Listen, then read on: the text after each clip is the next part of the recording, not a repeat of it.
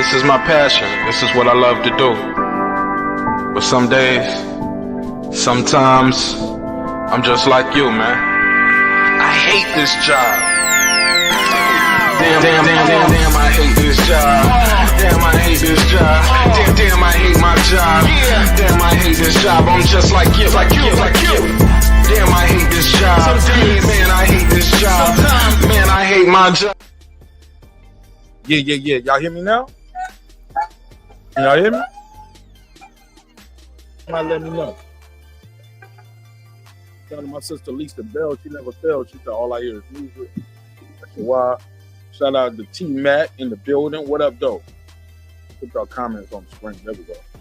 Oh, okay. So on the vertical live, you can see the comments on the screen now too. See over here, all y'all on the vertical live, all you see is my eyes. So you either gotta sit up or adjust the camera. Let me try to do that. Y'all let me know if y'all can hear me now while I fix the camera. Okay, they said yeah, it's clear. All right, let me adjust this camera so it's not just showing me from here up. And let's run this shit, man. Let's try it. Let me reset. Give me 5 minutes. Let me start the show. This is my passion. This is what I love to do. But some days, sometimes, I'm just like you, man. I hate this job. All right, man, that's too high. Boom. All right. Can we get it here? That's cool. Perfect. All right, now we ready. Showtime. Oh, I heard you was looking for me. Guess what? I was looking for you too. Let's start the show.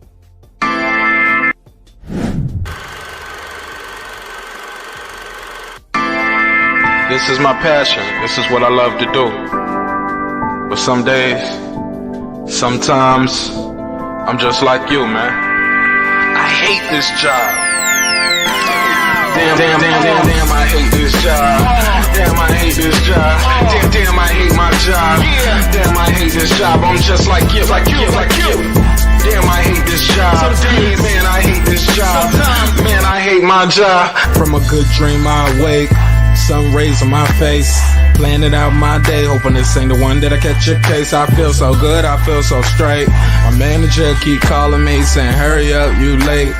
Hurry up, you lay off. Y'all, man, I hate this job. Man, I hate this job. Been trying to play it cool, but it's hard to play it off. I've been hanging on to this bullshit, cause my car still ain't paid off.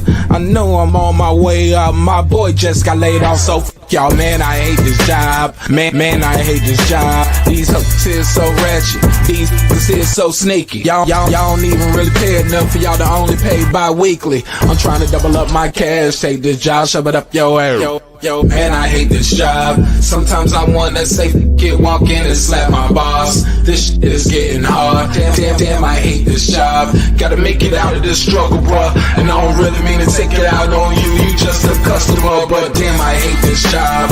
Damn, I hate my job. Damn, I hate this job. Damn, I hate my job. Damn, I hate this job. Damn, I hate this job. Damn, I hate my job. Damn, I hate this job. We're the reason why your stockholders always stay afloat. Yet I'm asking, are they hiring? Like everywhere I go, schedule will say 9, but I think it's fine if I clock in at 9:04. I work 40 hours a week plus overtime just to be bro. So y'all, man, I hate this job. Hate that I applied. So much has transpired since the day that I was high. Told me I could advance, but you were telling me lies. Gotta give your notice before I quit, but you don't say shit right before I'm fired. Damn, man, I hate this job. Sometimes I wanna say, walk in and slap my boss. This shit is getting hard. Damn, I hate this job. Gotta make it out of this struggle, bruh. And I don't really mean to take it out on you. You just a customer, but damn, I hate this job. Damn, I hate my job. Damn, I hate this job. Damn, I hate my job. Damn, I hate this job. Damn, I hate this job. Damn, I hate my job. Damn, I hate this job. You and your procedures, you and your protocol, you and your policies, none of that shit don't apply to me. You and your quotas, You and your standards. You and your 2 sick days a year. Y'all niggas bananas. Wonder why the postman's posted with hammers. Going postal with Popo on camera. His wage got him enraged. Stressed out, it's hard to maintain. He flips the middle, grabs his. He said, if you don't get the picture, I quit, you ain't shoot. Mother, man, I hate this job. Sometimes I wanna say, walk in and slap my boss. This shit is getting hard. Damn, I hate this job. Gotta make it out of this struggle, bruh. And I don't really mean to take it out on you. You just a customer, but damn, I hate this job. Damn, I hate my job. Damn, I hate this job. Damn, I hate my job. Damn, I hate this job. Damn, I hate this job. Damn, I hate my job. Damn, I hate this job. Look, man, I hate this job. I put my pants on one leg at a time, just like you. I'm out here trying to take care of my family. Damn, I hate this job. It's not always glamorous, for real, but I do what I gotta do for me and mine, you know? Damn, I hate this job. Damn, I hate my job. Damn, I hate this job. Damn, I hate my job. Damn, I hate this job. Damn, I hate this job. Damn, I hate my job. Damn, I hate this job. Damn, I hate this job. Damn, I hate this job. Damn, I hate my job.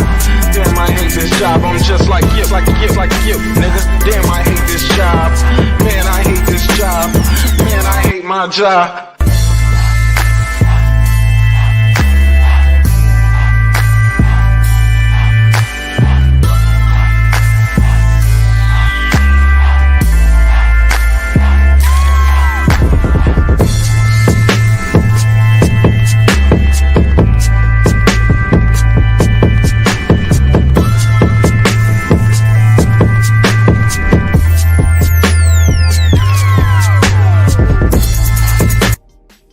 The views and opinions expressed in this program are those of the speakers, commentators, experts, and or the host. They do not explicitly nor necessarily reflect nor represent the channel's policy or the views held by the channel or broadcaster. The broadcaster or its channel cannot be held accountable for all or any views expressed during the program. Basically, if I didn't say it, don't come for me. You come for the person who said it. And please don't sue me for somebody else's words. With that said, let's start the show, motherfucker.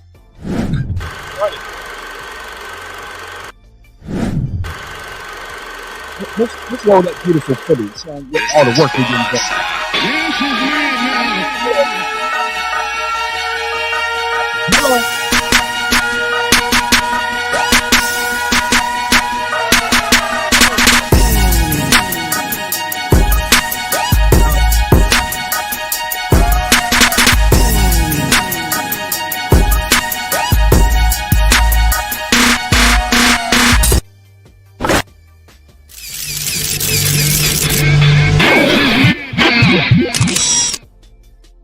Power to the people. We back to do maintenance. Yeah, man. Y'all know ain't nothing slicker than the tools in the rusty share house. They're gonna walk out doing head counts. We didn't even book these niggas' rooms. I heard Harlem Hospital giving beds out. What's good neighborhood? Check 1 2. What it do? Sound a little low to me. There you go. What's good, man? Let me turn that music down just a little bit. I need y'all to hear this. I need y'all to hear me. It was loud. It was so loud, niggas thought I was about to kick a freestyle or something. What's good, man? Yes. We are right here on the precipice of a major fight. Should have been number one if you ask me. Should have been the main event. But it's all good. You know it's all good. You know your boy got you. We're going to talk about it on this episode. Brian Norman Jr., WBO welterweight champion of the world, will be stepping into the ring in a little under 2 weeks now against Devin the Dream Haney.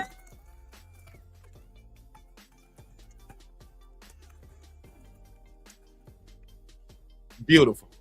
It's beautiful.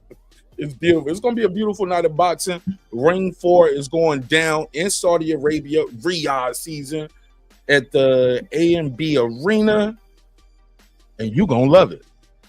Got a lot of good fights on that card. They billing it as the Night of Champions, and I think that's very well titled. I'm not gonna go into what they're doing with the zone right now and that pricing.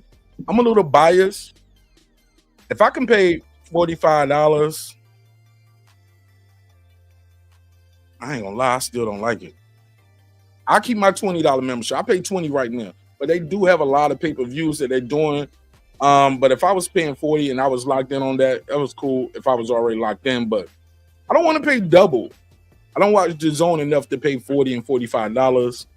And I don't think they have enough cards for me. I don't want to go do a deep dive on it, but I did want to touch on that real quick.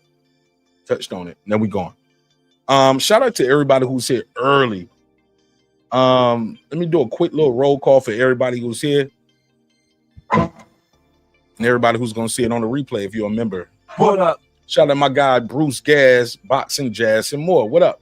What up? Shout out to T-Matt. What up, gangsta? Shout out to Shawa. What up? Shout out to my sister, Lisa Bell. She never fails. What up? What up? Shout out to everybody out there. Shout out to YN Stanky. That's a name for you. What up, gangsta?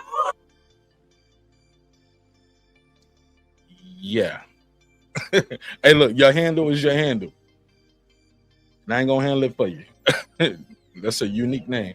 Shout out to AJ. He don't play. What up? What up? And I appreciate everybody. Lisa Bell, she never fails. I said that already. And everybody who's gonna follow in later on, as the stream go on. Our brother KP from KC5. What up? What up, gangsta? KP from KC5 never told me a lie. I will say that. He never told me no lies. Where y'all want to start at? Let's take it from here. My guy, your guy, friend of the show, Brian Norman Jr. What up? Young phenom from Atlanta, Georgia. Got a major fight coming up. They say he never fought nobody. Well, after this fight, you can't say he ain't fought nobody no more. It's funny, man. I was watching Lubin face off, or not his face off, but they was doing like an interview, and he was like, "Yeah, man, I'm gonna just show him I've been at the top level longer, higher level." I was like, "Why does that sound familiar?" Then it dawned on me. That's the same thing Haney's been saying. A lot of these dudes been using the Floyd Mayweather playbook. Copying the and saying this, that, and the third. Like, it's like copy and paste. If y'all know me, the one thing I hate is a hack, man. I hate a hack. I can't stand a copy and paste ass nigga, man. Whether it's doing this show, y'all seen it. You know, niggas are copy and paste and been trying to duplicate this style a long time ago. You know what I'm saying? Some people got a bigger budget. Some people got no budget. Low budget and no budget. But regardless, I seen it. You know what I'm saying? I hate it in comedy. I don't care how long I've been a fan of you. Once I realized, like, oh, you've been stealing the jokes, I can't rock with you no more. Lisa Bells, what up? So, yeah, that copy and paste, that click, copy and paste. And I mean, and when you look at a lot of these dudes, they be trying to look alike with the chains. Everybody want to wear the choker chain with the big clothes. Niggas carrying purses. Like, I ain't with that, dog. This Big Nash. I ain't with none of the purses and the painted nails. The big ass shoes, bell bottom jeans. No. What up? Not rocking with none of that. What up, gangsta?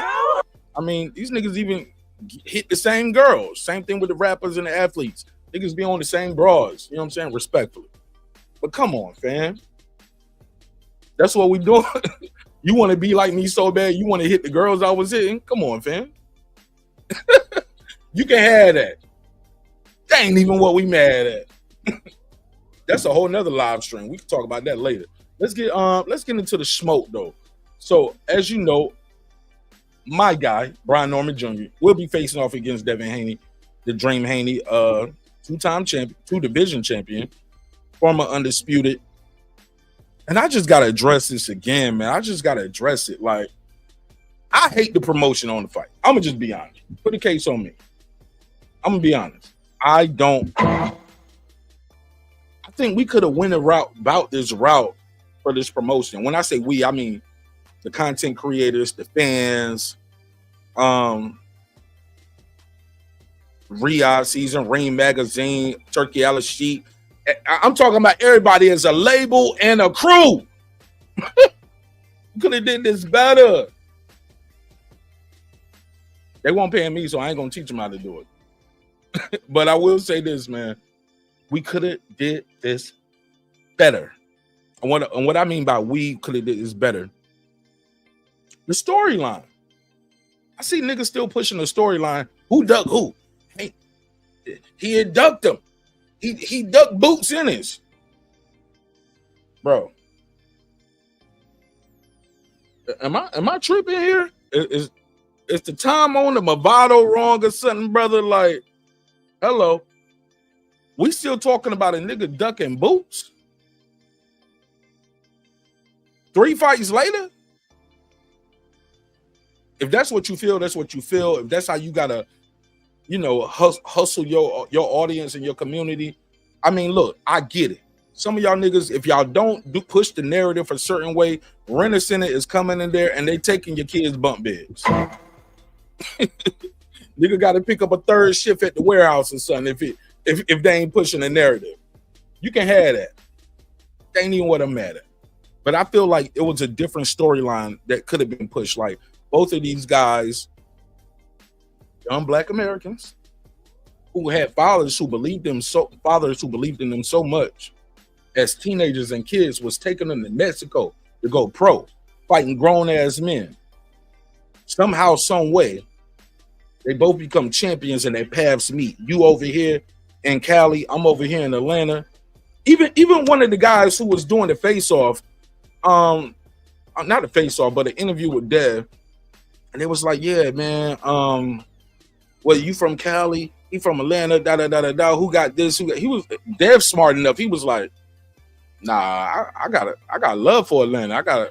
I be in Atlanta all the time. I got a spot there, da-da-da-da-da. He was like, nah, it ain't about Atlanta versus California or Oakland or Atlanta versus Vegas. Whichever one he claims. He claims both, right? He's like, nah, it ain't about East versus West. It's about least versus best. Well, he didn't say that. He ain't that quick. But he was smart enough to say, hey, no, I'm not gonna let you do that and try to make this that. This ain't that and that ain't this. It's just me versus Brian Norman. He's the champion. I'm the challenger. I'm gonna fight the guy and beat him for his title. But the storyline of their journeys, both in Mexico, trying to go to the Olympics and the amateur. Like, after the amateurs, they went straight pro and both being trained by their fathers. And I just thought that was a better storyline. But it's too positive. I get it. You got to bring the nigga tree in here. So they want nigga. Here they go. I'm gonna give it to them.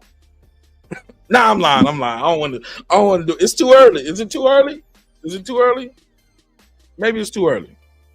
But they want that nigga shit, man. And unfortunately, man, I really don't want to participate in that because I like Devin Haney.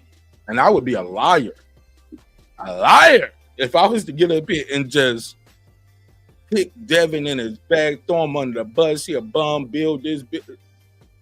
I got too much integrity for that. And I got too many videos with me talking to these people and like, no, bro, no. I'm not going to do that to him or his fan base. A lot of people are too personally invested in. I'm like, y'all don't even know these niggas, and y'all that personally invested into. All right, cool. I know them, and I ain't even that invested into it like that.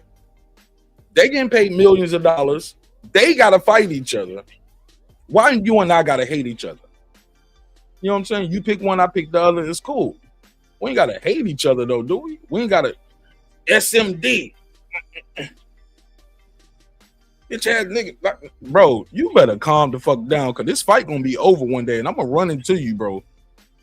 And you gonna have to be that same nigga you was on YouTube. I don't care if it's a week later, a month later, or a year later. I got a special set of skills. I will find you. Niggas be up here talking crazy. I never seen that. Boxing is so unique in that way too. But not just boxing. I guess it's combat sports in general. Maybe it's the testosterone to get pumping when you're watching your favorite fighter train and fight. You think you can fight now. Boy, you can't run. You can't do push-ups, pull-ups, dips, squats. You can't throw a jab. Can't take a jab. You need to calm down. You might want to calm down.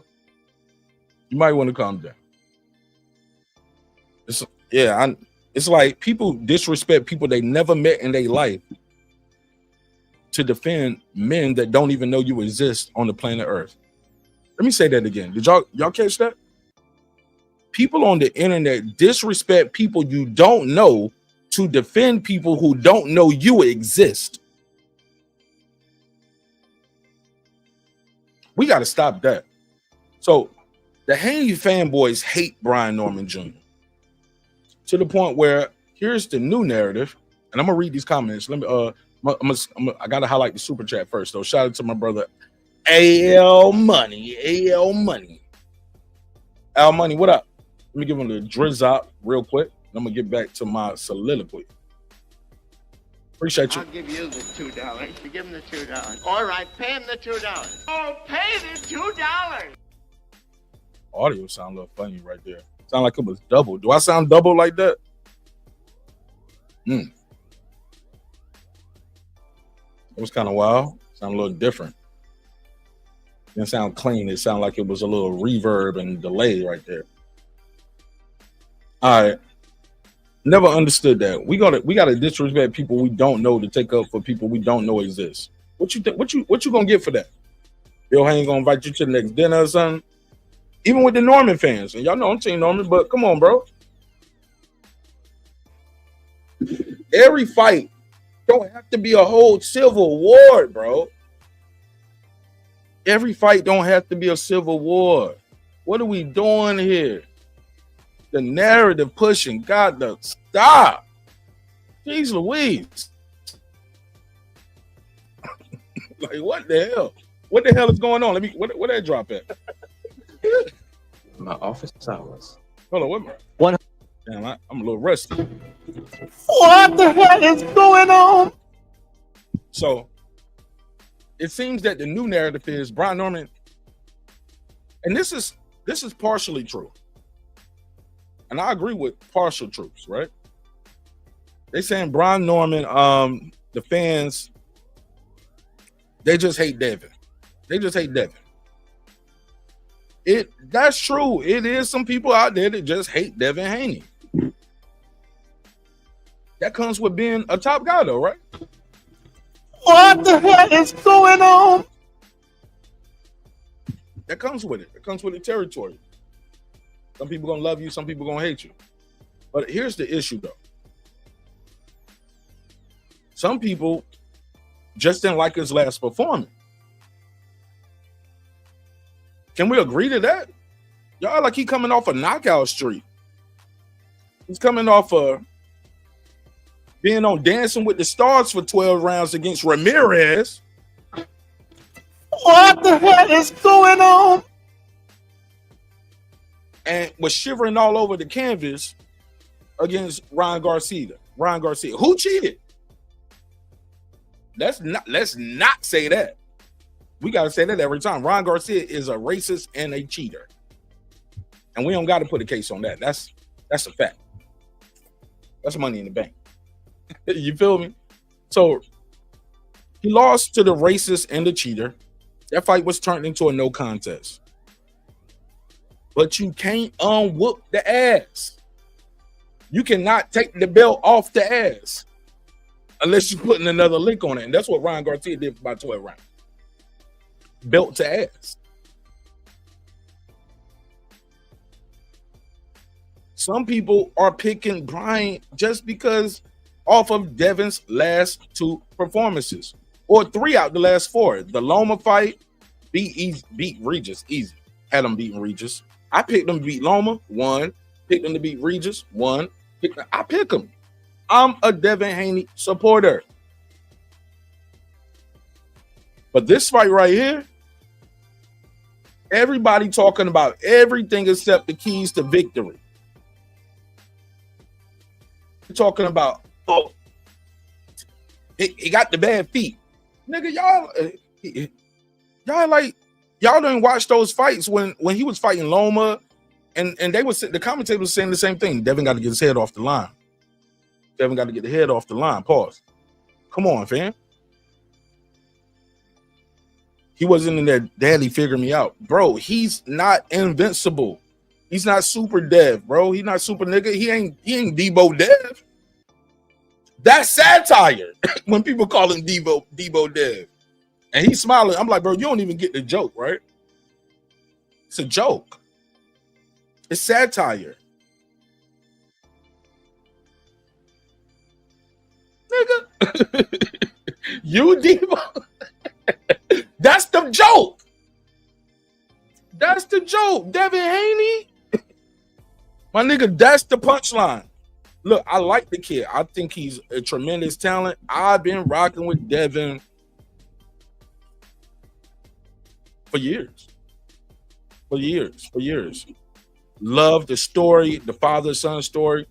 Y'all remember what I used to tell you all the time. Some of y'all hate Devin Haney. Same thing with Brian Norman Jr. and Sr. Y'all hate him because their dad took him to the mountaintop. Martin Nash, what do you mean when you say that? You are at the creme de la creme. You are at the top level. You are a world champion. Niggas fight their whole life to get to that spot. To be a world champion. These guys doing it in their early 20s, 23, 24 years old. At the top. And they did it with their father. Your daddy won't take you to the corner store, nigga. Your daddy never took you to the corner store. So you mad at people who fathers have been right beside them and been in their corner and took them to the top of the top. Millionaires, bro. Father don't make them a millionaire. First thing they say, need to let your daddy go. I was never one of the ones to say he need to fire Bill. I always said Bill needed help.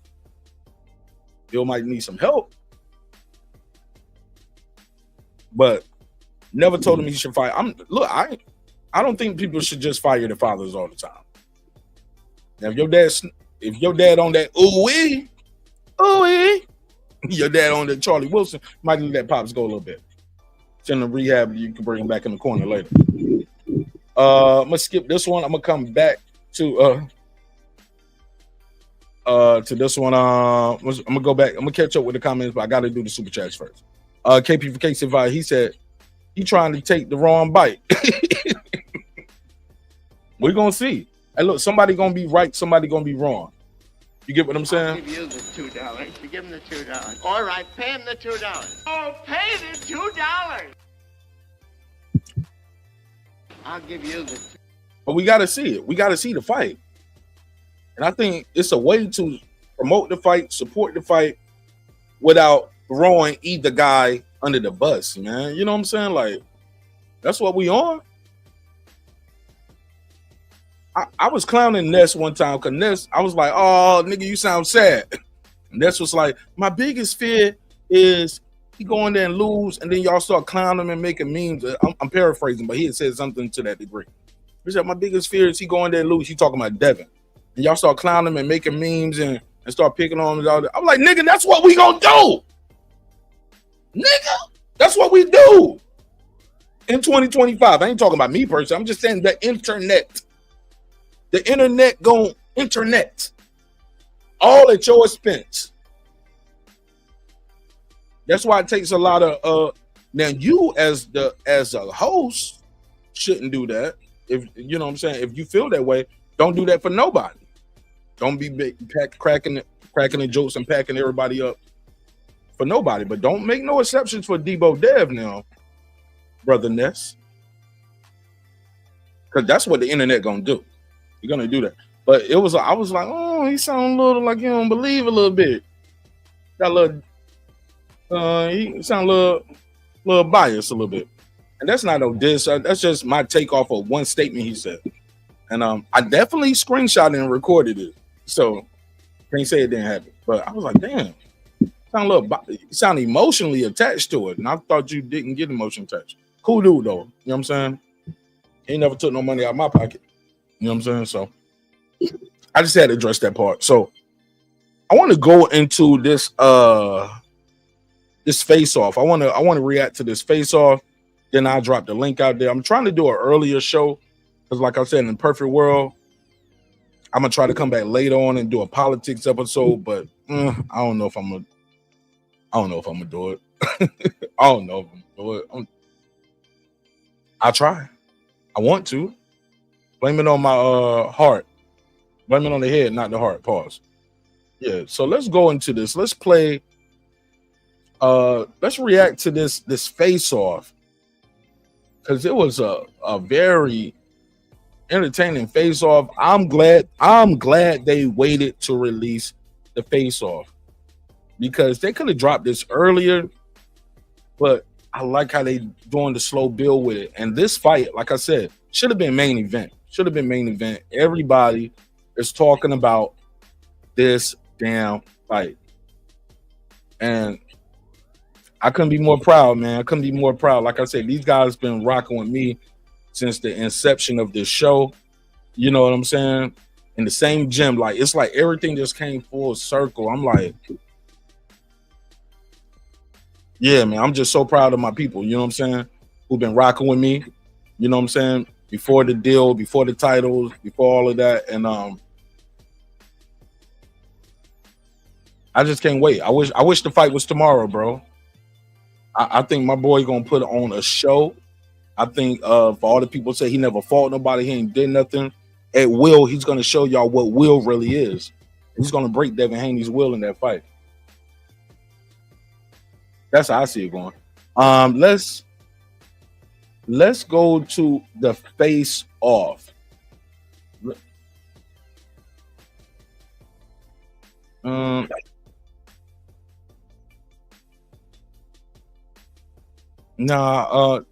They did a face off. I want to do the round table. I'm gonna come back to this one.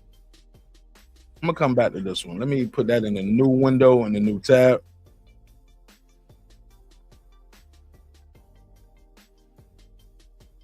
Trying to put not that one.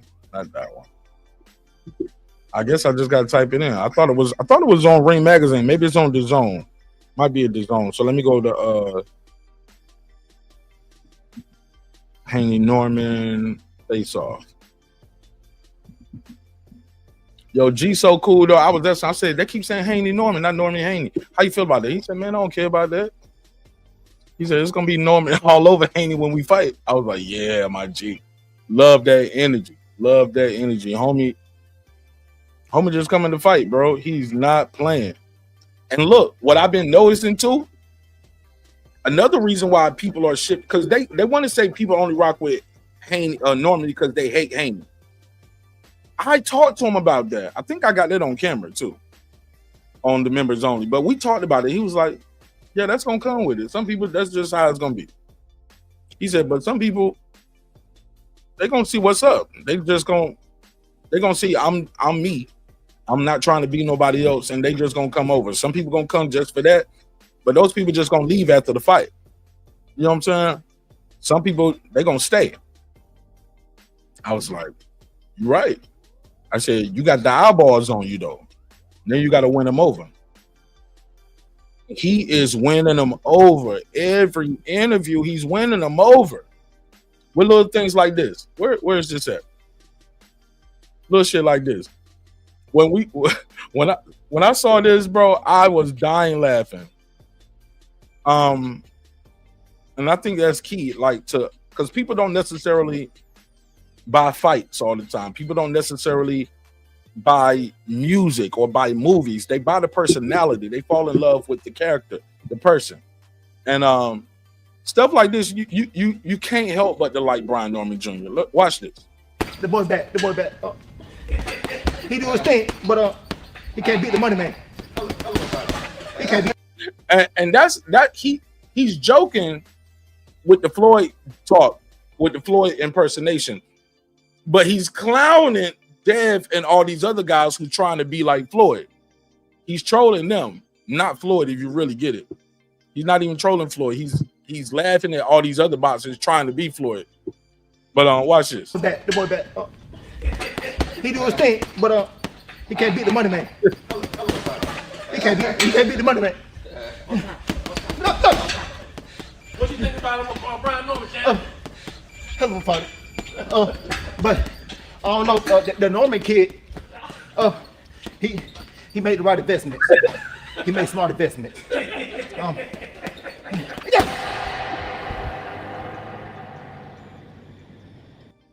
Hilarious, funny, entertaining, charismatic. Brian Norman Jr. is a star, bro, and a star about to shine, man. I cannot wait for y'all to see what he pulls out the hat against Devin the Dream Haney. I can't wait.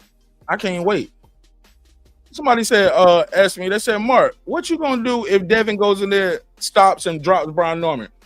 I said, Devin Haney got to be top 5 on my pound for pound list. If he do, you go in there and drop and stop Brian Norman Jr., you go knock him out, bro. Top 5. Top 5 to me. Got to give him his props.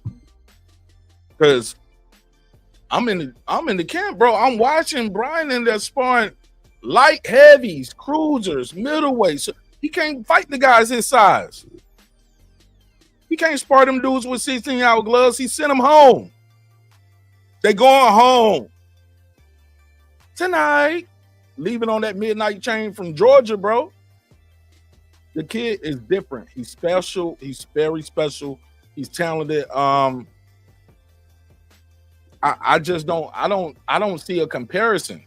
I don't know what. I'm still trying to figure out the keys to victory, because if they talking about the feet and the. I'm like, oh, y'all narrative pushing. Y'all don't even believe that. You're going by what your YouTube daddy told you. We gotta have something better than that. You gotta do better than that. You can't just tell me what your YouTube daddy told you. Hello. Your YouTube daddy been lying to you. They told you Spence was gonna beat Crawford. They told you Wilder was gonna beat Fury. They told you Crawford was gonna lose to Canelo. Your YouTube daddies keep lying to you. But you love them though. You love them though. You can have that. That ain't even what we mad at. Let me play this right here, cause I thought this was super. Just Brian Norman Jr. just showing his character and his personality. Dude is hilarious, bro, when you're around him in real life. But people just think he just, hey, what's going on, Brian? No, that ain't him. Brian is funny, cool dude. His dad funny, and they quick too. Quick on his feet. Not feet, feet. Said it like we in the South. Quick on his feet, comedic timing. Watch this comedic timing right here. Homie does this. Watch this. Swipe through all of them. Okay. So they don't ask him to. Brian Norman Jr. rates Devin Haney's outfits. Some of y'all probably seen this already. Some of y'all haven't. But for the people who haven't seen it, let's play along real quick. He was like, swipe through him real quick. Let me see him. Swipe through all of them. Okay. So this is what they don't ask the producer on. This is what they ask him on the red carpet with the backdrop. Hey, rate Devin Haney's outfits. He was like, okay. Yeah. 1, 2, 3, 4. Yeah. So it's 4. It was 4 of them. Mm-hmm. You recording? See, now this is what's wrong with the box again. We talking about fighting. He's over here showing me some fashion outfits, man. My nigga. That's what I'm talking. You talking about timing? Get this kid a script. Put him in the movie. He was like, it was 4 of them. Go and swipe through. Let me see. It was 4 of them. 1, 2, 3, 4. It was 4 of them. We recording. This is my camera right here. Okay. See, this what's wrong with the boxing game. I swear, bro. That would have been me saying the same. Swipe through all of them. Okay. Would have been 1, 2, 3, 4. Yeah. It's 4. It was 4 of them. Mm-hmm. You recording? See, now this is what's wrong with the boxing game. We talking about fighting. He's over here showing me some fashion outfits, man. I don't Some damn fashion outfits. care about what this man. Look at me, man. I got a $5 tee. You know what I'm saying? The word is yours. Pants got some forces. I ain't gonna lie, them words your opinions. I don't know where they came from though, a little bit. But white tee forces, come on, bro. That's some regular shit. That's all you need, man. I'm telling y'all, the boxing game tough. We over here talking about fashion. Talk about fashion, man. We talking about Fashion. Y'all seen this outfits? Even that right there, that's what y'all see these outfits. What you think of them things? Come and write them things, man. I ain't. He was about to say, man, fuck his clothes, fuck his outfit, like, but he still be trying. Like, Lil B is a star, and he knows his position, he knows his value, and he don't put himself on the clearance rack. I would challenge y'all all to do the same thing. Don't ever put yourself on the clearance rack. Forget what somebody else say you worth. Know your value. And homie know his value, bro. This is so funny. I'm gonna play it again, and I'm gonna try not to interrupt. Hold on. But even that, he was like, you seen the outfits, man? Come and rate them things. Like, bro, I'm about to fight this man. You want me to tell you what I think of his outfit? Talk about fashion, man. we talking about Even that right there. Now, shout out to whoever edited this and put this edit together with Allen Iverson. We talking about fashion. Fashion. Y'all seen this outfits? Come and write them things, man. I ain't finna rate no outfits, man. I don't care about no outfit, brother. I'm here to throw hands, and that's it. Throw hands and make bands. My nigga.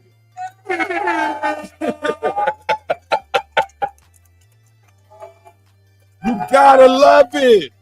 You gotta love it. This is what the fans want. They had this other question they was asking him about. You want to fight him, spar him, or be friends with him? He was looking at the same question like, bro, I want to fight all of them. What kind of questions are these? See, Coach, that's why certain people got these jobs. Shout out to my brother, Coach Malachi in the building. Hey, Coach, that's why certain people, they let them in the room, and certain people they don't want in the room. Because you and I ain't asking no questions like that. They won't let me produce this segment. I be like, this nigga, Bill was talking about your deceased grandmother, man. What you gonna do? You know what I'm saying? I'm gonna ask that question, which I did, and it's on members only. Like, yeah, I'm gonna make his son pay for that. Yeah, let's ask those questions. We ain't talking about no outfits, nigga. You never heard of it. Stop playing in my face. Somebody said, check your phone, bro. Okay, let me see. Let me see.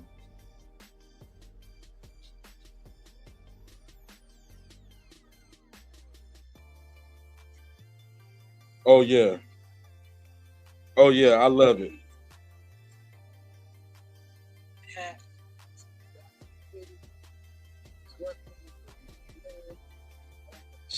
Hold on 1 second, y'all.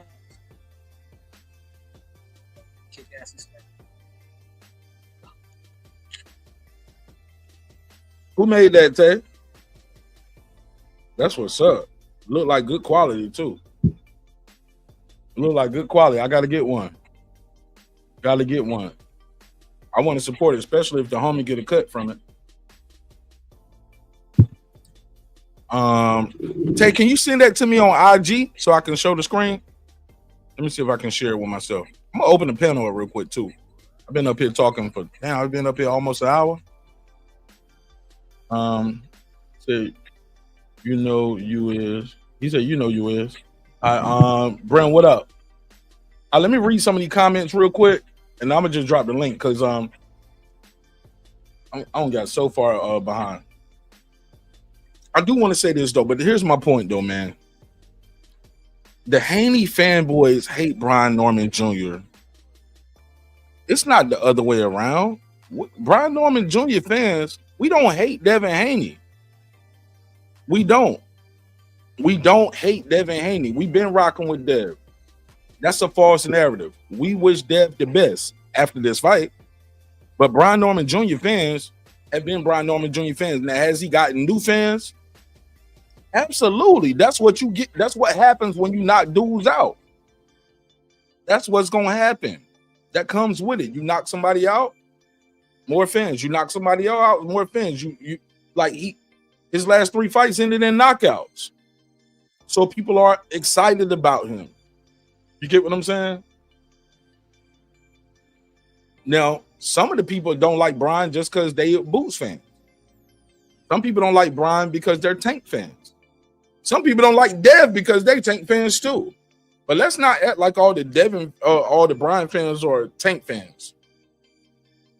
That's not true, brother. It's a lot of false narratives being pushed, and it's disappointing. Because in the perfect world, we could have promoted this fight as, you know, two young, great American champions going abroad, trying to, hey, look, keep it in the house, keep the title in the house. You know what I'm saying? As in America, as in with African American. Okay, I said it. You know what I'm saying? It's two brothers going in there getting in. Why do we have to make that into some kind of civil war? Oh, I get it. Niggas got to find a way to feed their kids, and I guess you need heroes and villains. Shout out to my brother Brian Norman Sr. He said it best the other day. He was like, he was trying to make this a hero and villain type thing. Like, so God is on his side, so God ain't on our side. So we the devil. Come on, bro. I'm gonna drop the link out there. I'm gonna read a couple of these comments, and I want to know what y'all think about this content. Also, they say Ortiz and Ennis already. I'm hearing duck talks. I'm like, damn, they ducking already? That's what y'all think? Y'all think both of these guys are already ducking? I hear people who are pro. The irony is, I don't hear nobody pro Ennis who's saying, damn, man, I think he's ducking, or pro Ortiz saying he's ducking. It's like, oh, I knew you was gonna say that, but that's your guy. I knew you was gonna say that because that's your guy. You get what I'm saying? So it's no new information. And they was like, well, Oscar said he should be the A side, and this should. I was like, man, I don't think Oscar gonna be cutting the check. I think this might be a Turkey Al-Sheikh fight. Or it's going to be a co-promotion between Eddie and Oscar. It's a 50-50 fight. Boots has more titles, yes. But Virgil has fought the better competition. These are facts. These are facts. Boots is a former unified champion. Virgil Ortiz has not won any titles. He's a 3-time interim belt. I don't even know what that belt he had on. I remember I was at the fight watching this shit, and I think Ness kept pointing out. He said, but what is that belt? In my mind, I was like, this is going to be part of your show on Monday. I could tell already. Because he was like, look at that belt. Mark, what is this belt? I was like, looks like a BlackBerry belt. I don't know. It's a WBC BlackBerry belt. I don't know. I ain't never seen that shit before. Ali didn't have that. But I said all that to say this. Too many titles, not enough champions. Too many titles, not enough champs. I've been saying that for years. Let me read a couple of these comments, and I'm going to drop the link out there. I'm going to try to speed through it. So, boom, I did all of these. Let me go through. Sorry about that noise real quick. I'm just trying to move the mic. All right. Shawala, yeah. Okay, T-Mac. He said, so I did some more Devin film study, Shawala, and I can say I'm not as confident as the 55-45 fight anymore. I don't think so neither. He's not the second coming to Floyd. I don't know what y'all talking about. I ain't talking about you per se. I'm just saying in general. He's not the second coming to Floyd. If we had a second coming to Floyd, it was Crawford. When I'm talking about domination, in ring adjustments, in fight adjustments, in the middle of the round adjustments, punching in between punches. If we had a second coming to Floyd, we y'all slept through it. Y'all slept through it. Y'all hated through it. If we had a second coming to Floyd, it was Crawford. With more power though. Well, I can't even say more power. I'll just say better hands. Because Floyd, for years, a lot of people always say his hands were brittle, but Floyd used to wrap his own hands for years. messing him up. And he throw punches the way he shouldn't throw them sometimes. Right. Why is Floyd Mayweather? Because he just want to touch you. I might even punch you all the way. He'll slap you with the glove sometimes, but it's scoring, and you feel that shit. And next time, he'll straighten that punch out, so you don't want to get hit with it again. Shawal said, I already told you 65-45. She said, but more like 70-30 for me. AJ said, what's up? Get them likes up, Lisa Bells. Appreciate it. T-Mac said, I could be wrong, but now I'm seeing it at 70-30. Norman, I'm seriously trying to see exactly Devin can do what Devin can do, I think is what he mean. He said, all I'm coming up with is jab, which I think isn't capable as a lot of folks are saying. I mean, that jab works at 135 when you're the taller, bigger, longer, stronger guy. And you're rehydrating like that. But I don't know how that's going to work at 147. We got to see. I do know this. They didn't feel too confident at 147 before. That's why they took that tune-up fight with Ramirez. Shawad said, I'm telling you, I used to say the same about his jab being one of the best. I was wrong. I'm getting better at looking at all these dudes. Yeah, he does have a good jab. He has a great jab. But it's against those smaller, shorter guys. We see how good your jab is. I'm gonna tell you who had a good jab. And I hate to say it again, but people are gonna get mad at me, call me fanboy. I don't care. Andre Ward had a great jab. Larry Holmes had a great jab. Floyd Mayweather had a great jab and could hook off the jab. Boots Ennis has a good jab. Terrence Crawford has an amazing jab. These guys, and I'll start with Floyd. I'll just use Floyd as an example. Floyd, if you go back and watch that Corrales fight, right? Floyd was out jabbing Corrales. Huh? Tall, long as Corrales. How does Floyd keep jabbing him? Or how does Floyd slip the jab and dropping him with the left hook? Speed, timing, punching with you. That's one thing I used to tell people. I was like, man, they say Floyd, what's up, the ticket? They say Floyd didn't watch film. I was like, somebody watching film. Floyd don't watch film. He probably don't watch film now or later on, if that's true.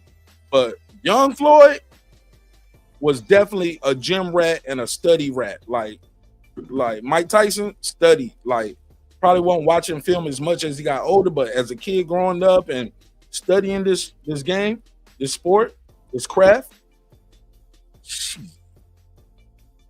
you can't be that good without studying the opponents, watching the greats, trying to emulate the greats. You don't get that good just off of, no, I'm gonna just watch myself. Nah, bro, you studying, bro. You studying. That's swag right there. That's hyperbole that you tell people to make them feel like you're a virtuoso and you're a savant and shit. But come on, bro. Anybody who know this game and study this game know you studied this guy. If not, somebody studied him and told you to do that because he's doing that and you keep doing this. We knew he was going to do that, but you doing this, somebody studied this guy. Okay. Let's keep it moving. Let me get through him. Let me speed through him. Debo coming. Let's see it. Ticket. Let's see it. Shout out to the homie Ticket. That's what we need, bro. Because here's the deal. This is the real shit. Like I said before, I don't hate Devin Haney. You can't make me hate him. You can't pay me to hate him. I would be a hypocrite. No, I'm not gonna hate on him. I'm not gonna shit on him. He's not a bum. He's not trash. He's great. He's great. I think Devin is gonna be, when it all said and done, Devin going to the Hall of Fame, bro. First ballot. when it's all said and done, I think he's gonna be in that class like him, Shakur. I think all those guys right there, they're gonna be first ballot Hall of Famers, man. I just don't think he's gonna beat this guy on November the 22nd. Riyadh season, Saudi Arabia, A&B Arena. Make sure you get your tickets. If you're going out there, be safe. If you're gonna watch it, man, pull up, watch it wherever you do your watch parties at. Coach Malachi does a great watch party and fight call. Check him out. My boy Reg Owens does a great fight call too. I'll probably do a media reaction, and we'll talk about it. We gotta talk about it. I got too much. I'm too invested, man, emotionally and mentally. Like, I try not to be, but I am, bro. So I probably can't do a fight call. I'm gonna be like this.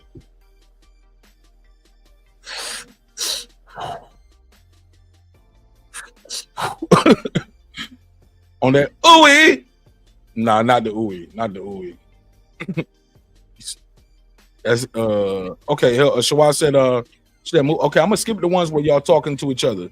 He said, Tuck your chains, hide your girl. Okay, we're gonna see. AJ, what up? T-Mac said, I seen Brian utilize the angles, changes, and also circle to the weak side of all his opponents post Boca Chica. Also, too, do you know what we did post Boca Chica? We changed the corner around a little bit. Changed the style, changed the format. Yeah, go back and look at the corner. I don't want to get everything involved. Like, Senior's still the head coach, but the help is different. Like, the assistant coach is different. Coach Byron is different. And the format is different. We go through, you hear me say it on the show all the time, FTF, fist through face. Even the way Lil B was punching then was different. We don't punch like that no more. We do fist through face. They just said, let's go Norman. T-Mac said, Shawad, I noticed how phonetic Dev becomes when punches are thrown his way. The technique goes, man, nobody likes getting punched in the face. But the way Dev has been reacting lately is non-conducive to Brian Norman's style. He better be ready. He better be ready, bro. He better be ready, bro. If not, it's gonna be an early night and a long live stream. It's gonna be an early night and a long. Matter of fact, it might be a short live stream. I might be in here to take a shot and going somewhere for an after party. Somebody said, I checked the punch stats. He said, okay, what? I checked the punch stats. I have all the important fights. And surprisingly, it's Devin who drastically drops in output. Lil B coming to punch, man. Brian Norman does not teach Senior, and I'm talking about Senior. Is not with that standing in front of you, looking at you, posing type style. We're not doing that, bro. We don't train for that. We don't do that. And when Lil B does it anytime in the gym, Senior go crazy.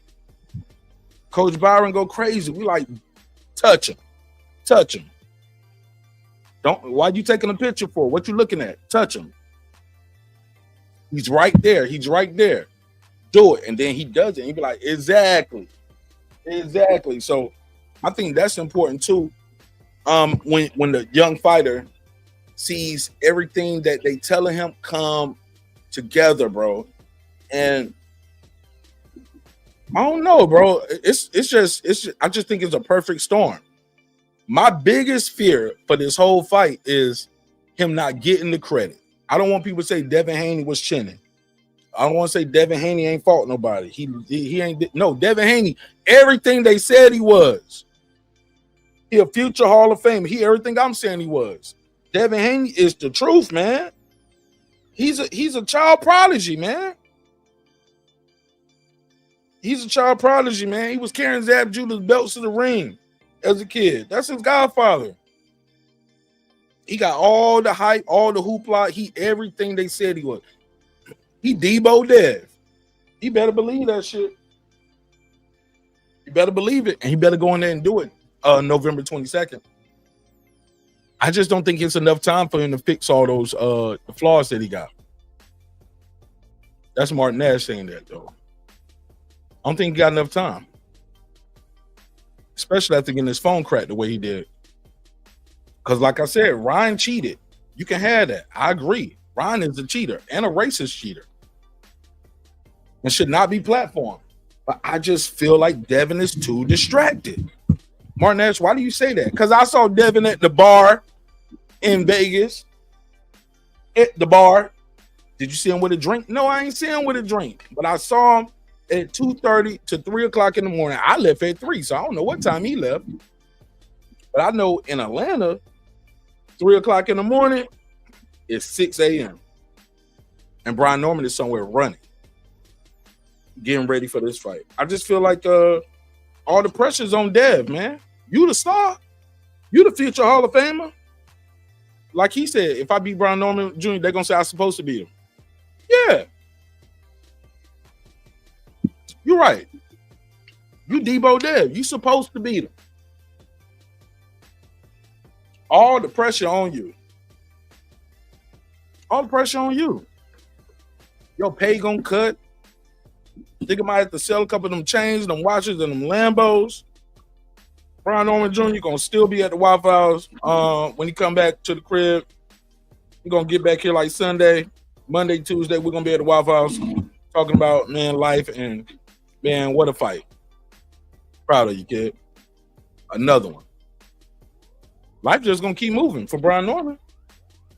Just gonna be back in the gym training like he normally do. He ain't gonna be buying a new watch or new Ferrari. He ain't on that.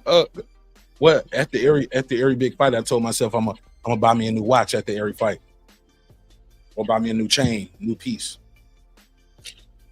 And Brian loves some jewelry now. He like watches. He a watch guy. He don't gotta wear it all the time. He ain't gotta show it off. Let's continue.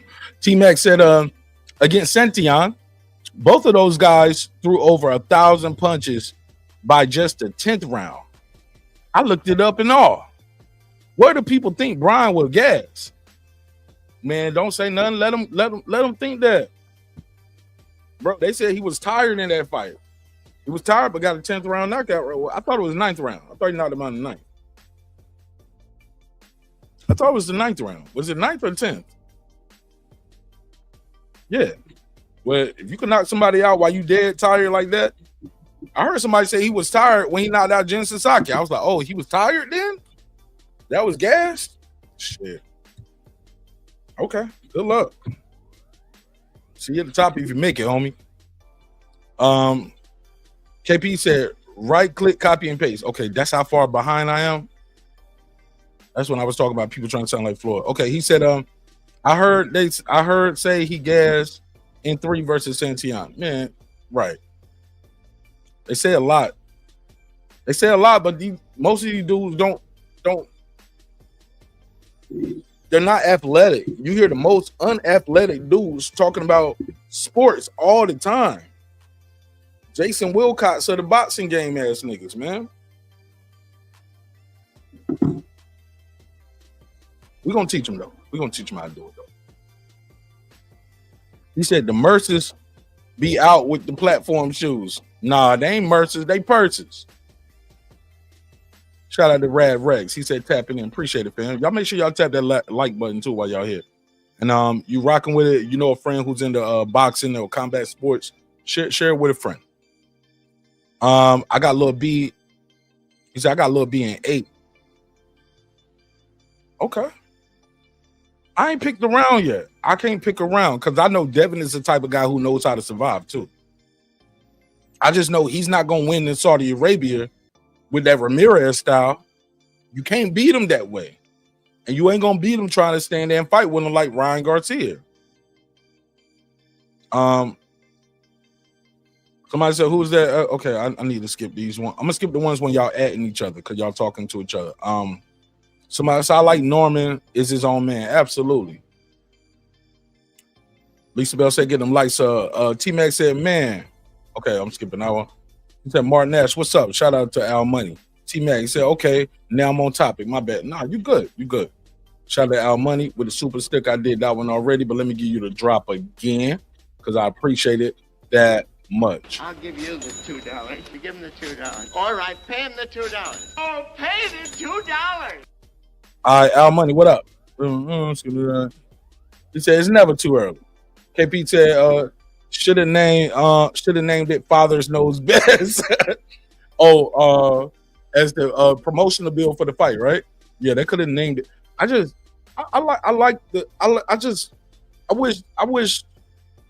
Riyadh season and Ring Magazine spent less time talking about fashion. I wish they took the time to go into the fights, look at, hey man, both of you guys started your careers in Mexico. Kids fighting grown men, young black men from America fighting grown ass men in Mexico. You know what I'm saying? So when Dev talk about, oh yeah, Top Rank can build you up, like, nah, nigga, Mexico can build you up. Cause that's what y'all both did. That's what somebody should have said, but nobody said that. That's just me. Somebody who knows about it. All right. She said, I lost respect for Haney's knowing all that WS, oh, I guess you meant BS. BS that was going on. Yeah, I didn't like the promotion. I didn't like the promotion. When I say I don't like the promotion, let me be fair. I love the promotion far as like how much people are finally seeing my guy and giving him his props. You know what I'm saying? I don't like the promotion of what the dad's been doing, Senior and Bill. You know what I'm saying? With them going back and forth with each other and all of that. But I get it. I mean, everybody got a job to do. Senior been keeping his foot on Bill's neck, though, because he was like, yeah, talk to me like you've been talking to everybody else. Bill don't talk, they talk to him. Bill talked himself to a fight. I think it was on Coach Show. That nigga said he was going to fight. Then right after that, he said, I ain't fighting nobody. I got killers. I was like, nigga. That nigga slid out like a dance. It is what it is. Let's keep it moving. Unbiased Brim said, I'm knee deep in now.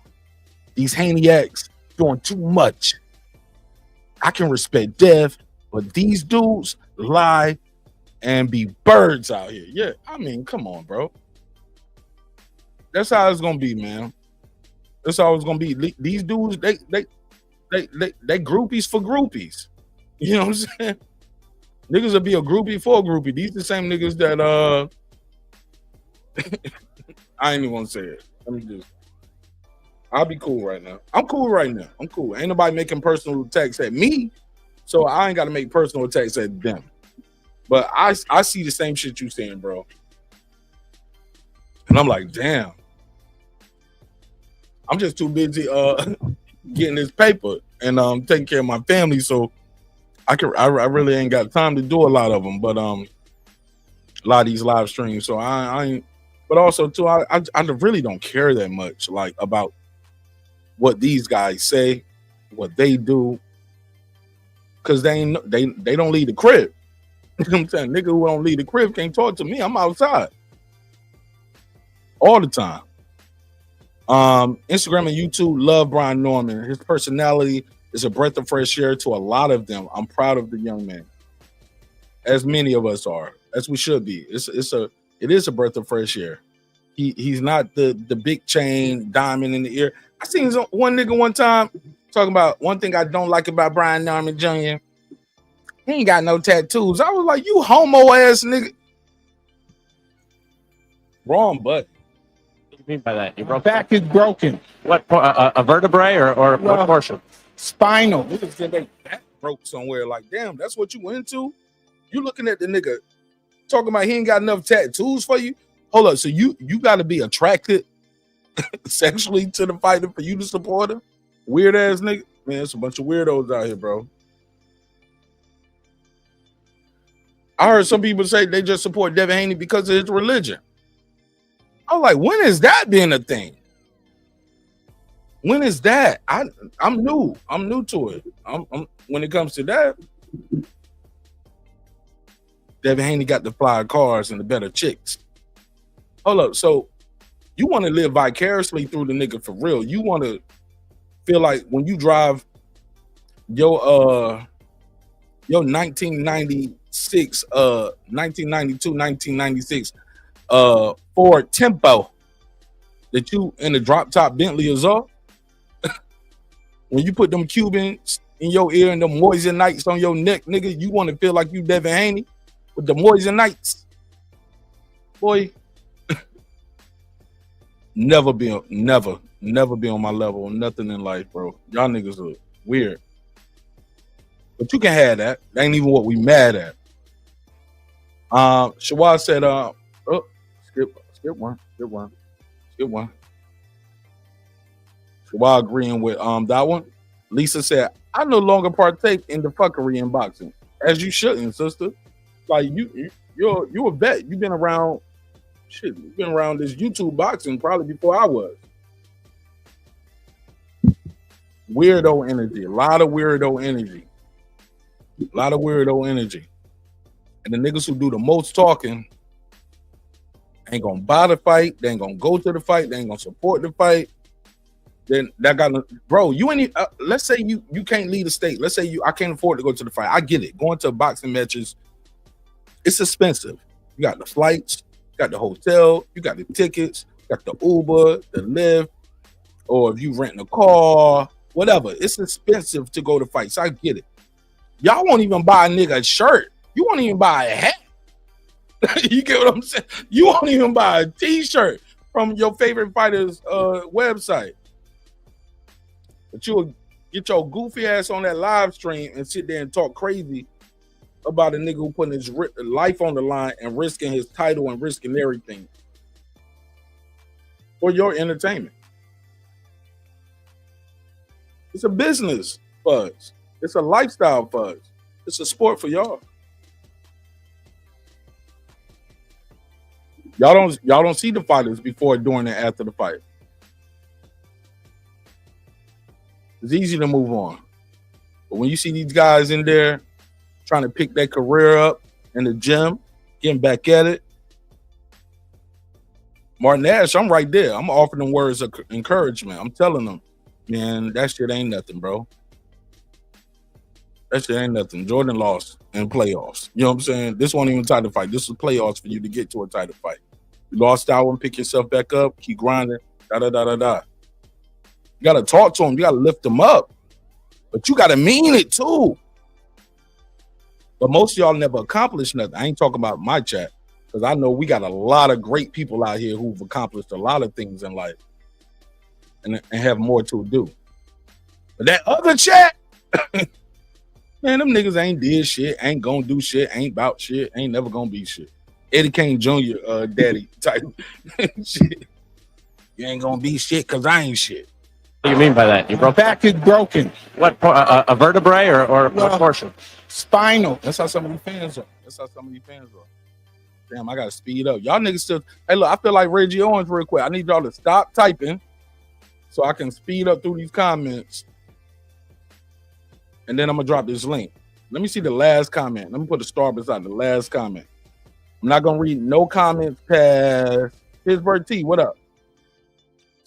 After this one, this is gonna be the last one. T-Mac said that's how it should be. I don't even know what he's talking about because I ain't caught up yet.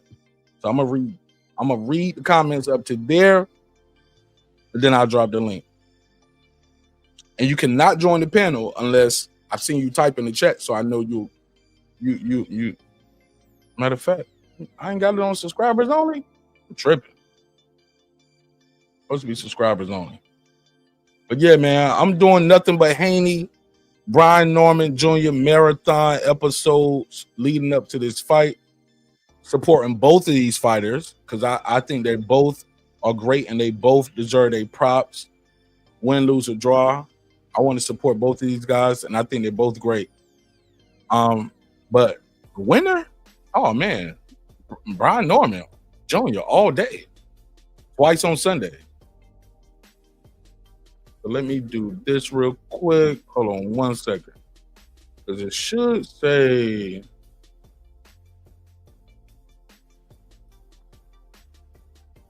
Turn on. Hold on 1 second. Hey, look, while I'm doing this too, shout out to Jessica. While I'm doing this, I need y'all. Haplo, what up? While I'm doing this, I need y'all to tell me: are y'all watching vertical or horizontal? So put a V for vertical, put an H for horizontal. I'm just trying to see how wide YouTube is casting the net for the supporters and the people got the notifications on. Because when I see the show, it's going to vertical and it's horizontal. I just want to know if y'all watching vertically or horizontal. And like, how did you get the notification? I'm going to speed up real quick through these comments. Real quick. I ain't going to elaborate too much. I'm going to try not to. I've heard some clowns saying people won't watch Brian Norman if he loses. And my question is, why would anyone want that? I don't know. Shawal said, I try to be civil. I think I am. But the truth is hurting these ninjas out here. We'll talk about it. T-Mac said, it's the same bunch that makes the Civil War.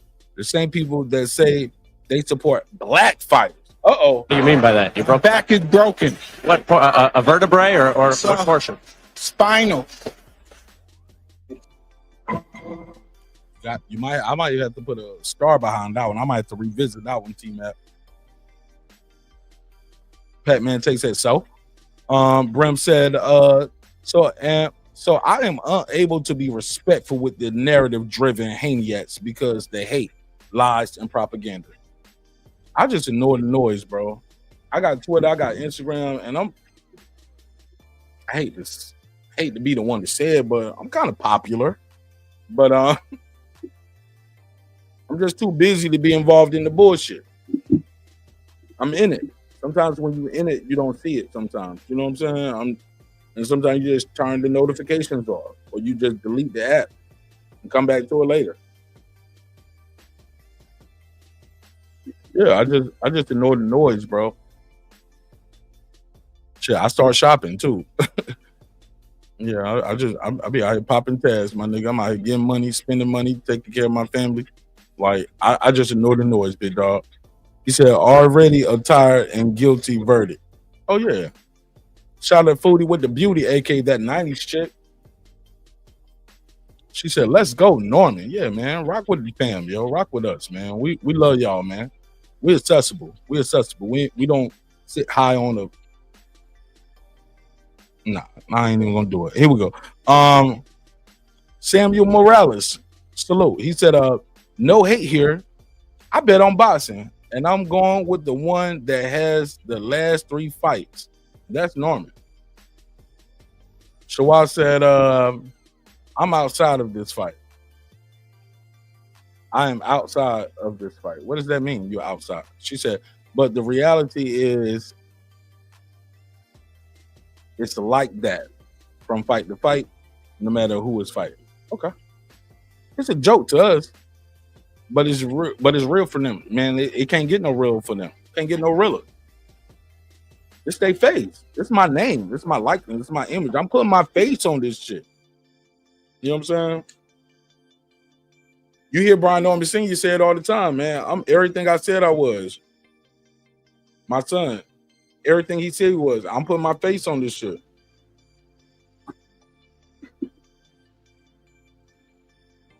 And I couldn't agree more. That's we stand on that. It's a brand that we trust and we believe in. She said, blame Coach Malachi. Yeah, I blame Coach Malachi for that Debo dead. I need to make that shirt. He got the blame Bill Haney shirt. I need to make a blame Coach Malachi shirt. How about that? She said Debo Dev getting knocked the fuck out. We gonna see. Opulent LD, what's up, my brother? Peace to you. Blessings to you as well. KP from KC5, he said he trying to take the wrong bite. Yeah, Debo Dev. I know I gave you this drop before, but let me give you the drop I'll again. give you the $2. You give him the $2. All right, pay him the $2. Oh, pay the $2. How about T.O. Dad? I ain't got no coke for sale. Ness is an idiot. Nah, Ness is a hustler. He found a way to hustle and he getting his paper, man, doing this boxing thing. I can't be mad at him. He never did nothing wrong to me. All he did was put money in my pocket. God is good. Shout out to Foodie with the Beauty. T-Mac said another thing. Why exactly are we getting? Will Dev get any credit if he beats Norman? Videos. The victim mentality is super apparent. Yeah, they trying to. We seen it before though. Somebody said I got Haney, man. I don't know. You're welcome to your opinion. I like that. Tell me how he beats Norman, because he's not gonna beat Norman jabbing and grabbing all night. I just don't see that. That 90s chick said, me too. I just hate it's in Saudi Arabia, and I would have sneak and watch it on my phone at work because it'll come on before I'm off. I'm gonna have the fight on, so you want to watch it? Holler at your boy. I'm gonna be streaming the whole card. I'm gonna take me an early nap, and we're gonna be up all night and all morning watching that shit. No matter who wins, who loses. I just know it ain't gonna. I don't think either one of these guys is gonna be on PEDs, because that's what the narrative they was pushing like 3 months ago. What happened to the PED narrative? What happened to that? What happened to those videos? Brian Norman on drugs? They can't even run with that no more. Where's the apology video? Because the fight in 2 weeks. He ain't popped dirty yet, right? And he been tested the most. Man, I'm telling you, man, I've been around this shit for a long time, not just on YouTube, but in real life. And I'm telling you, shaky, very shaky energy. Very shaky energy. I've been saying he's going to be a perpetual victim for them. Man, everybody, man. Look, they had their victims before. It was Wilder, and I like Deontay Wilder. But come on, bro. He lost them fights. He lost them fights. He lost. It is what it is. It's my brother. I love him. I want him to continue to be great. When he want to retire, retire. I'm gonna be there for that. When he go to the Hall of Fame, and Wilder is gonna go to the Hall of Fame, I'm gonna be right there for it. Like, but I'm not gonna be up here. Tay, my guy. Tay said Fury cheated. Okay. I ain't seen no evidence of a cheater. I seen some shit that look fishy. But as far as all of that, like, and if a nigga cheated me, I'm not gonna fight him 4 times. They fought 3 times. Wilder still won the 4th fight. Tay was like, nah, nigga, my mama told me to get my lip back. All right, cool. My mama told me shoot a nigga if he keep cheating. Respect. Dev stood basically no chance in the face-off. Laugh out loud. He wasn't going to outtake Brian. Brian is sharp, man. A martyr for nothing. Tay said it's up. Tay in the building. Shout out to my brother Tay Jones. We disagree on certain things, but that's still my brother. Like, we ain't got to agree on every single thing. That's what makes us real friends. You know what I'm saying? But we can disagree and keep it moving. I'm not gonna make no videos about Tay Jones. You'll never see that. T-Mac said nope. People actually like Norman. I've seen several social media comments saying win, lose, they'll rock with Norman. Mission accomplished. That's what we need, man. Just trying to build a platform, build the brand. 96 said, yep, people really like Brian a lot. Yeah, he's special. Tay said, that's him in real life, for real, man. He's a good young man, bro. He's a good dude. He's a good dude. I feel like a proud uncle my damn self. You know what I'm saying? Most hated in the building. He said, what's up, everybody? Desmond said, the impersonation is on point with the Floyd shit, right? Right. He did that. Like I said, y'all let me get through these comments. Like I said, I ain't gonna read none of the comments past this last one, and I want to drop the link. There's too many of them. It's too many. I'm trying to get to the open panel. It's still early. I started early so I can end a little early because I got some work to do, baby. I got my own dreams and goals, and I'm trying to accomplish it. Tay said facts, and I know. Oh yeah. Take look, we need some more work one day. Shit, Take got his ass in there. And Tay can tell you that shit ain't like when he used to spar B. That's why Tay, when people talk about how they used to spar B back in the day and how his punches felt, I'm like, my nigga, you think are you at the same strength you was when you were 17 and 18 that you were at 23 and 24? And this is your job? Lil B ain't the same dude he was at 17, 18 years old that he is at 23, 24. Man, he gonna beat the fuck out of Richard Hitchinson. Especially, I don't think Richard Hitchinson is even serious about fighting Brian Norman Jr. Y'all ask T.O. why he ducked.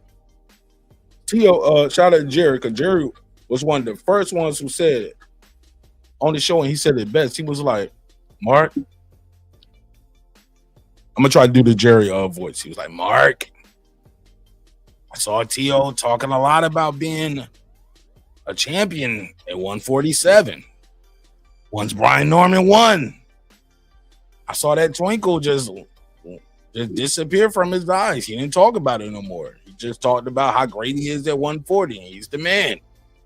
No more talking about moving up to 147. I know, nigga. He know what's up. Somebody said, yeah, he's special, man. Foodie said that would definitely be a amazing, unusual occurrence. And I would give Devin all his props. If he go in there and knock out Brian Norman Jr., my nigga, he top 5 dead or alive. Because I don't see it happening in this lifetime. She said, I love this one. Me too. T-Mac said, they wouldn't study film. They don't study film. You'll get the occasional, I boxed before, but no actual breakdowns. Folks still think Devin fights on the back foot. Now he a front foot fighter. Man, we break down film.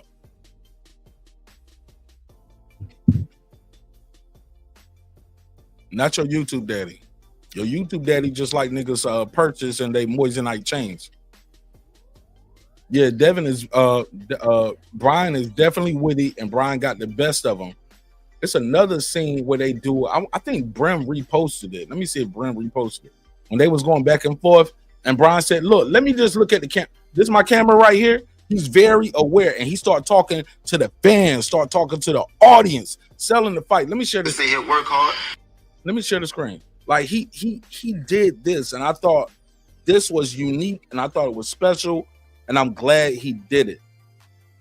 He said, "Hold up, this is my camera right here," and he started talking to the fans and the audience. I think this is it, and you can see Devin does not like it. He does not like it. He really got under Dev's skin with that Floyd shit. All right, look at this clip right here. Yeah, you can see already. Look at his nostrils flaring and the scowl. He has contempt. Do one thing and be about business. So this is I love when Brian said, "This is my camera.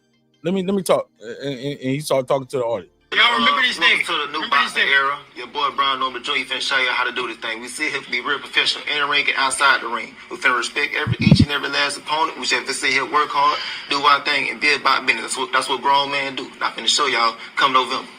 What are people gonna be saying about Brian Norman after November 22nd? That's a bad mother. Y'all remember these things? To the new boxing era, your boy Brian Norman Jr. finna show you how to do this thing. We see him be real professional in the ring and outside the ring. We finna respect each and every last opponent. We should sit here, work. Devin blinking and damn. Like damn, he got me on that. We should sit here, work. All that nigga eyes looking like Christmas lights right there. We should sit here, work hard. Yeah, he got you on that. Like, yeah, we gonna respect our opponents in the ring and outside the ring.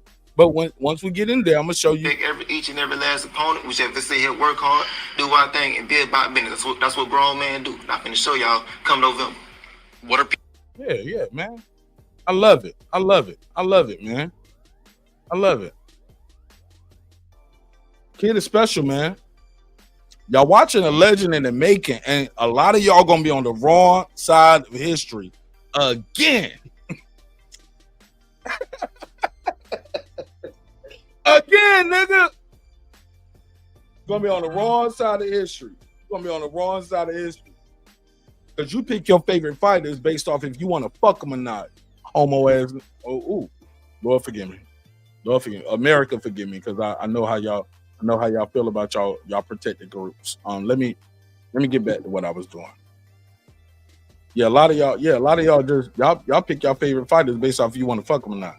That's a fact. Or if you want to fuck that girl, I like his car, I like his chains, I like his tattoos, I like his hairline, I like his purse. So I said, flame on, as I shall. Dr. Paul, what up? Dr. Paul, what's up, man? Where the trees at? Should have been sent me a care package to my P.O. box. Foodie said, I love it. Bring back young men who know how a man is supposed to carry himself and what to focus on in life. I got you drop for that one, sis. I love it. I'm almost done, and I'm gonna drop the link after that. If you're new to the show, you gotta call in. If you're a regular, you can pull up. If you're new to the show, your first time gotta be a call. You gotta call in first.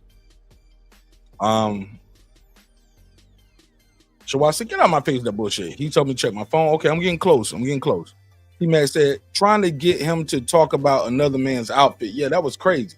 For the people who don't know, let me play this clip. Let's play this clip for the people who don't know what he's talking about. This was brilliant. Brian Norman Jr. was asked by the producers of either The Zone or Ring Magazine to rate Devin Haney's outfits. You heard me right. Not his best knockout performances. Maybe because he ain't got that many. I'm just saying.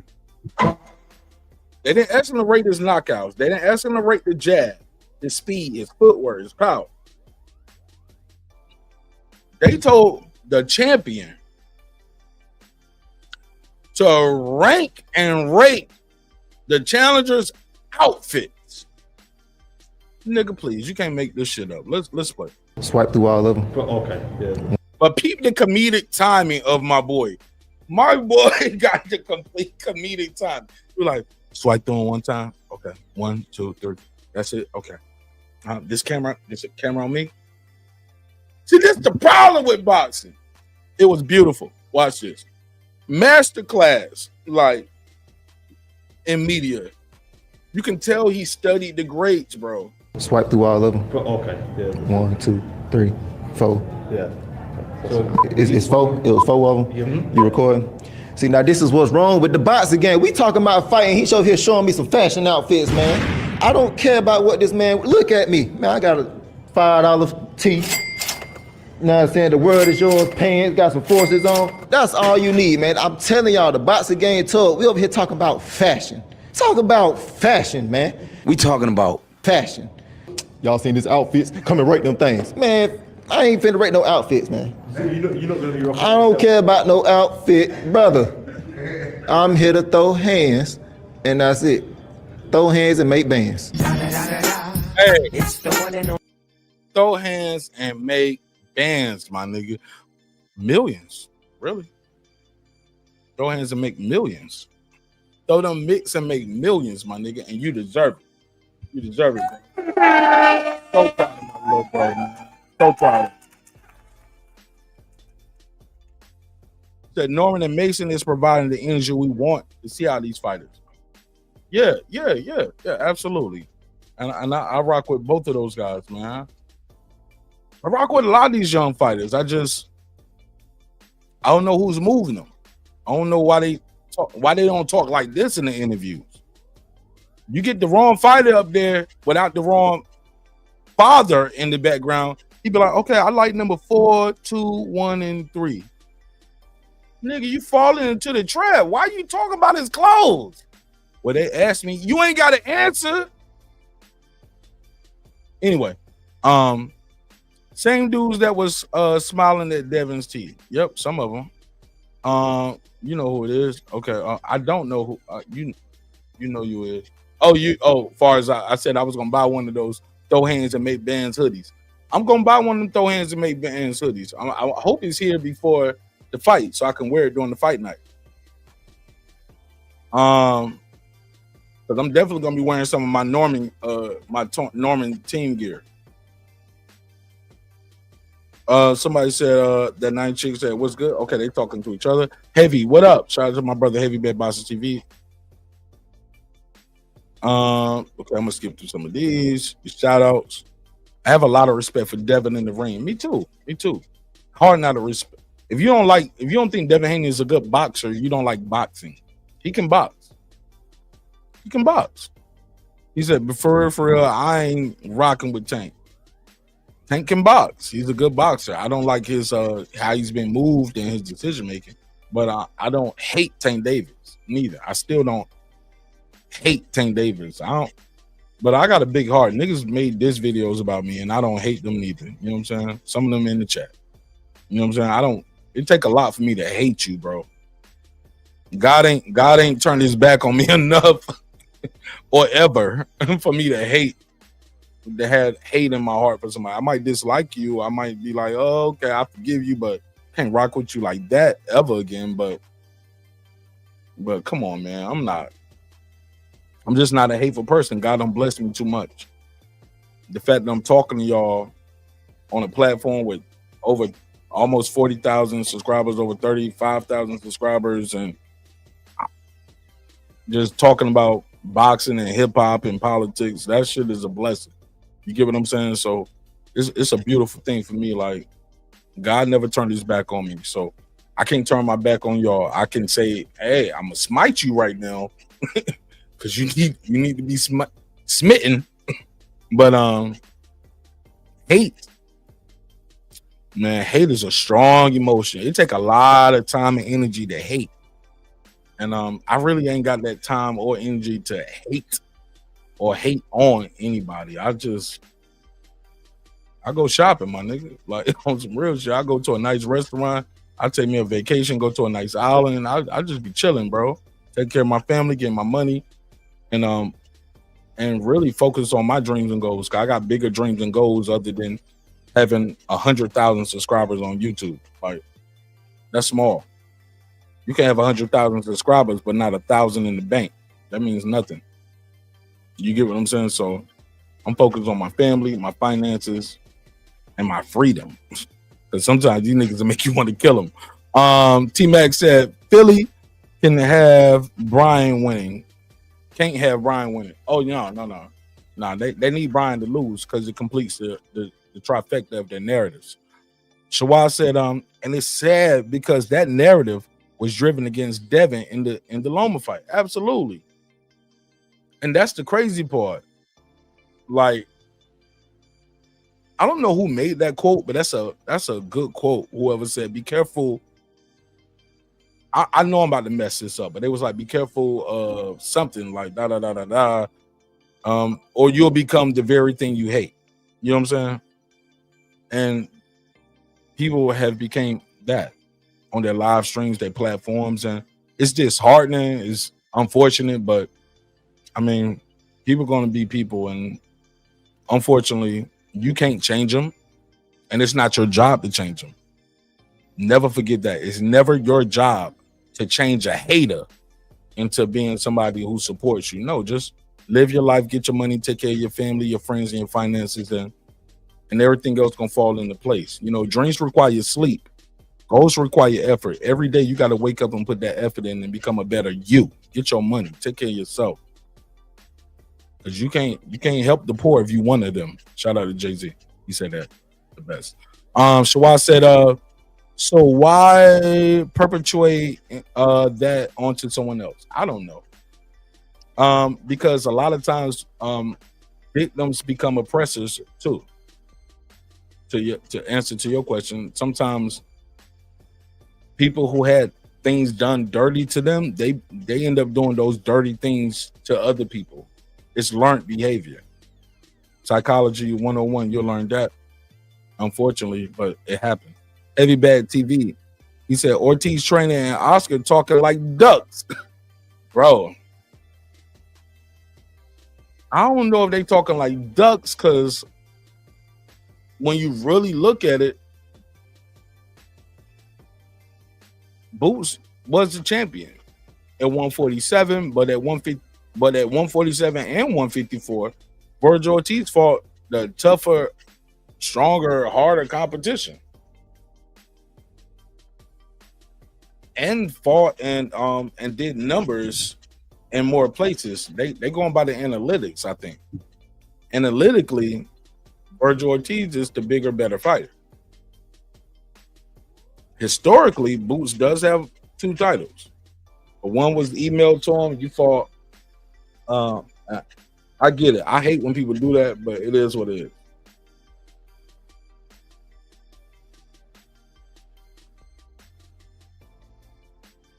is. I mean, damn, bro. I got Boots beating Virgil too. I think Boots is classy enough and flashy enough where he gonna score the eye-catching, flashy.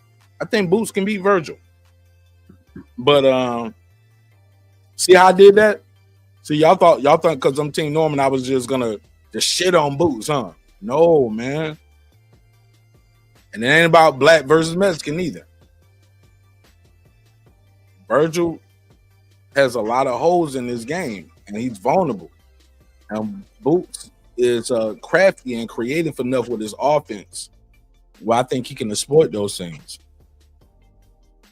Does the people got in him believe the same thing, or they sacrifice? Hey, look, they said they took a pay cut and they did all that shit for Stanley Ennis. Will you do it again for Virgil Ortiz? Because that's a name. Or maybe it don't mean nothing to him right now because it's not in the title. I just don't know how long Eddie Hearn can stay afloat with in the Boots in this business. I mean, how many fights you gonna put on against Philly against guys like Karen, Avanesian, and Lima? I just don't see how, but that's not my business to know his financial business or his financial goals. Maybe his long-term goal is, okay, shit, let Conor Benn and Eubanks fight, and I'll put Conor Benn against Boots Ennis in the UK. That's a big fight, big money-making fight for Matchroom and Boots Ennis. He can fight Conor Benn in the UK and make good money. I don't pretend to know everybody's financial situation, what they're willing to take, what they're willing to spend, the under and the over. Because when you talk about guys losing money, you got to ask yourself how much money they put up. P&L statements. If you own a company such as we do, you'll understand those P&L statements matter. Profit and loss. What did I profit? What did I lose? What did I put up? What was my budget? How much did I make back? So when people say, "Oh, he ain't making no money," I was like, "Nigga, how much?" So I always ask them on the show. That's why I kill them at, because they be up here repeating their YouTube daddy.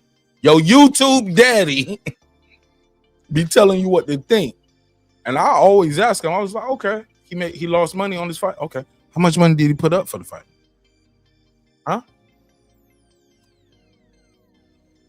Because you can't talk about what I made and lost if you don't even know what I put up. What's my budget? What's my budget for the main event, for the undercard, for the promotion, for the flyers, the posters, the ring card? I mean, what was my budget? If you don't know the budget, you can't tell me what I won or lost. Heavy Bad TV, let me give him a drop. He said, homage gang. Well, I guess he meant homage, but homage gang. He said Norman base getting solid and they mad. Yeah, man. Niggas gotta pay homage. It is what it is. It's gonna be what it's gonna be. We working, bro. Slow build is better than no build. I got 5 on it. We grinding, bro. We working, bro. We out here working, man. One fight at a time. I just know one thing for certain, 2 things for sure. The same niggas who saying all this hating shit now was the same one saying he'll never make that money that Boots and Eddie was offering him. He's a duck. Oh man, they getting that and some right now, ain't they? Come November 22nd, y'all say he was never gonna make no money. Brother about to be a millionaire. Proud of my people, man. Generational wealth. I'm just happy I got to see it happen in my lifetime. Like, just that shit crazy, bro. Like I said, man. I remember when World Combat Sports brought me to the gym to meet him, yo. I'll never forget it. In the middle of some wild shit, like that shit was crazy. I almost hit the nigga in the face with the drone, and they're trying to do my director shit, like get some crazy shots with the drone over the head, like while he training. I had the drone, like I thought I was doing some prolific shit. I had the drone, like, I'm gonna fly the drone over your head while you're hitting the heavy bag, and that shit came right by that nigga face. That nigga like, huh? I said, oh, he fast. He fast. Thank God he's fast, because if not, if I would have cut him, or that drone would have hit him, and one of them blades cut him, and he got a cut now, I would have shoot my way out of Granite City. Shout out to Ricky E. 245. He said, Martin Nash, what's up? You said I got the New York Knicks on tonight. You know what I'm saying? But the people asking, no, I'm not. It just matched the shoes I had on tonight. I had the orange and white ones on, so this shit just matched my outfit. Niggas be thinking, everywhere I go in Atlanta, people are like, you from here? I be wearing different shit. You a Cincinnati fan? No. You a no. Just look at the shoes and just match the shoes, man. That's it. Shawad said definitely multi-division champ, undisputed. Okay, we getting close to the end. Where my star at? Where that star at? Oh damn, I got to speed up. Damn. Let me speed up. Boom. Let me speed up. Somebody said he's great at fighting small guys. That's a fact. Somebody said, yeah, Oglesby, more defensively responsible. Salute to Tay. He knows his shit. I beat Tay up every time I see him in the gym. Tay don't want to. No, I'm fucking with you, Tay. Maybe he left so I can get away with that one. True Media today. He said Debo Dev in 5.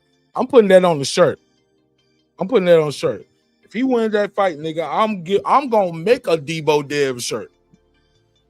I'm gonna actually, yeah. If he wins the fight, if he beats my boy, knock out mine, yeah. I'm gonna give him all his flowers, bro. Okay, so this is what I asked y'all. I said, did y'all get the notifications between a horizontal live or a vertical live? I see GG.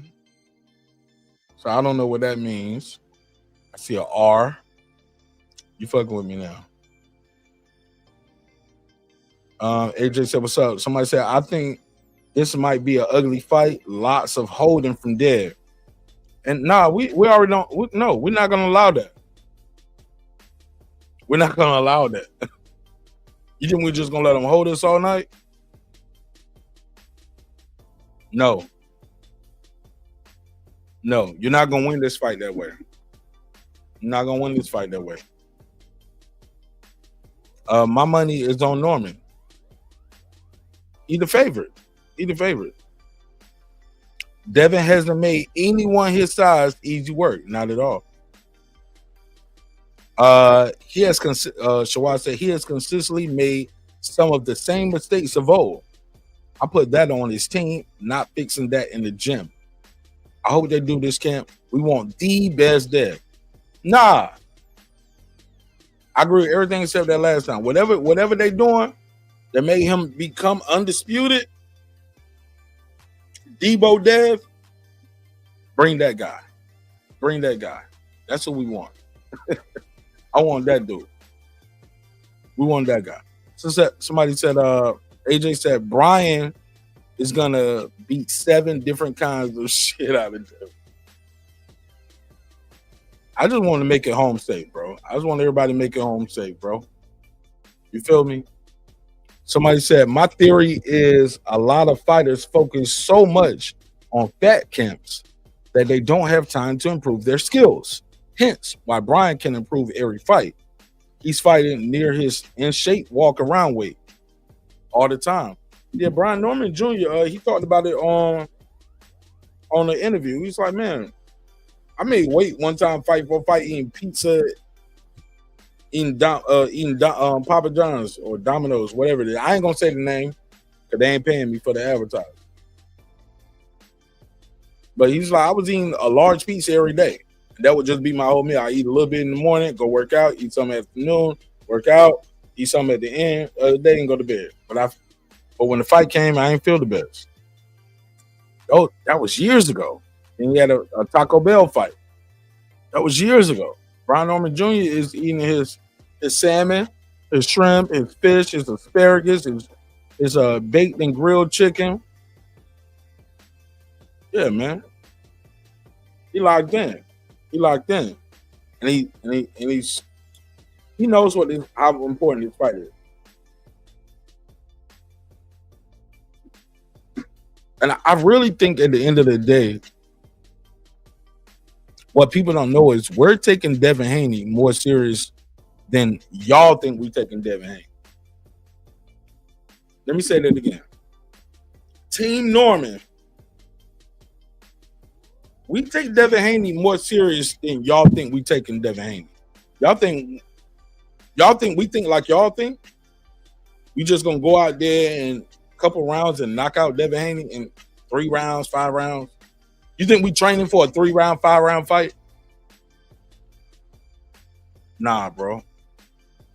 We training for the Dev that fought Lomachenko. We training for the Dev that beat Linares, that beat Ramirez, the one that beat Regis Program. We training for the best, but with no fear.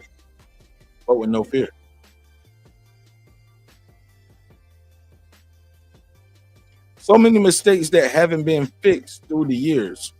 Too many fat camps. But they said, no, but then he's going to be at his natural weight, so it should be better.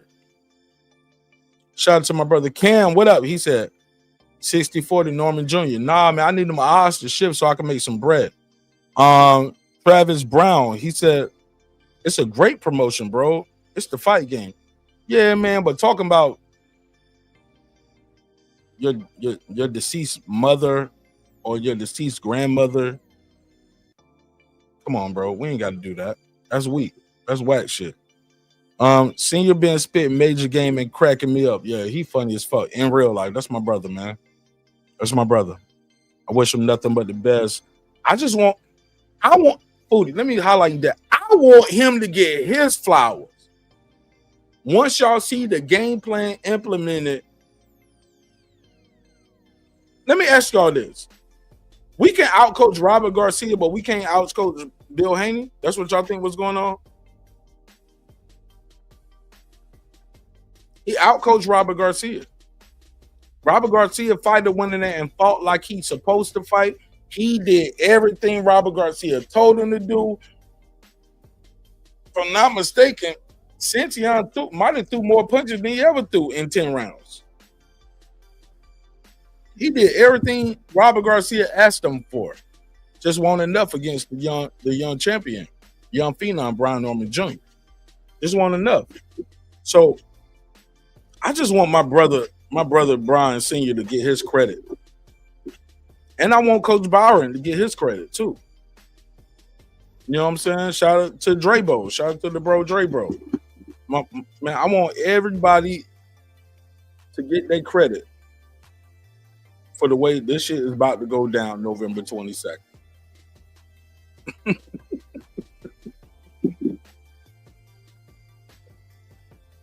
I can't wait. I wish it was tomorrow.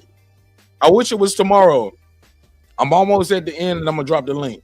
And I need y'all to hurry up, click up. When I drop that link, I need y'all to click the link real quick. I gotta go pee anyway. So let me speed up. Especially if we're gonna be here. If not, I could just end it. I thought I was gonna have time to do another one, but damn, man, we almost at. I know once I drop that link, y'all niggas gonna be here for about an hour. I want to make some beats tonight, man. I got some beats, man. I'm on some hip hop shit, yo. You're gonna love it. You're gonna love it. Travis Brown said, that's how you supposed to promote a pro. Nah, bro. That's how you promote, bro. Boxing being missing excitement. Nah, bro.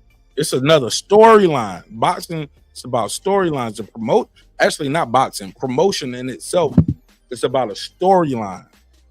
And they could have pushed that storyline a little better and telling both fathers' backstories. Because both guys end up talking about their backstory anyway.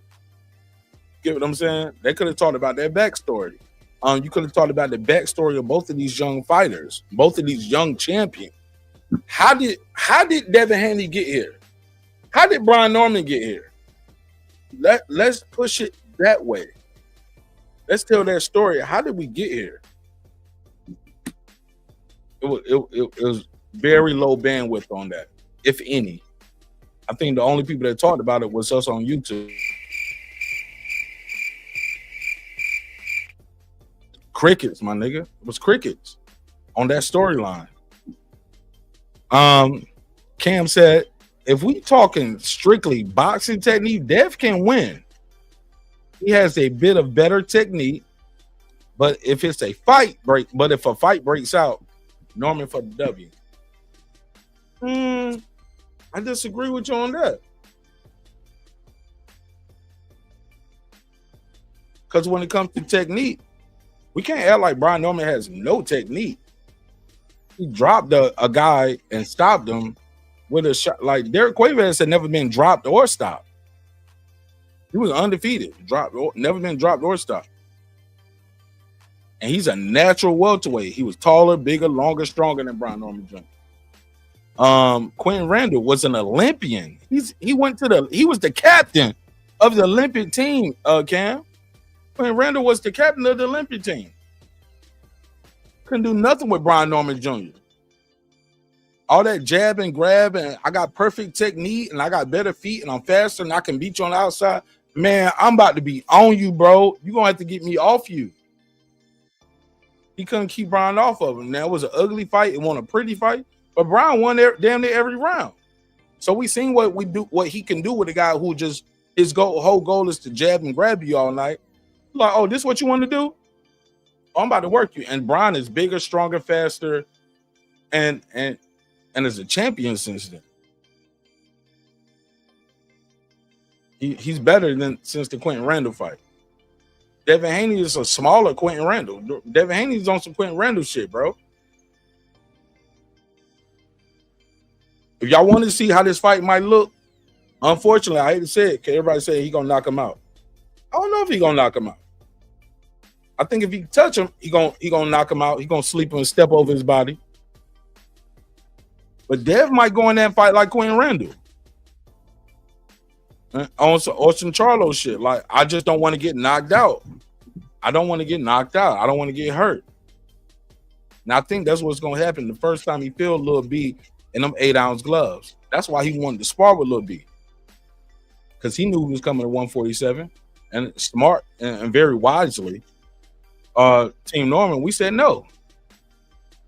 We're never going to have that happen. Well, we get familiar with each other. Nah. Shock of the punch is what knocks niggas out a lot of times, too. The shock.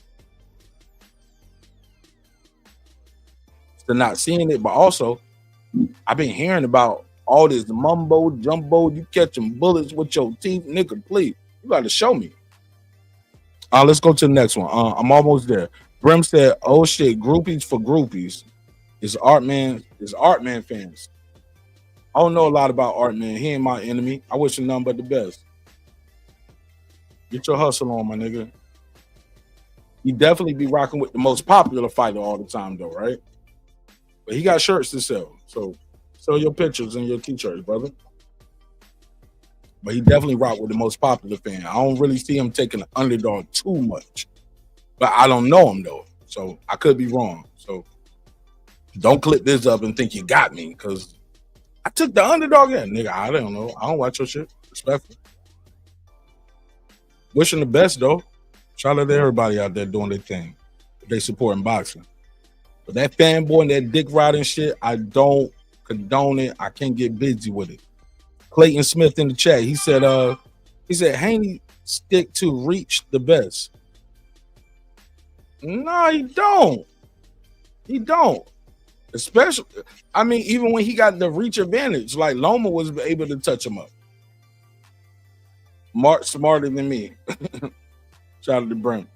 He said one love, Lisa Bell. Somebody said Norman knock out Haney in the 5th. I don't know if it's gonna be the 5th, like. But then again, I didn't think he was gonna knock Jen Sasaki out in the 5th. I'm gonna be honest. I had him knocking Jen out probably in the 8th or 9th, or winning by a large decision, because Jen was just so tough. I didn't think he was gonna knock him out in the 5th. I had it probably, like I said, in the 8th or 9th. Kid is tough. It is tough. But Brian Singh said it best though. He said, now if we beat him easier or in a cleaner fashion than we beat them other guys, are y'all gonna say Devin Haney better than Jen Sasaki? No, you're not. You're not gonna say that. You're not gonna say Devin Haney's better than Jen Sasaki. I mean, Jen Sasaki better than Devin. So let's not do that.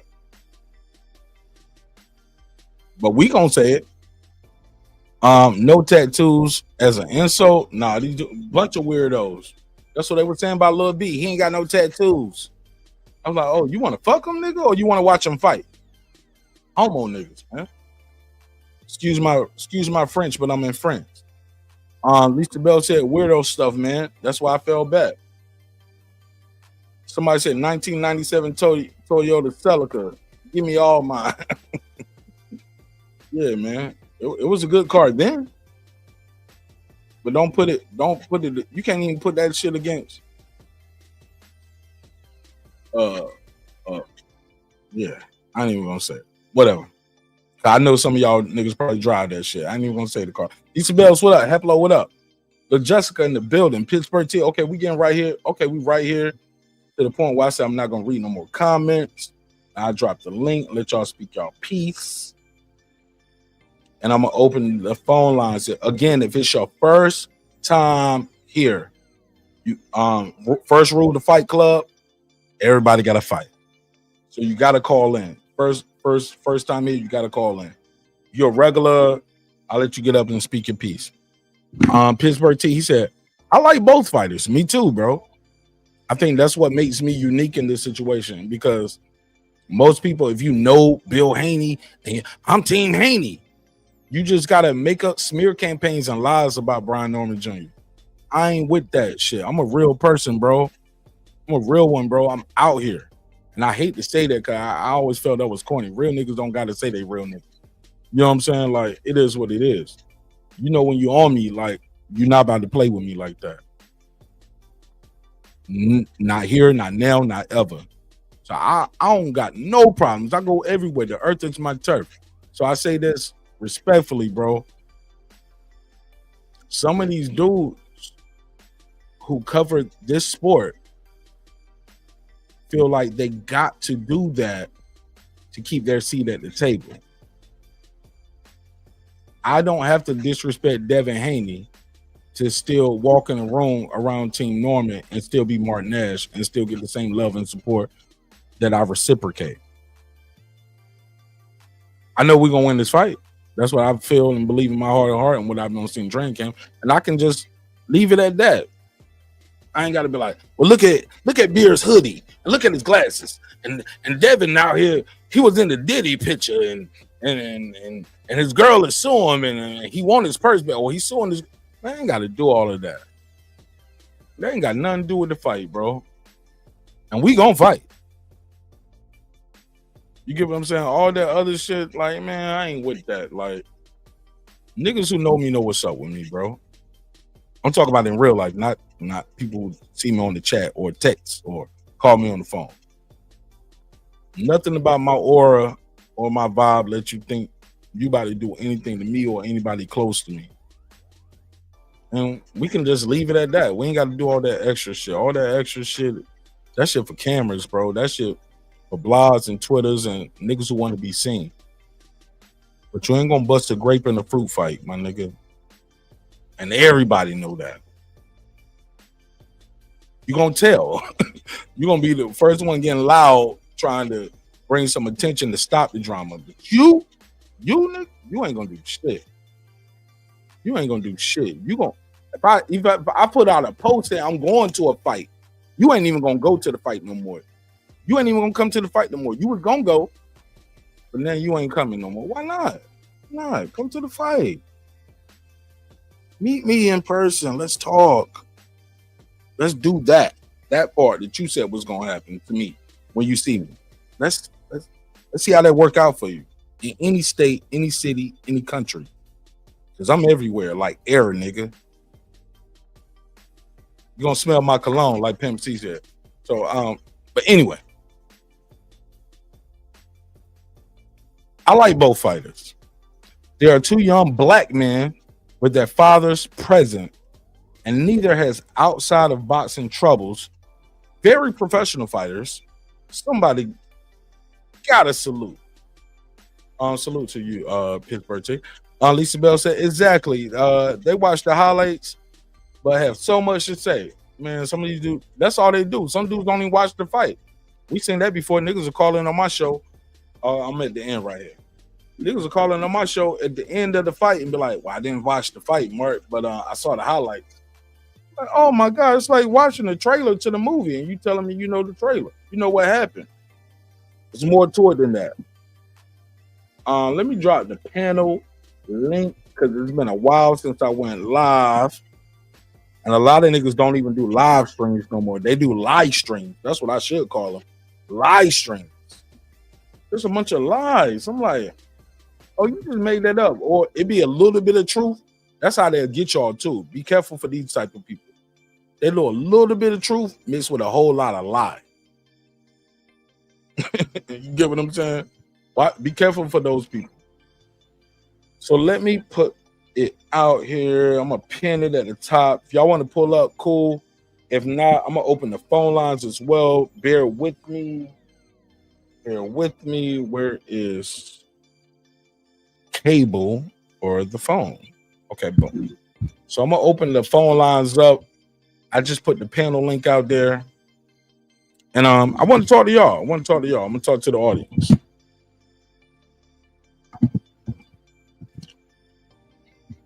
Uh-oh.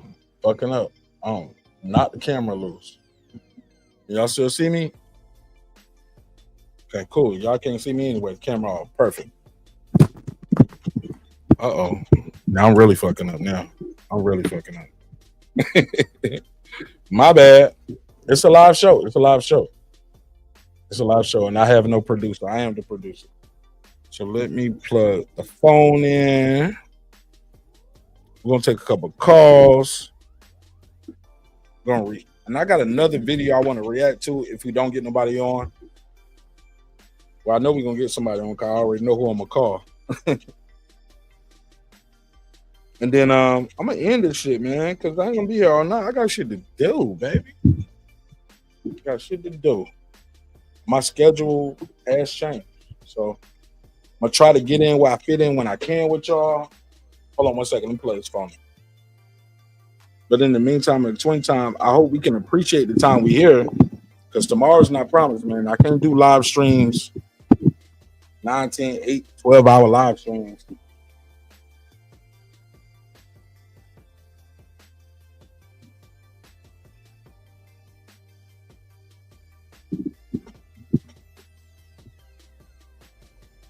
And to be honest, shit, I really don't want to.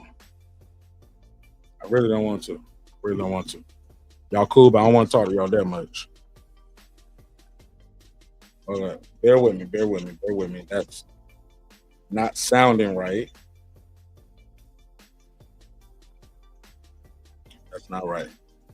Let me try to get this phone line set up. Let me do this.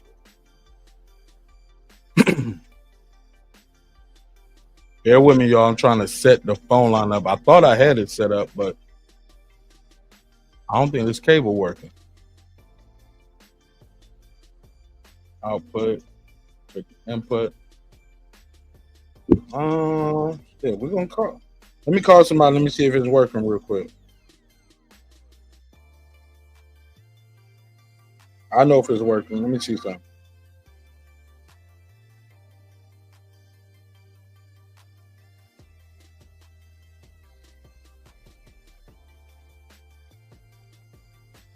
Nope, it's not working. Hold on. So it's the plug. It's the plug. I gotta get it. Let me switch this plug out real quick. Try it another way.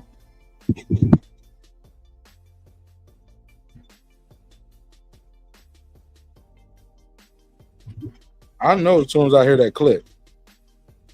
That's not it.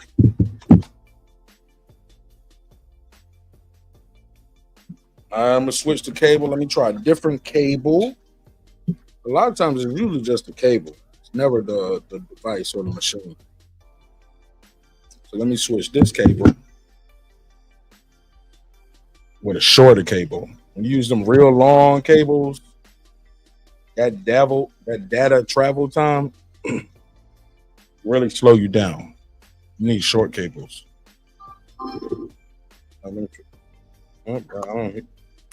There we go. Y'all hear that?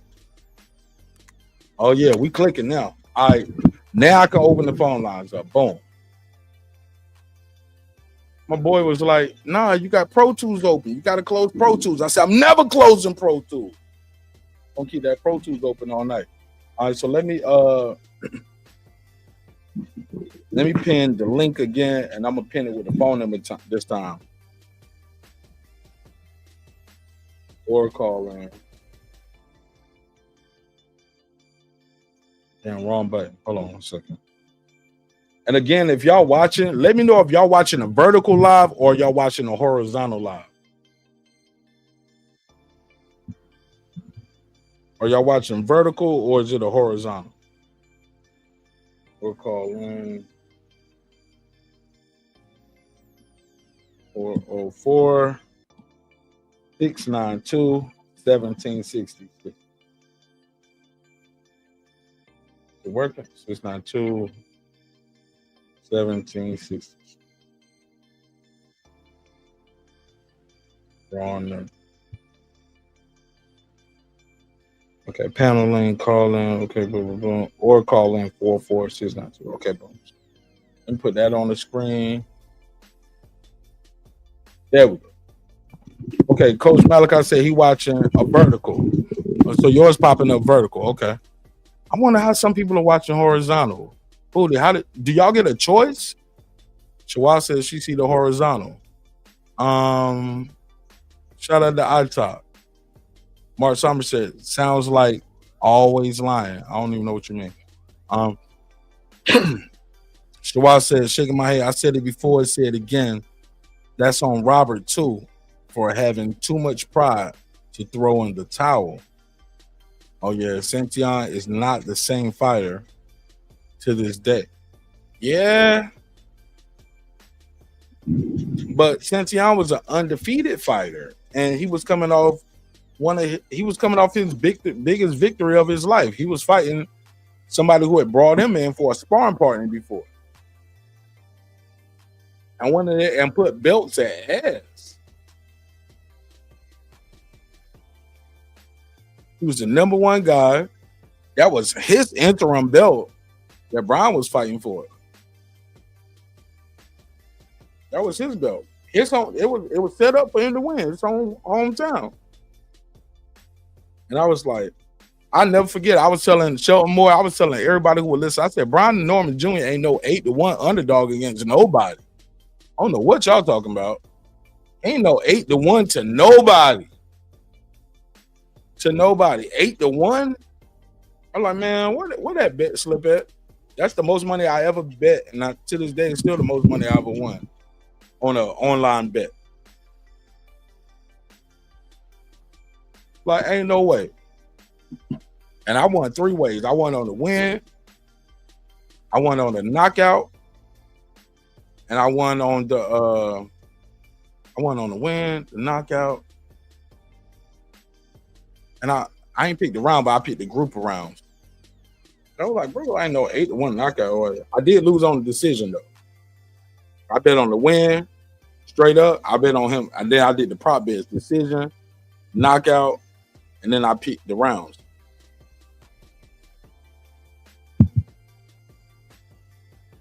Ain't no way. Lisa Bells, what up?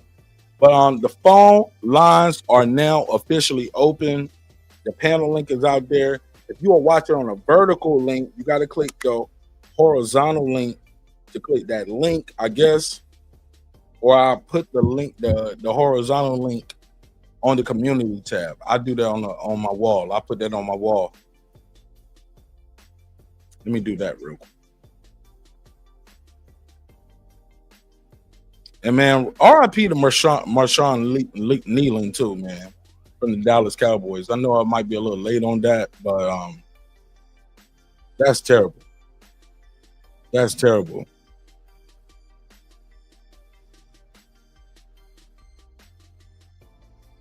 All right, so I got the link on my panel for the panel, and I got the phone line 404-692-1766. 404-692-1766. Call in, voice your opinion. I'll put you right in the mix. While I do that, let me play this shit again. Oh, nope, not gonna play it again.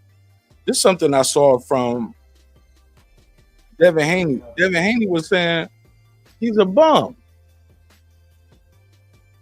Devin Haney, what does that say about you if you go in there and beat Brian Norman and you just called him a bum? You'll never get your credit for that, right? You don't want no credit for beating the undefeated world champion? You just call people. Yeah, I don't get it, bro. I don't get it. Hold on 1 second. Is my camera moved? Yeah, camera moved. Hold on. Let me fix that.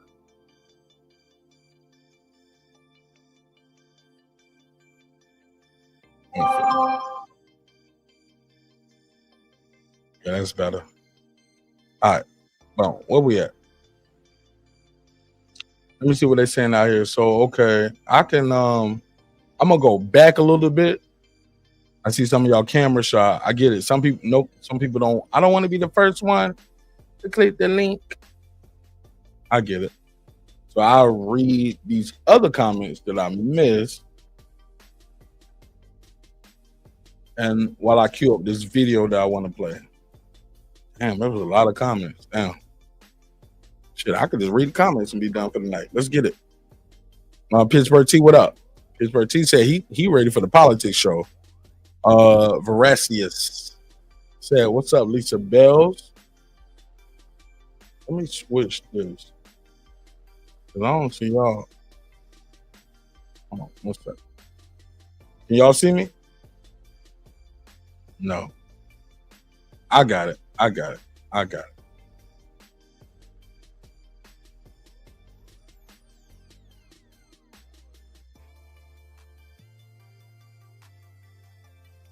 Oh, that's what we was looking. Let me go back. Yeah, we gotta have it on subscribers only. You can't talk to me unless you subscribe, right?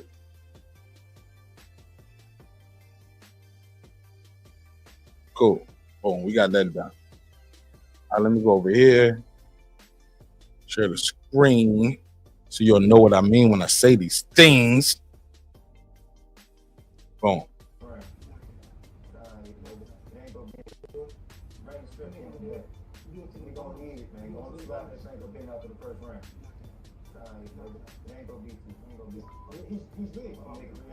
He said he's really a bum. I ain't want to say it.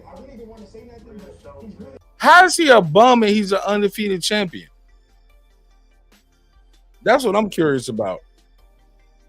You can say I don't like your level of opposition. I don't think you fought the top guys. But can you be a bum as an undefeated world champion? Huh? I ain't never heard of it. Bro. It never heard of it. I don't know if you're a bum while you still an undefeated world champion. Coach Malachi in the building. What up, Coach? Man, Mark, what's up? What's going on, fam? Man, I'm happy to be alive, my brother. How you? Yeah, I'm doing good, man. You know, I'm just thinking about placing this huge bet on Debo Dev in 5. Great show tonight. Great show earlier today, too. I said Yeah, I appreciate that. I had so many camera troubles today, man. I was like, man, I got a new Osbot camera. I don't change my studio setup. I still ain't finished yet, but I don't change my studio around. Yeah. So trying to work with the new camera, and it was like, I guess I had to do an update. But great show per usual, Coach. You missed the consistent. We need to call you consistent Malachi. Consistent Malachi, nigga. 3 o'clock, maybe like the latest. 7 days a week, brother. You've been knocking that shit out, pause, for like 5 years, bro. And I'm so proud that I was able to be a part of watching your journey, bro. And I'm glad I was able to meet you in person, bro. You're a good dude. I don't care what they say about you, Coach. Hey, look. Half of it is true. Only half of it is true. Look, I be talking. Hey, you know what? I be like I tell people, man. I say, look, man, I not rub some people the wrong way, man. It is what it is, man. It ain't that serious, man. No, that's your charm. You better keep joking so much. I be joking so much. You know, I know I rub some people wrong. Nigga, you better. That's your hook. I love it. I tune in every day just to wait for you to rub somebody wrong. I ain't gonna lie, I be busy, so I can't watch every episode on the live. But I definitely click that playback button, click that like button, and I definitely give my financial support every month, whether I watch every episode or not. You got my unwavering support, Coach. Just keep doing you. Hey man, I appreciate you, man. The crazy part about it, yes, bro. Sir. It's like it done went by so fast. It's like in January will be 2 years, will be 5 years. My nigga, like, damn, bro, that shit went by so fast. Look at us now, Coach. Like we started around the same time, man. And yeah, cause I think I met you through was it Major Key? Major Key and Troy Graham. And Troy, yeah. That was almost 5 years ago, bro. That was 2021. Bro, we still rocking strong. We ain't fold. Hey, look, we ain't had no fake beefs on YouTube. Nah. No beef at all. No beef at all. Hey, Treese, I'm gonna get to you in 1 second. Hold on, Toledo. Yeah, man. I sit back and laugh because I remember when I had the few people I had issues with online. I was just learning, you know what I mean? Now it's like, I ain't got no beef with nobody, bro. It's like, man, because I get it, you know. Man, hey, Coach, they got to do what they got to do. If not, Renison to come and take them kids' bump beds, bro. Hey, yeah, I get it. You know what made me? You know what made me get it? When I met 7-8, in New York, when we was in our hotel and we was in the two elevator doors open up. Okay, because all I heard was when we was in that hotel. Pause. Yeah, pause. No. When y'all was in the elevator. Yeah, in the elevator. Yeah, and he was talking. He was. I'm hearing all this. You know, what was going to happen when we gonna slap this and do that. Yeah. And I'm like, man, I saw that joke in the elevator. I mean, there's no issues with me and him straight now. Yeah, I step in the elevator, see what's up, man. How about? I'm hearing they gonna do A, B, C, and D. I was there, you know, in New York, and then I feel like I build a little bit. Was y'all by yourself? It was just you and him? It was just me and him. That's it. Oh shit, that's how it be a lot of times when you meet niggas by themselves, respectfully to him. He offered to buy me a drink. He was nice as hell. He offered to buy me a drink. Did you accept the offer? I don't drink. Fair enough. Did he? Okay. So it ain't nothing for us to talk about. Nothing. It ain't nothing else. I said, no, I'm good, and turned around and walked off. That was it. You know what I mean? So, but what I'm saying is, once that's what really let me know. Oh man, these dudes just be talking. Man, this ain't no. This ain't no war, bro. Man, this ain't that, man. This just, he the general. If the general don't kill you, shit. Yeah. So now. Hey, now Coach, it's like I don't think that. What the privates gonna do? Because these niggas, everybody else is privates or lieutenants or something, right? Yeah. I mean, now I don't take nothing serious. I don't hold nothing. You know what I mean? You know, I don't hold no really hold no grudges or nothing. It's like they all fans of the sport, just like we are, bro. Yeah. Y'all fans of the sport. They just some people go harder for their favorite fighters than others, but it is. I ain't gonna say it's all love, but it ain't all war neither, though. How about that? Nah, it ain't none of that. It ain't.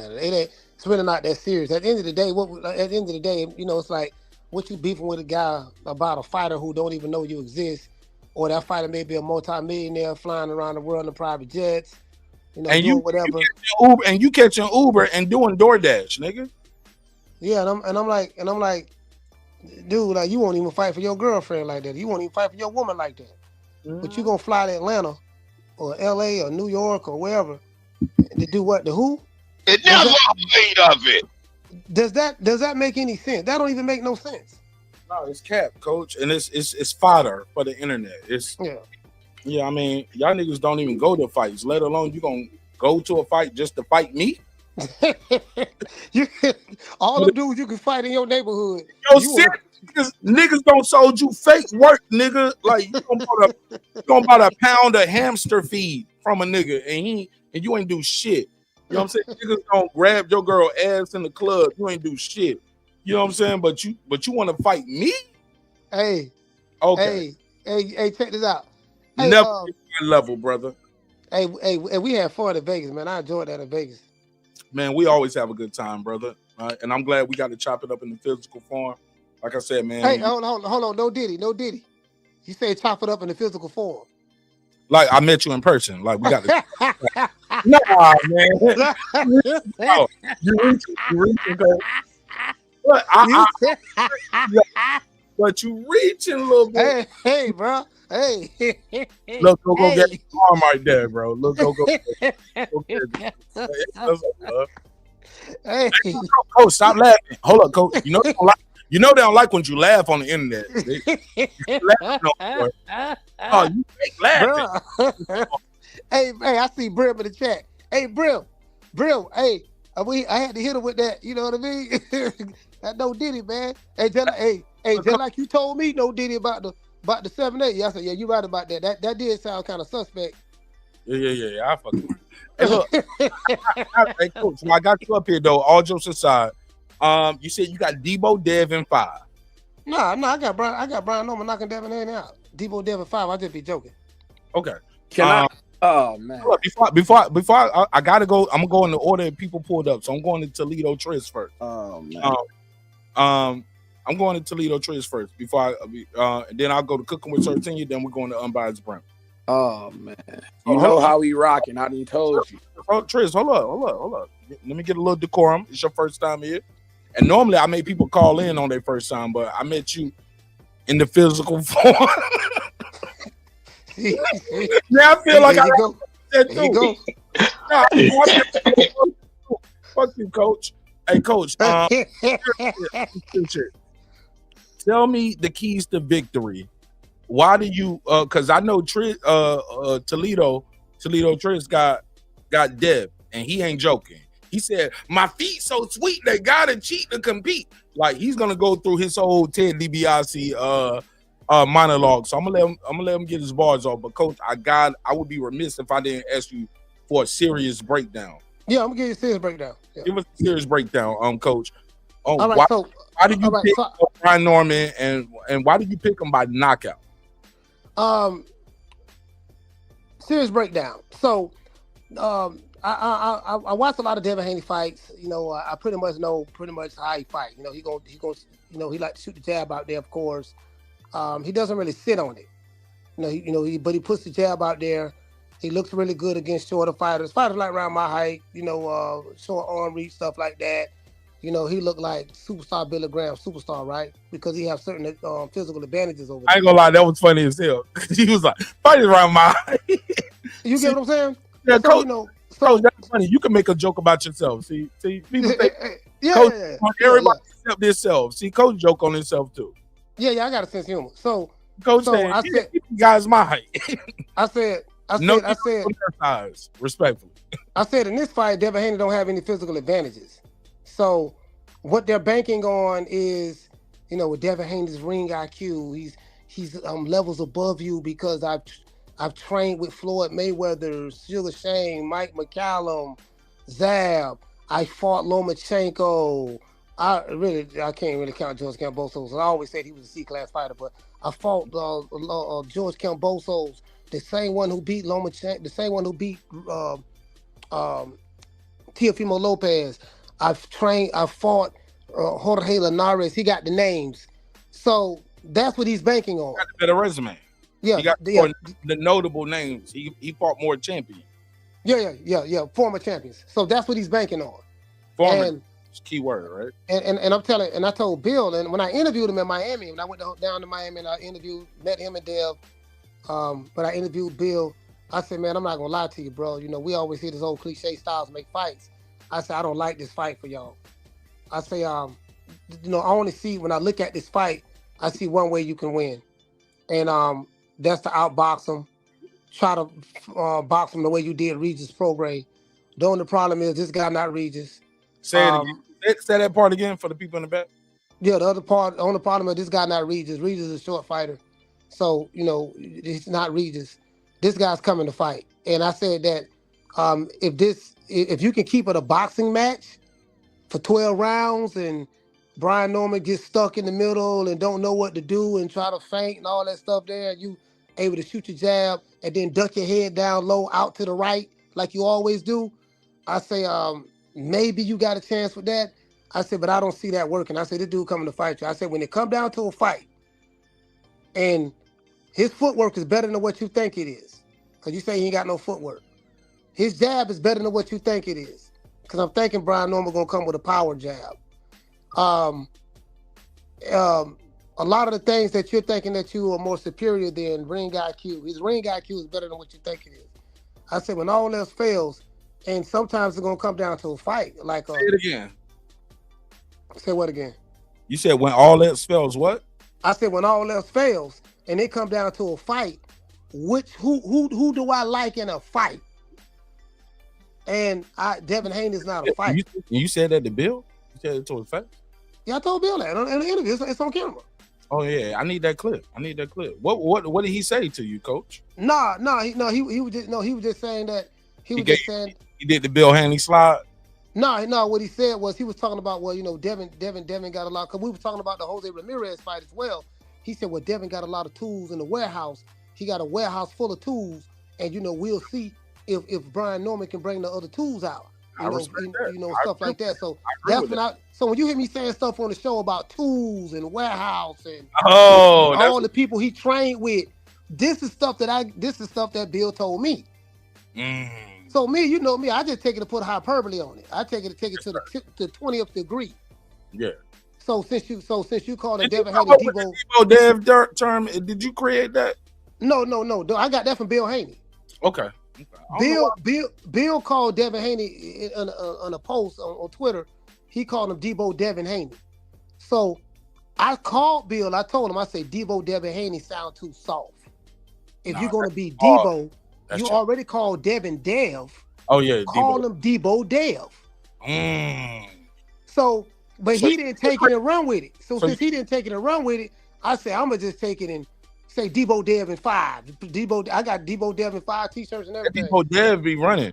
What about that blame Bill Haney? Yeah, I got that. I got that because every time something happened, a lot of people don't like Bill, and they're always blaming him for stuff. He sued Ryan Garcia. People thought Devin Haney did it, but that was Bill. A lot of stuff that Bill do. Bill be talking that flam, talking jive and all that stuff. I love it, but I'm a content creator too, and I love it, and I think that's what makes him and his team special. Like, you can't be mad at a father for believing in his son, bro. Yeah. So, and again, I like Bill. Bill's my guy. You know what I mean? I told him, I said, I rock with Bill, but I say, man, I rock with B. Norman too. I rock with B. Norman as well. Senior's my guy, but I like Bill. I don't have a relationship with Bill like that. But well, you know what? Let me take that back. He's not my guy. You're right about that. Yeah, he been on the show. He's cool. He been on. Yeah, he's cool, but Bill is Bill. You know, when Bill gonna do whatever it takes in order to push what he's trying to push, he has no loyalty to nobody but his son in this situation. That's it. Yeah. So Bill is going to use whoever he need to use to get done whatever he need to get done and however it get. That's Bill. So I understand that with Bill. Yeah, I don't. And you walk into the relationship knowing that as well. Yeah, right? I know that. I know who he is. I know what type of person he is. I know what he. You know what I mean? I know. I see him for who he is. Yeah. So but other than that, that's it. So now for Brian Norman, I'm saying, man, if he cut that ring off, which I think he's going to be able to do that, a lot. He's going to be able to do that. I say Devin Haney is going to have some type of a pop to keep this guy off of him. Because Brian Norman is a lot more athletic than they think he is. Like, what I'm saying is, when I see this fight break down, when they get in that ring, I say it's a lot of stuff. It's a lot of stuff we're going to learn about both fighters. We're going to learn a lot about Devin Haney. We're going to learn a lot about Brian Norman. And the way I'm envisioning it, it's going to come down. It's going to come down to a fight. It's going to be will. It's going to be will. Will, yeah. It's going to come down to a fight. Bro, and I'm like, man, when I see it, bro, I say Brian Norman is a junkyard dog. He's not into fashion. He don't have the exotic chicks. He don't have the ice, Benny the jeweler. He ain't got none of that. He's just a country boy from Georgia that's coming to fight. He got his lunch pail, bologna sandwich, khaki outfit, the overalls with the oil stains on it.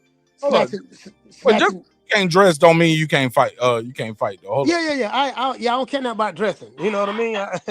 The nigga ain't fly though. Just because nigga fly don't mean you can't. Yeah, they ain't got nothing to do with fighting. You know what I mean? He got overalls. Yeah, I'm like, I like the country boy. I like the country boy man in a fight. I like Devin Haney when it comes to dressing, talking like Floyd. He got, I know the dude named Ariel. They like Devin Haney's teeth and diamonds and stuff. Boom boots and yeah. Painting nails and purses. These niggas. Nah, he can't like that, bro. Fanny packs and shit. Get the fuck out of here, bro.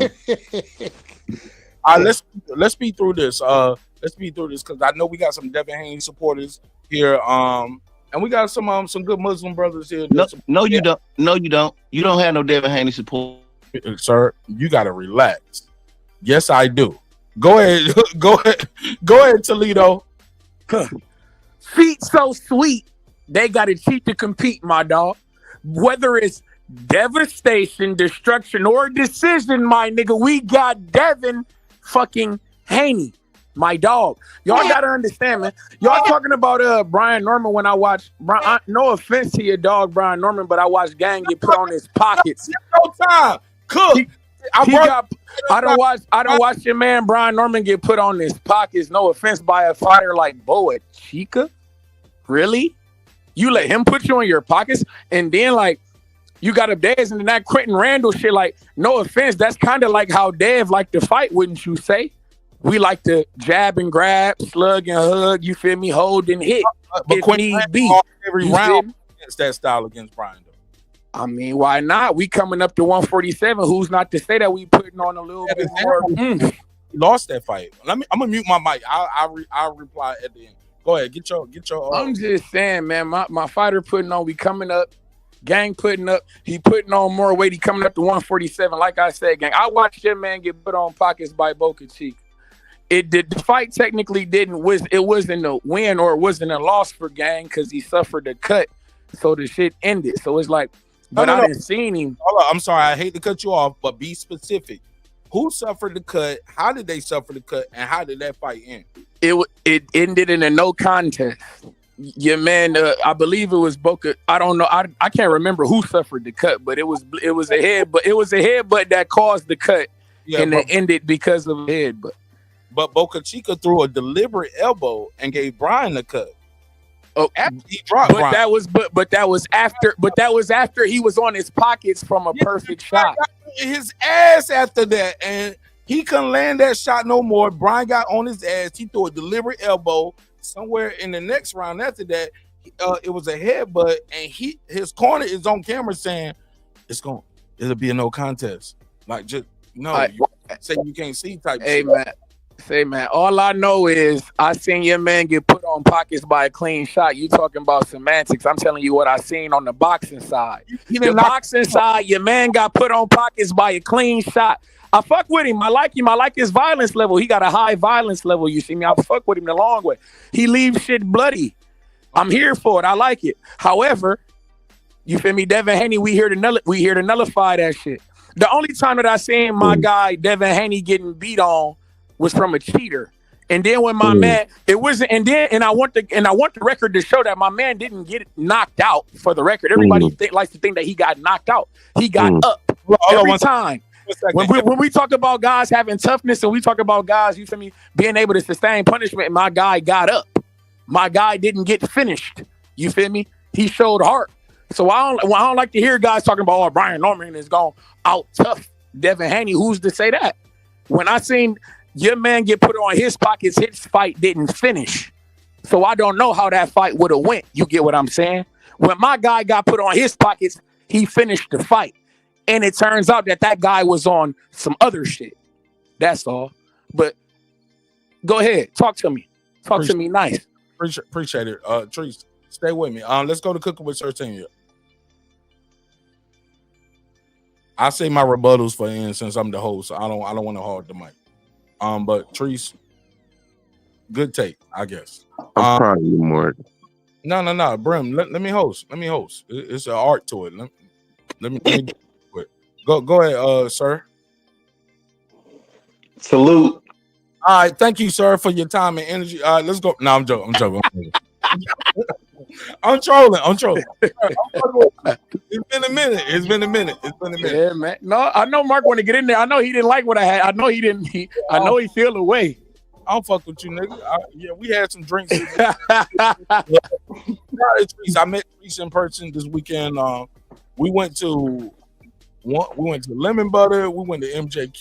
We went to Central Station. We went to like 3 different spots. Like cool dude. Y'all rode together too? Y'all carpool? No, nigga. Like, I okay, bro. What be about?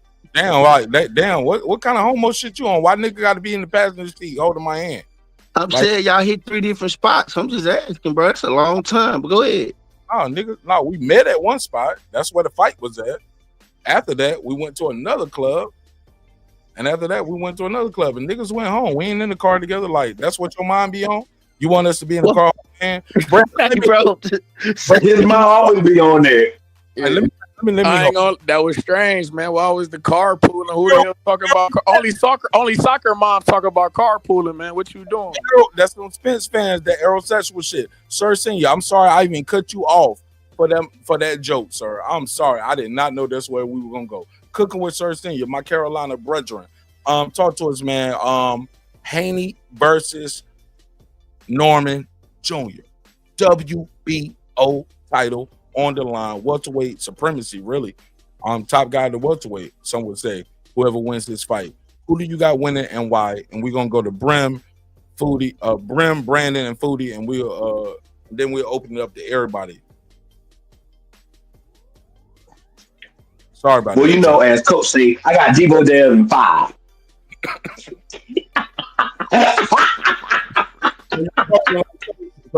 All right, let me stop. All right, so I'm gonna make it real quick. Sorry, take out speakerphone. You sound like you're in the bathroom on speakerphone. Yes. Brandon, let me host my shit, bro. Trust me. I know what I'm doing. Go ahead, bro. It's this headset that's take it off the computer. Take it off the headset real quick and just talk to us real quick. And then you go to somebody else. I'll cut it off and go back. All right. Go ahead, Brim. What's the question? Haney versus Norman. Who you got winning and why? All right. So first and foremost, I have Norman winning, and the reason why I have Norman winning is because the advantage that Devin Haney has had in his previous fights with the length and size, he doesn't possess those advantages to the same capacity he did in past fights. So he will not be able to keep him at the end of the stick and utilize size and length to his advantage to make it relatively easy to just box him. He's going to actually have to time him. Then on top of that, the second reason why is because when it comes to infighting situations, Devin Haney is food to Brian Norman Jr. So that means if he's unable to jab and then grab, and Brian Norman is strong enough to break his clinches, there will be moments of infighting. And when it comes to infighting, Norman does great guard manipulations, just like you saw what Virgil just did to Lubin.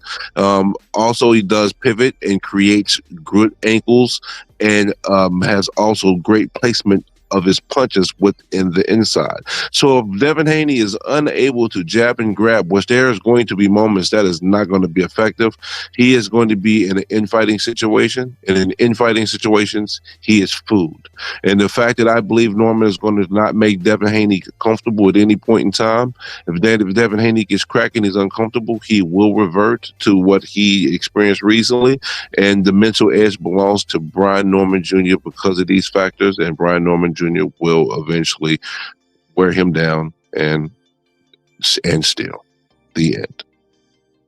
All right, B-Dub, talk to us.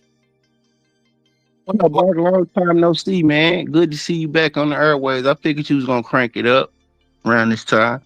Hope everything good.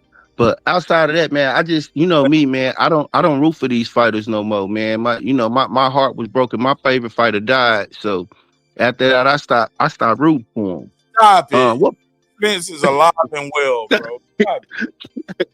You know, even though I saw his ghost at the fight, I was at the Burge Ortiz, what to call it fight. I saw his ghost in the locker room. You know what I mean? I was ringside second row, you know what I'm saying? Right next to I'm stunning. But anyway, I saw everybody at the fight. I saw Ennis, I saw everybody. It was good. It was a good build up. I'm excited about that. But as far as I just hope everybody's safe, get over to Saudi Arabia safe, and really have a good fight. I like both stories, but I want to see more of Brian Norman, just being honest. It's South up always. I root for Southern boys. I like the way he carries himself, and I respect that. And I know the time, and I just appreciate the both father-son stories. You know what I mean? Like, I know it's a hell of a thing. I raised a son, so I know it's hard to do that, to put your son in position to spend that much time with him and to raise him up in the way you want him to go. So I'm just excited to see the fight. I'm gonna tell you what's fucked up, that they are promoting Haney and Norman like this is the main event. I didn't even realize David Benavidez was the damn main event. That's not right. You know what I mean? They building this fight off these two brothers. They building this fight off these two brothers back like they do, but then they let them be the headliner. Man, what's up with that? I ain't seen David Ben. I don't even know who he fighting, bro. To be Anthony Yard. When have you seen the press?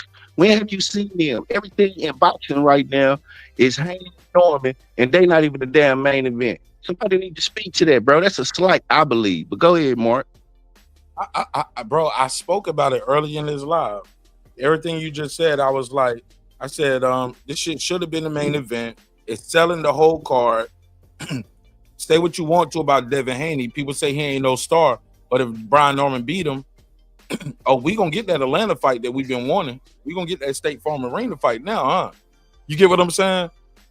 Devin Haney, if he beats Brian Norman, the haters gonna say, "Oh, well, he's supposed to beat him."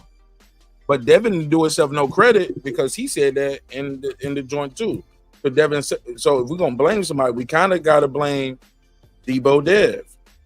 To bring it back full circle to Coach Malachi. Coach, what do you think about what he said, like the storylines? I was talking about that early in the show. I don't know if y'all all caught that part. I ain't see y'all. But the storyline can be about how these two black guys and the two fathers both took their kids to Mexico.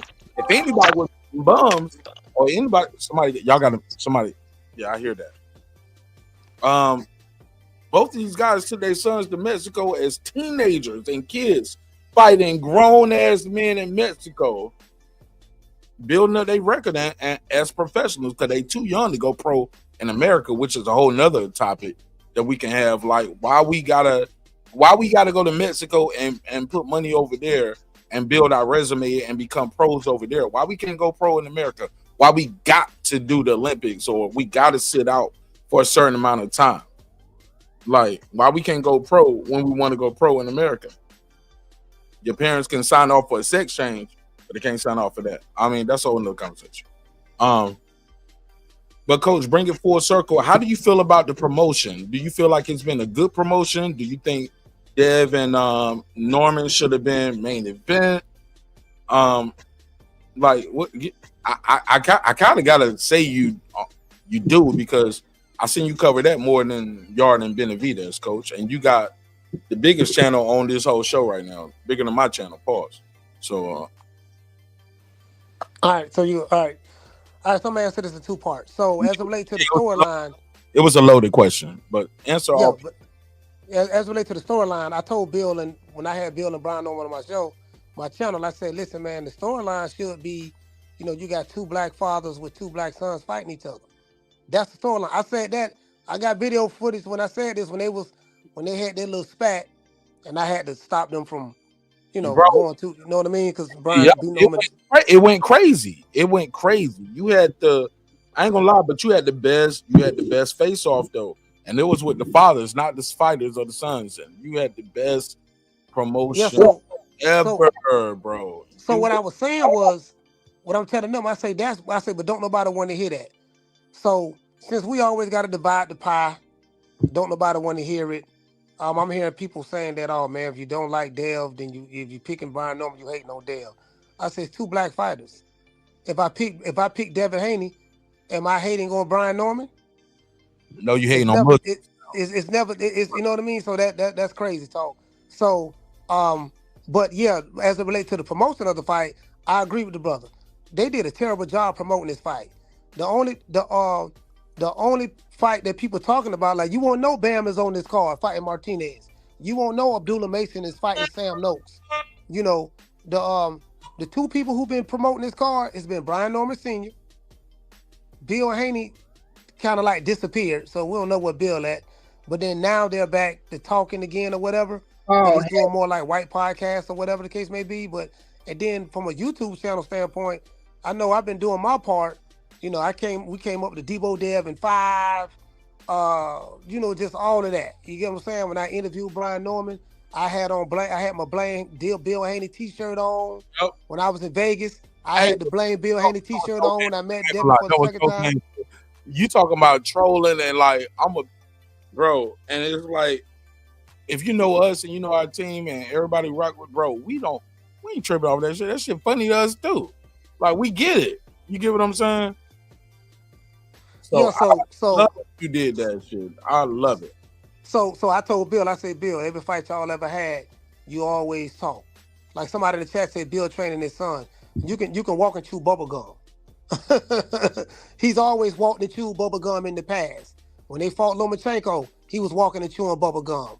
When he fought Ryan Garcia, he was walking and chewing bubble gum. That was my fault. He got beat is Ryan Garcia, because even though Ryan Garcia was on Osterine, but I was the one that called him on the show and told him, look, we don't want that tap, tap, tap grab that y'all normally do. You need to step to Ryan, step up in there and get this dude out of there, because he disrespecting you. He disrespect your religion, your God. He's talking about Devin mama, that you pimped his mama when you was in Oakland. I told him all that. I got the video for it. And that's why Devin should have never fought that nigga to begin with. My bad. I didn't want Devin to fight him in the first place. I thought that fight he fought the wrong game plan. But he did. Devin Haney didn't need that fight. When I'm talking about the momentum that Devin Haney had going for himself, Coach, he fought the wrong game plan that you say you gave him. Yeah, the wrong game plan that I gave him. Yeah, you see, I didn't know he wasn't going to be defensively sound though. Like, you get what I'm saying? I'm like, if you train with Mike McCallum, yeah, I see. You supposed to be if you train with Floyd, you supposed to be able to fight mid range, slip mid range, roll, catch, parry. We thought I thought he was still, and looking back, even with the weight and the drugs, he could have still won that fight. Like, bro, Ryan Garcia, Ryan looked terrible, and he won. Ryan looked like trash that fight, bro. Only won the rounds he dropped Devin in. That's it. And you know what? That was 3 different rounds. But you know what? He won that first round because he caught him with the left hook. Yeah. So that's that other round. And then in the 12th round, where it could have went either way, you got to give it to Ryan because Dev didn't do nothing. And they're doing the shimmy shoulders, playing around, just throwing the jab out there. He looked like he was in control of the fight. But all the way through, Ryan looked like he was winning until he dropped Dev and then dropped him again, then dropped him again. Oh man, he really dropped him 5 times. They only gave him 32. look, I watched that fight with my dad, and my dad, even at almost 80 years old, see, I know the fight. This is my dad's first time watching it. You get what I'm saying? We catching up on old fights, and he's like, "Man, they should stop," because I'm doing film studies. I'm literally writing shit down. The steps the nigga do when he throw certain punches. I'm writing all this shit down. And I'm studying and I'm watching my dad. He was like, "Man, they need to stop this shit." Why they say? I was like, "Dad, the fight is he's alive." He was like, my dad was like, "You gonna kill that nigga?" I was like, "Dad, he's alive."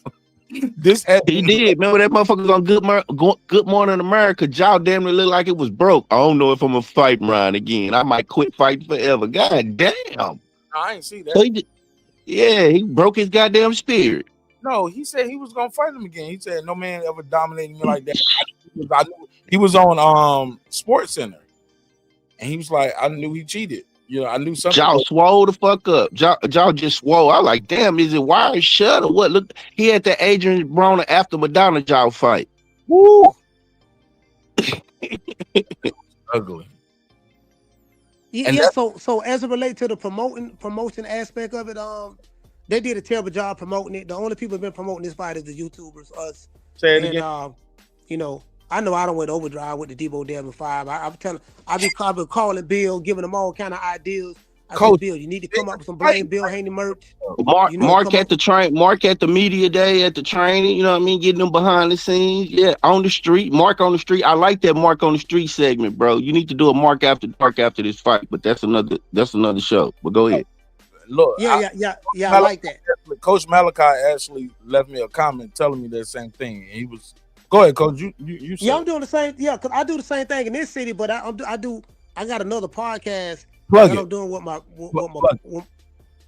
one of my sponsors. Plug it, man, so we can support it, Coach. Oh yeah, no. As a matter of fact, he hasn't released any episodes yet, so we doing. Yeah, it's like pre-recording. Yeah. It haven't released any episodes yet. Coach, it's the Foster's Barbershop Podcast. As soon as you put it on your community tag and tag me in it, so I can share it and we can support you, bro. Like I said, man. Like no, it's not my channel. It's his channel. You co-hosting though, right? Yeah. I'm the one shooting all the video footage. And let me support it, Coach. You hear me talking in the background, asking questions and stuff. What's the name of the show? What ho? No.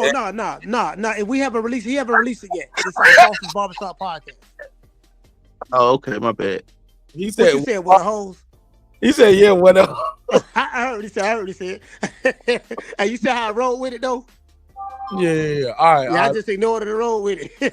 Well, the tenderonis would be the shelf if it was up to Coach for the tenderonis. Let's go back to Trees from Toledo, because Trees from Toledo is I met Trees, and in that little bit of time I met Trees, and it was some hours. Trees is over there boiling right now. Trees is over there like, okay, I'm being cool. I'm respectful. Like, okay, I'm cool. Rolling up. I don't smoke. My nigga, when can I speak? My feet too sweet. They gotta compete. Hey, man, you know how the fuck, like, I'm going to say it. What the fuck? Feet so sweet. They got to cheat to compete, and this is a fact. But like I said. Hold on, slow down. Let me ask you something, Trees. Let me give you the interrogation treatment. All that Norman was on drug shit. Was you on that wave? Because I didn't know you back then. What do you mean? What you mean? I said what I said, nigga. Like, well, let me. You said Norman on drug? Oh no, I mean I don't think Norman is on PEDs or no shit like that. Do I gotta put in subtitles or something? You talking about? Do I think that Norman is on P? Do I think that Norman is Ryan Garcia 2.0? 2.0 is what you asked, brother. It was a narrative going around a couple months ago. I know what channel I met you from, and I know what people were talking about. I know what the talk was. Oh no, that was never my narrative. I don't. Okay. That ain't my type of speak. I don't speak that way. That's why I'm asking. I had to ask. No, that was Bill Haney. Bill Haney. That was Bill Haney speak. Y'all don't speak that way. No. So where are all those people, Trees? You're not. Nobody. No. Who you ever heard say that? Come up in the chat right now. There's a couple other Haneyaks in the chat right now. Just letting it be known. That's all I'm asking. Like, damn. So what he call a Haney following? What got there? Everybody got a following name. What you call him? We the Haneyaks. No, I ain't saying weed. We talking about some weed. You part of it? You ain't part of it, Toledo twice. Because I ain't No, the you only the one. mayor We of out here, Ohio. gang. You are That's not me part and of that. Brim. Come on, Brim, join the side because you know we gonna outbox your man. You sound you know how we smoking that rock. cheap. You smoking the cheapest of drugs. No, this some of the finest of Hey, drugs. Brim, that shit ain't legal. That shit Wherever was he like at, hey, Brim, wherever he at, it ain't legal. He bought that shit off the street. Didn't he say that? Like they got some weed out there, but Hey, man, it's round town brown, bro. It's that wizard smoke. you know I'm. bro, They get that shit out of Nebraska, Mark. You gotta relax. Don't Yo, do that. yo, Not in chill Ohio. with the Not in Nebraska Ohio. slander. Don't do. Shout out to Ohio, Toledo, Ohio. In fact, you know how we rock it. But no, because they let the white folks sell it and grow it in the middle of their crops. And you know they let it do it. They let them do it in Michigan, so we right next door to Michigan. bro, like they let them white folks sell them pounds out of in the middle of their cornfield, bro. Bro, man, that need to be the shit I need to talk to Clips about making a Netflix show about, because the niggas in the middle of America that's selling wheat in the middle of these crops, like on some Wells Fargo Western type shit or Yellowstone, like my nigga, like everybody knows, and they just leave these rich white folks alone. And I just, you know what's crazy, Mark? Cash money, cash money too. Cash money. don't bring up Cash Money, because then we gotta talk about that No Limit versus shit. I've been gone for a minute, but look, let me speed this shit up because we didn't even talk about that. I've been gone. Did everybody give me their take on that last one? I think so. And we good. Yeah, you've been like Charlo. You've been busy. I'm busy. Man.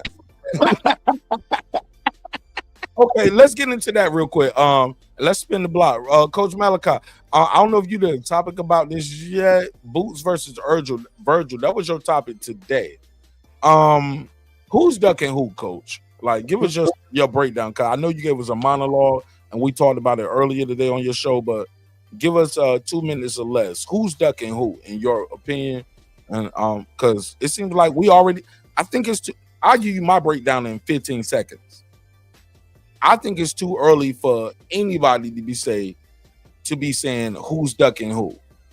It's too early. Virgil just fought on Saturday. Already people are saying Virgil is ducking because Oscar's saying, well, we're gonna be the A side. Nah, that ain't it. Hold on. This what it is. Yes, okay. I'll give you 15 seconds. Cool. Pick up the ball. Mark said, hold up, Nick. Nah. Let Coach get all his bars off. Cut it out, Mark. No, this gonna be quick. I'm As of Saturday, as I said before, Boots turned down that fight before. Curry. Coach can shoot from the arc. I trust pass. He did that.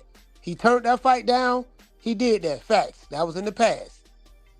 I want to build bridges to make the fight, not barriers. So what happened in the past, that's fine.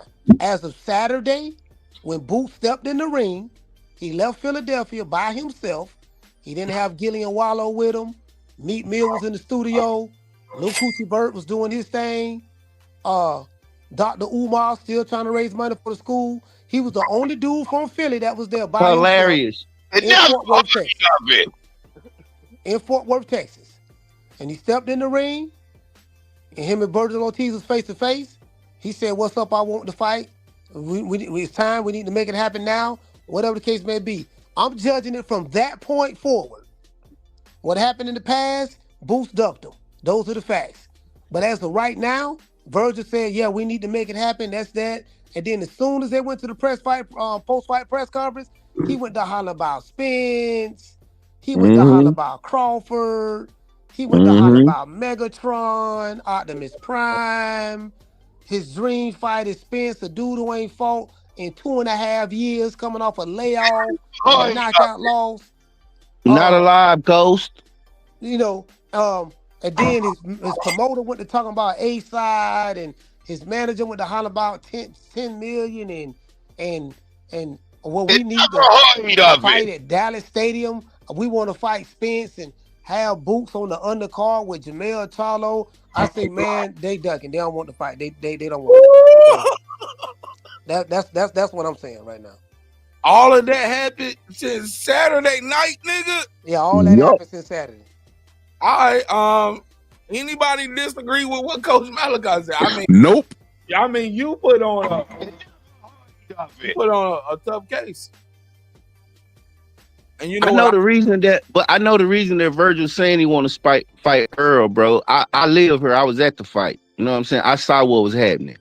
They thinking about the money and it's being selfish. That he don't give a shit about. They know that that's a big fight at Cowboy Stadium. That fight a sellout. I was at the Dick Arena. The Mexicans was up in there with all the money.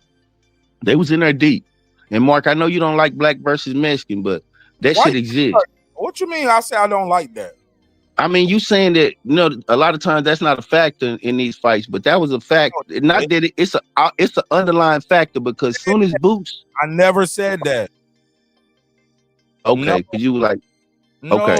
So paper, I know that's the big money all the time. I'm on camera arguing with Treese about that. Like on Saturday. Because Treese was trying to do Mexican versus Mexican. With Virgil, he said the biggest fight is Virgil Ortiz versus Fundora in Mexico. We had a whole debate about it, but you don't follow my channel that much unless I'm live. Hey, Mark. The only problem with that, Virgil Ortiz ain't Mexican. He don't speak Spanish, and Fundora barely speak Spanish. That's what the Mexicans ain't gonna rock with no gringos that was born over here in America because they from Latin descent. They don't get down like that. No, I was at the fight. The same thing, but I don't believe him though. That's a cap. I was at the fight. The fight was 95% Mexican. It wasn't it was hardly black people in there. Them black people in Texas support that boy. I'm just telling you what I know. This is third fight or something at the Dickey Center. They keep putting it there for a reason. So if you don't think was it a sellout? No. I don't look. I'm gonna tell you what it looked like to me. It was packed in there. I don't count the seats. I'm not a promoter. I don't count seats in the term. I can only tell you it was rocking in there. You was there. What you saw with your eyes? Row, like you second row. That means you can do like this. You can do like 360. It was packed. It was packed. When I looked, it was packed. Sellout or was packed. Okay. So I don't know the dip. I don't know what a sellout is. Nigga, I know what it looked like when I'm in the arena. No room for no seats. Do you know there's a because I remember when Oscar De La Hoya was the golden boy. Hell no. It was not that. Hell no. It wasn't that. Hell no. It wasn't that. No, hear me out, fam. Okay. I'm saying by Virgil Ortiz don't speak Spanish. The boxing fans in Mexico, they're not gonna look at him the way they look at a Mexican-born fighter like a Canelo or Mugia and stuff like that. This has always been like that. They used to do Oscar De La Hoya like that. When Oscar was the golden boy, the people in Mexico didn't like. Oscar did a whole show on it one time. He did an interview one time. He went through that a lot, and that was true. Yeah, they were saying he wasn't Mexican enough. He acted like a gringo, all that stuff there because he was born in America. He's Americanized, so he's not. See, that's the thing. It's a Mexican-American market now. This ain't thin. It's a Mexican market. They don't need to support from Mexico like that. It's Mexicans born here that would support them. And it's enough of them to do it. I'm looking at it. You know what I mean? I don't see it, fam. I don't see it. I mean, Virgil Ortiz got his little fan base, but he all this he's a superstar and this and that. I don't see no superstar stuff. I ain't say superstar. He a Texas star. He a Texas star though. The whole point was Toledo. And that's my whole point. And I got him. I got it. My whole point was, Coach Malachi, was that the fact that I think that Virgil Ortiz and Fundora will benefit from being over there in Mexico. The point is to build the fan base for the Boots fight. That's the point of going to Mexico for that. What you think about? What Fundora fans at? I mean, Fundora's a guy. He's a destroyer. People like Fundora, and his sister, and he got his sister as well. People ain't got no fans though. We like his sister more than him. I mean, but we like the family in general. That's lineage. We look at it as lineage. I mean, if you put the sister on the undercard, that's how you get people in the building as well. Yeah, I like her. She could bump. I like her. That's what I'm saying. You put her on the undercard of that fight, you feel me? In Mexico, you get the whole family out there. That's lineage, gang. That's what I'm saying. Like, I think that would benefit the Boot, like the winner, even the winner. Like, if Fundora beat Virgil, why not Fundora versus Boots? Like, Fundora looks like a creative player. He looks like the ultimate challenge. Like, that man is like, ain't nobody like that. He tall as shit. You feel me? if Boots can knock that tree down, chop that tree down, that would look good on his resume as well. I'm like, I don't know, man. I think that'd be. I don't know what you. I don't know. Yeah. I agree with that. I think Boots need to fight those other champions. Virgil Ortiz, Boots and Virgil Ortiz not gonna fight each other. I do believe that Boots want to fight Virgil Ortiz. Hold on. Say that again, Coach, in slow motion. What? Boots and Virgil Ortiz are not going to fight each other next. Nah, they're not, bruh. Listen, you seeing what's going on now, Mark? Listen. When we've been here before. This ain't nothing new. We've seen it happen with several different fighters and different fan bases. When they go to talk about you ain't fought nobody, I'm the A side, I want $10 million, you gotta fight this dude before you get a fight with me. This ain't nothing new. When they start talking like that, that tells you everything you need to know. We've heard it with several fighters. I ain't gonna mention no names, black and Hispanic.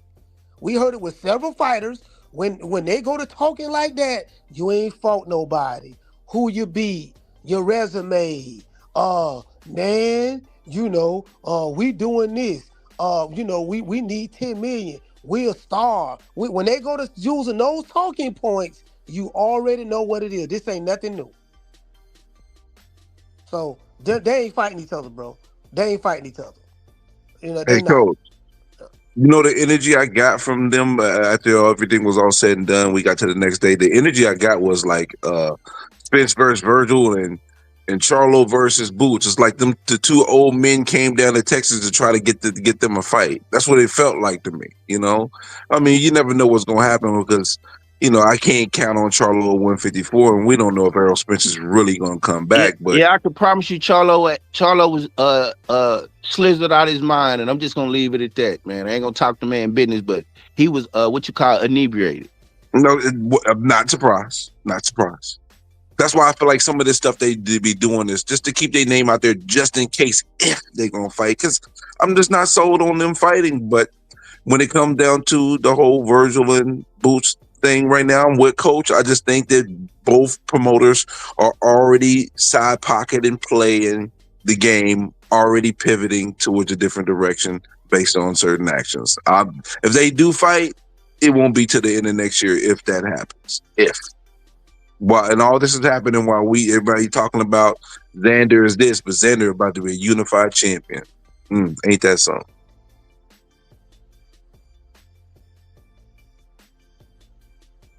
That's crazy. No, that's crazy. If Xander wins. That's if he wins, but that's possible because Abbas done surprised us before. Baru in the game. Yeah, he surprised us before. But do y'all think that Boots? Do you think Boots is gonna fight Keith Thurman? I heard Keith Thurman was trying to angle that fight. No. Oh, I'm just asking. Yo, all these seashore players, bro, like these washed up seashore players, bro, still keep on coming up. I mean, Keith Thurman was just training for the Fundora fight. We got to remember that fight fell out. It wasn't like he wasn't. Keith Thurman was going to get beat on. He was about to get beat on. I mean, exactly. But he wasn't the one who pulled out with the injury this time. That's all I'm saying. So yeah, but was there any injury at all? Is the question. He pulled out because that thing was about to make no bread. Again, sources. Ain't that the same injury he had? Sources say that fight got pulled. Somebody miraculously got injured because this fight wasn't selling. Sources said. What say you, Coach? What say you? Yo, your phrases have me cracking up. What say you? I don't. I'm with Coach on this. I don't see this fight happening next. It upsets me, but it's just the game, Ghost. That's just the game. They're gonna try to build it up and milk it for what it's worth. Even though I personally think it's worth more than an Errol Spence fight today. They living in the past. Like, I agree. Nationally, it is. Regionally around here, it's not, and that's what they looking at, man. They looking at a gate. That's all they care about. You can tell they looking at this stupid ass gate. I don't know how they gonna move. I don't even know how they gonna move Boots, but we know Eddie. Eddie ain't finna give you the fight you want until how many fights he got left on the contract with Eddie? Because that's gonna let you know how he gonna move Boots. Other than that, we ain't finna see Boots do too much or nothing.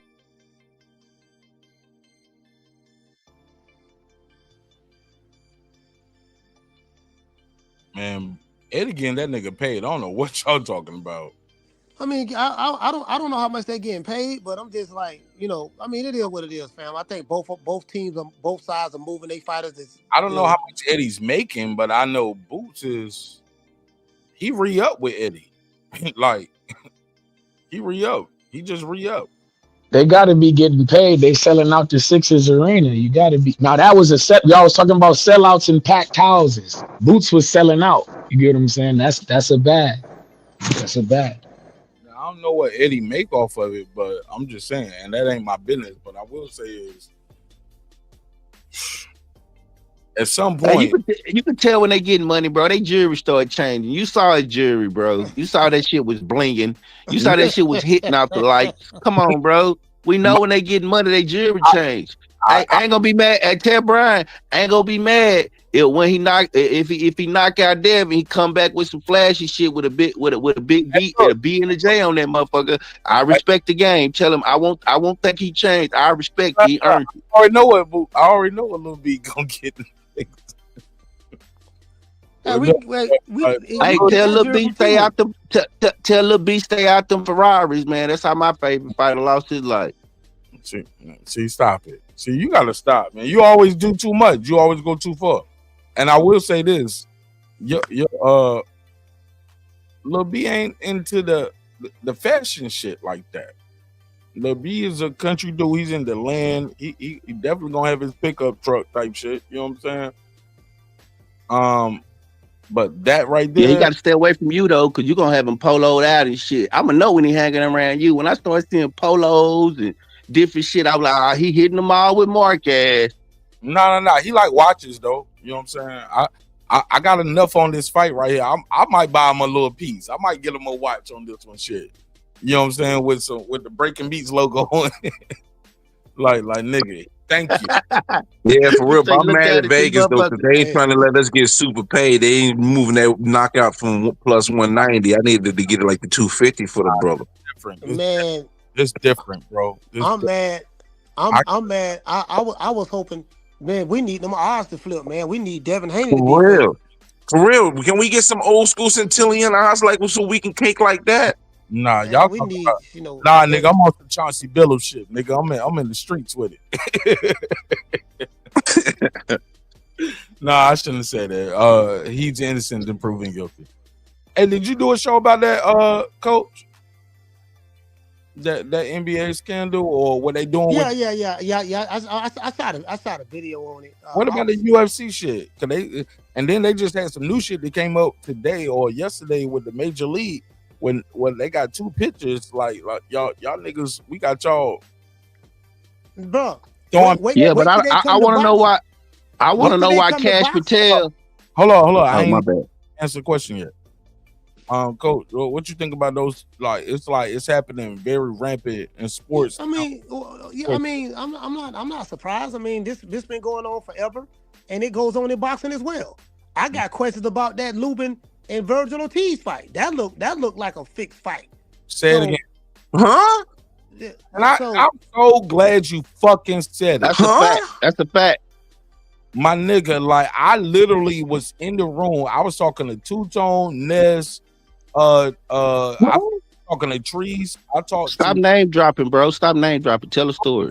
No. We all literally are. Look, we ain't on a live stream on a phone call. We're literally in the same room, and I said exactly what he just said. Most people are just saying, "Oh, it's for the fight." Okay, Ortiz is supposed to win. I said, "Hold up, Lubin fighting like a white belt.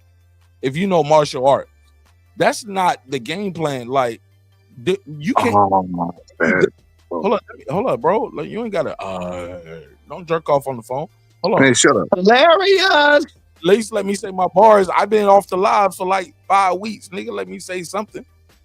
You know what I'm saying? I want to say let him get welcome back like Max B. Fuck is you talking about? Wavy. We wavy tonight. That's funny. I did not go to prison for some Max B shit. Thank God. But I will say this though. I think this is very important. When you watch that Lubin and Ortiz fight, this is what people. Let me came up for this. I think people need to see me when I say this. This is what people talk about when they say sports looks fixed. When you see a guy who you've been watching for years, nigga. We've been watching Lubin for years. Second round. Take punishment. Watch him take punishment, Mark. Say that. Take punishment. You give up your advantages. Your advantages is you can move. You just say, you won't even force to the ropes. You just go to the ropes and do this. And that's the sign for Ortiz to just start welling away on you. You get hit with a shot and you just go down. Now, granted, he did go out on his feet. He was knocked the fuck out. And I owed Brim an apology. I think I was talking to Lake County the other day. And me and Lake was talking. I said, yo, next time I'm Mark, live. you should never apologize to Brim for nothing. No. I owe him for this one. I was on the treadmill, so I was already dehydrated. I was working out. So I wasn't thinking clearly. But he was right, finally. And something in life. I'm fucking with you, bro. But bro, I was talking to Lake and I said, yo, this is what niggas are talking about when you say like a person to just throw a fight. And it's like, okay, I'm gonna get hit anyway. And I remember arguing Brim up and down. I was like, think niggas just want to get punched in the face. And I'll never forget Rampage said, shit, I get punched in the face anyway. So now you on the way. You are right. I was wrong. Yes, I can definitely believe that Tyron Woodley knockout was fixed now. I was like, nah. Now you want to go with what we were arguing about. The only thing about this fight though is when he got hit with that jab. What you want? You want me to buy you a round of drinks and pay? I was just gonna say, goddamn, man, accept it and move on. What are you talking about? I'm not even talking about that. I'm talking about something completely different. Shut your ass up, B-Dub, background cheerleading ass. Be quiet. What I was talking about was actually the fact that when he got hit with the jab, that was before all those other punches. When he got hit with that jab, it looked like it hurt. You know what I mean? So that's why I'm like, yo, fix? I don't know, because that guard manipulation was phenomenal, and that shot he hit him with put him to sleep. Okay, well, whatever. Like I said, I'll give you credit for that one conversation. I'm not even talking about that. Yeah, but not forever for everything. Damn. My whole point was that fight, go back to what Coach Malachi was saying, is why people don't like boxing. Like, yo, this shit looks fake right now. Like, nigga, like, what are you doing? Did you just go in there to make weight? Because that nigga was doing the Terrence Crawford pity pat at certain times. Terrence Crawford do that pity pat, but he ends with a hard shot, and he do that later in the mid fights. That nigga was like,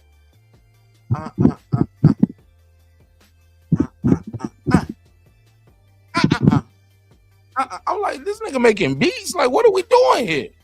It was ugly. It was terrible. And I thank God I didn't fly out to San Antonio for that shit. I would have been mad. Fort Worth, Dallas-Fort Worth Metroplex. The other car was less than stellar, was it? Man, Not San Antonio. That whole fight card was trash. Thank you, bro. The only good thing is they didn't rob I was about to say Franklin. What's homie name? They didn't rob him because he won that fight. And Lawrence Cole is the worst. Like, why does he keep getting jobbed? Talking about Fulgham, Darius Fulgham. Fulgham lost, right? No, that was a draw. Fulgham and Stevens was a draw. Yeah, that shit was horrible. They was in there wrestling and shit. That shit was horrible. Co-main event. That was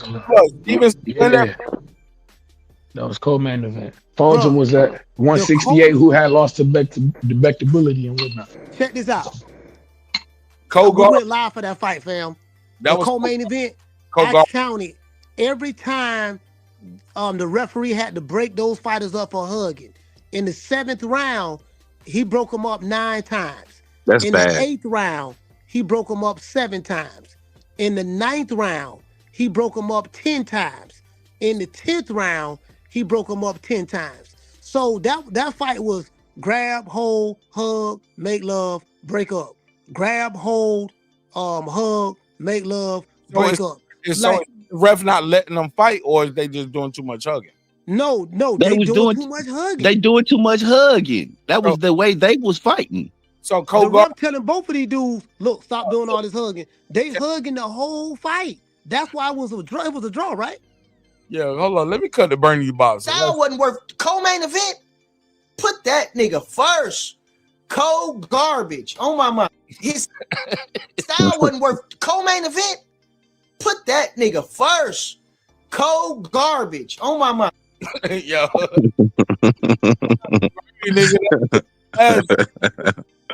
I still ain't dropped that short yet, but I was like, man, that's my shit. Cold garbage, nigga. It was cold garbage. I'm sorry. It was cold garbage. Hey, hold on, Mark. Yes, sir. Mark, look like you got a racist in the chat with a Serrata TV. What you say, Serrata? He say don't hate Virgil because he beat his ass like a runaway. Always excuses from the blacks. Did you have that same energy when Terrence Crawford beat Canelo, knocked the freckles off Canelo's face? Oh no! Knocked him out of when Crawford knocked the taco meat out of Canelo. What was y'all at then? No. I was in Vegas. Y'all threw the flag down and everything. I had to wear the flag at the parade to represent for y'all. Y'all had those switch out on the roster and everything. Coach, it was clenbuterol steak. It wasn't taco meat. It was, man, he beat the clenbuterol out of his ass. That's what he beat. He beat Listen. Every time you get an elite Mexican fighter and they run up on an elite black fighter, y'all get y'all ass whipped every time. Remember that. You know what's so funny? Y'all talk about that. I was about to tease all of y'all. Say y'all say it was cheating because the black dude got beat on. I was gonna mess with y'all. Don't never say tease. You gonna never tease me. Pause. Don't never say you gonna tease me. Come I'm a on, man. bastard. You from down south. You need to stop doing that pause shit. Coach, that ain't even the south type of thing, bro. Oscar beat Pernell Whitaker. That's what they're gonna say. That's what they won too. Oscar beat Pernell. No, he didn't. Well, he won. The judge gave it to him, but he ain't beat no Pernell. Facts. But now we making excuses. That's what they're gonna say, Coach. Okay, but Pernell beat the brakes off a goddamn. I don't care what they say. Pernell beat the brakes off a doggone Julio Cesar Chavez. They say that was a draw. Yeah, but he didn't walk out with the W. That's what they gonna. Of course, he didn't walk out with the W. It's a Don King fighter. They fighting in Vegas. They fighting in Vegas. I'm saying, like you said every time. I'm just telling you, like. Man, look, man. Fact of the matter is this here. Fact of the matter is we dominate. We just beat doggone clenbuterol. We beat them in Mexico on Mexican Independence Day in front of all of their ancestors. The niggas came out there with a mariachi band and everything. Came out there dressed like Desperado and all that. Knocked the freckles off of them. Now you can't hit. Now we don't know where they fans at now. That's all I'm saying. All that shit. Yeah, they disappeared fast. They disappeared fast. So yeah, it is what it is. They know who run because they know who run boxing. They know who run boxing. Anytime we on top, boxing get quiet again. Why are they quiet? That's why Floyd had to do all that talking because they want to get quiet. When he was after whooping Oscar ass and whooping ass, they get quiet. Don't get quiet. Yeah, Floyd had to go to Dancing with the Stars, let boxing die, and come back. Niggas to see what was up. That nigga did WWE, Dancing with the Stars.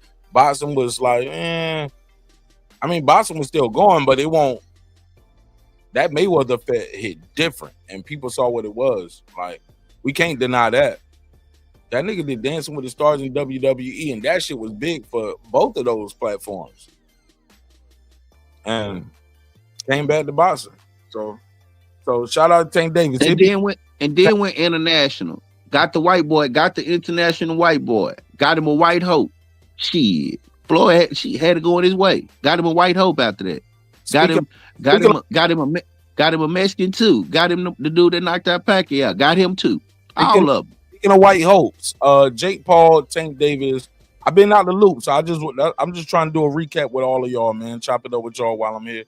Y'all know I'm gonna be gone again, man. I'm gonna start doing some live streams with me making beats. That's what I really be doing in the studio late night when I got time. I mean, this bitch making beats. I need to drop a beat tape. Yeah, that should be fire. I need y'all to hear it and watch it and see it. That shit crazy. Like, watch me make the beat and then on the videos, but then I'll drop the beat tape. That shit crazy, bro. I be going. Did you and Brim work on any music? I heard when y'all there for only hours, bro. I was only there for hours. Nah, my bad.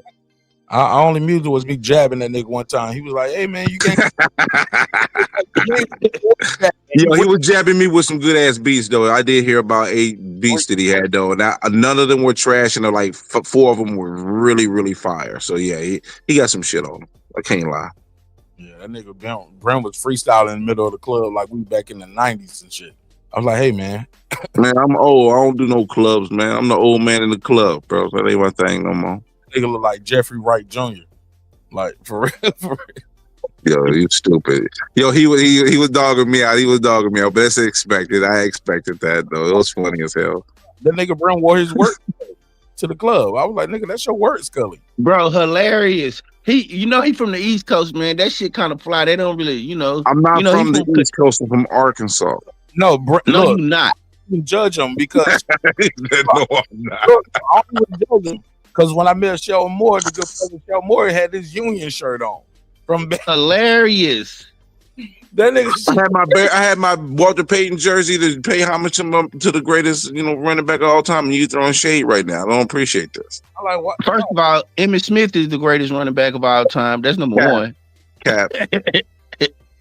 Number 2. Hey Mark, I bet you Sheldon, his Union shirt was a neutral color, wasn't it? He can't wear bold colors like blue and red and green and orange and shit like that. Gray. Was gray and white. I told you. Who had gray and white on Sheldon? Yeah, he had the gray one for the game. He had the white one for the meet and greet. Like, yeah, he had the Union shirts on. Gray and white. Y'all wrong as hell. Nah, I'm trolling. All right, look. But on some real shit, speaking of great white hopes, let's talk about that Jake Paul, Tank Davis event.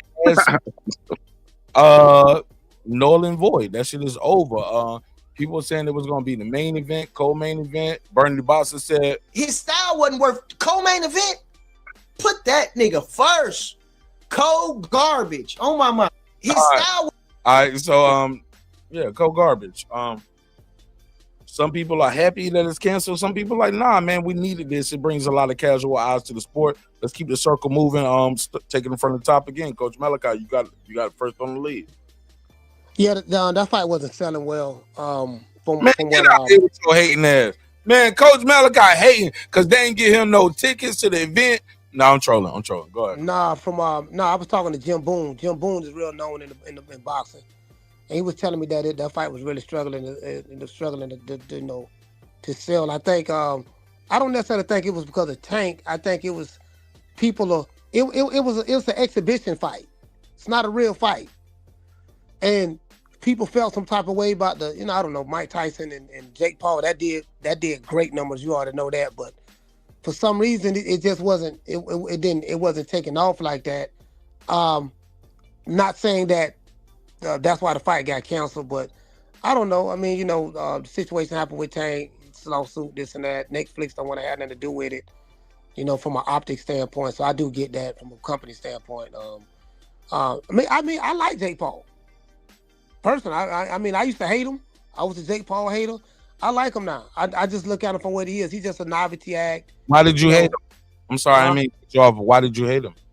Because I'm stuck on the hardcore boxing stuff because I've been watching boxing so long, and I was too emotionally invested in boxing.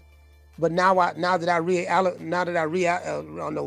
evaluated everything, how I see how boxing is in today's time, I don't took a lot of my emotions out of boxing, so I don't get emotionally invested like that anymore. So now it's like, you know what, Jake Paul, we got mostly casuals watch boxing now, anyways, that don't know much about the sport.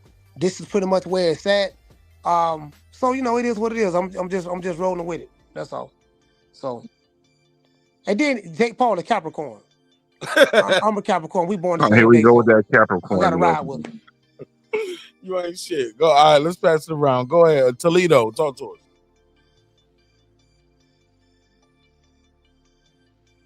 Toledo sleep at the wheel per usual. Ain't shit happening in Toledo. Let's go. Nothing, bro. A town of 3,500 people, bro. What the fuck is? I mean, this is about the biggest thing he got going. He should be wide awake. Damn, that nigga clicked off when he said that shit. Like, damn, it was dope. Dope, brother. Damn. He was like, fuck. We fucking with you, bro. It's all love, bro. We just trolling. Phone lines are open too if you want to call in, voice your opinion about any of these topics. 404-692-1766. 404-692-1766. Toledo, welcome home. How you feel? Oh, them The niggas. fuck? That nigga ain't got no. He got bad Wi-Fi. He got Toledo Nah. mobile. You know they Wi-Fi cut off at a certain time, bro. That was Yo, it you for was him. BW Wild. Yeah, JD Van said it's solid, nigga. If you ain't on JD Waiting Van, for the phone call from Jerry. all right, B-Dub, Brim, y'all talk to me. Jake Paul, Tank being canceled. Who want to take the lead? Brim? I didn't. Oh, go ahead, Brim. No, You can go ahead, BW. It don't make a difference to me because I call it the staying event. Yeah, go. Oh yeah.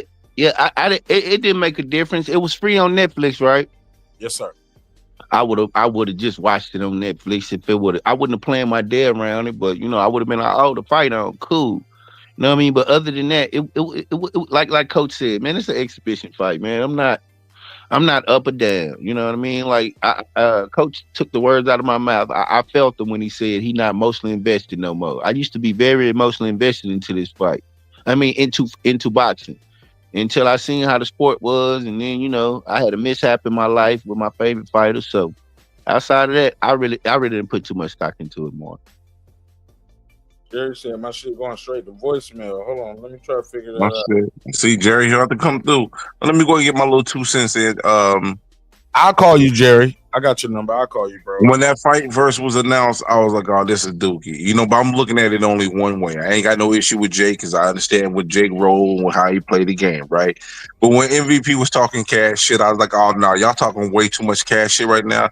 The hell with both of y'all. You know what? I'm going to watch every undercard fight. And as soon as the stain event come on, I'm turning my Netflix off. So I don't care if they fought, if they didn't fight. I care about the fighters that was on the card that got affected, and only those fighters. Netflix don't give a damn about your one little free ass view. You act like you're gonna fuck up the Nielsen. Thank you for letting me know that Netflix didn't care like I didn't already know that. I just made my own personal line in the sand. And if you got a problem with that B-Dub, that sounds like something you got to deal with. I made my decision. That's what the fuck I was gonna do, whether you like it or not, nigga. I do got a problem with it because if you trying to protest the fight and not get him your rating, if you watching all the undercards, they done counted your shit. One, that's a view. It don't count at the end though when the main event, because I'm gone when the main. As soon as the fight ends, I'm not gonna even wait for the decision on the co-main. I would have cut it off and then catch the decision from the co-main at the background somewhere else.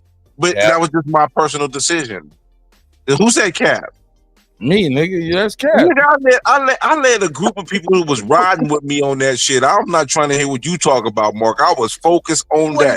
We not watching the stain. We not watching the stain event. It wasn't the main event. It was the stain event. I was putting my line in the sand. You can't call me captain. If that fight had happened, I wouldn't have watched that shit. Yeah. His style wasn't worth co-main event. Put that nigga first. Cold garbage. This is a new cut for you right now. First, nigga. Cold garbage, nigga. No, for real though. I mean, I went on the campaign on numerous platforms and people was riding with me on that. And the fact the fight didn't happen, only people I care about is the people who were the other fights who were on the card. Hold on. Other than that, I don't give a shit. Hold up. So that validates you because niggas told you did a good job. No, it ain't about validation. I'm just saying that that's what my line was in the sand, and there was some people that agreed with me. That's no more, no less. Don't put no extras on it, Mark. Please don't. That's what you said. I'm internalizing and evaluating what you just said. You finna put extras. Let me let you have that, my nigga. Oh, you better. You gonna lose because you said it, and I ain't trying to win nothing. There's no prize involved. That nigga said, I went to multiple platforms and they agreed to agree. No, he ain't trying to win nothing. Ain't no prize involved. Hey, Mark, raffle off another one of them boxing gloves. Nah. Y'all never get another Terrence Crawford boxing. Y'all do. Hey, Coach, I had a raffle for a Terrence Crawford autographed boxing glove. And a Spence hater won it. Man, I ain't gonna lie, man. I ain't gonna lie, man. I was so happy to see it. He won a $200 boxing glove. Like it cost me $200 for that autographed Terrence Crawford glove. He won it for $20. You sure that was his autograph? Yeah. It's all authenticated.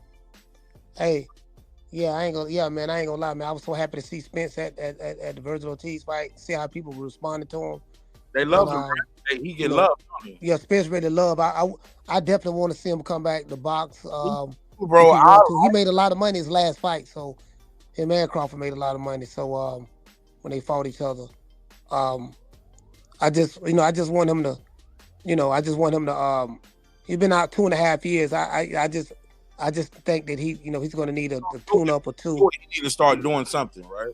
Yeah, tune up or two. He looked good. Was speaking well and everything. I was real happy to see him. Fuck this stuff up though with that super nigga image where I don't do no tune ups. Like, come on, bro. Can I ask you guys a question though, real quick? Like, hold on, let me finish that thought. You cut me right off of that. I want to know what Coach think of that.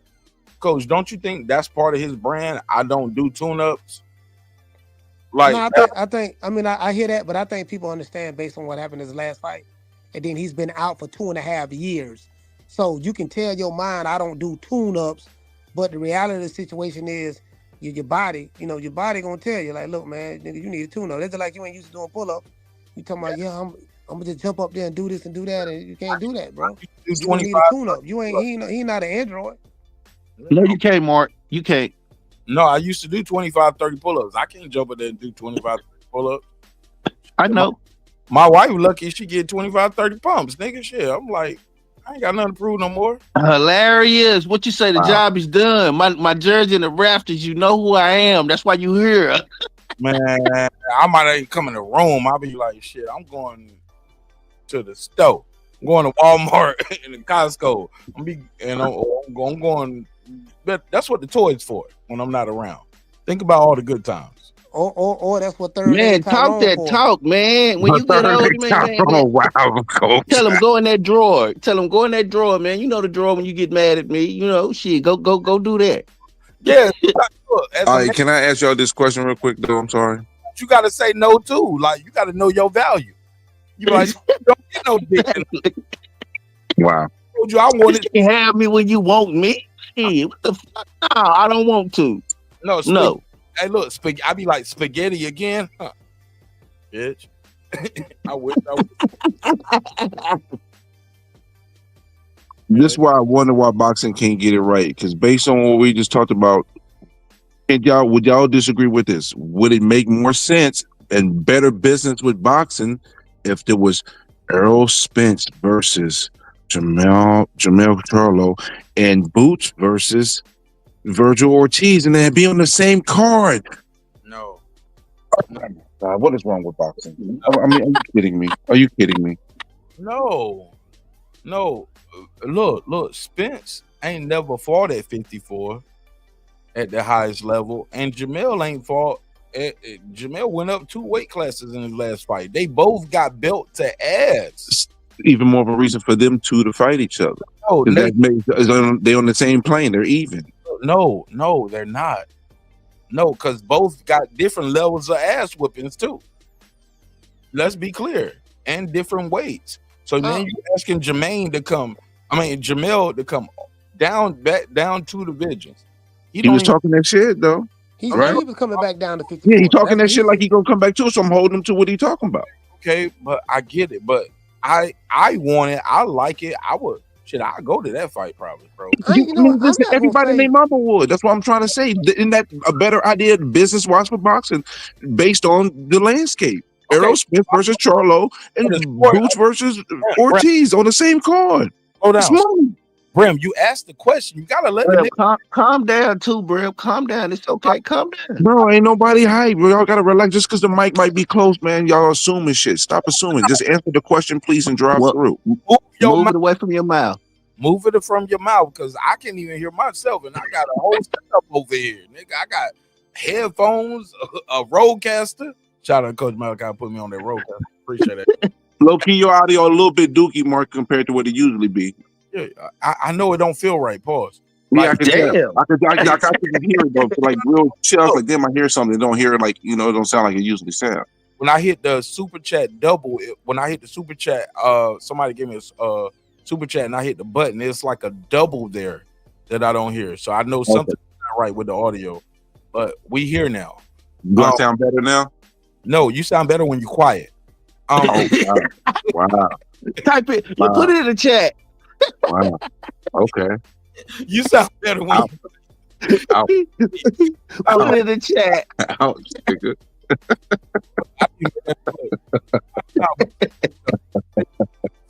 because I'm out. Now oh man, I be nervous all the time. I be like, damn, I forgot something.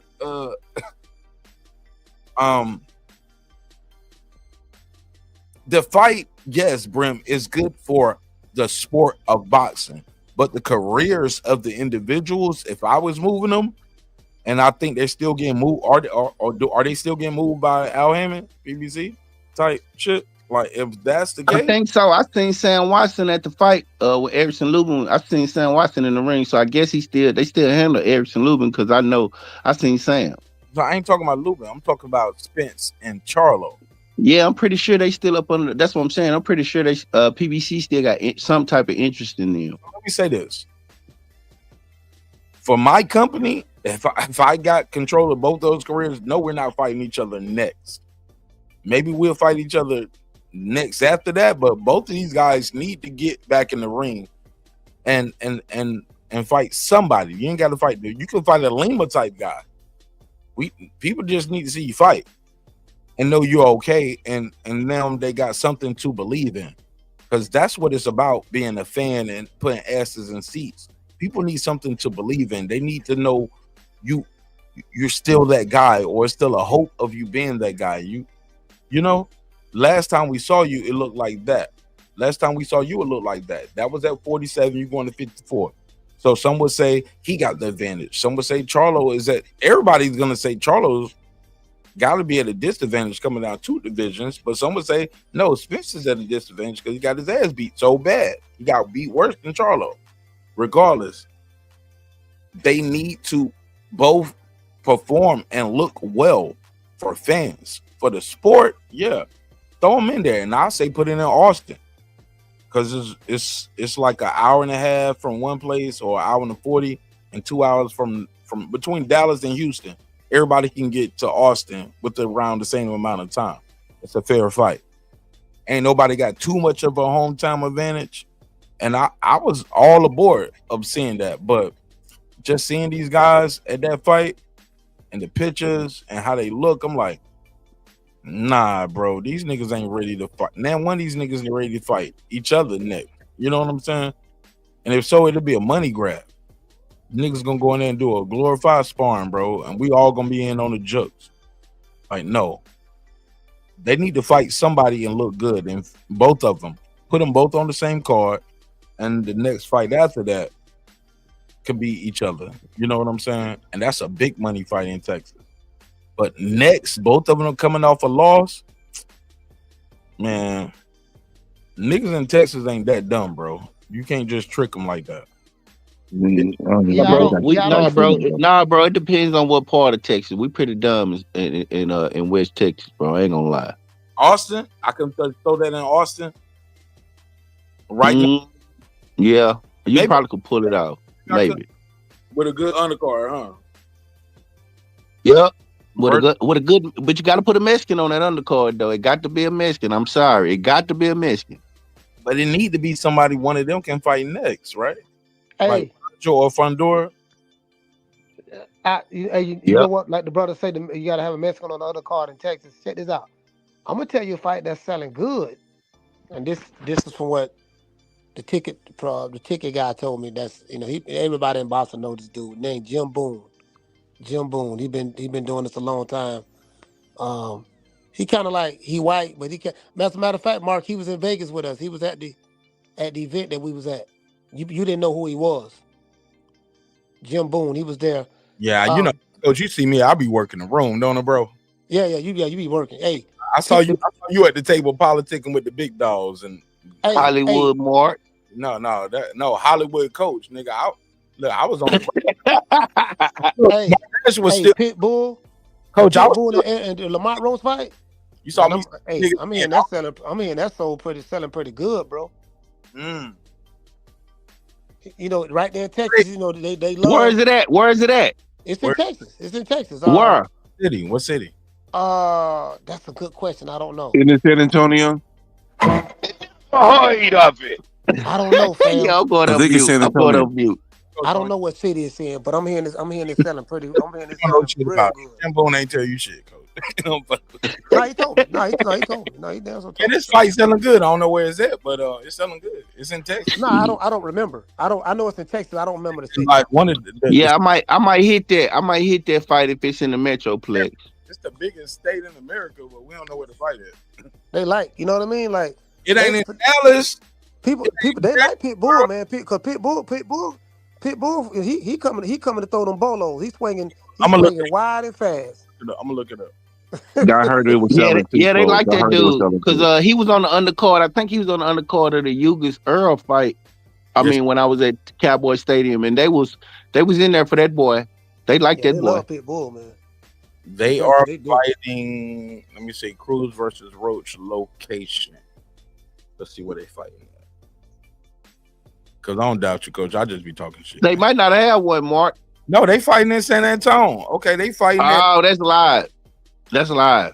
At the Alamo, at the damn Alamo Dome.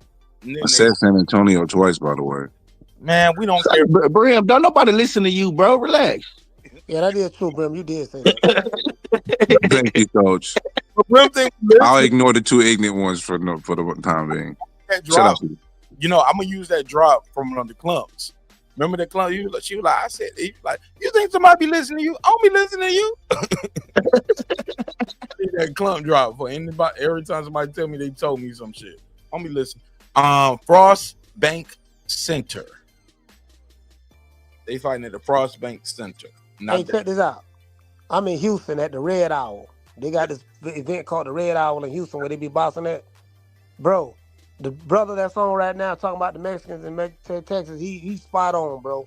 I'm at the Red Owl, right? Right now? And, yeah. Karma Serene, she was, I don't know if she's still in the chat. She was there. And we watching the fight, the zone fight, right? Bro, it's all Mexicans on this card against all brothers. And where y'all at again? The Red Owl. I think that's kind of like western part of Houston. That's like the 10 for 2 almost. Yeah, check it out, bro. I'm sorry, that's Dallas. Where y'all at? He talking about the Tampa 2. That's talking about the defense. Check it out. What city is it in Texas? It's in Houston. Okay, y'all in Houston. Okay, it's in Houston. Check this out. Yes, sir.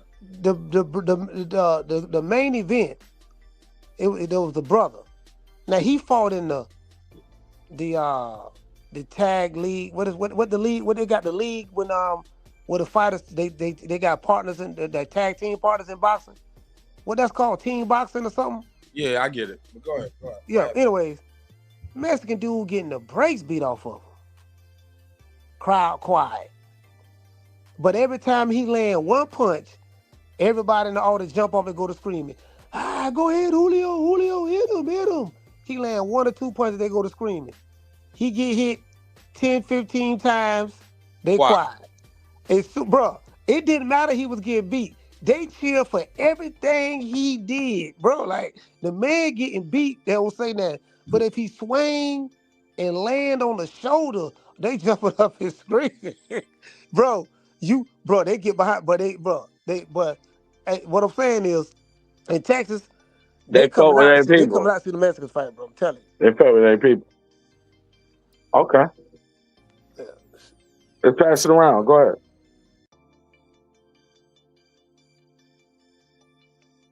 Go ahead, pass it around.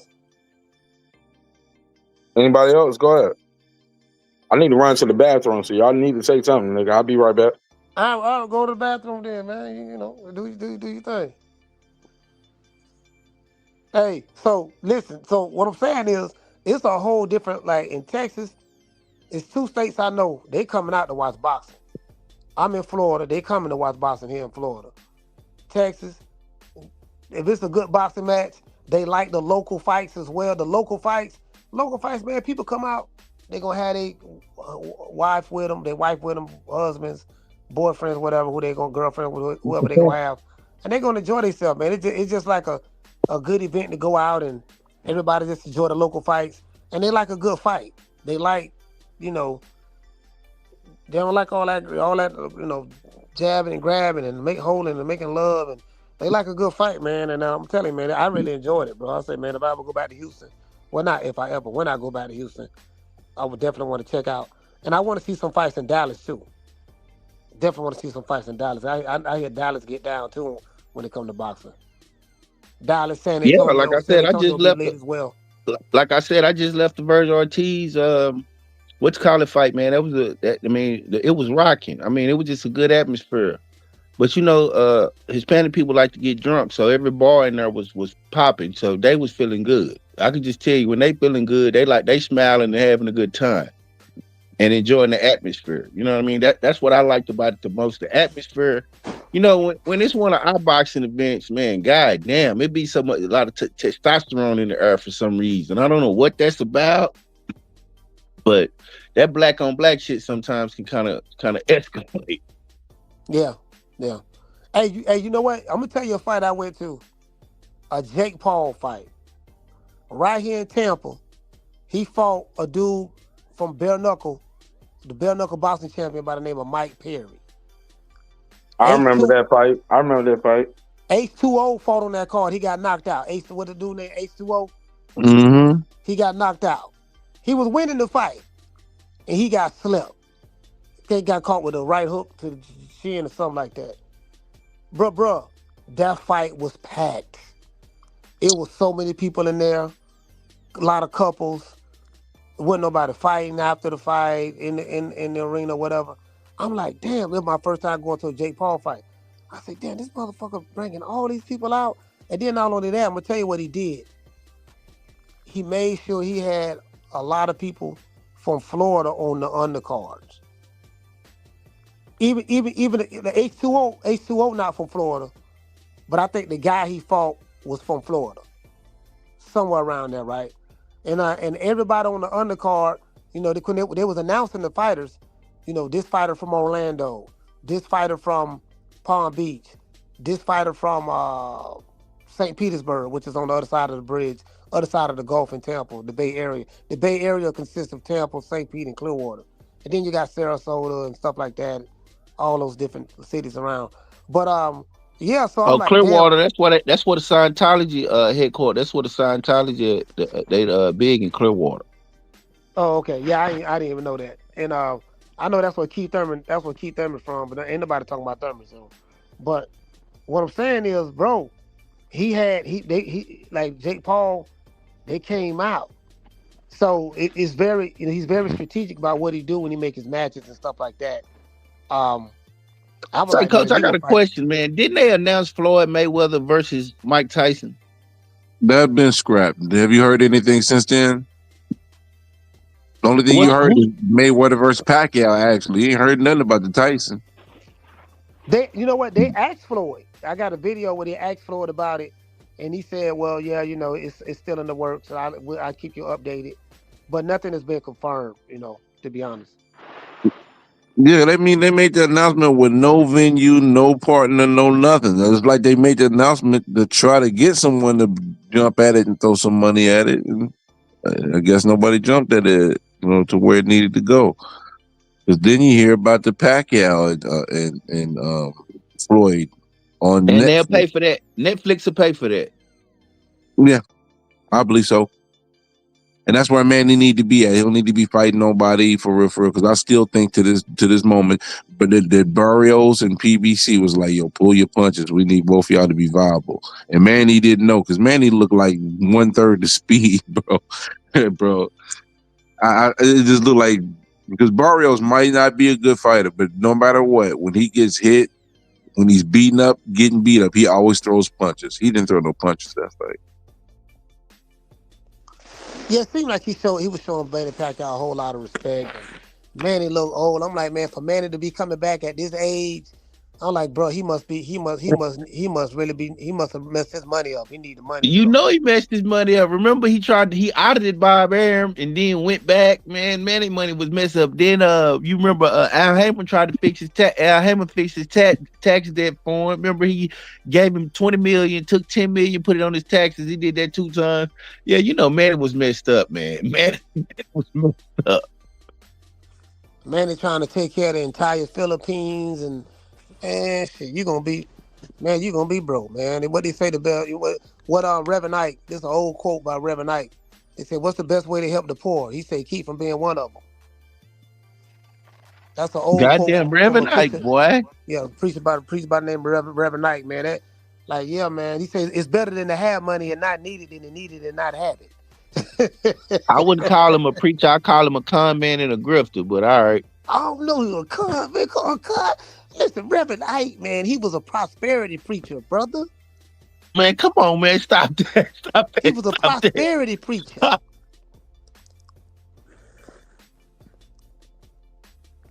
Yeah, man, I like Reverend Ike, man. Reverend Ike, man, I'm trying to tell you, man. You can't lose with the stuff I use. I'm like, shoot, if I'd have been following Ike, I probably would have been rich a long time ago. Yeah, if that's your goal to get, if that's your goal to get rich. Hey, man, look, man, you can't lose with the stuff I use. Double luck, triple Reverend luck. Ike gave I'm gonna tell you the coldest part, man. He be having them big old ass rings on. Have you know who Reverend Ike is, Brian? Have you ever seen videos of Reverend Ike? Yes, I have. Man, I love watching them big old ass rings. I'm gonna tell you who used to a dude named Jeremiah. He was from down here, but he he was a Muslim, ended up converting to Christianity. He used to sing with the Teddy Pendergrass. I forget the name of the group, Teddy Pendergrass group. But man, you see this man, he got big old diamonds. I said, boy, them goddamn preachers, they believe in their prosperity. Oh, you talking about Harold Melvin and the Blue Notes? Yeah, his name is Jeremiah. His name is Jeremiah Cummings. Jeremiah Cummings. Mm. Yeah, man. He's he used to be a Muslim. He used to look like Minister Farrakhan, and then he converted to Christianity. Yeah, Jeremiah. I know you're talking about Brother Jeremiah. I know you're talking about Brother Mr. Jeremiah. Yeah. We was at I was at that debate. I know you're talking about. He left the nation. And, I was at that debate where he got smashed by this Christian out of it was called a great debate. I was there. The great debate, and the brother converted him. After that debate, I was there. He converted back to Christianity. Right in that debate. Right after that debate, I was there. That shit was funny. Like, bro, how you go into a debate and the dude convert you to his position? You change religions right there. Right there. Yeah, I remember that. The great debate. Yeah, I was having the nation then. Yeah, you right about that. I remember that. Doggone Brother Jeremiah. I ain't seen him in a while. Brother Jeremiah. You know he in that movie. Doing, you know he in that movie. Bill Maher had did a movie called Religious. He in that movie talking about religion. Chris, he got on a pair of gators. He got on big old ass rings, and they like so. you ain't never seen it where Bill Maher's basically it's a movie he made where he mocking religion. It's called religiosity or sometimes religious or something like that. Religulous or something like that. Yeah, but Jeremiah in it. He in it. Yes, sir, brother. You know, brother, it's about. Listen, brother. You know, we got to have heaven on earth, brother. Heaven on earth. See what I'm saying? Sit yourself in heaven at once. At once, brother. Yeah, ain't no need of being broke and poor. Then trying to get there when you leave. When you leave, here's over, brother. We need to enjoy some of this heaven right here on earth, brother. You get what I'm saying? Ain't nothing, you know. So, hey, man, I'm like, man, hey, man, Reverend Knight, man. Listen. See, you gotta be able to sustain yourself.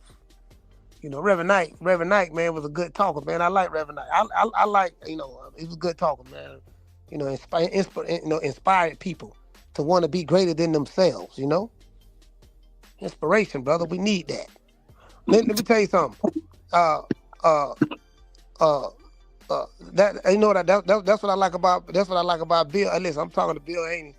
Man, Bill Haney is one of the funniest dudes.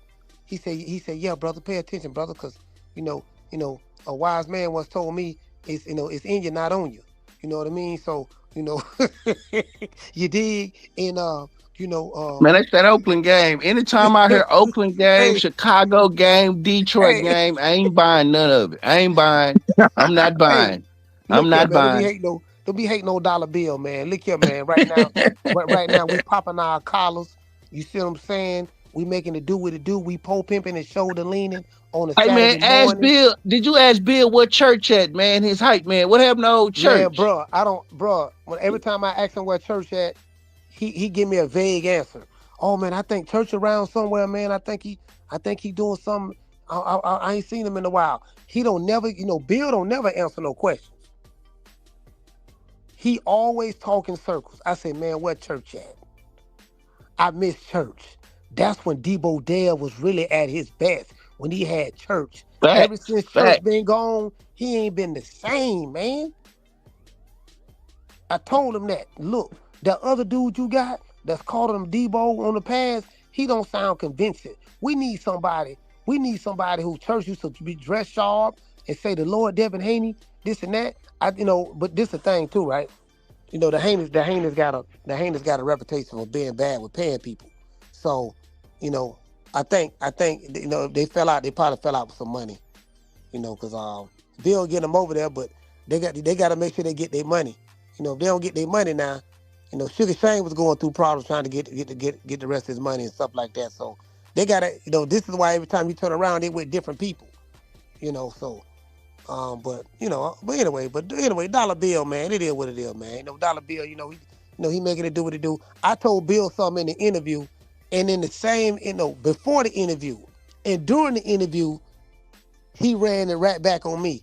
He said, well, a wise man once told me, I got a saying that I say, only a fool trips over something that's behind him. If you trip over something that's behind you, that means you walking backwards. Because it's behind you. So or somebody push me. Yeah, but but I told him I'm that, just right? trolling. But you get what I'm saying? I told him that, and he was like, and then in the interview, he said, well, a wise man once told me that, only a fool trips over something that's behind him. And I told him, and so I was like, yeah, man, you can't be tripping over something that's behind you, bro. I mean, you walking backwards, bro. You gotta keep going forward. It's like listening, it's like having a bad experience in your life, and it's a song, and you put it on repeat, and you reliving that bad experience over and over and over and over and over and over again. And it's like, bro, the only way you gonna grow and elevate or move on to the next chapter of your life, in order to show any kind of progress, you have to be able to move on from this point. If you keep reliving this same thing, well, they did this, they did that, you ain't gonna never grow. So that's what I was telling them, man. But Dollar Bill, Bill funny, man. When I talk to Bill, Bill, Bill, you gotta let Bill think he's the smartest man in the room. So let him think that. All right, Bill, you got it. You got it, dog. You know what I mean? Yeah, you did. I'm in New York now, and Dev is down in Miami, cause Devin live in Miami now, and Bill in New York, and yeah, we, you see what I'm saying? So we making it do what it do, but they got a lot of bills though, lifestyle to keep up. You know what I mean? So they got a lot of bills. So, again, I like this fight with Brian Norman and Devin. Two black fathers, two black men fighting each other in their primes. No excuses. May the best man win. Debo Dev in 5. Even though I got Brian Norman by stoppage, but Debo Dev in 5. I like that. I got a shirt and everything. So anyway, man. Much love to everybody, man. I'm finna get ready to pill out, man. Salute to Mark. Salute to everybody in the chat. That 90s chick in the chat. Lisa Bells. You know what I mean? Salute to everybody, man. Blessings, coach. I'm about to call it a night too. I'm Peace, going to coach. All right.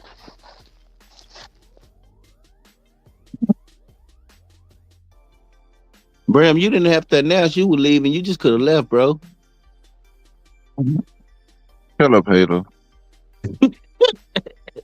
I'm just saying. God damn, Mark in there doing a number 2 in this motherfucker. God damn.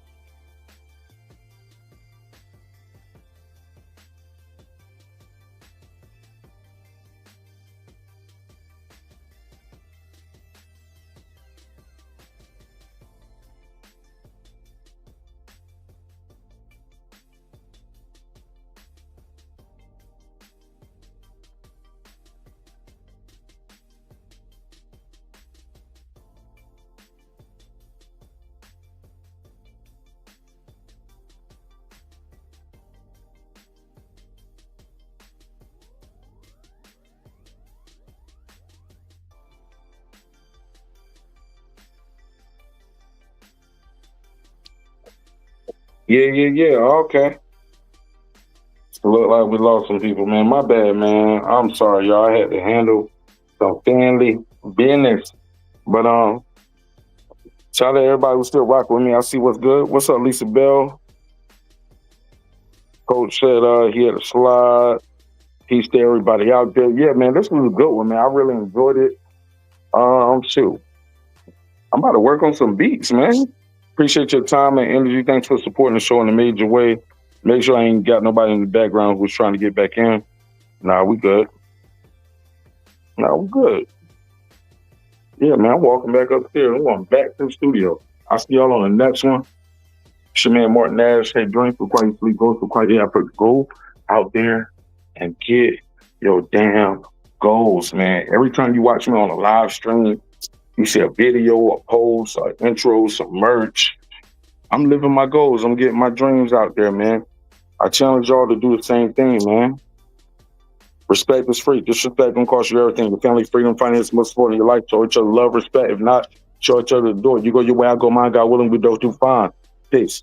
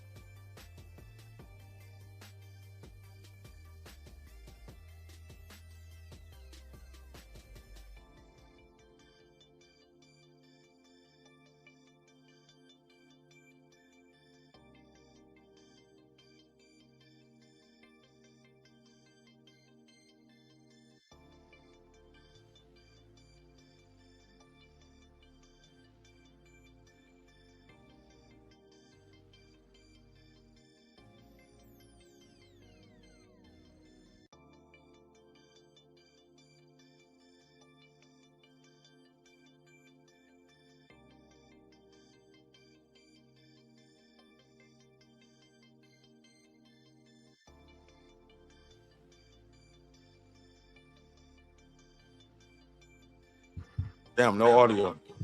Okay, now we got audio. My bad. Thank you. Okay. So I did all them shout outs for nothing. Let me put the headphones on. Let me do it. So I need to do it again then, right?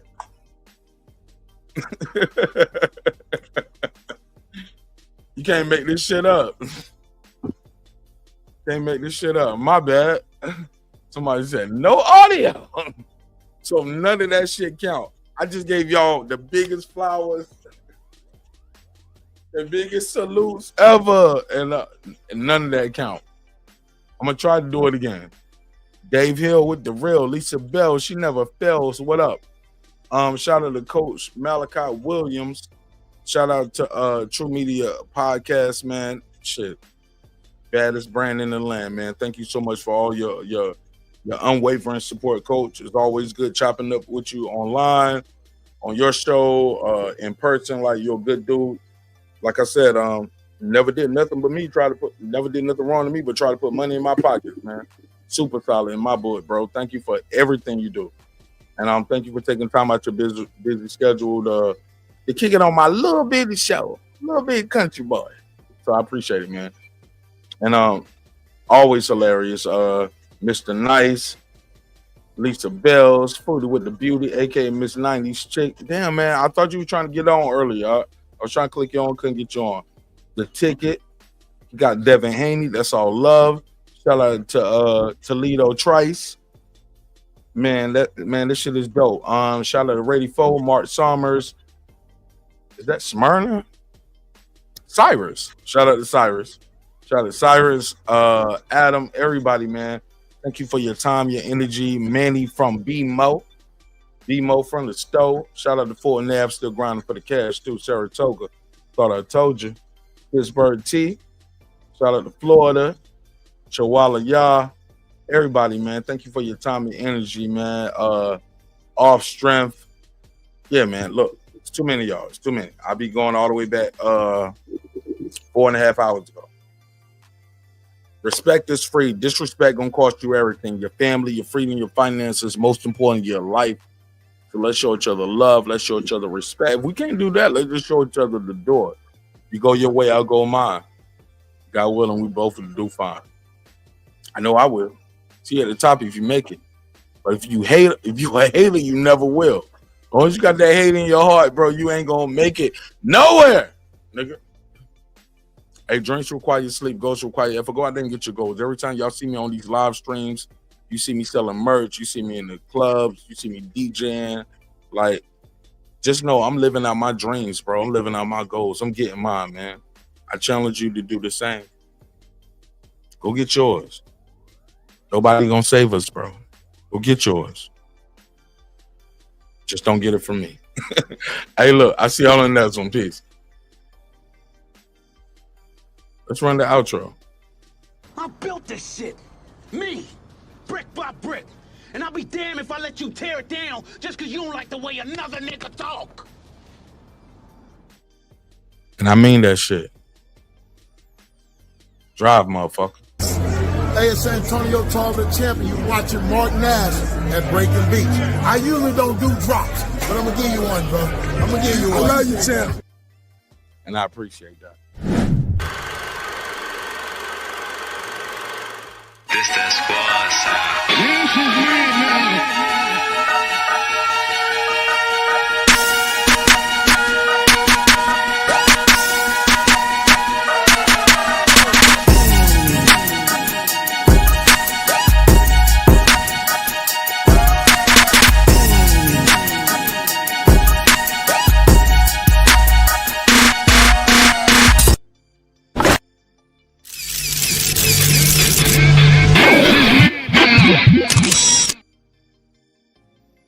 Hello?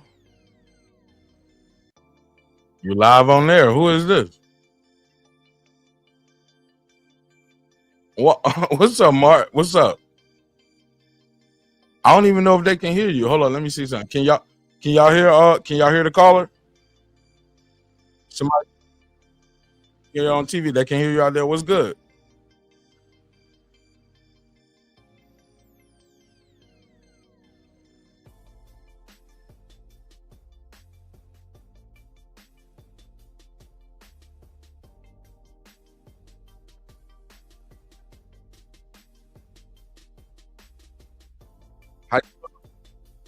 You gotta ask.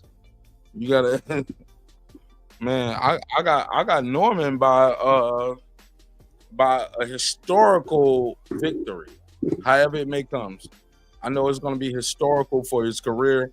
It's gonna be historical for our team and the coaching staff, from Coach Byron all the way to Brian Sr.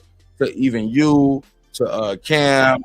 Like everybody who's been a part of the process, because it takes a team. You get what I'm saying? But at the end of the day, one man steps into the ring. Damn, they say they can't hear you. Hold on 1 second. Let me try this. They said no, they can't hear the caller. No. Let me plug you in. I got you.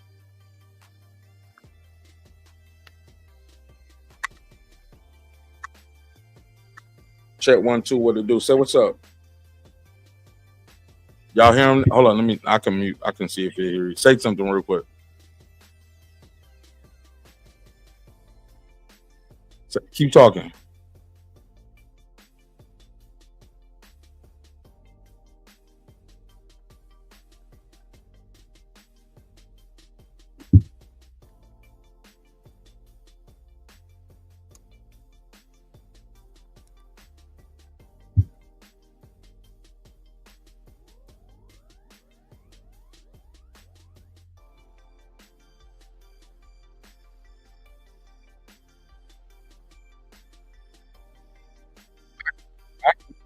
Hold on 1 second. I can hear you. Somebody in chat said they can't hear you.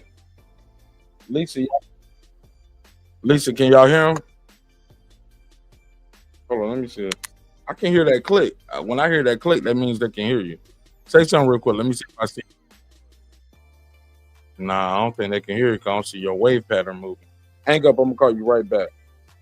Hold on. No. Hold on. Let me make sure the number.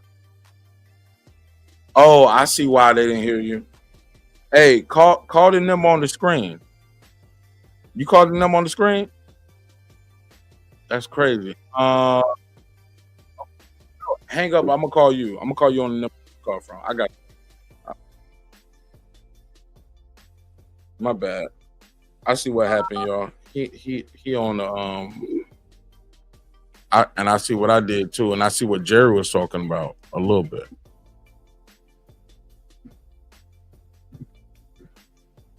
I got you, bro. Now I can see. Oh, I can see when Jerry called. Damn, I can see when I miss Brandon call. Oh, they was calling. Coach Malachi, Brandon, Jerry, Terrence Bailey. Damn, I missed a whole bunch of calls. Yeah, I gotta fix that, yo. I don't know how that happened or why that happened. So I do apologize to everybody. I'm in the new setup right now. So no excuses though, right? No excuses. You hit that button, go live, you better have, and you say you got a phone line, you better have the phone line working. So that's my fault. Okay, you got me? Say something. Okay, can you hear me? Yeah, I can hear you, and they can hear you now too. Go ahead. Okay. Tell people your name, where you from, for the people who don't know. Hey, Marcus Walker, out here in Atlanta, Georgia, from College Park, representing King Cam Boxing. Tell everybody King Cam record. Tell them his record. Oh, my son, Kamaria King Cam Walker, 6-0, 6 knockouts, one of the top prospects in the country. Spell his first name for the people, because you kind of said Kamaria, K-A-M-A-U-R-I-A-Y. And his last name is Walker. He goes Spell by it King one more Cam. time. K-A-M-A-U-R-I-A-Y.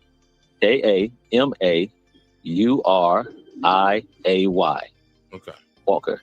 And you hit him up on IG. His IG is real, R-E-A-L _ King Cam, K-I-N-G-A-A-M.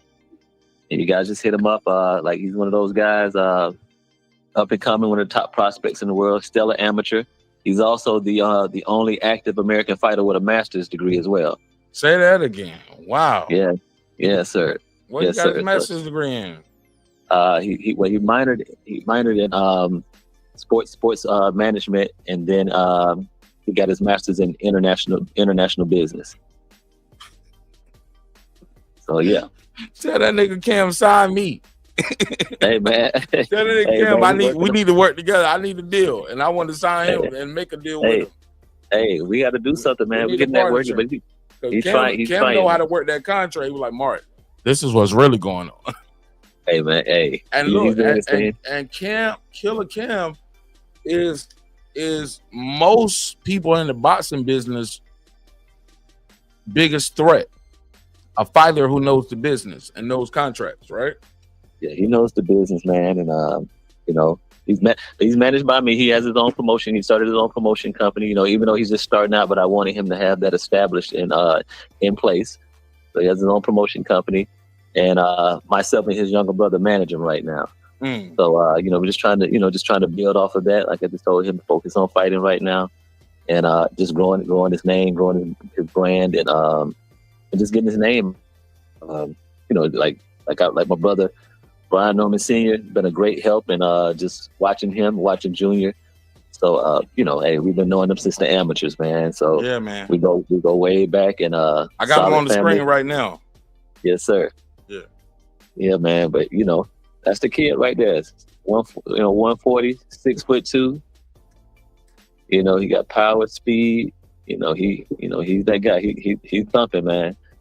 6-0, 6 knockouts. And you know, actually, I was gonna go out to Saudi, then come to find out, Cam took a fight, so he's fighting down in Miami on the same day.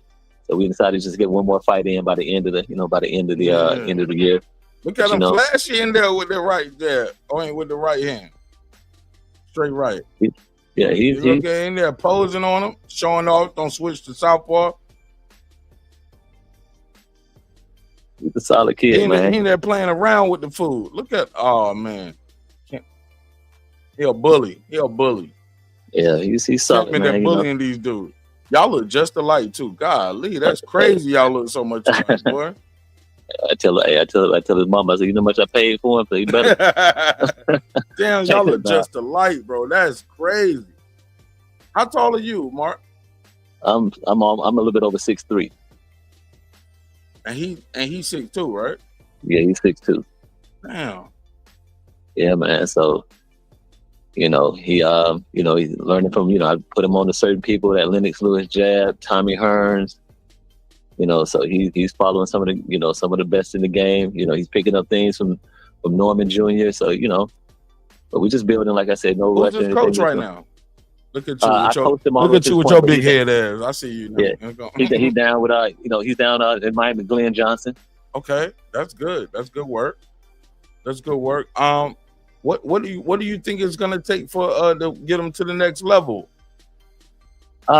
Just eyes on. I mean, he has some eyes on him, man. People are watching him, and sometimes they want you to get to that magic number. They want that 10-0 mark and things of that sort. But it's just about hey, like I tell him, just keep winning. We've been approached by some people that want us to come in and sign, or people want to walk you through that door. And right now, just tell him, all we got to do is keep winning. Somebody gonna open that door because they watching. So there's no need in giving up certain real estate to get in a door that I know somebody's gonna open. Yeah. So we just sitting back watching, man, and just like I said, just keep winning, keep growing, keep gaining, stay smart, stay humble, and everything else is going to just work out in your favor. Like I say, he's a smart kid. He's dedicated to the sport because you got to think, in order for him to go to school and stay in that gym and still graduate, with honors, with your masters and things of that sort. So it's I give him all the credit in the world. How old is Cam right now? He's 25. 25. 25. When did he get into boxing? Wait. I started training him when he was like 8 and a half. Yeah. So we just been in it. He a month. He got a record of what. That was around the time you was ducking me for the smoke. I remember I was trying to spar you around that time. Man, don't be smarring me, man. I'm old, man. I'll be 52 on the 30th, man. Yeah, man. But back then I was a young boy. I was trying to spar you around that time. No, don't spar me. I was still an old man. Hey, look, I was the old man too. Hey, man. I'm bullshit. You know what I've been thinking though? I said I'll probably, I did something in the amateurs and while I was in the Navy. I said I might. I was in the Army. I remember. Yeah. I was thinking about doing the Masters, man. Coming up this year, in 2026. Really? I might. Yeah, I've been thinking about just doing it, man. I've been, just thinking about doing it just to have a little fun and things. So, but yeah. But but like talk to me about that. Talk to me about that. Let's get offline. I'll build with you on something like that. Okay. Yeah, I just been I'm serious though. Don't be trolling, man. Yeah. No. It has. I've been thinking about just trying to just maybe getting back in there and stuff. And I stay active. I stay in the gym and stuff. But it's just maybe that competitive edge and stuff, man. I just want to see what you weigh and what you want to be in there. I'm about right now about 178. No, I saw you about 188, but it's okay. Yeah, so just like I'm still skinny, man. But I was like, but you might be like 198, nigga. No, hell no. With what? Bricks in my pocket, and put that heavy bag in my pocket. But yeah, but you tall though, bro. You might be like 190, like 192 for real. No, I'm not even that. No, I'm not that heavy. To be honest. No, so, but yeah, I've been thinking about it, just just for the fun of it, man, and just I've been really thinking about it. It's just like I might give it a run just to get back in there, but but my main thing is him just focusing on him. man. We got to push Cam, bro. Cam is exciting. He's fun. He's exciting in the ring. He speaks well. He's articulate in interviews. I just think people just need to know about him and need to just. I need him on the show. I want to have him on the show. I need to do an episode with him, man. We already talked. Man, we keep talking about, bro. We've probably been talking about it for like 2 years. You get what I'm saying? Let's get him on. And you and I both been talking about it, and I talked to him in Vegas. We keep talking about it, but you just got to have the young bull up here, man. And I just think people just need to see him and see him fight, see his personality. Just get familiar with him. Once people get familiar with him, he's a likable guy.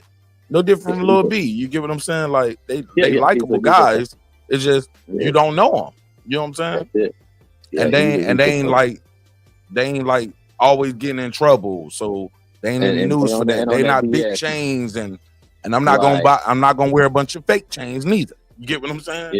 Yeah, they in the gym. They in the gym working, bro. They gym rats, and they good kids, man. And we need to highlight that more too, not just the bad boy image. You know what I'm saying? Yeah. Our coaches seems to highlight more the bad boy image. Would you agree? I mean, I agree with that. You know. And, all right, well, cool. I'm gonna set him up with some Magic City thoughts real quick. He ain't gotta fuck him nothing love, but he just take some pictures. No, I'm trolling. But you know that's what they'll do. That's what the big companies do. Like, we just want you to be seen with her. We're gonna take some pictures together. Like, okay. That man spent 6 years in Miami, and hadn't heard a peep from him. You know, so he know what it is. Like I told him when I dropped him off. There's some joints there. Oh yeah. When I dropped him off at school, you know, I stayed and I dropped him off, and he was just like, "Don't worry, Pop. You you did the right thing and raised me well." And all I told him, man, that gotta feel good. I said, "This is where you show me. This is where you show me. That's it. So you can tell me whatever. This is where you show me. Yeah. So man, I need to say that to my kid one day, man. Like, yeah, it's the way you show me now. I know what when I can just walk away, and because that's what integrity is all about. That's character.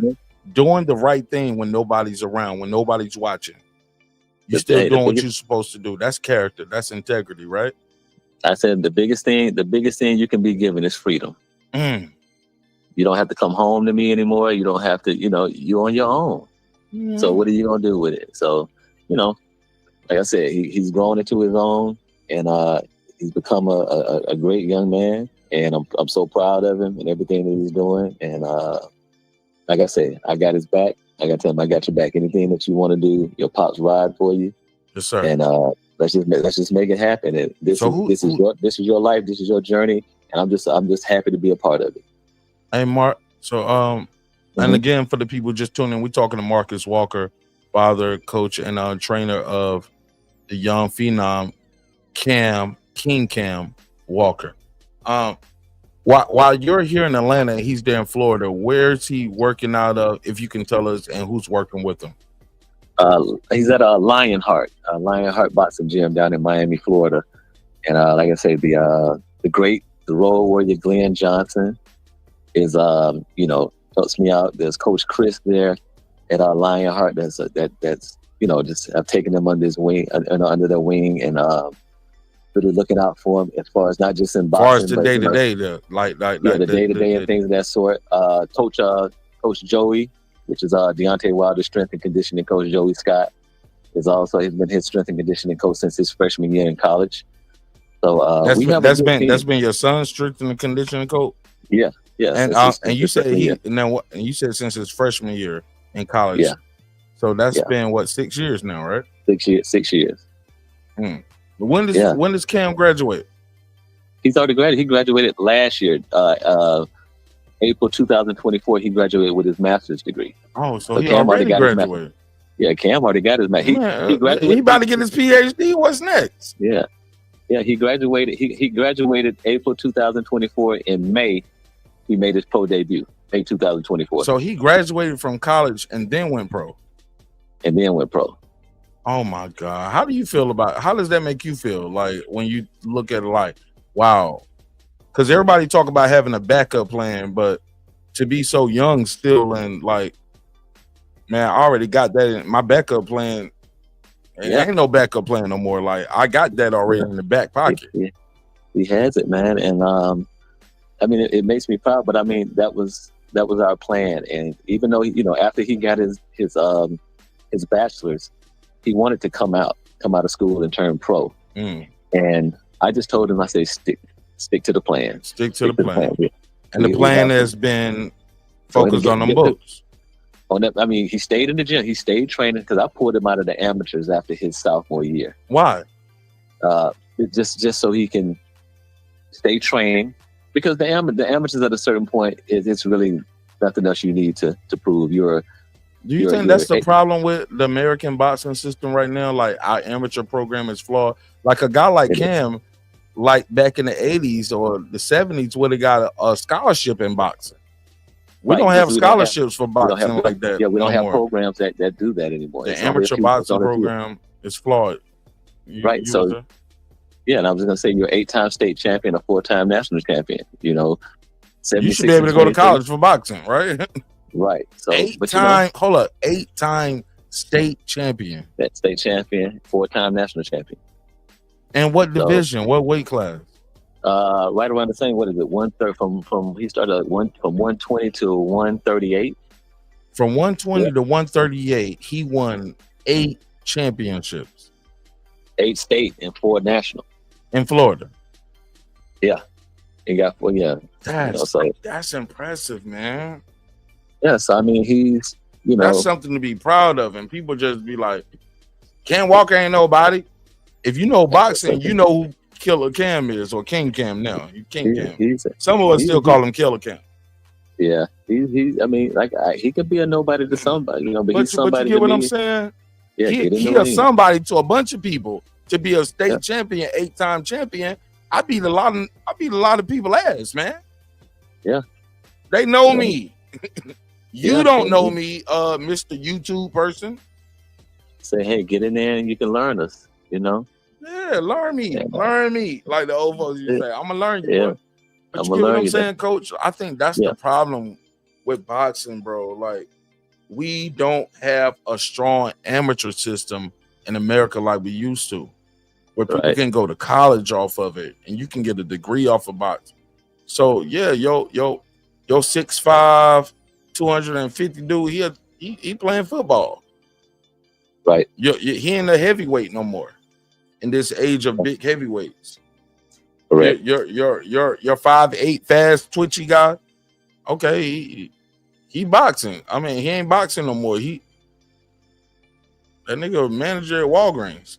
You get what I'm saying? And that's it. So we just, like I said, man, we just hang in here, man. And our time is coming. We got a lot of people that have been reaching out about things, and we just want the right situation. We're not pressed for anything. We're not gonna go into anything kind of like crazy. Just like shout out to our sponsors. Like Cossack Cares, and we've been moving. Just moving around, man. Hello, shout out to the sponsors. Shout them out again, Coach. Yeah, I got Cossack, and we got M&M Merchant Card Services. We got Camden Management. Hey, which is me and his little brother. So it's been amazing. King Cam Promotion, KKB Promotion. Who's y'all cut man? Y'all got a good cut man? Kenny Lee, Coach Lee out of Jacksonville, Florida. Yeah, that's Coach Lee. Right. Yeah, that's next time y'all in Georgia need some work done, let me know, man. Shit, I got my license. You do? Okay. Yeah, man. I was a combat medic in the Army. I do that work, man. I'm good. Okay. Yeah, we're trying to actually we're in talks, man, and just moving around trying to bring him back to Georgia for a fight. You know what I'm saying? He's raised, he started his, most of his boxing careers in Florida, but he's a College Park kid, man. He's a Georgia boy. He's born here in Georgia. He's a College Park kid. Shout out to that. Yeah. Never heard of it. That's it. Wrong button. That's what I'm talking. My bad. I hit the wrong button. So we hit the wrong button. So we trying to put some stuff together. We've been kind of in talks with a few arenas and stuff, and trying to put together a show and bring him back home and put on a great performance here. And so we trailing behind. Go ahead. Go ahead. Finish your thought, and I'll reply my question. Yeah, I'm saying we're trailing behind. Like our city champion Brian Norman Jr. So we paying. We just making sure we pay homage to him and what he's doing, and he's paving that way for Atlanta right now. He's taking over where somebody when our great champion Evander Holyfield was. So shout out to, like I say, B. Norm Jr., B. Norm Senior, the whole team, man. We love y'all. We appreciate y'all. Man, and, y'all are part of the team. Let's not mistake that. Sir. Y'all are part of it. Oh yeah, But we all in this shit together, bro. But let me ask you this. Talk to us about that experience. What Cam learned that he expressed to you about from working and training with B, and what you learned from as a coach's perspective as well, from being around Brian Sr. and watching him train and work with his son. Can you talk to us about those experiences from fighter to fighter, coach to coach, and fighter to son, like things you want to implement in your son that you learned from Brian Sr. and Brian Jr. to get them to the championship level? Okay. First, what I learned as far as just being in there the last time we were in camp, just What camp was it for the people who don't know? we just getting ready for this Haney camp. We came up and Cam came up and got some work in with him a couple months ago. For this camp for Haney. Yeah, we've been training for a minute for this one, bro. Yeah. So the first thing, as far as like me just focusing in on certain things, and what people don't understand about, they look at Brian Norman Jr. like, he can crack, he got bricks in his hands. But I can tell the difference from me just being around him and just watching it, even up before this fight and things of that sort, that his mental focus is, it's crazy. You just watch him, like, even when he's jump roping and things, eyes closed, he feels the music and he zones out, mid work, just watching him, he zones out. And what should scare people the most about him is that the fact is he doesn't get rattled. He's a calm individual, even out the ring, but even so in the ring, we've seen him in trouble, get dropped and stuff, but he gets up and he doesn't press. He gets back to what he knows. And his I don't think people give him enough about his mental aptitude for when he fights. Also, the relationship between him and Senior. That the fact is that, for one, he listens. And not only does he listen, he applies what his father tells him instantaneously. And that's a big thing for someone that can take information on the fly and make it happen. So that's a big thing. Even things that Senior tells him, and I can see, like, because I'm on Cam the same when I told him, like, different levels, but I'm like, I see the same thing that I try to get on Cam about. Just little things here, like, if you worked your way in there, hey, punch while you in there. You done did all this work to get up in there. Okay, let your hands fly. So it's like he tells him, like, okay, even if you just touch him, put some out there.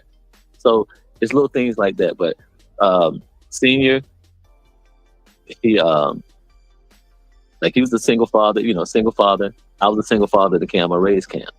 Oh wow! And, oh wow! Yeah, single father to Cam. So yeah, and, from a pup to a pit, from a pup to a pit bull, huh? Yes.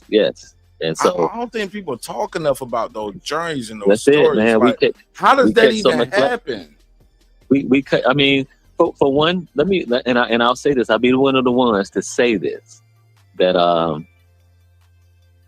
to Cam's mom, like, no, it wasn't anything like she wasn't, but it was just like, I just have to tell her sometimes, thank you, because it was a lot of, there's a lot of people that would have just, because I can get a check, but for her to, trust you, not to give me the problems that a lot of men get. And the fact that these men just leave and things of that sort, it's the problems that are created, and you're just not after. And I promise, when he graduated with his master's, and she came over to me, and she just, I was standing there, I didn't say, she came and laid her head on my shoulder, and she was just like, thank you. And I was like, huh? And she was like, thank you. She's like, look at our baby. And I was like, yeah, but honestly, I have to be like, thank you, because I know how this system is set up. I know how a lot of things go, but you trusted me enough, and you knew I'm gonna do the right thing. I'm gonna do the right things, and look where we are. Thank you, because we still just getting started. And we still getting started. So no, I appreciate you for understanding. Like, hey, I had a child with this man for a reason. He wasn't a mistake. And so she could have made it difficult. She could have went after money. So yeah, but it was, so I was like, thank you. So my thing is like, hey, I can't fuck this up and drop the ball. Hold on. You could have went out the money. You had that paper. Hey, I mean, we good. We good, but but some people just, sometimes it's not about, sometimes it's just spite. Sometimes it's just, you know what I'm saying? So if I can't have you, can't nobody have you. Right. Just make things difficult. So yeah, so I appreciate her for that. So I'll never say anything about that. Like I said, I took on the job that this is what I wanted. I wanted this job. I wanted my son. I wanted to make sure he had a man in his life that that he can learn from. I tell people, somebody asked me on another interview before, it was like, as far as being a father, like, what does it take? And I'll tell any man out here, as far as you're dealing with your son, when he gets to a certain age, don't hide anything from your son. You know, if you're hurt, let him know you're hurt. You can't be this superhero and be this guy like I never seen. Because what happens when he falls into trouble like that, and he's like, okay, is this something I really want to take to my father? I never seen my dad hurt. I never seen my father go through certain things. I never knew, you know, we struggling on some certain. We done had our struggle times. You know what I'm saying? It wasn't like we didn't had our struggle times. So is that something that you want to put on him? Like, yeah, you see me go through it, but guess what? We'd have been down, we'd have been up, we'd have been medium, we'd have been, you know. So but he knows that I can come to him because I've seen it and he shared it with me. So I'm not afraid to, I got somebody I can talk to. You know what I'm saying? I can come and talk to somebody, and I can talk to my father. You know, and some of these kids commit suicide because they feel like I don't have anybody I can talk to, and about certain situations that you might deem as a man, that where do I take this? Where do I go? And then and they just figure the only way out is this. No. Has my son seen me cry? Hell yeah, he has seen me cry. Has he seen me hurt over you know, a marriage going wrong? Yeah, you done seen me hurt. But guess what? You know, I can. He's seen the bounce back too. Shake that shit off. Do what you got to do. You know what I'm saying? Because nobody come out here to save us. You know what I'm saying? Nobody's coming to save you, bro. Yeah. Dust yourself off, and now you see that. So when you come and talk to me, or the fact is, I set an example that the fact is, you know what to do. You didn't seen it. I don't have to get this down and low. Like, you know, blessings to the young man from the I forget his name, from the Cowboys that just went through. You know, from the Dallas Cowboys that went and just picked his life. You know what I'm saying? It's stuff like that. Like, bro, like, that was tragic, bro. And he was like in a high-speed chase with the police, man. Fuck them cops, man. We'll beat this shit. You'll beat this shit. We'll bounce back. You got the money, you got the team, you got the resources. Bro, you'll be all right. No matter what happened with this police car, I don't care if you was DUI, I don't care if you had a dead body in the trunk, my nigga. You will be okay.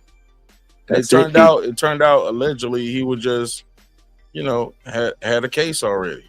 You know what I'm saying? Had an open case and he ain't see no way out, and they don't call me drunk driving again, and I'm speeding. That was like the young man from LSU. I remember, was it Lacey? The young man that killed himself in LSU, you know. Oh, then they found out he didn't even do shit. And then he had That's what I'm saying. So he was right the whole time. He never lied. The whole time.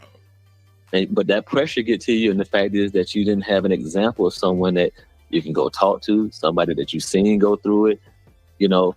And so I just tell people all the time, the men out here, like, man, hey, stay close to your children, no matter what. Stay close to your children, but stay close to your son. Stay close to your sons. I'm telling you. So, and be honest with them. You fuck up, you know, and because you're gonna want them to come back to you, and in that way you can keep them on the right path. You can give them the right advice, you know, and so it gets heavy on them, and especially after today. Like I said, I'm old. I'm 50. I'll be 52 on the 30th. So damn, I'm 52. Yeah, I know, right? Yeah, look at you, Kevin Hart. You caught me. I tried it. I know. I was like, hold on, damn it. Hey, but you just want him. You know, you want him to understand that, you know, you can get through anything, and you've seen me do it, and like if my pop can get through it, and at a time where I was so young that I was dependent on him. So yeah, just got to ride out with that, man. But you know, back to what I'm saying, like senior, junior, real. Senior's a real one. Yeah, that's my brother, man. You know? I love that nigga, man. That's my brother. Yeah, they was like my first. So it's kind of funny to me because some people would be like, "Oh, you're a fanboy for no." I'm like, no. If anything, I'm loyal, bro, because they was my first interview ever. You get what I'm saying? If you go back and watch my channel, like far as like boxing interviews and shit, like, and shout out to World Combat Sports. You know Scotty? You know World Combat Sports? Yes. Yeah, man. Scotty introduced me to them, and I think Lil B was like 18, 19, something like that. Or he might have just turned 19, 18, 19. He's 20. He about to be he's 24, about to be 25 now. So That's how long we've been rocking, bro. Like, as soon as I started this boxing shit, like, far as just on the internet for the people. You get what I'm saying? And going to gyms and putting on film. And it's like, yo, the time for some people seem like it's been a long time. For me, it was like shit. Like, feel like it was just yesterday. Right. That's the You thing. get what I'm saying? And it's like time went by fast, and it's like, to me, I still see the 18, 19-year-old kid. You get what I'm saying? Right. So when I see him do these interviews and I hear him talking, because he was still shy back then. So when I see him coming into more of himself, and I'm like, I feel like a proud dad myself, or a proud uncle. You get what I'm saying? Like, because you set the foundation. Man, this is my guys, man. These are my guys, bro. And I'm like, and they just been super solid, bro. We don't travel all over the country and literally around the world to Japan together and shit and back. Like, yeah, I'm telling you can't tell me nothing bad about them. You can't tell me they some fake niggas, or they doing some bullshit. They holler, bro. These are good people. Like, and it's hard not to root for people who, first of all, who believed in you from the beginning. But yeah, they believed in you. But more importantly, it's like you believed in them and you invested into them too. And just to see the world finally seeing and believing and knowing what you saw 4 or 5 years ago, you're like, and for you, it's longer than that. You get what I'm saying? You know them longer than me. Yeah. So I can't even imagine what you and Cam are feeling like, just to see, like, man, we about to beat the fuck out of Devin Haney, and niggas don't even know. Yeah, we lost. I mean, we about to beat this nigga ass, bro. We lost a split decision to junior in the amateurs, and good fight though. It was a solid fight, But yeah, I mean, and just to watch him elevate, to watch Cam elevate, and it's just like, okay, and bro, you can't say anything about it, but. Those are solid. They're a solid family, man. They're a solid team. Y'all are too, man, and that's why we love y'all, man. That's why we all. We love y'all too. That's it. We love y'all too, man. So I just say this, man. Shout out to my dude, and I'm trying to tell you. Like, somebody asked me the other day, they were like, "Well, who does Big Norm, Norman Jr. remind you of?" And I tell people this: he's a mix between Hagler and Roy Jones. I keep telling you that, and do not be surprised if he goes on a run how Terrence Crawford did. Do not be surprised. I'm telling you. And I see this fight going like how everybody was talking, Bud and Spence. I think it's going to be that type of fight. It's going to shock everybody how one-sided it is. Yeah, some people. It's not going to shock me, but it's going to shock some people. But I'm just like, I just want niggas to pay me my money, man. That's why I don't even bet with niggas on the internet no more. Like, if I don't know where you live at, we don't go to the same spots. I don't see you on a regular where I can take my money. I ain't making no bets with you on this fight, bro, because y'all gonna run away from me after this fight. We're gonna beat this kid, man. We're gonna beat this kid, man. And I don't want to hear no excuses neither. Like, I like Devin Haney. I like Bill Haney. I like that. And I respect the father-son dude. Okay, I'm glad you were here. I'm glad you were here because you came in late right here at the end. I was about to end. I just ended the show. I think you called in when I was running my outro. So a lot of people left. I saw it. I was like, everybody thought the show was over, but you are back. We are back. Yeah, man. A part of my opening monologue in my first hour was my criticism for the some of the promotion for the fight. I felt like Riyadh season and the Zone could have did a better job. Shit, Brian Norman Sr. carried this promotion for this fight. Lil B and Bill Haney and their bodyguard carried the promotion for this fight. You get what I'm saying? Right. Like, where was the story? Even the questions that they asking was weird. Telling Lil B to rank his outfits. Shout out Lil B. Did you see that clip?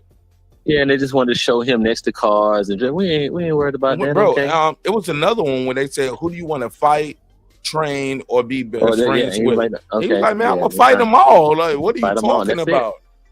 Fuck the system. Like, who made these questions, bro? Like, who raised you people? I ain't gonna say the other word. Yeah. But bro, like, come on, like, He bucking the system. Like, man. who do And you the thing think is, I am? What I'm That's not it. gonna be what you want me to be. I'm gonna be who I am. you watch how Turkey, and the thing is, what people don't understand is, I think Turkey loves B. Norman. He loves Norman Jr. He loves him already. The thing is, he got to win. He got to win. No. After Haney get his ass knocked out, he already got some shit set up for Haney. No matter what, because the thing is, it depends on how you lose. Well, I think you gotta win. It depends on how you win. It depends on how you lose. I tell you what, they're not gonna give Haney that fight. Just go in there and try to jab, grab, run around the ring all night. He's not gonna take that title from the champion in Saudi Arabia because the crowd ain't gonna fuck with it.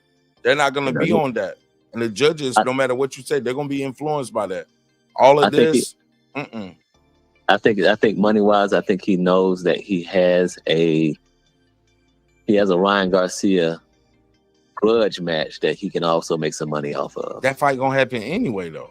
That's what I'm saying. So it don't matter. It don't even matter. That fight gonna happen anyway. Right. So people don't have to worry about it. Just like Charlo and Caleb Plant about to happen.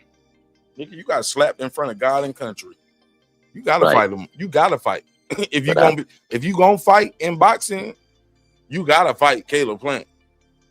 No different from Devin Haney. That Ryan fight. Now Cam, it's your son. Right. If that happened to your son, would you want your son to fight the cheater and the racist again?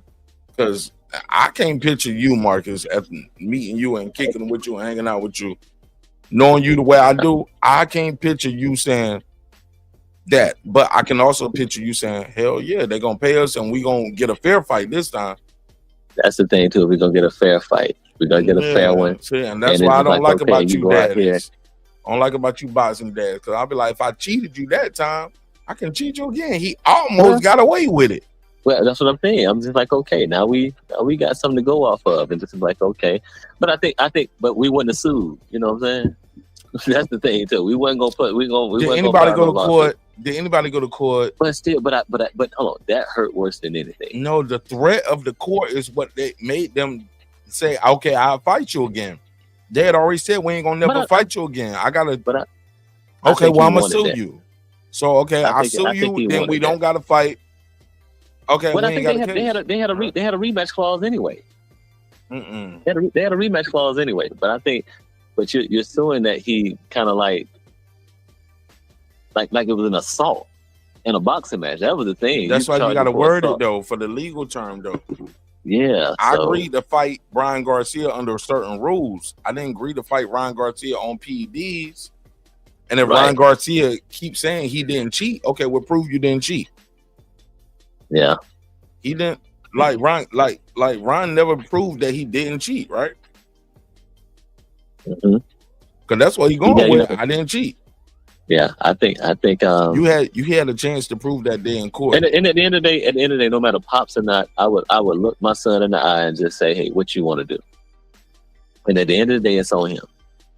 It's on him. No, I'm still gonna make them decisions. Long as God got me breath in my lungs, my nigga. I got the same mind to give my son advice. I'm gonna tell my son, I'm gonna say, fuck Ryan Garcia. He'll never get no money in this boxing shit again. I can hold on. The thing is, now we can, and because Ryan still wants to prove that, hey, he say I can beat him. Something I can be. So he still got. So I can come in like, okay, we can negotiate some shit because he wants to prove that okay. Because if you were yelling you didn't do it, these are the stipulations in on the fight. So, but I would ask my son if this is truly what, because at the end of the day, it's your career. Because I can say no, and you don't feel fulfilled throughout your career, no matter what we go on to do, you can kind of be like, you didn't believe I could beat him. You see what I'm saying? You can feel in the back of his mind. My thing is, what would stop Ryan from either cheating again or missing skill again? Oh no. See, but that's the thing. You put in place that hey, you know, we doing random drug testing through Fada or whoever that had that before. He had a random drug testing. But hold on. He almost got away with it. The only test Ryan failed, I think he took like 6 other tests. He took two. The day before the fight and the the test after the fight. After that. Okay. He almost got away with it. So what we can do is, this is how I look at the business end of it. Okay. We hold a purse till that those samples are tested, and if it goes that way, you lose your purse. So whatever you think you're getting, you lose your purse. What they did was they gave the purse back to the promoter. And if you know Oscar the way we know how boxing go, Oscar, just to keep Ryan happy, be like, they gave me better money. But look, you my nigga, man. You know what I'm saying? You my brother. I'ma just give you the money. You get what I'm saying? I can take care of my fighter. This is when you. I mean, but we got already proof that you cheated. So my thing is, we hold the purse, and if you lose, okay, that's like shaking and saying, hey, we get 50% of the purse. I make a bet with you on the purse. Then yeah, you got it, but it goes to you. But you can have companies that or people that come in and intersect that and say, who's gonna pay out? We sign into a contract that, hey, you're not paid right after the fight. Your samples are tested. Okay, when your samples are tested, they come back clean, you're good. But if they come back and you're tainted, this is what happens. And you have to agree to it. Huh? But that's the thing you have to do. Yeah, you can't get away with it anymore. You're a dreamer like me, Marcus. That's why I love you, bro. I mean, Marcus, they're gonna kill me and you off. We gonna be martyrs, bro. Marcus and Marcus gonna be martyrs. That's it. But I just like, hey, but that's the thing, you know. That's just like the that's what's about with Hank and oh boy, they were supposed to they made a bet. They made a $2 million bet. Like, okay, sometimes you make that bet, you got to sign some stuff and saying, hey, this is what happens. Make sure I get my money. I'm not waiting to get paid and have to go through this stuff. Like, nah, I want this shit to be like, okay, this is like before you pay them out, we sign this. The same people that's gonna disperse your money to you, like, okay, take $2 million off of that. That's what we do. That's how you handle business. Hold on. Somebody want me to call them. Let me see if I can call them while we up here. Thank you. All right, this nigga Jerry in the chat. He was like, you say he was gonna call me. Let me call Jerry real quick. You know Jerry? Not sure if I know Jerry. Not Jerry was good. Where's he from? No, he from Jerry from Baltimore. Seymour. Okay. Yeah, cool dude, man. He a boxing fan. That's my brother right here. Yo. He's my brother. Jerry's my brother from another, man. I think Jerry been rocking me now for what, like 3 years, right? Yo. He's my brother. Jerry's my brother from another, man. Okay, I think right. Jerry I got two. I got two like calls. 3 years, right? Let me hang up with him. Hello. Jerry, you there? Yeah. Yeah, what's up, Mark? Mark, you there? Marcus Walker? All right, Jerry, hang on. I'm going to call you right back. No, okay. Jerry, stay right there. Let me call Marcus back. Okay, I'm going to call Mark.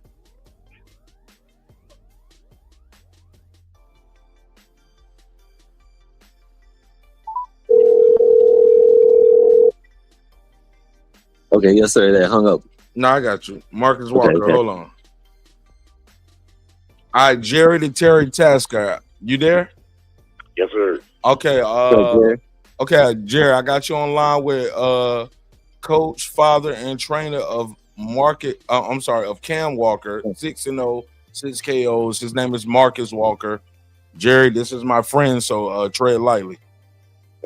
Hey, how's it going, Marcus? Okay, we good. How you doing? I didn't have to say that part at the end, right? Nah, Marcus, like, don't protect me. Yeah. I know Marcus in real life. Marcus, like, nigga, don't do that. Marcus a tall, big, strong, athletic. I ain't no big niggas like, okay. No, you like look with the thermal and the hoodie on. You look like Devin Haney security, man, with a hoodie on. Nah, I ain't nowhere near that. You know, we got hands, but we ain't. You look like that. Yeah, you definitely got hands, brother. You definely got hands, and you got knife work too. Mark. All right. So we was talking. He did some work with Norman. Of course, he's Team Norman. They've been working with Norman since the amateurs. His son got a fight on November 22nd. Who you guys fighting again, Mark? We got that. I'm giving sign. We signed the contract. We just signed the contract. I'm going back to promote. So y'all the A side. Y'all don't even know who y'all fighting yet. I mean, we got it. Y'all just know y'all got to fight. That out there, going to launch that out there. So yeah, we can't say the opponent name yet, but y'all fighting. Y'all got an opponent. Yeah. Clearly, y'all the A side then, because he's like, we fighting somebody. And it's all set up for we us. don't worry about A or B because it's so hard to get Cam matched up, bro. I mean, he's 6'2" at 100 and what pounds? Fights at 140. A 6'2", 140 pounder. Golly. Something. Speed, power. And so when they go look him up, flashy too. They're like, no. And then the thing is, on top of that, you know, how many people are gonna, you know, bring him in against your A side? That's not me. Let's go to Jerry. Jerry, the Terror Tasker from Baltimore, Maryland. You're on the line, Jerry. What you got for me? How you been, bro? First of all, I've been good, buddy. How about you? Sound like you're doing good. Man, no, Jerry, I'm doing great. God is blessing. Jerry, if I wasn't doing good, I wouldn't be on a live stream. I don't know what these niggas be doing. They just be on live streams and broke for nothing. No, like God is blessing me. If y'all see me on a live stream, I'm doing good. I'm never up here begging y'all to hit the super chats or the lights, right? Right. No, I don't beg. I got a service business now for 25 years. Yes, I work sir. under contract. If you don't hold up to the terms of the contract, you know what happens? Now, thankfully, it's never happened to me, but it's happened to people I know in the same business. You get sued. The client takes you to court because you didn't live up to the terms of the contract. I know Devin Haney's got a lot of haters, but I had no problem with him suing Ryan Garcia. Ryan Garcia contractually agreed to be a clean athlete, and he contractually agreed to make weight, and he didn't do either. And that cost Devin Haney. Right. That cost him. Devin Haney had a fight, go to purse bid after that, and nobody showed up for it. And I know. Jerry, you are consistent. You said the same shit 2 years ago or a year ago when this shit happened. You said the same shit. Shout out to Jerry. Go ahead. Keep cooking, Jerry. Because if they didn't hear that one, record this one. Jerry is Mr. Consistent. You fucked up my value. I gotta sue you. Especially when you say you ain't gonna fight me no more. You know. So how do I get my lick back? I'll sue you in court. He couldn't buy a fight after that. His image was damaged. His brand was damaged. And why? I mean, look, you broke the terms of the contract, and any service business is the same thing. You break the terms, you're subject to get sued. So I had no problem with that. So that's all I really got to say about that. Now, regarding Brian Norman and Devin Haney, I'm looking forward to this fight way more than Shakur Stevenson and Teofimo Lopez. This fight has intrigue. That fight, to me, going to be boring as hell. But nonetheless, I'm gonna watch that one though, Jerry, and I will pay for that. That's a good fight. Of course, of course, we're gonna watch it. And maybe they shock me because sometimes a fight on paper that we think is going to be great turns out to be boring, and then just the opposite can happen. But Jerry, Jerry, I don't mean to cut you off, but I gotta cut you off. Remember all those Teofimo Lopez motherfuckers was running around here ruining our conversations, panels, and chat. They are silent right now. Those motherfuckers are disappeared. They have a superpower. I can transport when things get too tough for me. Like, that's your superpower. You can't stand up for this shit because everybody getting big fights except Teofimo Lopez. And all the people that would say what you want to about Shakur and his style. Shakur is right there for everybody to fight, and everybody keep telling him no because his fight is ugly. No, beat him up. Beat that style. I mean, yeah, but no, it's not an easy style to beat. You gotta beat them. This is still, you know, their toughest fight. This is Shakur's toughest fight. Jerry, I wish you can click the panel link. Jerry, Shakur, damn, I hate you be on the phone. Don't call in. I mean, click in. Go ahead, though, Mark. My bad. Yeah.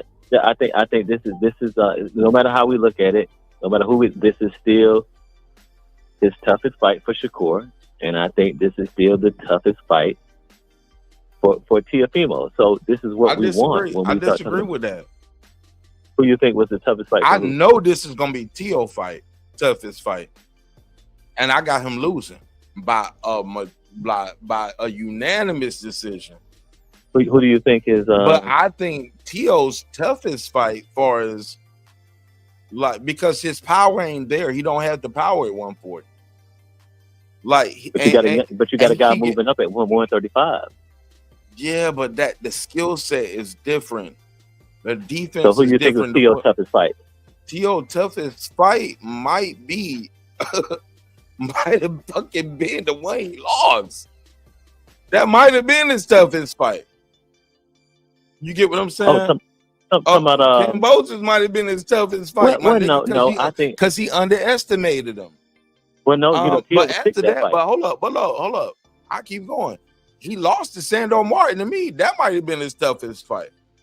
He got put on his ass twice. The ref only counted once, but he got put on his ass twice. If the ref would have given him credit for both of those knockdowns, he lost that fight.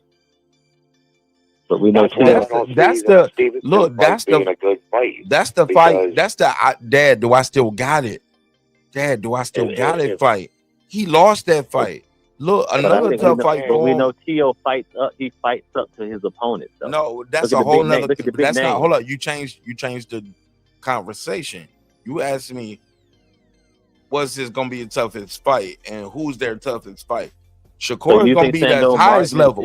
I can name guys, but he's gonna be T.O. easier than he beat Zepeda. Book it. Booking me right now. No way. My mama's mama, nigga. No way. Because T.O. is not gonna take those chances. Zepeda did. See, Zepeda don't know how to lose. You got to teach him how to lose. Shakur taught him how to lose. Hold up. T.O. learned how to lose against Cambosis that night. And then he started second guessing himself. And you start learning how to lose the fight, bro. You learn how to win, but you learn how to lose.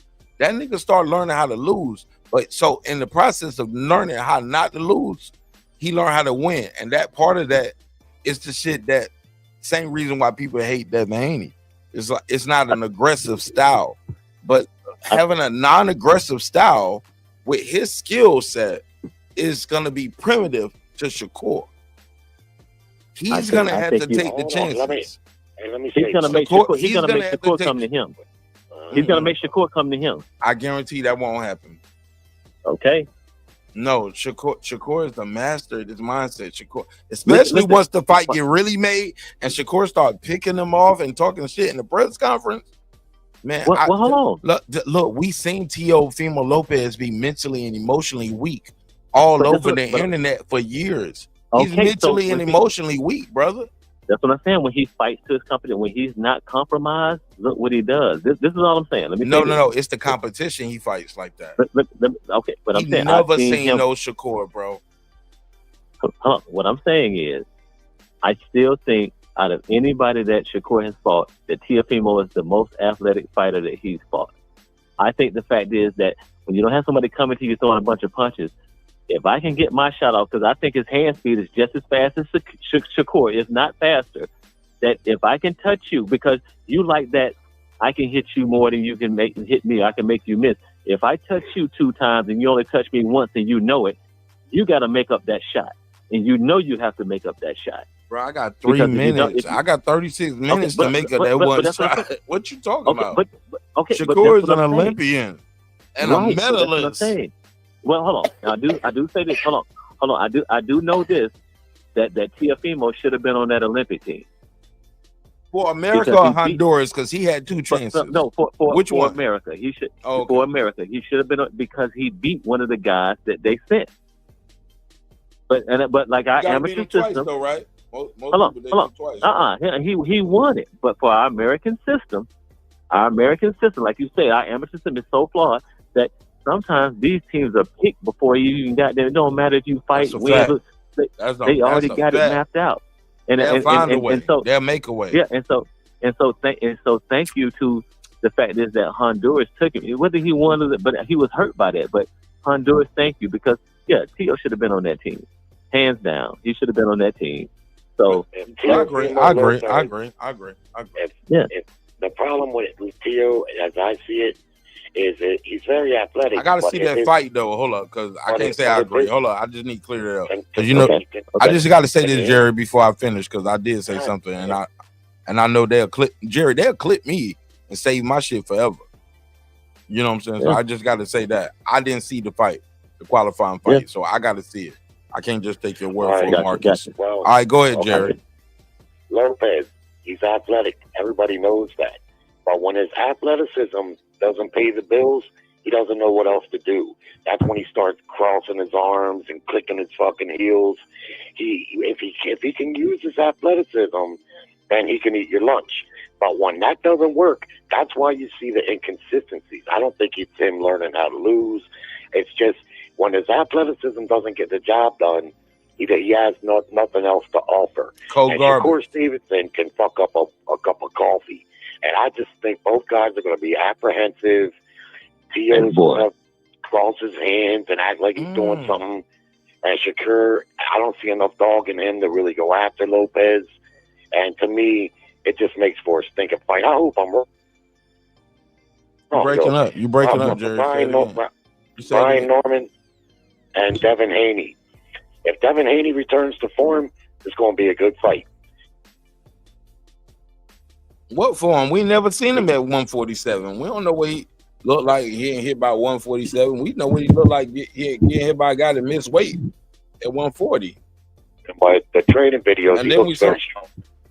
But if he loses, it's not going to be because Tim Bradley looks strong in every fight, but he's still going there and fight like. Hold up, but he's still winning there and fight like Tim Bradley. Sean Porter looks strong in every fight. I want to say. Hold up, Sean Porter looks strong in every fight. He goes in there and fight like Sean Porter. This nigga's not about to go in there and turn into Sonny Liston on November the 22nd, dog. I didn't say that. No, I ain't say you said that. I'm telling you about a lot of weight. He looks strong at the weight. No, he hasn't fought there, so yeah, we can't assume that he's going to be as strong as he looks. No, but like I say, the reason I picked Norman is because 36 minutes is a long time, and I don't think Haney's going to be. I can see a scenario where Haney's outboxing your boy, and then he gets caught. We got to see it. We got to see it, man, because Haney spar with little guys, and maybe that might be the key to something that we looking past. We spar with big guys all the time. We can't spar with guys our size or smaller because we beat them up and we send them home packing.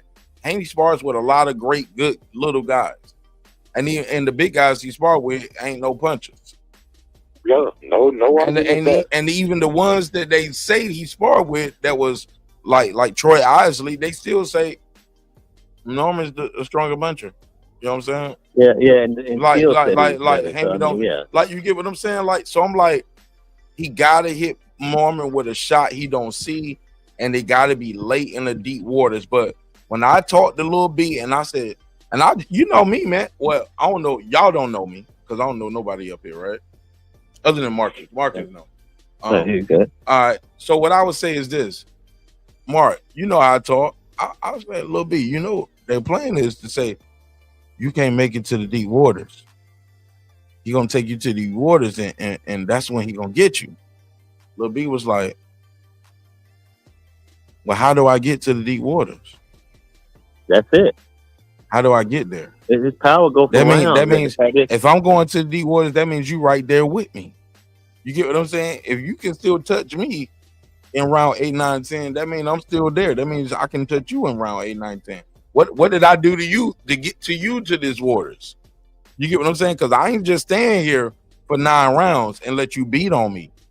I'm not gonna stand for 10, 11 rounds and let you just beat on me, nigga. Are you crazy? You think I'm just staying here for 9, 10, 11 rounds and let you beat on me? No, you gonna feel something now too. And I was like, well, I'm paraphrasing. That's my Martin Nash energy. But you know, he said it with, you know, the calm Lil B way. But he was like, man, I'm not just gonna stand there for 9, 10, 11 rounds, let the motherfucker just punch on me. You think I'm in there taking pictures? What you think we drawing colors?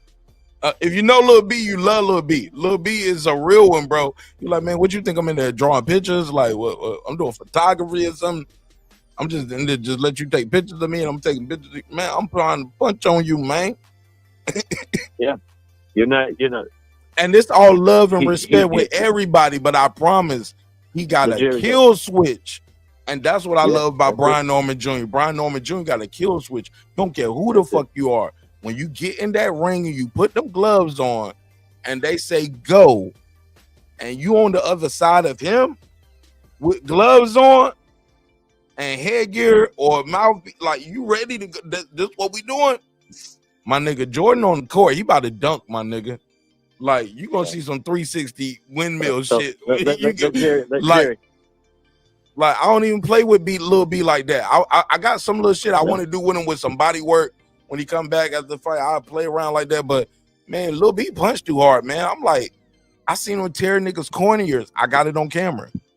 Just like 30, 40 seconds into the sparring match, bro. This nigga got to go home from camp with a doctor's bill. Lil B ain't in there playing with these dudes, bro. If you can't stand in there with them, you got to go somewhere else. Because we got to get better work. And everybody talk about the footwork. He got the footwork to catch you. And that's man, bro, and he punch in between. His 2-1 is crazy. He drops niggas and beat them up with the 2-1. Yeah. A 2-1, bro. It's like it's quick too. It throw you off balance, and it's a quick shot. And if that don't get you, the 2-1 sets up that killer 3-4. Bro, the boy is crazy, man. And he loves doing it. Like that's the scary part. He likes punching on people. And he looks for creative ways to hit you. Like this boy is special, man. This boy's special, man. He's different, man.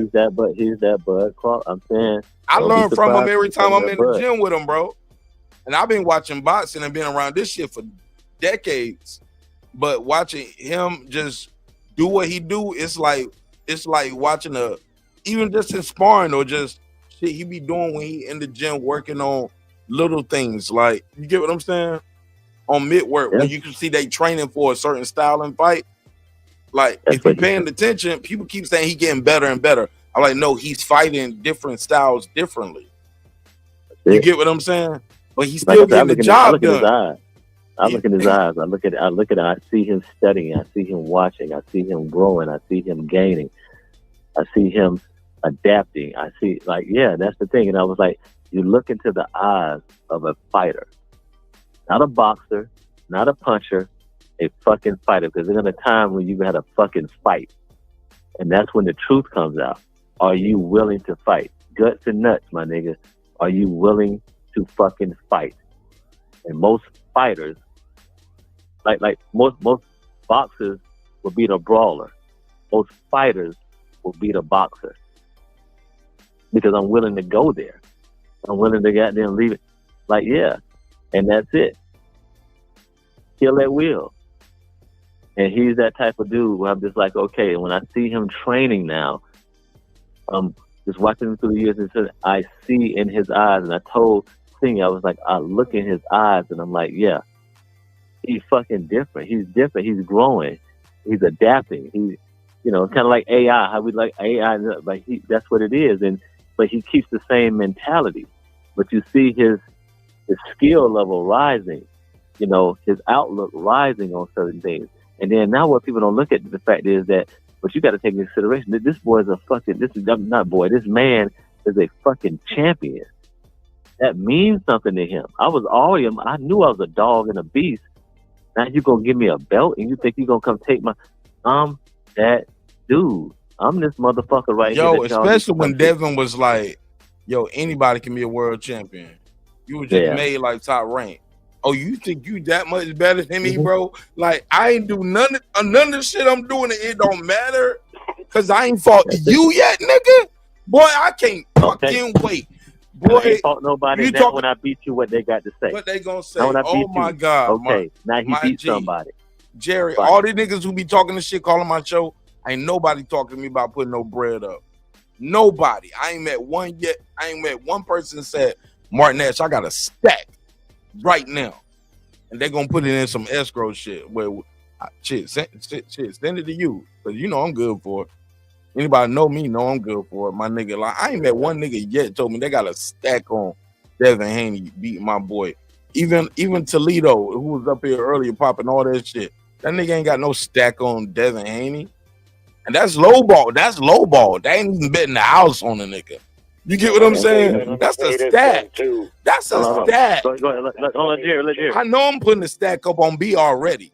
So I'm just saying, like, what Jerry talking about? Hold on. Jerry ain't got no stack on Devin. Get out of here. No, I just want to hear what he got to say. No, I'm picking Norman, like I said. Yeah. Lastly, though, this Boots Ennis fight and Ortiz, I believe this fight's going to happen in early 26. I know people seem to be getting up in arms with this leverage talk that Oscar's doing, but there ain't nothing abnormal about that. What they're doing is they're trying to gain a little leverage, and that's nothing new in fight negotiations. We see with Lopez and Stevenson, I don't know if that fight's signed yet, but it's taken months. And it ain't taking months because they're getting their hair done. It's taking months because they're negotiating. And what Oscar's trying to do is what any promoter would do. He's trying to leverage. And there ain't much leverage. The only leverage is this. One guy, Ortiz, has been getting praised for his level of opposition recently. And Boots has been getting criticized for his.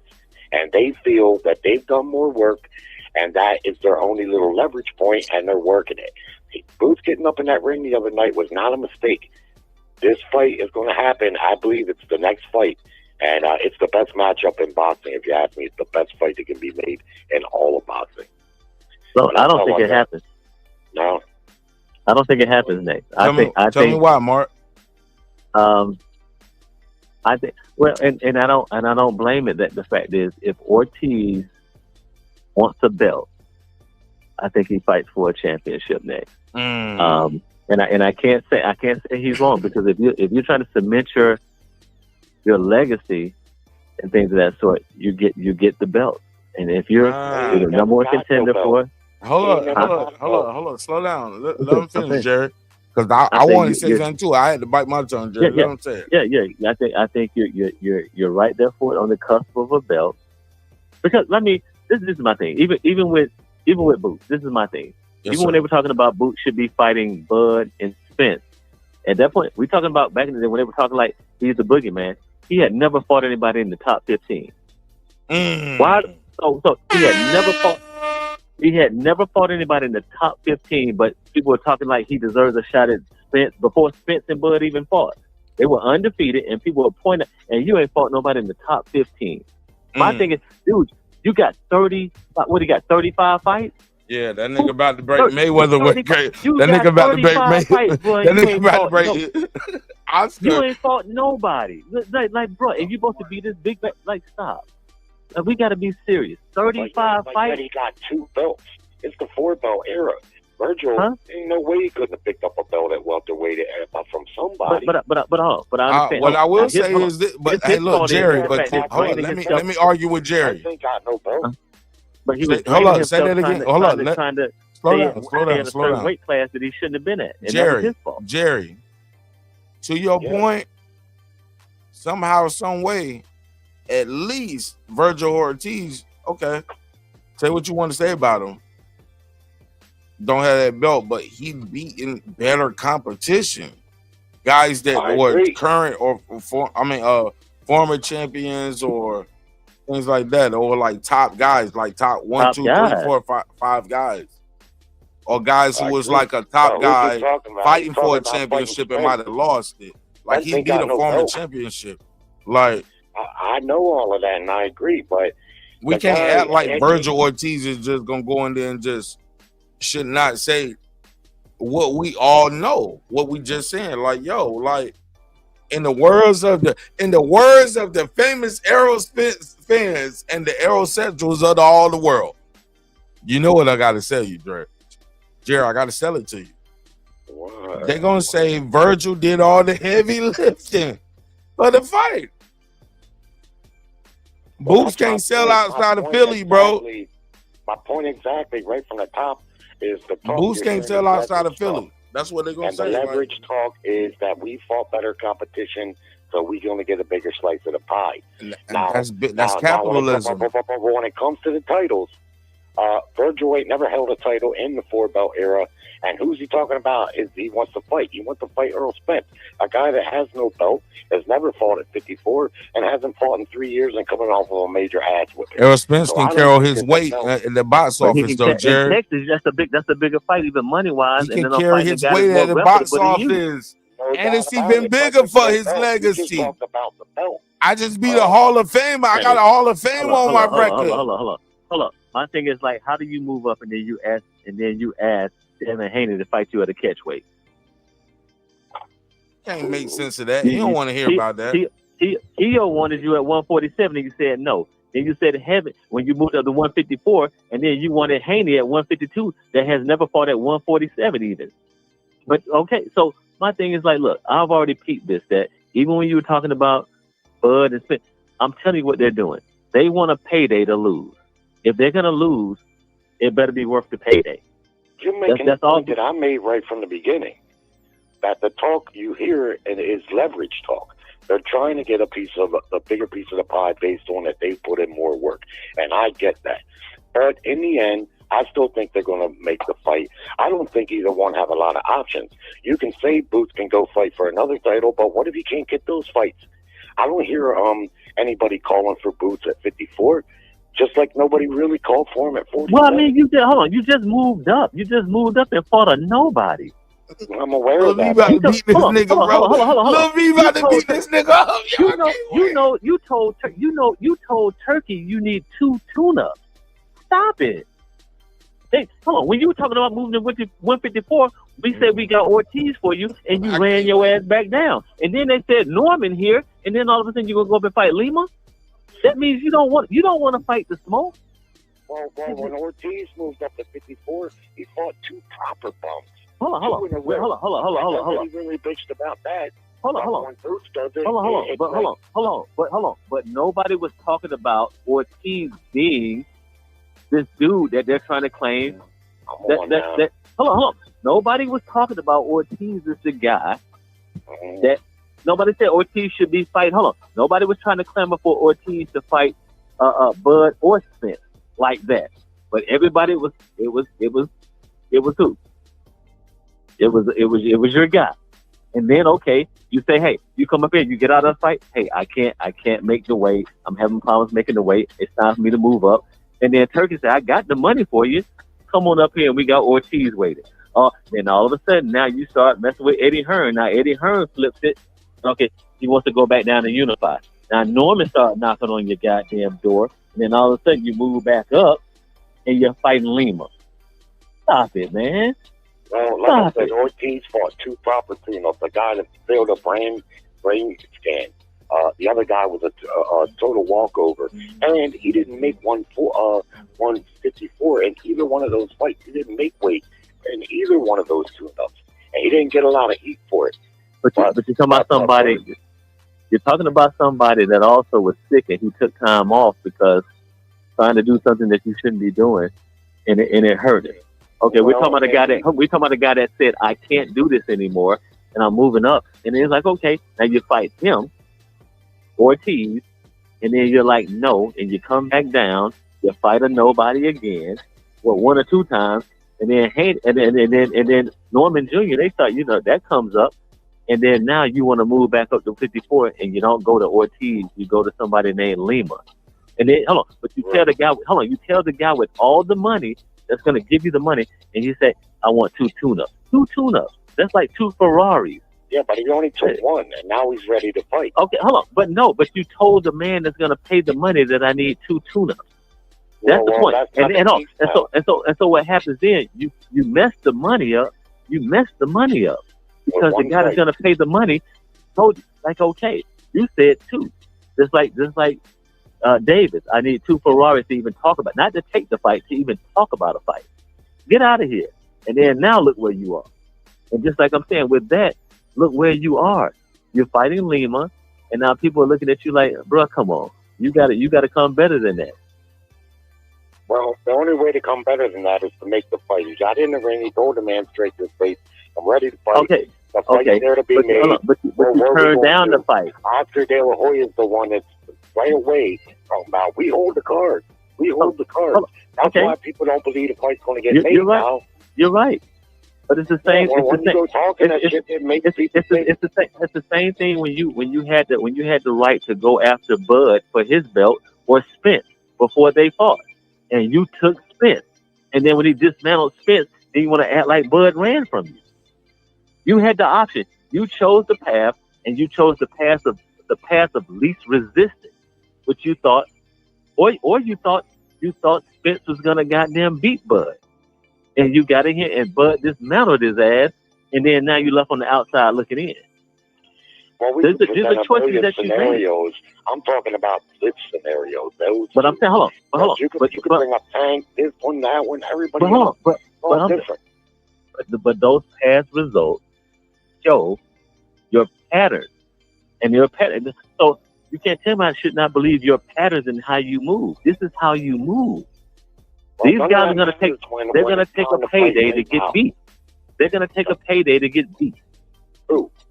They're gonna take a pit. I guarantee you. If Bud had not fought Canelo, and Canelo was still where everybody thought he was, if they had made a substantial offer to Boots Ennis to go up and fight Canelo, they would have took it. They would have took it. Okay, and whether they got their ass whooped or not, because it's about the payday to lose. Yeah, that's why. Virgil think they're going to lose. They're both confident that they're going to win. Well, we're not talking about. Hold on. Neither guy is a big star.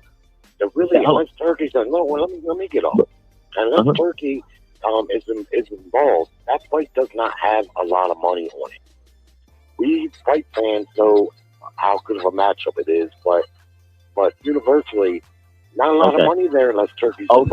And even y'all ain't gonna pay for it. Y'all niggas just talk about it on YouTube. Let's keep it a buck. So my thing is, hold on, no, we saying. Now my thing is, who fucked up the paydays? I don't know that the paydays. He did because when I said when you moving up to 154, we got Virgil Ortiz, and he was willing to pay for it. And guess what you said? I need 2 tune-ups. So you fucked up the payday because you were not willing to fight Virgil Ortiz. Moving up on a weight class you knew you were too small at, and you said, "Hey, I can't make it anymore." But you didn't want to come up. That didn't fuck no payday up. It did. Hold on. As far as Turkey is concerned, it did because Turkey was willing to pay for it. And you don't think he still is? No. Turkey removed. Removed. Now he's not interested at all. Hold on. Why'd you say if Turkey's not involved? Okay, I don't know if he is or not. Turkey was it? Hold on. Turkey said if you want a tune-up, then you go to Eddie Hearn. And you heard Turkey say that, so we know what he said. So we understand what's going on. Turkey said, plain and okay. If that's what you. I think he didn't say I won't pay for you to fight Ortiz. Hold on. But I will pay for the tune-up. Hold on. Okay. Hold on. You said you wanted 2 tune-ups that tell me where you stand. And that's the thing. We gotta quit making excuses. When I say okay, you can't make that weight, you the biggest baddest. That's just what did Bud do? Even Bud, when he moved up from 135 to 140, he fought a champion because I had that belt. I didn't take no tune-up and go up in. I fought a champion. So that's what you do. You're that guy. Ortiz has never fought a champion. But hold on. But when I'm saying, okay, and that makes it even more sense that I say I got a guy that's not. I said I got a guy that's not even a champion, and I said fight him, and you ran your ass back down where you ran from. That tells me a lot. You ran from that division and said I can't make the weight anymore, and they put this guy in front of you, and you took your ass back down. Okay, and fought a nobody, and then as long as you cleared that, I don't have to go up here and fight, and then you move in and fight a Lima. Why? I mean, you're telling and showing everybody exactly what it is. I'm not saying he can't beat Ortiz. Ortiz is moved. He's never hold on. He fought not one Lima, okay. Not one walkover. He fought 2. Okay, and he didn't make the weight either time. Okay. Did anybody say it's common for a fighter to move up and not fight the hardest fight right away? Hold on, that's not the hardest fight. Did anybody say Ortiz ran from Boots Ennis?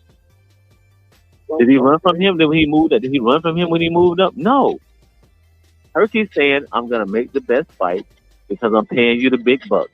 So if you can't make the weight and you're this guy, everybody's saying you're the top guy at 147, and now you want to come to 154. You ain't got a title? I'm not putting you against a champion. He doesn't have a title. Okay, then. Oh, and then you take your ass back to 147? And then we understand who's down there. You got nephew. You got Brian Norman Jr. down there, and you talked all that shit, and okay. And guess what you didn't do? You didn't stay your ass down to fight him either. And then you were willing to move back to 154, and then you want to fight Haney that ain't fought at 140, hadn't fought at 147 yet, and want to put him in a catch weight. It's come on, bro. It just tells you what. And Ortiz wants to fight a guy that ain't fought in 3 years and got his ass kicked and ain't got no belt. So Who is that? Who is that? Who is that? Errol Spence. Hold on. Okay, but hold on. Does Errol Spence still have a belt? No, Errol ain't got no belt. Okay. You're talking about a guy that went. Okay, he went up and dared to be great. Am I correct? That's what we say. He dared to be great. Oh. Errol Spence went up and fought Canelo to fight and dared to be great, right? Oh, not Errol Spence. I mean, not Errol. I'm sorry. The twin. He moved up and he went and fought Canelo. Charlo. He moved up and dared to be great. He lost and came back down. Okay. He dared to get a payday. Okay. Well, okay. The fight, there wasn't no daring to be okay. great. And all I'm saying is, what I'm telling people is, I think that Boots and his team, they're willing to take a loss as long as it's worth.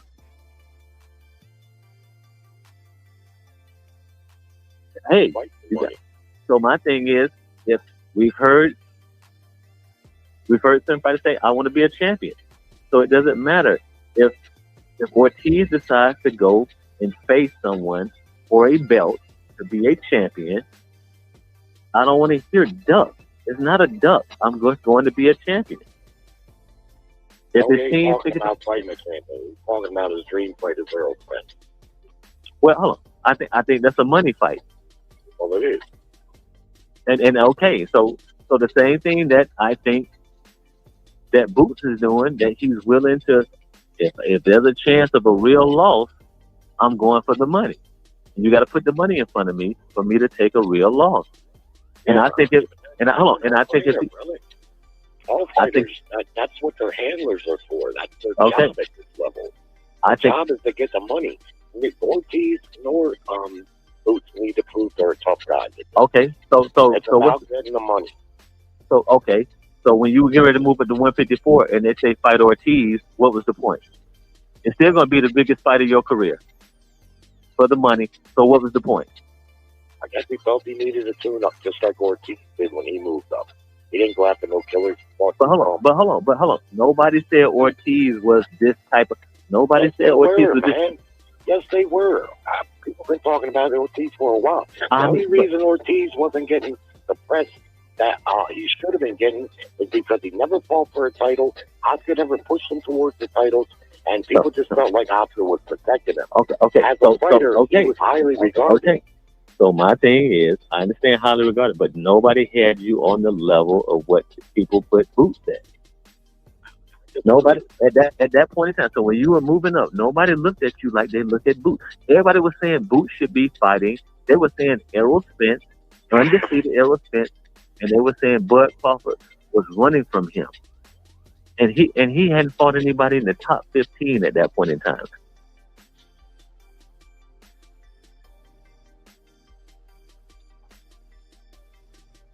You hadn't fought anybody in the top 15 at that point in time. And you were talking about these two greats that hadn't even fought at all. These two Hall of Famers that hadn't fought at all. And people were saying they were running from you. And then when they said, go up here to Ortiz that just moved up. And then you're like, nah, I'm good. I'll stay here. And then when you got B. Norman Jr. down here, like, okay, you want to stay down here? Meet me then. And you're like, I don't want to do that either. And then you go up here and fight a Lima. That's not fair, man.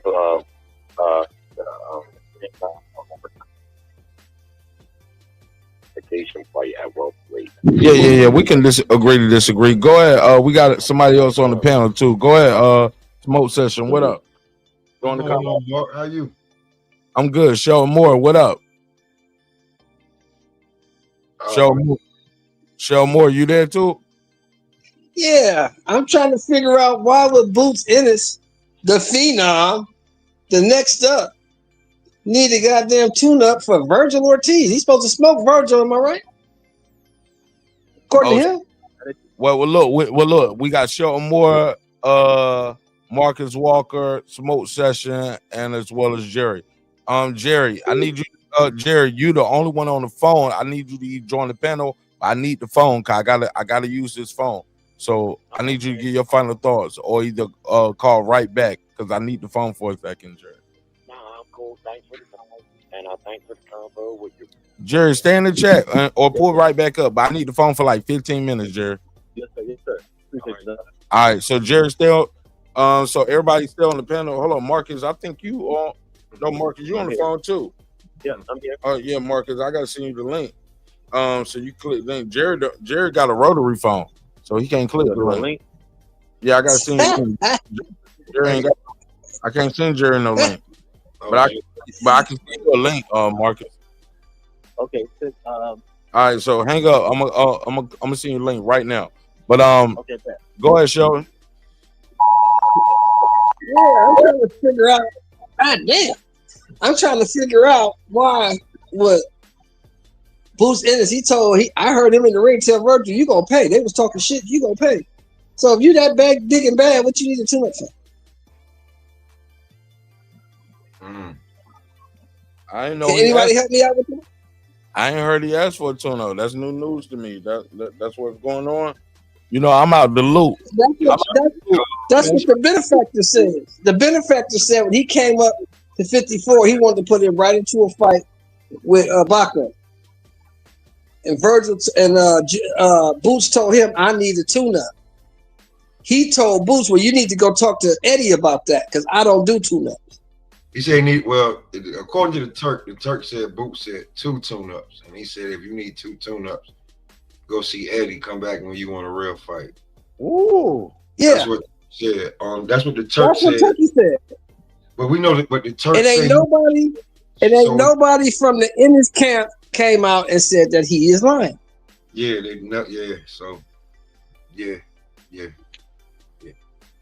Hey, let me say this real quick, right? Go ahead, Smoke. Go ahead, Smoke. I'm watching the screen, right?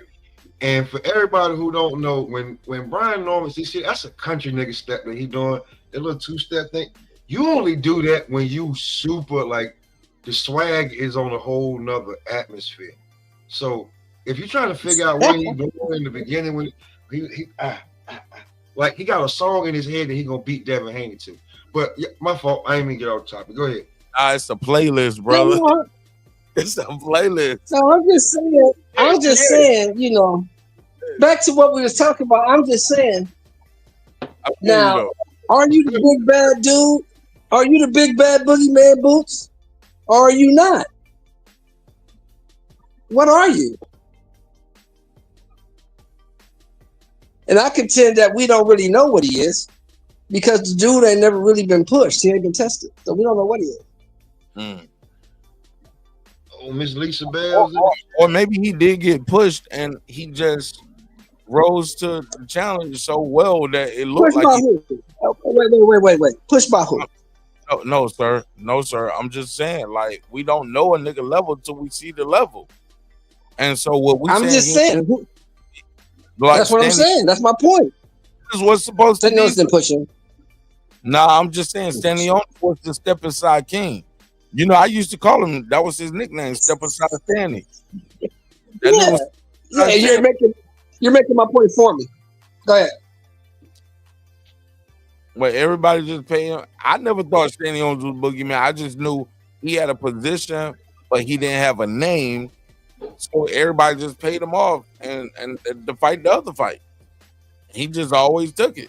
He was Step Aside Stanley. And somehow, some way he got a title. And now he's the killer. He's 10-0 killer. But my bro, so you got Steady boy Brian who he Norman ran through. You got Delorme, who he ran through. You got Lipinets, who he ran through. You got whoever this Lima dude was, he just ran through. Hey, you got the dude from Canada. What's the black dude name from Canada who laid down? What's his name? Karen? Cougar John? No, the dude before him, the black dude. The dude black dude that Delorme. No, the black dude. No, but before Delorme. No, after Delorme. The black dude. He fought on the Errol Spence card. What was that dude's name? I think his name was Small hat. Castillo Clayton. Void of it. Castillo Clayton. Oh, yeah. So where's the killer? Smoke. Where the killer at? Why you? I don't know what you're talking about. He damn smoke. Where Smoke. the killer at? Smoke. He. Where the killer at, Smoke? Hey, all right, listen. Most said I ain't defend that. What you talking about? That's Smoke. what I'm saying, right? Don't put all that pressure on Okay, me. Yeah, that's what I'm saying. When it comes to Virgil and Boots, right? There's been enough. There's been enough adobo. There's been enough seasoning salt, Cajun seasoning. There's been enough preparation. You know what I'm saying? Like, listen. Go ahead and make the fight. Give us a date. Put it in the oven, and let's get the. Come on, man. Stop playing. This is 48 months. We waited to 48 months. Don't make us wait no longer. We waited to 48 months. Yeah, we did. We waited to 48 months. We all waited 48 months. If you was a content creator, you made content saying you can't wait to see it. You hope this, that, and the fifth.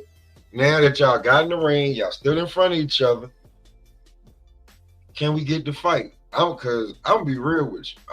When I saw them standing in front of each other, but when I went back and watched it again, and I was looking at Virgil's team, they didn't look like Boots was gonna be next. I'm just being for real.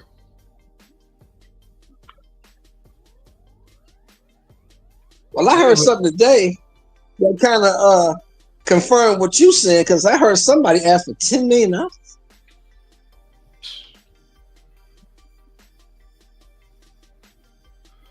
If he actually asked for that, ain't neither one of them motherfuckers worth $10 million. Hold on, Mark, you there? Yes, sir.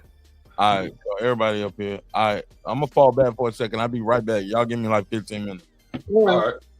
I mean, you can tell me if I'm out of pocket now. I don't think either one of them motherfuckers worth $10 million.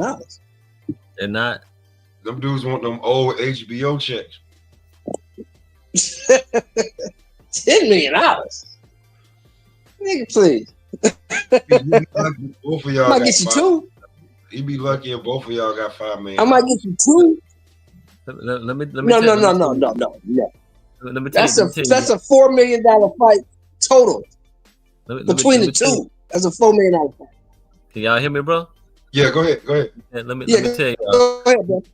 Let me tell you what our problem is. We need to, as black people, we gotta start supporting these black fighters no matter what.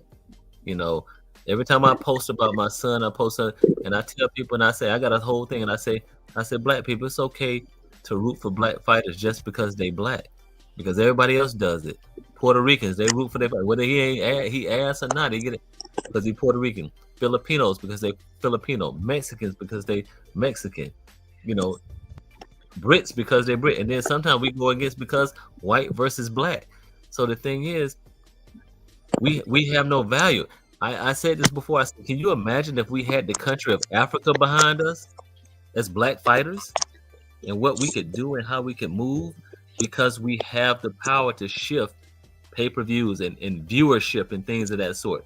But we don't have it because you got people like Deontay Wilder that comes into play. And everybody talk with his skills and this. It don't matter. Is he winning? Is he winning? That's what you should be. Do you want him to win? You know, I've been places and sat down and was talking about boxing with Fury against Americans, and I'm sitting here at a bar at a Hilton, and they're talking about this and like, okay, and I asked him. I said, well, okay, why is it? Because it's skill, and he don't do this and he doesn't do that. I said, okay. At a certain point in time, he still defended that title more than Muhammad Ali, more than Mike Tyson, all these guys. And I said, okay. In his Olympic class, he's the only boxer to medal without skills, without anything else. If we get into a fight and you tell me he doesn't have skills at all, you got all your people over here that's supposed to have all these skills, footwork, timing, jab, all the stuff that he has, all he got is a hammer. So when you open your toolbox, you got all the ratchets and everything in there. All he got is a hammer. All you have to do is compare. All you have to do is prepare for that hammer. He got to prepare for everything else that you have, and you can't beat that hammer. What does that tell me? What does that tell me? Is anything that okay? You got the wrong damn toolbox. That's it. All that shit that you got in your toolbox, all he got is a hammer. All you got, don't get hit with that hammer. Or you don't know how to use the toolbox like you're supposed to. And that's it. So your skill, bro, you keep blaming him for the skill he don't have and knocking him down, and he ain't got but one tool that hurts you. So that's my whole point. We got to get to the point, no matter what. Everybody else does it, bro. No matter what, root for us, support us, buy for. It's so hard for black fighters to get signed now because they know if I sign a Hispanic, I've had certain, I'm not gonna put any names out there, but you know, we're not signing those type of fighters right now. You know why? Because we're not signing black fighters right now but let them be a certain demographic because they know they follow and they support. And at the end of the day, we gotta stop. You know, hey, bootleg them other folks' fights, but when they get ready to fight, buy the fight, or if we have to, or whatever. Tune in. If you sit here and the fight is on Amazon, this is how you do that. I was with you. I was with you with Wilder. Yeah, and that's my thing. And that's just I was with you with Wilder. I really was. I was with you. Yeah. I was with you with Wilder until the nigga made up 27 stories on why he lost. That's when he lost him. Hold on. That's when he lost. Now listen, I get it. He don't need everybody once he done got them checks. After they get the money, it's time to reset and go find the new young fighter. Cause my new young fighter that I like, and I'm gonna check out your son too, Coach. But I like Joseph Brown. Yeah. I like Joe. I've interviewed him a few times. I like Joseph Brown. So I'm already on the reset on where I'm going back because you know. no. Just think about it. Yeah. Like, when the nigga said, "No, I love Wilder," but when the nigga said the man had weights in his gloves and he's waiting on the autopsy to prove it, I was done with it. It's a lot of stuff that I'm good. He's already a multi-millionaire at that time. At that time, I'm starting to look for the next. But I tell people this too, man. We gotta understand this sport is a lonely sport, man, and people do not understand it. That you get, especially man, you get ridden off. These dudes over the pond, they don't deal with this stuff, man. You get ridden off if you lose so quick, or if you play a certain position, and I mean it bothers us. I mean, you gotta understand the system that we live in. That even in America, they allow certain things on YouTube, IG, TikTok. They don't let that shit come into their country over there. You can't play certain shit that we see over here on our shit. You think they allow them other countries? No. Just like they allow certain things in our food. You open up, you look at a box of cereal, let's say Fruit Loops, and then you go overseas and look at the Fruit Loops, and you take a picture from here or there, and you see everything we allow in there, but they don't. The same company make it, so why are you putting it in the shit over here? But they want to let's let you know, like, bro, we have to stand. Like, I fight no matter what. Like, okay, yeah, they fuck up, yeah, they say shit because we're at a distance. As long as we know that we got people that back us, our system will change for us. It'll change. That they wouldn't have to talk that, because now he's trying to just hold on to whatever he can, because he know once I lose to any, plenty of black folks wrote me off anyway. Let me lose. This shit is a wrap. It's hard to accept that when all you know is you put your heart into stepping in the ring and letting people that I can hit them as hard as I can hit them, and they hit me as hard as they can hit me, and I may lose. So it's I mean, it's hard, bro. It is. Look at that guy, just be like, okay, he don't have all the skills in the world. Yeah. Okay. But you ain't got to lie, Craig. Craig, you ain't got to lie. You ain't got to lie, Craig. Guess what? You ain't got to lie. Okay, but the person that says you ain't got to lie is against the person that's lying because they feel like I got to. And you, him saying all that, Mr. Sheldon, is that, yeah, I want Boots to succeed. Yeah. I do. I do want Boots to succeed. And where the beast at, listen, here, I'm going to tell you where the beast is, right? and I'm tired of fighters telling me this. Stop telling me that you're making the weight easy. And I know you not when I see you from way in fight night. That's I it. know you're not making the weight easy. Stop. Like, I actually watched this. You know what I'm saying? And when Boots beat Stanionis, I knew you. Listen, it's so funny. I'm like, I'm sorry. It's in my mentality to analyze and be. I'm sizing and lining. I'm lining you up off the rip. We could be cool, but if I'm just seeing you off the rip, oh, I don't know. I'm not stealing on you. You catching a bullet to the knee. It's stuff like that. Like, yo, nah. It's not even no fight. Like, are you serious? When I saw Boots walk into the building, when he fought Stanionis, through the sweatsuit, I was like, oh, he's gonna kill this dude. And he walked through all of Stanionis punches. He did him dirty. And let's look at the dude, Smoke. The dude on a 2-year layoff, and he's small, and he can't punch. That don't tell me nothing. You're supposed to be the dude like that. No, okay, no. Stanionis might have had 13 fights. If you are what they say you are, listen. If you are what they say you are, you're supposed to do Stanionis the way you did him. That's what you're supposed to do. And really, everybody Boot has fought is from that. Is cut You're from that. struggle with that, dude. Not athletic. They're not strong. They're just slow guys that stand in front of him. Everybody he's fought in his career is the same type of fighter. Stanionis just happened to have a belt, but he's cut from that cloth. And he only had 13 fights at the time. 13, 14 fights at the time. So yeah. Who was he gonna fight? Okay, so you haven't learned anything. Didn't you fight a dude named Lima at 54 who's slow and standing for you? I mean, what have I learned? I don't know nothing. I don't know what you want. I have no idea what you can do. Hold on. Watch this. Let me ask you this. What did he learn from that tune-up with Lima? What did he learn from that?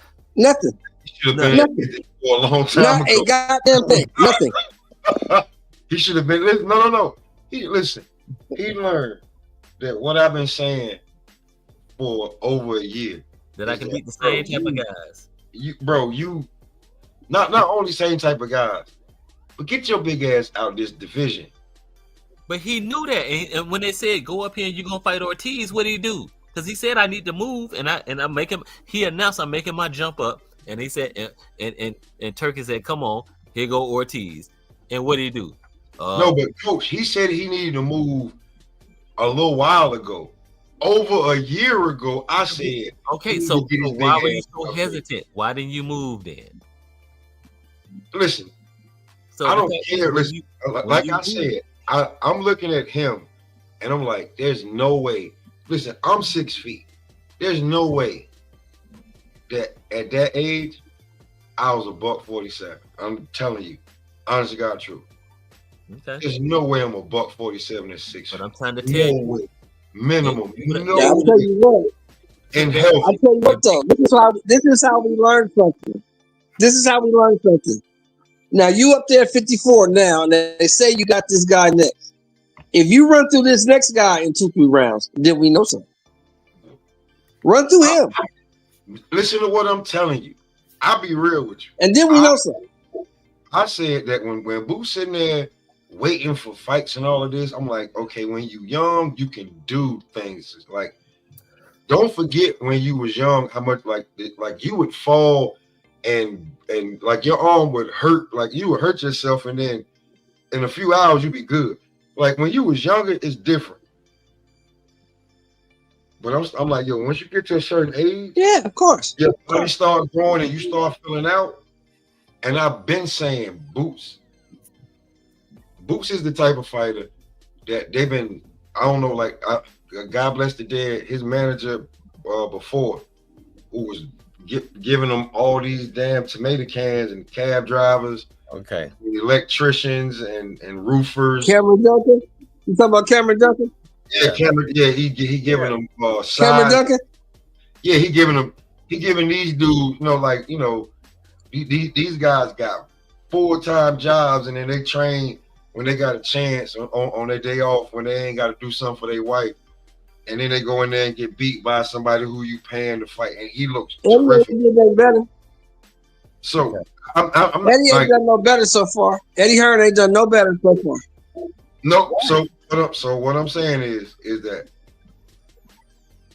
me personally, I said that Boots at 6 feet, and I'm looking at his frame, and I'm like, bro, you should have been at $160 a year ago. Right, but the thing is, I want to be like we talk about Haney. So why is he still can't crush you at 54? He wanted to be the weight bully, and nobody says anything about that because of who he is. So why is he still can't crush you at 54? Hold on, Mr. Show. Coach said the weight bully thing. Now, if you say weight bully, there's this phrase, and Coach, you know it, and they use it. If you can make the weight. But hold on. All I'm saying is, I'm just saying, you can make the weight. Right? You make the weight. I'm just saying, if we're gonna use that against Haney and everybody, why not? I'm not saying anything. If we're gonna use it for Haney and other people, we got to use the same thing for him. Coach, I'm a big advocate of fight. I don't use it for nobody, Coach. I don't use it for nobody, Coach. If you can make the weight, you can make the weight. I don't care. You make the weight, you make the weight. No, because I don't forget that guy that had a seizure in the ring at Pro Box because he made the weight. But he was so dehydrated that his jab made him have a seizure. You're right, and that's what I'm saying. And then That's my thing is, that's what we're saying. Like if I'm a big proprietor of that. That's what I want to let you know. Where but you know that phrase, Coach, and they say it to your face, and other coaches say it. If you can make the weight, then it's but that's bullshit. Right. And my thing is, when you say you can't make the weight and you say it's time to move up, and they say it's time to move up, and everybody be talking about money, and when you got a guy say, hey, I'm finna give you the most money that you've ever made in your career, but you fighting this guy, and then you want to take your ass back down, it tells me a lot about you. Point blank period. It just tells me a lot about you. You said you can't make the weight. Once you gotta take all your clothes off, and somebody said, I'm gonna give you the most once you gotta take all your clothes off on the scale, it's time to move up. Okay, once you gotta strip down butt naked on the scale, it's time to move up. It's time to move up. I'm gonna say this right real quick. People forget. I hate to do it to him, but him and his brother did it. Did or did not Shakur stay at 130 too long and couldn't make that damn weight? And got shot when he he stayed too long. Yeah, but we talking about Boots staying quite a few fights too long, and he kept saying it's time for me to move up, and he fought again. And he Coach, are you listening to me? When it come to Boots, I said when he left 47, I'm looking at him a year and a half ago. I'm not exaggerating. I'm looking at him and saying,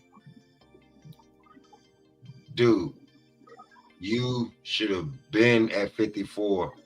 Okay. When I said that, and I'm saying that when you actually 54, I said when he actually goes to 54, it's gonna be so much BS no matter what he does that you might as well go to 60. They know that. Hold on. The only way we're gonna give you, if you go to 60, we'll be like, well, yeah, that's where your big ass pole should be at. They even said that when Bud moved up, that he would move up to fight Bud. That's the only way. Even though he knew he was already bigger than that division, it's about a payday. I keep telling y'all, it's about he will take a L. That's a good fight, though. I think that's the biggest fight that we made. It ain't about being great. You pay me enough money because he can get in there and get dismantled. Say if he had fought Spencer Bud before they had fought, and he got dismantled, it's nothing against you to say you lost against those guys. That's true. And okay, he's willing to take that risk and take that. It's like Canelo losing but against that fight is fair, though. Yeah, if he move up to 60 to fight Bud, that fight really fair. That fight is fair. It's a sell. I mean, you can sell that. Hold on. Now he'll get smashed, but you can still sell. But hold on. The thing is, what you're talking about is when you're talking about the common fans with a black fighter, that he is not known. He is known against us as far as boxing advocates. He's known then. If I guarantee you what, if who you think will sell more, if Bud fights Ortiz or Bud fights Boots? Ortiz. Okay, that lets you know right there. Who do you think fight? Who you Ortiz, think? they always gonna sell more than the black fight Mexican. Always. So that's what I'm saying. The fact is that you're trying to talk about money. That the fact is he's not a money fight. He's still not a money fight against certain people. He's not. We know if he fight against Ortiz. If he fight Ortiz, Well, see, for the casual, you talk about the casual. For the casuals, look. For the casuals, blood ain't even. For the casuals, he don't even really know. We still know that, goddamn, if he fight Ortiz, Ortiz is the A side by far. Period. Because black people are not following Boots like that. You'll get more Mexican than other people to see the black guy lose to a Mexican. Depending on where that fight is. Depending on where it is. If that fight's in Vegas, he's the A side. If that fight's in California, he's the A side. If that fight's in Texas, he's the A side. If that fight's on the East Coast, Boots might be the A side. I don't think so. I I don't know where you at, but on the East Coast, yeah. I done seen plenty of more Hispanic fighters in New York. You'll have more damn near Filipinos and Puerto Ricans damn near going for Ortiz than you do Boots in New York. If they fight at the Barclay, Boots A side. They fight at the Garden. I don't think so. Virgil A side. I think if he fights in Philadelphia, he is. Anywhere else, I think you're gonna have a problem. Nah, they fuck like I live in New York. They fuck with Boots up here. I mean, fuck with him and buying tickets are two different things. When Boots, listen, when you know what? They'll come out to Boots. At Barclays Center, they'll come out. At Barclays, they'll come out. Atlantic City, they'll come out. Yeah, they'll come out for that. You already sold it out, so they'll come out from there. But anywhere else, Vegas, Texas, California, that's Virgil. That's Virgil. I don't think they get their hands on the tickets that fast. I'll say this: anything below the Mason-Dixon line, Virgil definitely A side. It's Virgil. You talking about going west? Yeah. He probably he gonna get A side over there. All right, watch this. This is my point. Okay, so you put him in Barclays and you put him in Madison Square, and he's the A side. He's not A side in Madison Square. He's A side in Barclay, Philly, and probably Jersey. Okay, so he's the A side by what? Ticket sales, but I still think that by viewership, that Virgil is the A side. So that's what I'm saying. I still think no matter where you put him, that Virgil is the A side because you're gonna still have more Mexicans, more Hispanics that tune in for him, no matter what. So the fact is, so you can have the little when you're talking about your three positions out of the whole continental USA, but still out of these other, what are you saying, like 90, 98, 99%, that he's still gonna outsell them from viewerships. So it's like, okay, so why would I play down on that? It's just like, okay, we have to think business. And I get what we're saying. And I still think it'll be a hard time for him to outsell certain things because I know New Yorkers come out at the last minute. That's why a lot of times when you see a lot of fighters, two black fighters, there are a lot of seats left until the last minute. And that's the point that I know. I go to a lot of fights and I know that. Y'all come out at the last goddamn minute. I'm telling you, they won't give you the advantage. You'll have more Hispanics and Mexicans in that motherfucker before you know, because you trying to goddamn wait and see if the ticket's gonna sell. Coach, when I was at a fight and I'm just looking at dudes, I'm like, everybody seat been set like way before. Dudes just coming in now because the ticket is for the low. They like came by, right? But ain't nothing else to do. Oh, come on, let's go to the fight. You know what I'm saying? Like, because in New York is different. So Yeah, it depends on. but think And it about depends it. on who they know too. But they hold on. Because I went to the Castano Charlo. I went to Castano Charlo too, here in California. I went to Castano versus Charlo too, and they was passing out tickets in front of the goddamn stage. Right, but I think To anybody that was walking past. Yeah, okay, so I went, and that's a goddamn undisputed fight. Yeah, That's a goddamn undisputed fight. Right. But nobody knew neither one of them motherfuckers. No. Here's the difference. What I'm saying that what Coach saying. I went to the T.O. Sandia Martin fight. Here's the difference. When you walk past the Garden and you walking up and down Times Square, and T.O. is 100 feet tall on a Bud Light commercial, and then you walk past the Garden and his name is right there. I mean, yeah, but the thing is, the difference about Mexicans, because T.O. act the way he act because he's lost. He don't have a home. But no, this was back then, like when he fought Sandy. So and the tickets wasn't crazy. Look here, tickets wasn't crazy. Bruh, you'll have look here, man. You'll have Mexicans showing up. They're like we saying certain things, niggas and flies. You'll have Mexicans showing up like roaches, man. Nah, yeah, you're right. Nah, because you know what? Yeah, I was just somewhere. Just so you won't have the advantage. They know. Yeah, you're right, Coach. Because a guy that's been hiding since Canelo lost finally popped back up, and guess who he talking about now? That he behind, and guess who the greatest fighter in the world now? Virgil. So you right. Because they gonna do it. He's absolutely right. He's absolutely right. And then they're looking to Canelo. They were looking to replace Right. Yeah. No. Bam Rodriguez too. Bam Rodriguez. Yeah. If Bam fights somebody, if he fights Inoue and beats Inoue, he got the golden ticket. He's got the Oscar De La Hoya. They're Chavez. They're looking for somebody. That's what I'm saying, and they're gonna make sure that the fact is okay. We got to keep convincing our people, and don't let them. The problem for Bam is he fights in a division that nobody gives a shit about. But no. See, okay, people. I hate people keep saying that shit. People keep saying that, but Bam, we still know him. That's it.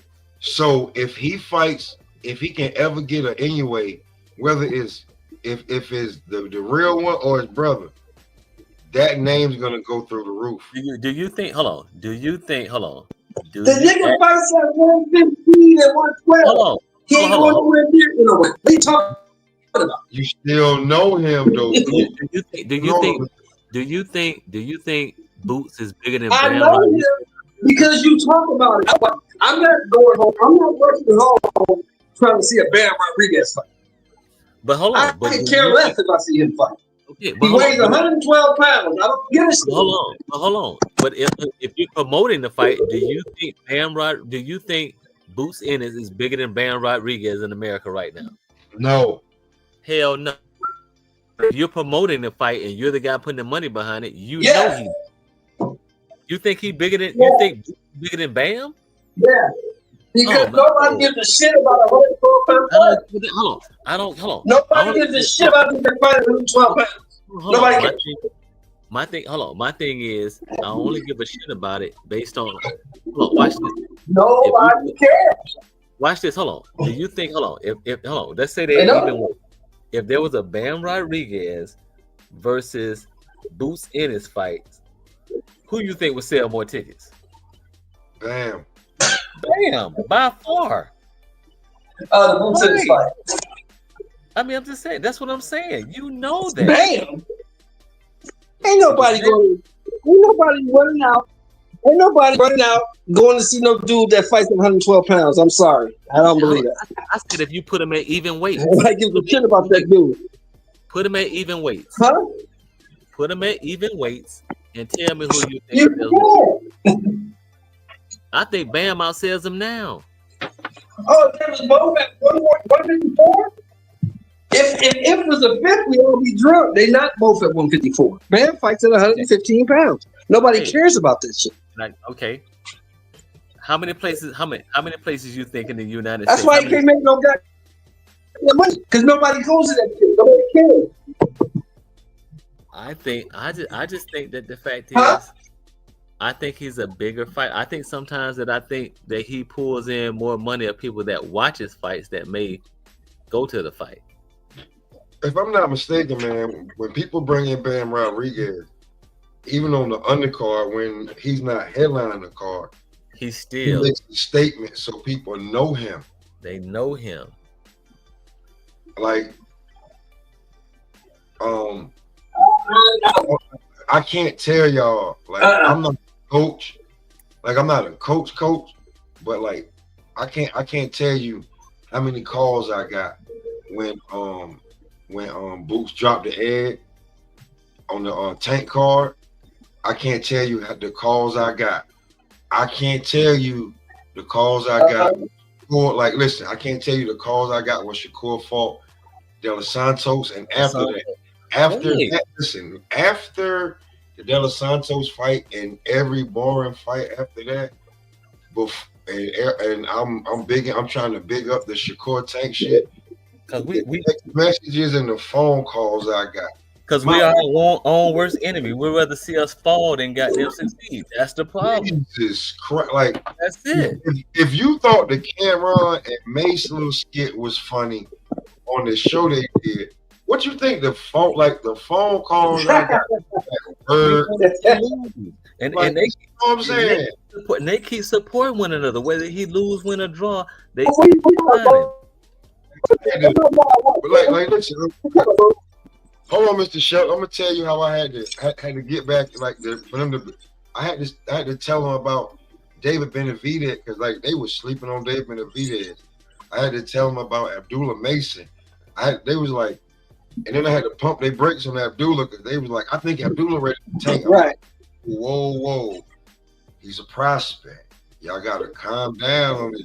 Like, people really be jumping the gun, like on some shit that like you would. People was jumping the gun, so I was just like, yo, listen, man, you ain't gotta go that crazy on me about, you know what I'm saying, because of Shakur shit. I was like, damn. That's why I got mad at Shakur. I'm like, yo, bro, you gotta shut up or get a PR team to let you know what to say, cause you can't be saying fuck the fans. Dudes calling me like, yo, your man said. That's it, man. I say that, man. Shout out to Bruce Carrington. Shout out to goddamn Tiger, what he did this past week. People not talking about what Tiger did. Oh my God. Right. Okay. Shout out to Tiger. Bruce Carrington. These cats, man. I mean, and I get his props. Like my son, he on the incline, but I gotta give props to these guys that's doing it right now, that's paving the way for these young guys like that, man.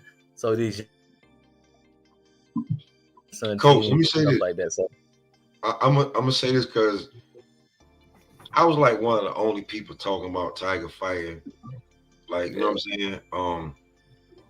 Nicholas Flores beat a fighter that I hold high, like another young fighter. He beat Jahad Tucker. Right. Know that. So we talking boxing now. He beat Jahad Tucker because Jahad was. That's why. You know, they got the 3 cameras everywhere now. But anyway, he beat Jahad Tucker, right? Nicholas Flores is like a favorite over there on Pro Box. I know. Tiger went in there. And yeah, behind enemy lines. Behind enemy lines in that man's backyard. Not only did he go behind enemy lines, he walked behind enemy lines. Yeah, and dismantled this motherfucker. He walked right up to the castle, the mansion, whatever you want to. Went in there and slapped the pure hell out of one of the lieutenant, captains, colonel, whatever you want to call it. Before what y'all think about him, I'm him, and I said okay, and I was so happy for Tiger, and I was like, thank you for going and do that. Stand on business. Because really you was the underdog in that fight. You had the name, but they brought your ass in there like you was sweet, and you went in there and did what the fuck. Well, coach, we can say it now because if you watch the fight, who didn't you see in his corner? Oh, talking about what's my guy name? What's my guy name? I forget that. Who came from his coach? Yeah, Prentice had he been with. Right. He changed up, and people thought that it was gonna be, because like you just don't. You talking about Prentice?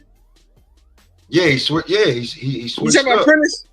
Yeah, people thought that it was gonna be, something with that. If you knew, you knew. Like you just don't switch up. But if you really knew, that he went back to his roots and he was good. But everybody didn't know. They thought they did. So when he went in there and he looked dominant in 2 rounds, because remember the first round, Tiger hit him with the Olay to his corner. Correct. Yeah, and like if you watching the fight, bro, pro box is because we'll be real with you.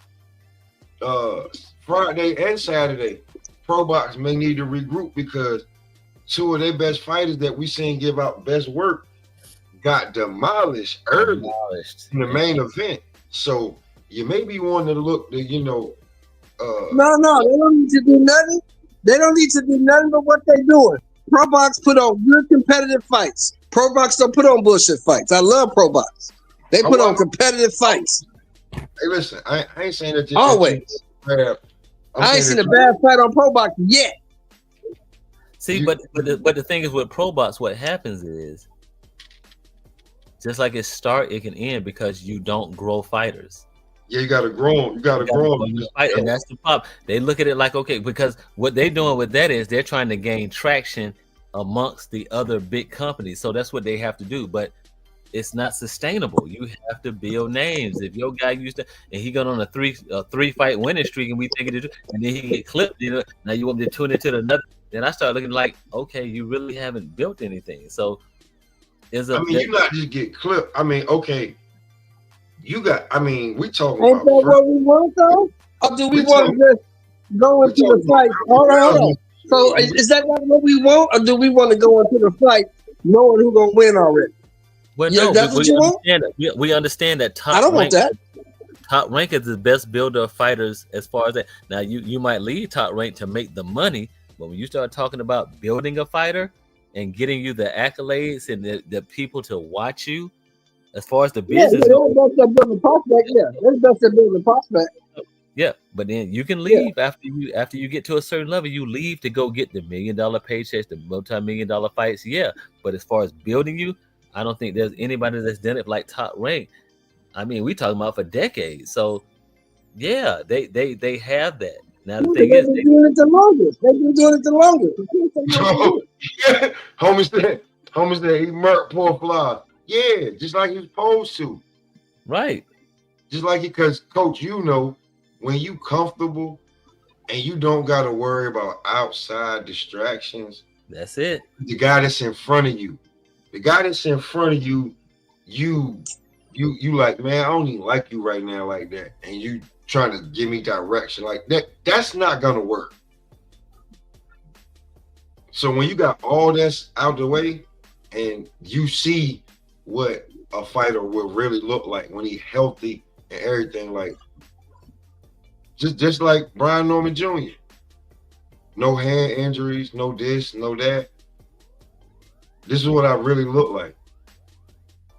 Hey, I'm telling you, and more than that, hey man. You know what I love? You know what I love about Brian Norman Jr.? I heard him in the interview, and he said, "You got to understand something, Devin. I don't fight off emotion. I fight for the mission." I told you, I was like, he's so focused. I was like, man, I love. I don't fight off feelings. Hey, that's it. I fight for the mission. I got a mission. That's his father, but that is him. His father just gave him something. I was like, oh, okay.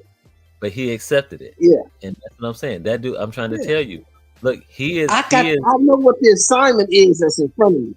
I know what the assignment is. He is Bud Crawford. He is Bud Crawford, the other Bud you Crawford. Over here, you're feeling talking about I'm a bum and I'm you levels above me and I ain't fought nobody. He said, okay, great. I ain't now fought nobody. You levels above me. That's fine. Now we got the great Devin Haney. Now we got the great Devin Haney. Bud said the same thing. Go ahead. I was saying, Bud said the same thing when Canelo said it, right? Well, I'm fighting you now. Okay, then. So now I'm fighting somebody. So what's going to be the excuse? No, Bud told him, he said, so after I whoop your ass, you going to be a nobody too? Okay. All right. So after I whoop your ass, you going to be a nobody too? Right.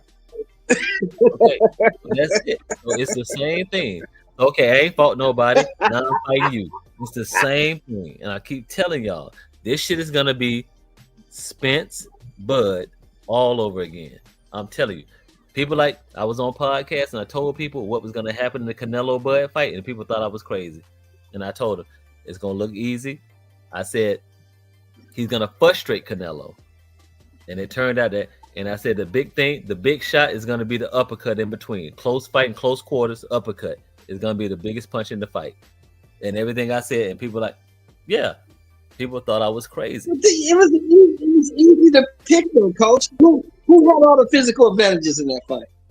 Who had all the advantages? I mean, because I tell people styles make, but we get away from what we say. Styles make fights, and Canelo had all the advantages. Okay, Crawford had the length, he had the reach, he had the fucking footwork, he had the IQ, he had the experience, he had the advantage everywhere against that dude. Everywhere, and everybody keeps talking about power, and it's like, okay, if the power, I can negate your power because you can't hit me. If you can't hit me, that shit, hold on. And then also you got to think about sometimes my punch resistance is higher because I don't have to dehydrate more. So my face is fuller. My brain is fuller. The fluid around my brain is fuller. So yeah, you can hit me with that shot. Yeah. That's you like certain shots that I'm dehydrated. That boom. Now when my brain gets shook on something, I got more fluid there. It don't hit the side of my skull. People don't understand that. So yeah, power don't mean shit if you can't deliver it. Power don't mean shit if you can't get it there. Right. Touch his ass up. Coach, I want to say this. Everything that these guys are showing and doing, I respect them both and everything. I think Brian Norman's going to win this fight because he know who he is. That's it. I really don't. And this is before. Yeah, but this is before I saw the face-to-face that they have been talking about months ago. Just knowing that, I'm like, Devin don't know who he really is right now, but Brian Norman Jr. knows exactly who the hell he is and where he's going. Like, you can't tell me off that New York fight that the fact that, because my thing is like, if Ryan cheated, and the only reason you lost that fight because he on PEDs, then when you get out here with a goddamn Ramirez, you got the physical advantages, everything over Ramirez. You're supposed to dominate Ramirez and just show everybody that, hey, that shit that went on, that was a fluke. You ran. Miguel Cotto. He's not Miguel Cotto. I can say that. Right. And that's the thing. And so when you got out there and you ran, that showed that the fact is that mentally you're not there. And then you want me to think you coming in here with Brian Norman Jr. You think you got them. Now all of a sudden you got something that you weren't willing to show against Ramirez. Okay. Nephew about to dominate this shit. And I'm gonna say this, and I said it once, I'm gonna say it again. Listen, I'm gonna tell you something, Coach. I'm from Rocky Mount, North Carolina. I'm a country boy. Oh, hey, Cam on from Rocky Mount. You feel what I'm saying? I'm from Rocky Mount, North Carolina. I'm from the hill. I know. Hey, I know where Rocky Mount. I've been there. I know where Rocky Mount is. Brian Norman Jr. And outside of all of that, and what we saying, the boy is country strong. And when you spell it a different way, it's spelled. It's KUNTRYSKRONG. The boy country strong. He just I'm just trying to tell you. So yeah, I know exactly where Rocky Mount is. I've been there a few times. Shout out to Rocky Mount, North Carolina. Hey. I'm telling you, man, like when you eat cornbread with your eggs and stuff like that, or you eat collard greens with bones in it, you know what I'm saying? For breakfast, like, bro, when your mama feeding you like everything, you eat collard greens with everything. Bro, listen, man. It's just guys that I grew up with. That Man, look here. I'm trying to tell y'all, the young man, his father has prepared him so mentally goddamn strong that he don't want to let his father down because he know his daddy talk shit. He's He prepared don't for the opponent. let his father down, and I'm trying to, but he don't want to let himself down more than anything. And I keep telling people that you have to understand this, that he understands. And then when you let him become a champion, he want the rest of the shit that come along with it. He not looking for the. I done made $1 million. Okay, what I'm gonna make? 2 or 3 million? Okay, I don't want that. I'm not. It's not the money that drives him, because the thing is, I drive myself by a different goddamn lane. That no matter where I go, the money's gonna come. So okay, the more I keep winning this stuff, he understands that I don't have to talk about nothing. I'm coming here to clip niggas' heads off. You say you this, show me you this. Okay. Be ready for the moment. That's what I'm looking at. Nephew is fucking truth. He nobody can get him off. I was telling somebody this morning, they were talking about how Devin looked, and Devin been working out, and Devin got muscles. I said, well, shit, if Muscles won fights, Anthony Yarder be undefeated. Okay, and but the whole thing is, you're right. But the thing was, Devin the one who said Muscles won fights though. So my thing is, what made Devin had to change who he was. You done won a lot of fights, and you say you fought the top guys that he ain't fought. Why you changing who you are? Exactly. Why you changing who you are when you done fought the tougher competition and won? If Muscles won fight, y'all them Muscles don't mean shit. All right then. So because you know. You can use all the resistance bands you want. You can lift all the weights. You can go get all the muscles, and he's vascular, and that's fine. I'm like, hey, that don't win fights though. Can you beat this motherfucker? Because he coming to knock your head off. Do your shit, nephew. He coming to knock your head off. Devin. Over here, I'm just. Where we come from over here, man. I'm sorry. Listen, man. I seen a bunch of Brian Norman's. You gonna bring it up a real? You didn't fight them. You didn't fight them in middle school. You didn't fight them in elementary school. In high school, you already knew. So as grown men, you just knew, like, nah, man. He, like, if you fight him, I hope you got a lot of time on your hand. And that man and his power carried. He ain't been past the 10th round, but it lets you know that I'm still getting niggas out of here in the 10th round. That okay, what are you gonna do? And that's it. Like, okay, I hope, because people keep talking about this shit. I think he'll take advantage of just getting him out of there if a shot hit him. But people don't understand what I mean. I've been saying this for a couple months. He gonna make him suffer. He gonna make him suffer for his dad, for the shit he talked about, his family members that's dying from cancer, his daddy, that shit. He's going to make him suffer, because even when he catch him, he know he gonna look at him like he don't want to be. I wouldn't be surprised. His daddy gonna save him from the knockout. They faking injury. Oh, well, you know what, Coach? Here we go. All right, because. What you say is. Well, hold on, Mr. Shelp, because I want to say this, because Brian Norman Jr., maybe for the first time, he gets to fight his fight. He don't got to chase Devin. He's the champion. He don't got to go get nothing. And he's a pure counterpuncher. Hey, to save image, watch what I say. If it get nasty, I would not be surprised if they fake an injury. And everybody can sit here and take this shit and clip it. Give it to my home. I would goddamn injury and not get knocked the fuck out. Because I think he's gonna make him suffer. I think if we're gonna look at it like he could have got that nigga out in the 3rd. He might take it to the 5th or 6th. But I wouldn't be surprised if his daddy like the inevitable, because the thing is, instead of your daddy going out, instead of your son going out on his back, this is what it's gonna be. And he be like, I hurt my hand, I did this. I'm trying to tell you. Now, if he just want to come out there and make a statement, he'll get him out of there. But I promise you, he gonna let him suffer a little bit. He gonna touch him up and just break it because he want to break his dad. He want to break his daddy for shit.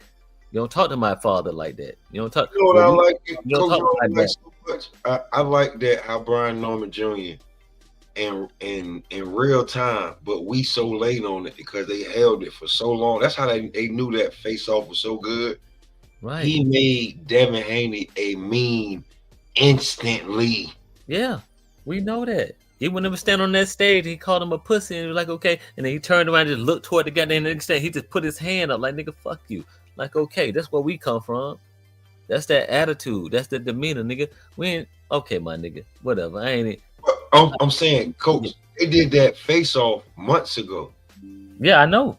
So he been looking at the way he been looking at Devin Haney is not the way that we even like not till now in the fight about to happen. So he like you got to take that into effect. Like he made you a meme 2 months ago. We just seen it now. Like you got to think about that.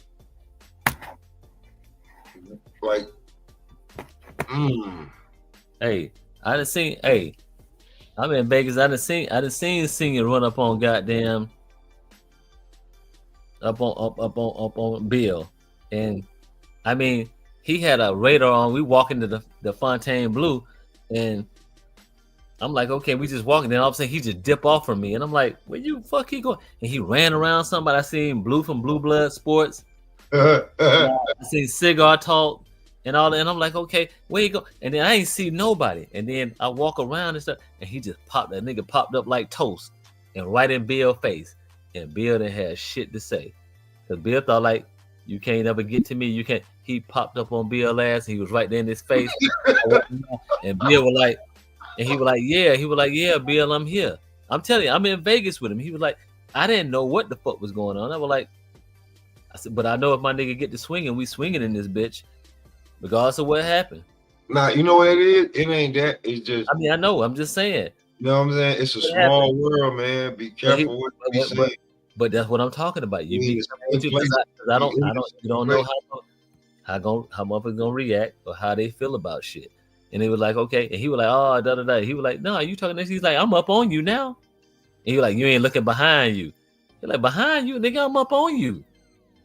Which made sense. Like you talking about behind you, like. How you even get to you? That's the thing. Yeah, I'm talking because it ain't that serious. But if it was, right, I'm up on you. Like, I got ill intentions, my nigga, and I'm already touching you. But I just came up talking, and they got to talking and stuff, and I think Bill is good for boxing. I say Bill is he's kind of like the new Don King, but he's the daddy side of Don King. But I mean, it's happy. But I know how that nigga. Hey, he stepped his ass back for this fight. You don't see that nigga talking heavy. You were talking. Hey, let me ask you this, because you talking about Don King. I'm gonna tell you who I think the new Don King is. He's white too, but he is from Ohio. Do you see a lot of PBC fighters? I didn't say a lot, but the ones that are recognized and with the names. You see them going over there to MVP promotions in a little while? I mean, I could see a lot of people going to MVP because of the money. But the thing is, it's no, I'm talking about the PBC fighters though. I don't think that Al's gonna be in boxing too much longer. I already know that because I don't think Tank took this fight. Tank took this fight because I think PBC told him to take this fight. That what was supposed to be happening because of that.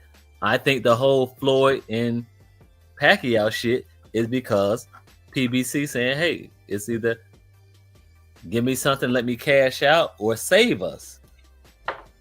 And if Al can keep it Ohio, just like Don kept it Ohio, they're gonna keep it Ohio with Jake. But Jake understands that I don't need anybody to do this shit. I could have goddamn fought.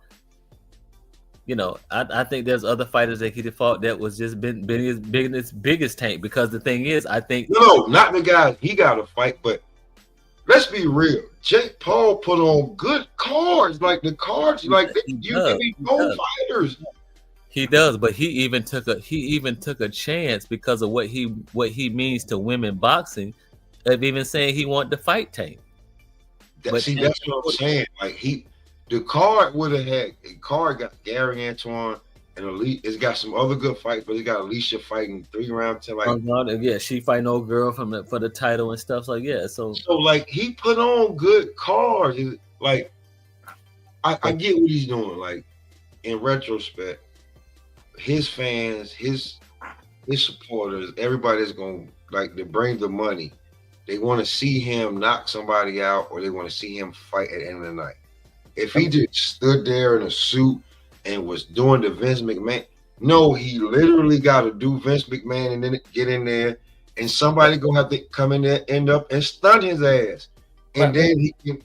But I think he can just do that anyway. It doesn't matter. I think if he fights, like I said, if he decided like the Mike Tyson fight, I don't think the Tank fight was gonna be bigger than the Mike Tyson fight. No way. I think if he fought Floyd over Gervonta, Floyd would be bigger. I think if he needs a name. I'm just saying. But what I'm saying. So the fact is the whole Tank thing. I was like, okay, he understands that. My thing is that what I give props to, that is people that we have to understand. The same way we looked at when Clarissa fought MMA and everybody was like, oh, Cyborg. I was like, she just started fighting this shit. Why you wanted to? Because they want to just see you lose. Think about it like this. Jake doesn't have any amateur career. People are mad because the fact is he has a heavy following and he has his own money to make it happen, and I don't depend on you. And that's why they want him to fight these top of the top guys. I think if Jake Paul was in our amateur program, he'd be one of our top amateurs in the United States. I've said that. He would be one of the top amateurs but the thing is, he has the leeway to move things the way he wants, and they just want to see why you fighting him. Why? And then the thing is, as far as boxing goes or just fighting goes, even the MMA fighters that he fought would beat sometimes, I think, 90% of your top fighters that you can think throughout history fighting those first 10 fights that they fight. Think about it like that. But Coach, here's the thing. Some of them MMA fighters that he actually fought were getting and he was paying the hell out of them too. So right, that's okay. I don't care, because when I say that what this is what Jake needs to get some of these cards off and pay these fighters what they really want, and he'll make his bread. No, he needs a name. Though. I think these guys are making money regardless. They're making money. My thing is Netflix definitely gonna want a name. You're not just gonna. We're not saying that. Watch this. Name anybody from, let's say, Shakur, first 7 fights that would beat the MMA fighters. You trying to no, you already won. I ain't even gonna argue that. You said okay, that's what I'm saying. So my thing, hold on. Hold on. See what I'm saying? Now look at it this way. You got a guy that has never fought amateur. He just started fighting, and people are mad because he brings a load with him, and people are low. Just like I've looked like when Clarissa was not as big as she is right now, but we're talking about in boxing, and then when she went over to MMA, you felt people were talking to MMA because she came in and got a win or two, that she should be fighting Cyborg and got them other. You like, no, you don't put it. She just in the sport. But we're still talking about she was in a combat sport. This dude has not fought amateur at all. He has no fight experience at all. And then the guys that I'm saying, because they're not boxers, would beat the guys that you're talking about that have historic careers. You take their first 10 fighters, that a lot of these guys that he fought that are not actual boxers but came into boxing will beat those guys as well. We gotta just say, okay, it's about the The hypocrisy is about the fact is that he did not need to lean on anybody. He can come in and pull his own. He can pull his own weight. I didn't come in and wanted you guys to accept me to get me paid. I was getting paid, and then I was bringing people in to get paid. And then now the fact is I can get a Gervonta Davis, and I don't have 20 fights as a professional boxer. No, like like this fight to me, when that shit was gonna be a glorified sparring match. What I did like is that I know the prelims was gonna have somebody on it, and the main card on the undercard was gonna be good. That's what I was looking at. I mean, yeah, but the thing was, like when it comes to Jake Paul, like I get it. What he think, like what he got to do. Do you think anybody would have let? Do you think anybody would let Tank fight Tommy Fury in a real boxing match? No. Okay, but they'll let you fight Jake Paul in a exhibition. So okay, that lets you know what this shit is about. Yeah, it's about the money. Name after, especially after Canelo backed out of the fight, he couldn't get AJ, and Ngannou said no. Well, no, hold on. They're still talking about AJ. AJ is on the table for December. That's my point. Nate Diaz that he's looking at now, that he's trying to. I mean, but Nate Diaz fought as a boxer before, but it was like okay, but you're trying to bring somebody in that has a name because if you go out here and get if you go out here and get a Lima, then what? You're worse off. No, you know, see Netflix gave you hundreds of millions of dollars. You need a name for the crossover. Exactly, you need a name. So it's like, okay, who do you get that you can play? I think AJ would be great, and AJ is considering it. If he gets Anthony Joshua, okay. If he gets Anthony Joshua, what are we talking about? Him, like, cause he ran straight to Ryan. Oscar was like, no. I think Ryan was a good option too, but okay, you can't get that because you still got to sell the tickets. You still got to get a certain demographic. Okay, he went to Floyd too, and Floyd said, "I need X amount of, like 3 to 6," and he was like, "I can't do it." Okay, so I understand. He went to Floyd too, so. But there are only so many black fighters you're gonna go to. You can pull this off with Mexican. You can pull this off with Britons. You can pull this off. Okay, it's just the nature of the beast. He's still trying to make the fight. He was willing to fight Gervonta. Whether Gervonta KO'd him or not, people are gonna watch it. And hundreds of millions of dollars make like, yeah, hey, if he catch me, you don't even know how much. Like he probably making crazy bread off of these fights that he's just really promoting, but his fans want to see him get in there and beat up somebody like anybody credible. I don't think what's my dude name? Aiden Ross putting on them boxing matches and making goddamn with goddamn Charleston White. Definitely not. Okay. That was funny too. That was funny. But I'm saying, you know how much money he making off that shit? Okay, he making plenty of money. So it's not about his fans wanting to do it.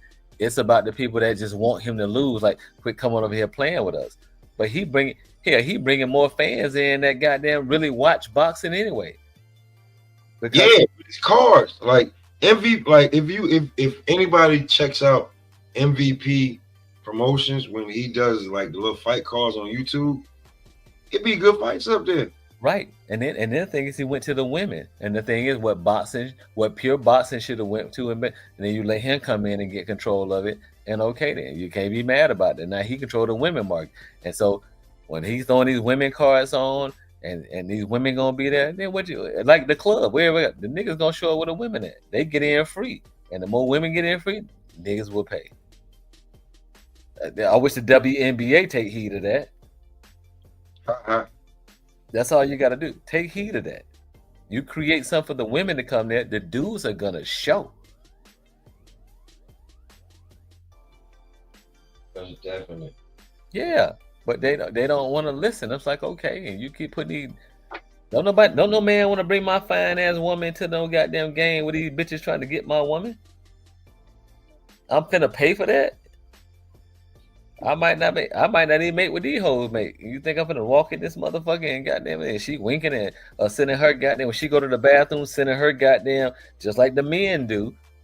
You got a badass chick, and she nigga. He got people in the stands that point her out. I know homeboys in the NBA and point her out, and they like okay, and they send snipers like okay, and so, and they take the number. Yeah. Now you got to understand whether your lady gonna do the right thing or you gonna walk into the bathroom and anybody talk to her on the way out. Yeah, you don't want that. Think of them games you want to and she bad. Them niggas looking like, hey, and they said, yeah, and they sniping out this motherfucker. So yeah, I ain't finna do the same thing about a broad. I'm like, okay, you worry about dudes. They're like, okay, these nigga got Brittany Griner on child support. Like, what the fuck? Yo, that's crazy. You want to play daddy? Okay, okay. You want to play daddy? I got you. You want to say you the man? Okay, pay child support, and you ain't even got them knocked up. That's how it goes. So yeah, be real about it. So we got to understand, as black people, as support our black fighters, no matter what. Yeah, he ain't got the best skills. No, he not this. It don't matter. Cause you think when we come over here and the best fighter go over to England and you think they care about? I know he good, I know, but I'm rooting for my guy to win. And if he don't win, guess what? I don't write him off. I'll build him back up that he'll get a title shot against somebody else. We just don't get it. Hey, look, they like in most people countries, like they become a star by fighting. What that? You broke up on me. Hello? Can y'all hear me? Yeah, I hear you. I think you. It broke up. It broke up. Tank Davis, Cruz been a star ever since. They forced Cruz on it to make him a star, allegedly, for losing to Tank Davis. You get what I'm saying? Right. Like that dude Conor Ben ain't never won nothing. He's a star. Like how big of a like these dudes be stars. What's his name? Gay Rosado. He a star, man. Because that's what all we got here. Warrior. You can just name guys from other places and other countries like Derek Chisora. That's it, and they gonna. Derek Chisora is a star, man. We are the only ones that do not do this. And I'm like, okay, if y'all follow me online and certain things, Kamzen Management, KAMZEN LLC on IG. Follow me on it, and I put that out there. All my videos like, okay, it's okay. Support black fighters. It's okay. It's okay to root for black. And we can be unapologetically black. That's okay. And that's okay. You know, that's the thing. Most people don't want to pump the black fist. They feel like, I'll put myself. I was like, damn, man, stand on that shit. That's us. That's who you are, right? Our podcast, our guys like you that do what we do on these channels, support it. Okay, come out here and put your money in. Blue Blood, all these. Yeah, put your money out here. You know, because they do it and they get to talking about who they are. When shit go to, hey, I'm Boricua. Okay, you don't give a fuck about the fuck. Okay, they'll be in the studio and all this nigga and da da da da da da da, and let that goddamn that New York that Puerto Rican Day Parade come. They don't give a fuck about no black. What? It's about us. So when we get to the point like, okay, then niggas always folks always take their day off on African American holiday. They don't believe in it, but they'll take that day off. Right. And my thing is, okay, I tell I'm the type, if I ran for policy, I tell business like, okay, if you don't like it, then go to work and pay them for that day. Take that day off and get paid or whatever just to have, like, you don't believe in it, take the go. You can go to work and get paid. Ain't no need having no day off. But that's the thing. We just take. You sound like me. You're a thug. You're supposed to go to jail. Man, we take the least, man. I get tired of that, man. Root for our fighters, man. Brian Norman Jr., Brian Norman Sr., the Brian Norman goddamn train. They be like, okay, I call him. Hey, he out there in the sand now. You know what I'm saying? He out there in that goddamn in that desert. Desert Storm, Brian Norm. That's where he is right now. And root for him. Root for him. Root for him. Not just because root for him because he comes from that, he's cut from that cloth. We going against another black fighter, but the fact he come from that cloth. He ain't worried about nothing. He out here, he building. A dude that's already been there, you already been there, it's cool, you there. What's wrong with one that gotta get where you are? You know what I'm saying? Like they said, when they had the thing they talking about, and you got you all dressed by your cars and stuff, you like, man, I got on a goddamn a white tee, some sweatpants, and some forces. What the fuck? Like, okay, this what y'all, I'm here. They branded that now too, right? Right. Throw hands and make bands. That's it. And that's what he's Throw supposed hands and make bands, homie. And I'm not knocking Devin Haney for what he's done in fashionable, but this what boxing come through. I'm not here. Yeah. I'm more mad at the people even asking Lil B that question. Like how we get here? Yeah, because that's what they want to do. So, yeah. And we not know. So that's the thing. We got. They had this one question. They was asking the homie. They was like, "Who would you want to be friends with, fight with, or spar with? Spar, fight, or friends with?" That's what they called it. Spar, fight, or friend. Like, man, I fight all of them. Like, what are we doing? That's it. And that's what you do. Like, who asked these questions? Okay, but not who asked the question. Who answered these motherfuckers? And that's where he come from. That's how we gotta have the mentality. Now who answers them?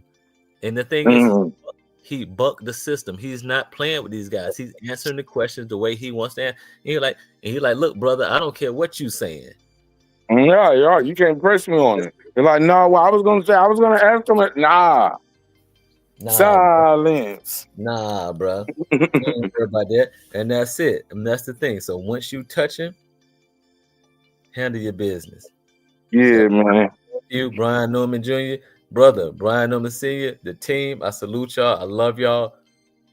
Hey, man, we already know what it's going to be. I can't wait, bro. I wish the shit was tomorrow, bro. I wish it was tomorrow, man. It's okay. It's okay, bro. We about to get busy. Because that's what he there for. He want that action. And he want that nigga to get reckless and try to goddamn that. He want that attitude from him. But I saw that the fact is that Devin Haney know exactly what it is. It's not that type of dude.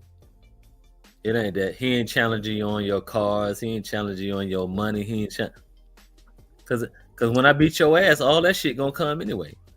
Yo, bro said anybody can be a world champion. What's that about? Okay, so all right then. I'm gonna show you. I'm gonna show you. Like, okay, all right, bro. I got you, bro. That's the kind of shit. And I just told him. I told him, like, go handle your business, bro. Handle your business. Leash that dog. That's safe dog, but he nasty. That nigga nasty. Go in here, break that nigga. I'm telling you, he gonna hurt him. He wants to hurt him. Because more than anything, I want your daddy to stop this motherfucker. You talking about my girl? You talking about my family? You talking about my? Yeah, okay, yeah, all that fuck that. Yeah, I'm gonna break you down to your fucking daddy. Make your daddy stop it, and I talk to him just like Ali say, nigga, say my name. I want to break you the fuck down. I want to break you down. Make your daddy stop this thing. And I look at I be beating your ass and look at your daddy. And like, cause he said what's gonna happen. He gonna walk, and if he knock him out, you think he not gonna walk over him? See, that's the thing. Oh my God, that's crazy. I forgot that shit. I'm trying to tell you, he gonna walk over him. I'm gonna step over your body. My nigga said I'm gonna step over your body. Tell your dad, and if he hit him like that, and they might look at his dad like, stop it, because he can't stop it. Now, if your daddy want to get it, bro, when you talk about somebody about that, bro, I can't wait, man. I can't fucking wait, bro. I wish this shit was tomorrow, bro. We good. Hold on, bro. It's okay. I just saw them. They touched down. I wish it was tomorrow, my nigga. Like, they there. They touched down. They're there. They're safe. Okay, like I said, hey, just stay cool. Watch who you're around. Watch how you move, and it's okay. And everything else, this is it's just fruition. Everything about to come to fruition. Junior said what he said, and what it's gonna be, and okay then. That's it. I ain't got to talk about shit else. I'm here. I had people talking on other points because Haney and them got out there like a couple days. Oh, they already there, like they ready. Oh, nigga, don't matter because you already there. No, bro. Maybe that's what they feel they need because it's been a while since they went overseas. Bro, we just went overseas this summer. Like we know we don't need that much. We know what's in front of us, what we're preparing for, and that's part of the reason why we shortened it. Like, what are we gonna do? Gonna train, work out? No, it's just longer that I gotta be there. No, the shit gonna be what it's gonna be. Let's go knock this out. 2 weeks is enough. And then when I leave, whatever it's gonna be, what's gonna be at this point. What the fuck we gotta be there for? Fucking 22 days for, man. Bro. I'm just and it ain't that much sleeping, acclimating, bro. I'm a soldier, bro. You a soldier too. You know we don't need 2 weeks. No, we adapt. Look, the Army don't even give you that much time to do climate adaptation. We just do the mission, bro. Do it. We do these little missions and drills. I was like, why we doing this shit right here? Just one day. This is not gonna climatize me to Korea or wherever we was at. It was already cold enough. We been here. Been here, done. Yeah, but you'll do that. They'll pick the coldest day of the winter. Y'all, yeah, man. Fuck out of here, man. This shit ain't nothing. Watch what. This shit ain't nothing. Look, be a soldier, man. He about to beat Devin Haney, bro. Watch and I like that. And I like Devin and Bill Haney. I feel bad. Part of me feel torn because it's like, I like damn, man, because I want Lil B to get what he was owed, but I wish it didn't have to come at Haney's expense. Especially all what Haney been through. Because low key, niggas ain't gonna give Lil B his props. They're gonna say Haney was damaged goods. You already know what they're gonna do. Nah, look here. He was the weight bully at 135, damaged goods. They ain't gonna give him props. Shut your fucking mouth. You and your daddy, shut your fucking mouth because you got to talk. Nah, I told niggas though. I said if he go in there and knock out Lil B, because they was like he gonna stop him. I was like, bro, if he go in there and drop and knock out Lil B, I put Devin Haney on my pound for pound top 5. Hell yeah. Because niggas ain't standing up in front of that. Yeah, I'm just saying. Now you get caught with so some yeah, shit. you go in there and knock out Brian Norman Jr. I'm gonna give you all your flowers. Like this. I got to, cause they, you know, that I was like, but I said, but also imagine what I seen, what I.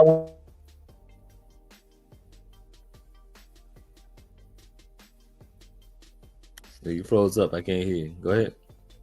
I don't know what that feel like. You heard me? Okay. You didn't even hear me, did you? No, you broke up. You broke up. I'm like, all right. I said niggas talking. I said for all the niggas saying that, I gotta say the same thing. Though. I was like, I said that's like me. Him knocking out Lil B, it's like me getting my dick sucked on the back of a unicorn by a mermaid, my nigga. I can't imagine that. But you know what? What they say? I don't know what that's gonna ever feel like. I don't know if that's even possible. I ain't never witnessed that. What they say, nigga. You gotta show me, bro. What they say? I want to see the mermaid. I want to be on the unicorn getting the blowjob by a mermaid. Wow. Hey, look, while Leprechaun is just giving me all him shillings. Shillings. Give me all his shillings. He's gonna just give me all me shillings. Right. While I'm getting my dick sucked on by a mermaid on a unicorn. But if he knock out Brian Norman Jr., my nigga, I record that, nigga. All the niggas who's talking that shit, clip that. Clip it. Right.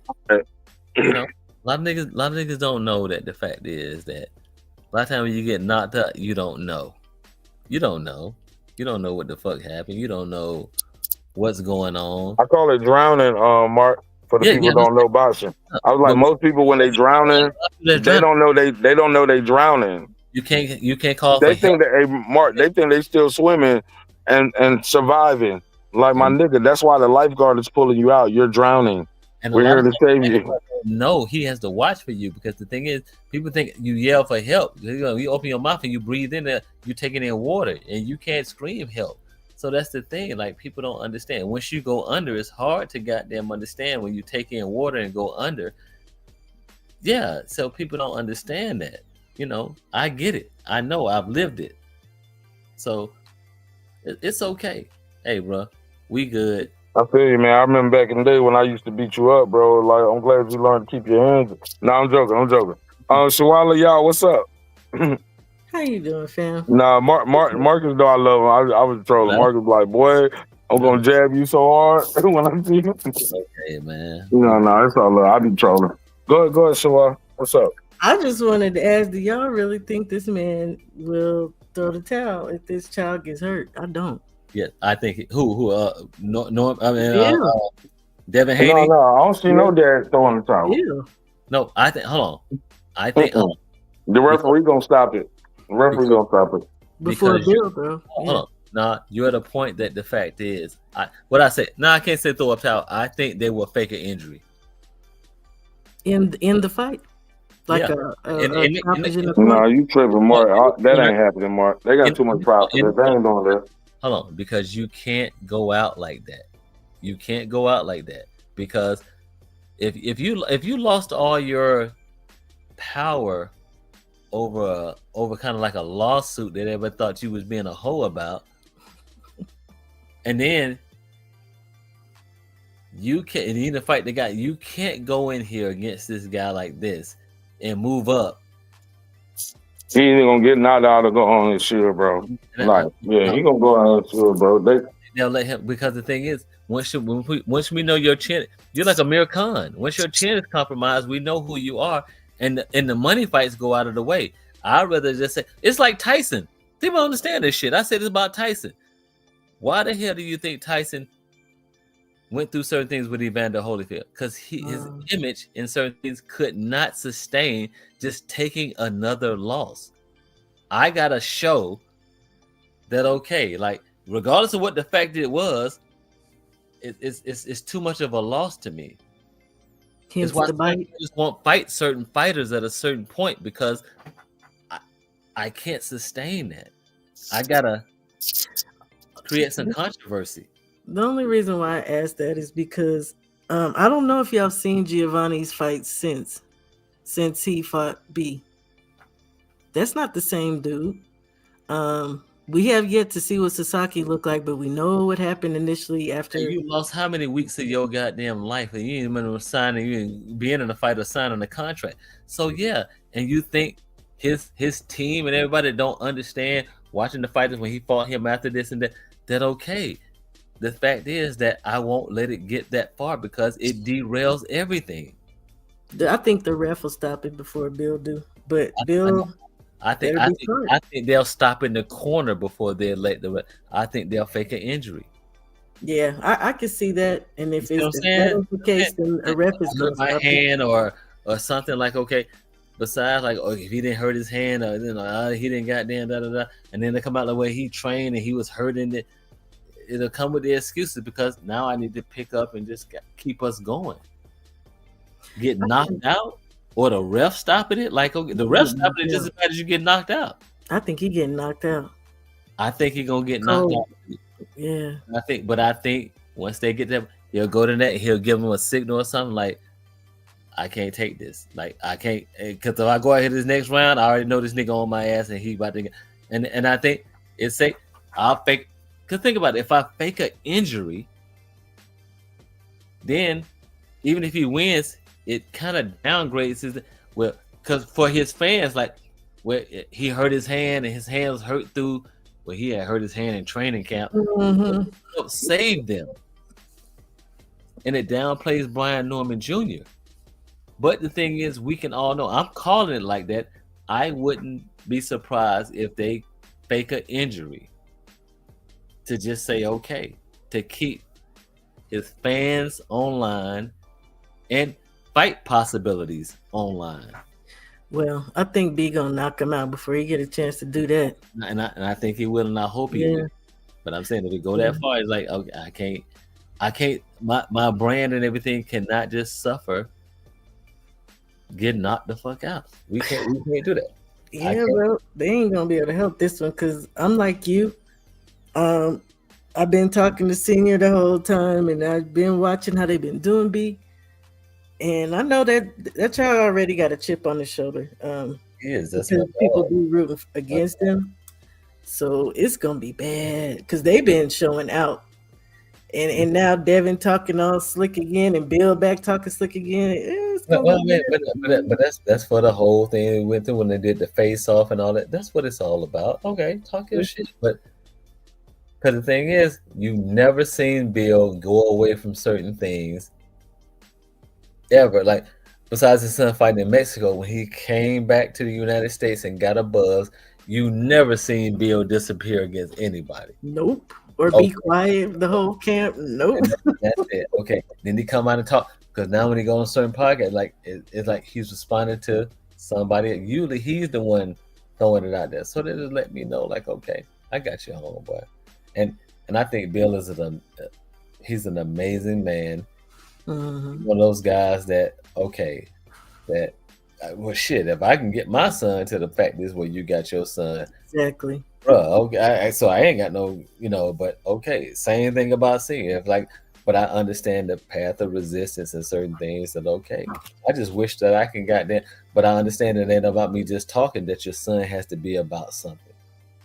So, yeah, I give them both their props, but I know what it is.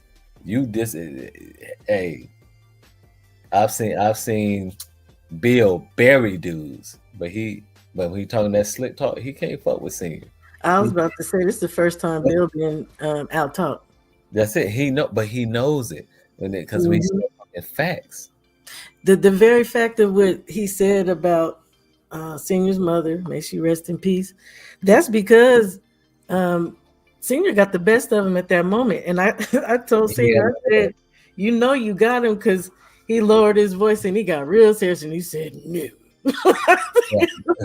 Like okay, it hurt, and he was like okay, and I was like okay, don't even go there because you knew you won that, and that's what I'm saying. And I'm trying to tell people I would not be surprised that when Junior understand when he got this shit in control, he's going to make him pay. And I think more so than just knocking him out cold, he want his daddy to say, get me. People don't understand this about boxing. I look at things like boxing. I mean, in a boxing realm, I want a TKO more so than a knockout. You can be whooping my ass for 6 rounds, 8 rounds, 4 rounds, and I just catch you with a shot and knock you out. And everybody like, nah. When the ref, the judges, your team be like, get off his ass. Yes, that's the thing what I talk about, that the fact that they know, or you take a knee, spit a mouthpiece out, and you say, I don't want no That's more. enough. Yeah. That is more, because like I said, a lot of people don't know when they knocked out. You don't feel it. I heard people say you don't feel it. I've never been knocked out in my life, but they say, hey, you don't feel it. That I'm gone and I don't know. That's why people wake up like, what happened? Or yeah. Mhm. But when people have to stop this shit because you getting battered and brutal, yeah. I think that means more. That even a sanctioning body, the judge or referee or a doctor or something, get up off it. That's enough, yeah. That's enough. And I think that's why people get out of this shit by the knockout era. Because I've seen people been winning a fight, playing this day, and just get caught. And we're like, you were winning every round, and you just got caught. You got regular and got caught. Don't mean the dude that caught you is a better fighter. I just seen the better fighter. He just got off the right angle with the right amount of pressure and caught you, and you was reckless and got caught. Mhm. I just look at it like, nah, I like that TKO shit. I like it. Like, yeah, make your corner stop this shit. Yeah, but that's what I'm saying. I don't see Bill stopping it. When you think about what happened in the fight with Ryan, he never stopped that, and I feel like that child was knocked silly from the first round on. Now he continued to fight. But they knew you can get up, because the thing is, watch this. Everybody knew that Ryan gave away rounds. He sure did, because he wasn't in shape, and that's why he turned his back and stuff like that. So, but when he fought, he won every. So if he won every round that he fought in, but he gave away round. Imagine if he was in shape, he would have stopped him. Oh, it would have been crazy. Right, that's the point that I'm saying. So he's just like, hey.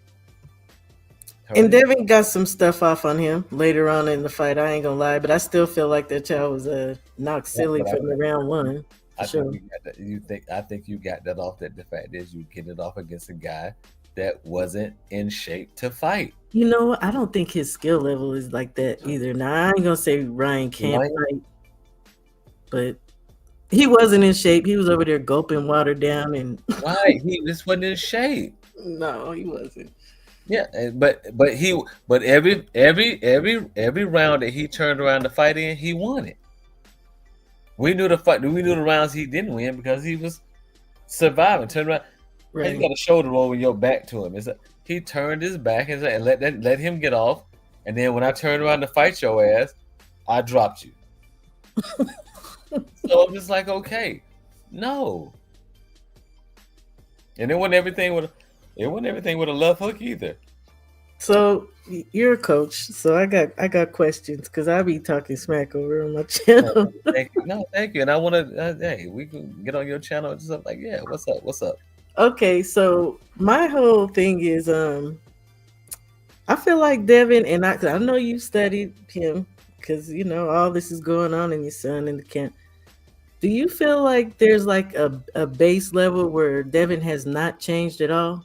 Even throughout all the coaches he's had and trainers in his corner?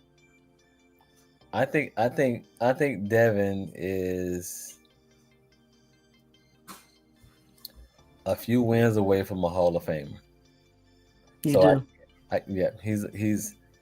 I think more so than Teofimo. Yeah, I agree with that. I think more so than Shakur. I think more so than Tank. Yeah. I think more so than. So I'm just saying. So, Loma. Well, no, he's right there with Loma. He's right there with Loma. You think so? Yeah, I think as far as Hall of Fame. Yeah, I think he's right there with Loma.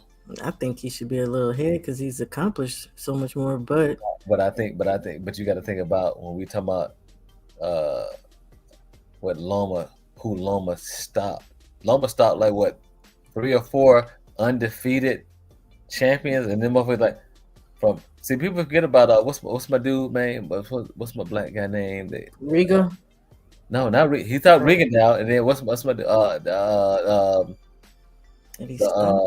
the hatchet, the goddamn, what's his name? Oh man, and I went to that fight. I'm sorry. I'm so sorry to. It's okay because I'm looking. Hold on. It's not the goddamn the hatchet, the goddamn. Oh, I think I know you're talking about, but dang, what was his name? Right. His name is the hatchet, but yeah. I mean, I don't know if it's a hatchet, but I'm like, I forget. I'm sorry. I'm not tripping. I'm sorry if I forget your name. If I get, but I was like, okay, it was him. He stopped 3 undefeated champions in a row, and they quit on their stool. He didn't get knocked out. These niggas like, I ain't coming back out. Right. What's my dude name? Oh my god. I can't remember his name, but I know know it's right there. I can see his face. The hatchet, the X-Man, Nicholas Walters. Nicholas Walters.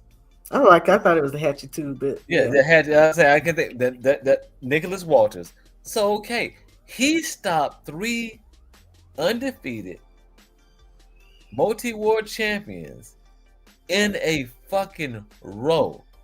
Like you can't. Like okay. Yeah, you're right. Hold on, and then nigga quit on their stool. He didn't knock him out. Then nigga like, you don't want no more of this shit. He had some of those in a row too. RPDs, yeah. So that's why I was like, okay, let me pull myself in. That's how I think. Let me pull myself in and reel myself in. It's like talking this shit. But that shit is like, yo. So, but I'm like, yeah, like I gotta get it. Devin. Then we're talking about, we know how Australia cheat fighters, American fighters, when they go to Australia. And he went up there twice and won. So even with that, we got to be real about it. And Bosis was the champion. Yeah. And look how they did Pacquiao when he went over there. Yeah. You know, we know he won that for. And look how many other fighters went over to goddamn Australia. And then we know how they do. He went over there and won. And everybody had been waiting on another champion from there to do this. And he went over there and won 2 times in a row. So I can't be like no, but I'm just telling you.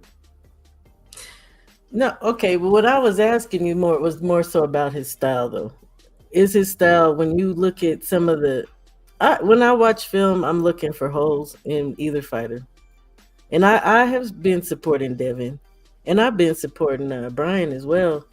But when I look at their styles, all I can see is holes, and that Brian can feel in Devin's style. So that's what I meant by. Do you think that the style is still the same, like at a base, even through all the coaches, some of the same mistakes he makes with the jab, the footwork? And I said that I think Brian's footwork is better, and I think he will out jab. Yes. Haney. The difference is what people get confused about the game is that knockout punchers open themselves up more. And it's not about being hurt. It's just the fact is that I'm more susceptible to getting hit by some shit because of what I'm trying to inflict. Get off, yeah.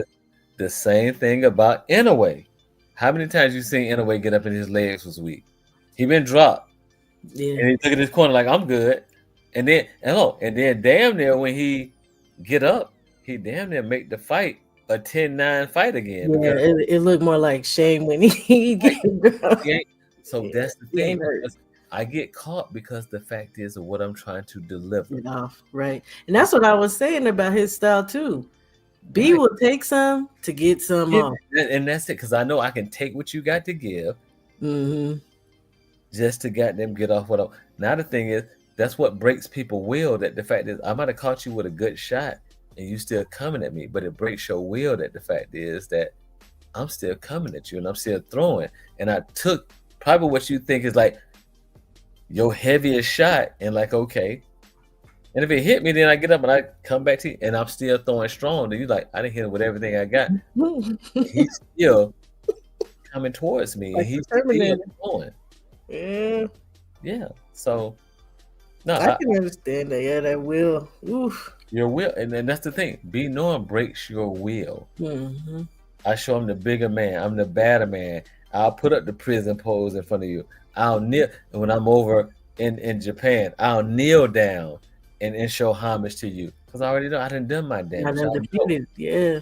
Right. So yeah, you're not bigger. You're not better. You're not greater than me. I done came over here and beat your ass on your own goddamn turf. That's the greatest thing. And how many people can you say we're about to have somebody in three continents and finna go and fight and they're the champion. Yeah. Fought in America, fought in Japan, and now he's over in Saudi Arabia. How many people have done that in history? See? That's what we're talking about. And when he do that, well, I know a lot of the things the Normans is saying, they're starting to say now they gonna knock B out and step over him. I just be cracking up. When he had been said that, he said that back in the press conference. They're just releasing some of that stuff. Yeah, but he said that must. He been saying that. He been saying that. I'm gonna step over. On the zone thing the other day, not from the old press conference though. But he been said that though. That's what he said. I'm like when he did the face off with him before Dev grabbed his shirt. He told him that before Dev grabbed his shirt and the bodyguard stuff happened. No, that was way before that. Senior said that. Hey, look, he told him that before Senior, before Bill Haney was talking crazy about their mother. Like we been said we were gonna step on them. That ain't nothing new. He said I'm a step. No, Senior did, but not the Haneys. They're saying it now. Oh, yeah, okay. That's what I'm saying. The Haneys is copying what the heck the Normans is saying. Okay. Because you ain't got no choice. And I'm telling you, Bill know what it is. Bill know. He does. That when all that shit. I heard him say. I did hear Devin say, "What if I knock you out?" Bill, don't fuck up the money, because you might get your in that, but don't fuck up the money. That we don't get the money. Like, okay, the hotel, yeah. But even back then, Dev believe in himself, man. Like, yeah, he do. You don't get to that level if you don't believe in yourself. Like, that's one thing I think people are really underestimating. Devin Haney's self-belief is out this damn roof, man. Yeah, I think it's Like if he ain't Debo Dev with the punching power, he definitely Debo Dev with his mentality. Like, show me the bid as bad as let me go get it. I want it right now. I gotta have it, and that's why I always supported these guys, man. But I agree. I just think in this situation right now, after getting his phone cracked, I ain't like how he looked against Ramirez. I don't like this fight for him. I really don't like the fight for Lil B. 'Cause I feel bad that he got to do it to death. That's what I'm saying. But that's You know what I'm saying? But that's the thing. I really, it got to be Dev that he finally get his props off. You know what I'm saying? They only watch this. They only got so much room for a black fighter. So sometimes you got to jump the black fighter. They understand. You got to jump the black fighter to become this. Gotta be Dev, man. And even though we don't want to do it because we support one another and I like them for what they do, but we Yeah, understand. man. I hate it got to be him. You get what I'm saying? Look, I would have loved it for it to be Tino Lopez or somebody like that. You know what I'm saying? You gotta shut Devin cared when you called him ass. Or Boots. Huh? Do you think Devin cared when he initially called that man ass? And do you think Devin cared when he's calling him a bum right now? And so that's what I'm saying. Yeah, No. What you mean care? What you mean think he cares? Watch your No, that's hyperbole. Devin know what he up against. Okay, hold on. Okay then. But that shit for the cameras. That nigga know who he up against. He know what we about to bring. Him and his daddy know. Yeah. Brian Norman Jr. is not that motherfucker to goddamn be talking. Because I'm telling you, watch what happened.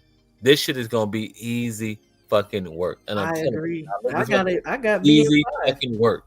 It's I know easy I'm work. saying later, but I got BN5 if not sooner.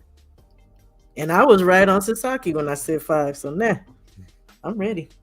Oh, you had that in 5? Yes, sir. I get nervous. You had it in 5? I had Sasaki in 5. I ain't And gonna you know lie. I what? gave Sasaki more credit than that. I ain't gonna lie. Cause I'd be doing so much studying. I was like, man, me too. Might be like 6 to 8. I was You gonna get afraid, him?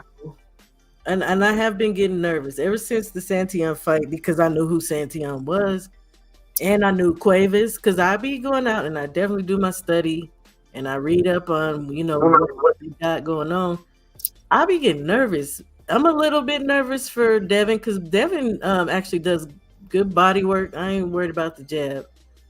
I don't know. I ain't as nervous with Devin as I was with Sasaki. Sasaki was a wild. I feel where you coming from. Like, nobody want to see the nigga. I don't want to see him laid out like Sasaki, bro. I ain't gonna lie. Neither.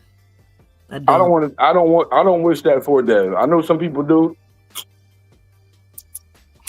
You know what, Rollo? I don't wish that for him, bro. Because I don't. He'll never be the same. But what I do think, what I see happening though, but Dev's so tough, he's not gonna get like Sasaki just was like on some different shit, for lack of better words. I think he was definitely on some different stuff. You know what I'm saying? I'll just say he was on some different shit. I ain't accusing nobody now. I'm just saying that was just like the way he was I'll just- recovering. Yeah, man.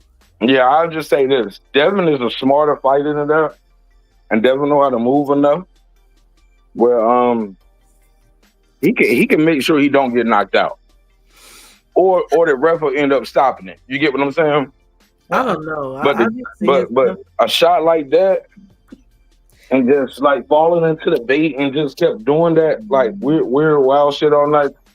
I just think Devin's a smarter fighter than that. He can't get caught, can't get time, but yes. I don't think he's gonna timing. I don't think he's gonna fall into a trap that quick, like in 5 rounds. I think he's just a smarter fighter than that. I think we'll bait him in. I think But I think it's gonna be more like 6 to 8. I think or like 8 to 11. Like if you don't stop him by the 9th or the 10th, Dev will make it them last 2 rounds. I think when he applies this pressure that he's gonna understand that I think he gonna crumble, bro. He gonna fucking crumble, bro. Junior's gonna go in there and he gonna let some shots go, no matter whether it hit his arms, his forearms, his hand. Yeah, bro, we throwing. He blocked, and he gonna let him know right there. And then the thing is, he's gonna retreat and think that I got the better footwork and I can run like I did Ramirez to get cut off. And he gonna realize like you can't run like you did Ramirez, and he gonna catch up to him. And I'm trying to say, and he gonna punish him a little bit. They're Yeah, gonna he's gonna be in a high guard again, getting hit. but I'm Wait trying a to minute. Can we don't get talk knocked about out. the high guard? He gonna go back to the high guard, getting hit again. No, See, we can say this now because it ain't nothing they can do. He ain't no high Because guard. You know what Devin does? When Devin's really under fire, Devin will put his lead arm out a lot of times, and he will back in the straight line and become discombobulated. He will go up under and grab you in that wrestling hold. That is what he does. But that's the thing. He's gonna understand that he's not stronger than Norm. See, that's the thing. You're not bigger and you're not stronger than him. And I'm telling you, what's gonna happen is these dudes, once it sets in and they realize, like, okay, if they can save it that far, they will stop this fight. They'll blame it on. They'll stop this fight because they don't want him to go out on his back. They don't, because it's more detrimental to his brand for him to get knocked out. It's not a bad. No. They're not built. They can't pull out this fight, bro. They got to get their paper. No, hold on. No, I'm saying getting knocked out in the fight. There is nothing. He's going out on the shield, bro. No, he's not. No, he guaranteed. Guaranteed. Unless it's like a clean shot, he just get caught and he gone. That's cool. But I think when he said the referees and everybody around know save this nigga if he go too crazy, bro. They're not gonna let Brian Norman kill this dude.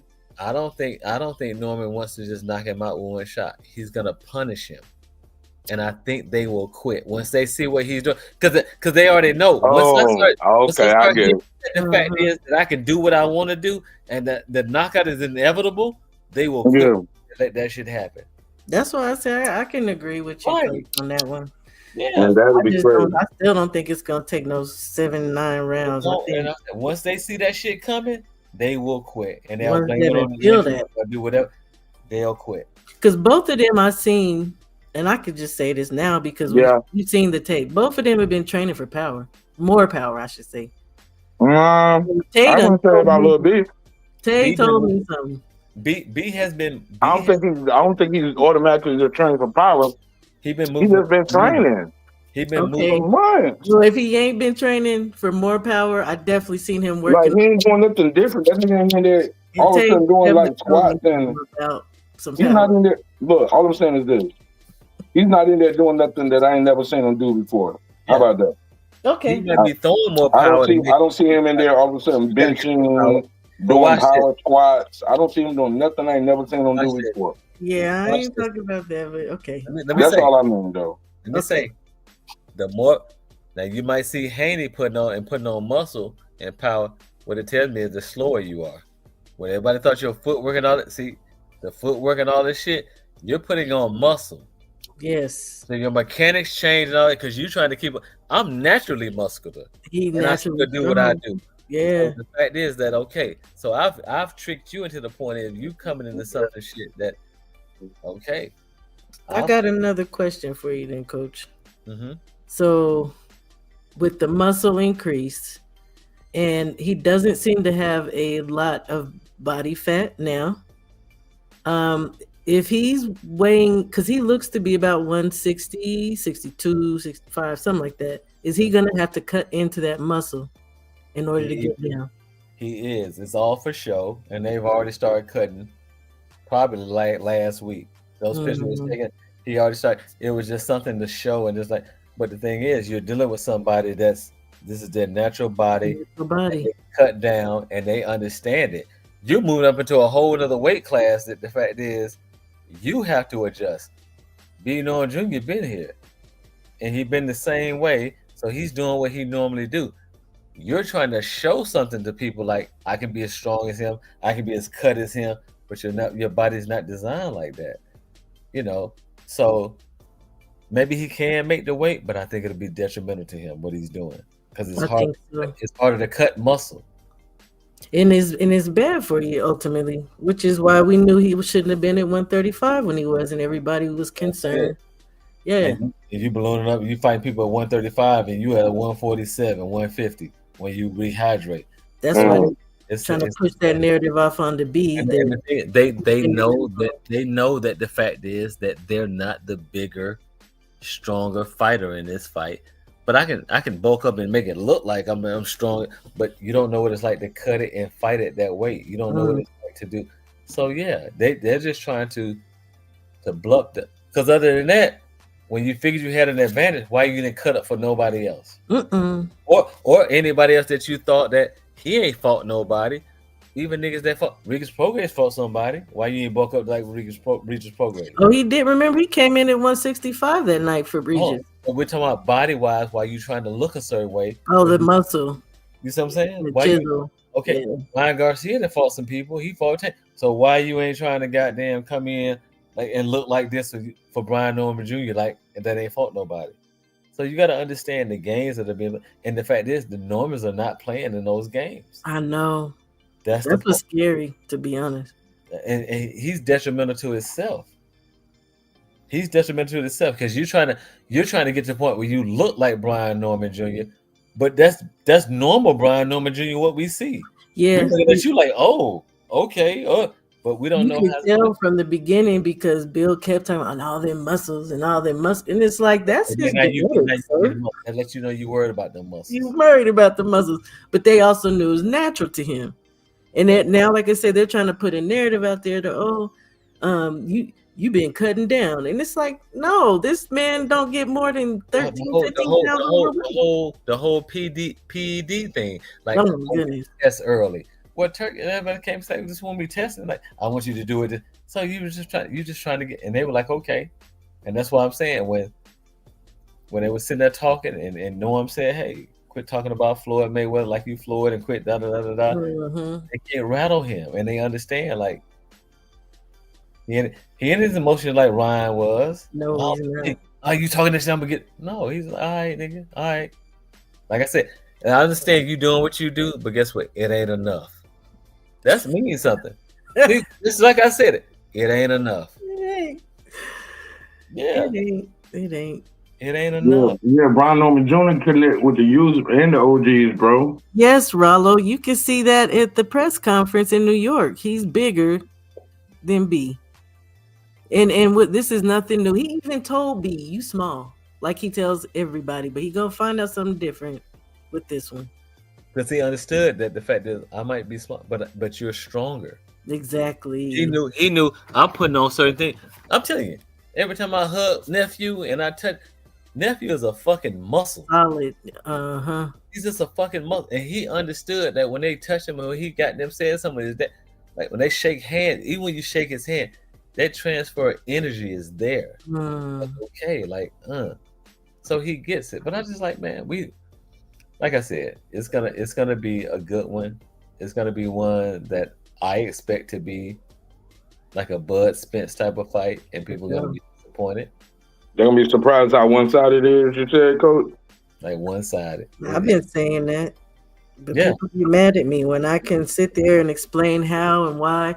I said he could take away that man's jab, and he go out jab. That's what I'm saying, because he's so he's gonna be faster. He's gonna be stronger.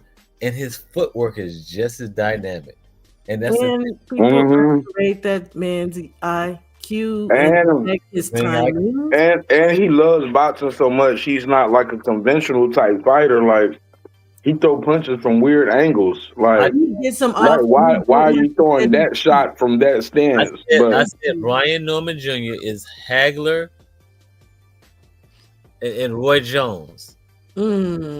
And people don't understand it. And everybody can say, but you know what? I can see it. And Roy Jones, that's who he is. B can get off power shots at angles where his feet don't got to get set. I keep telling people, y'all really need to watch his film, and then you can see. But people can be hard-headed. They don't want to listen. They do not listen. You can see this. Really good, man. I said, thank you, Queen. I just get it, and I'm like, okay.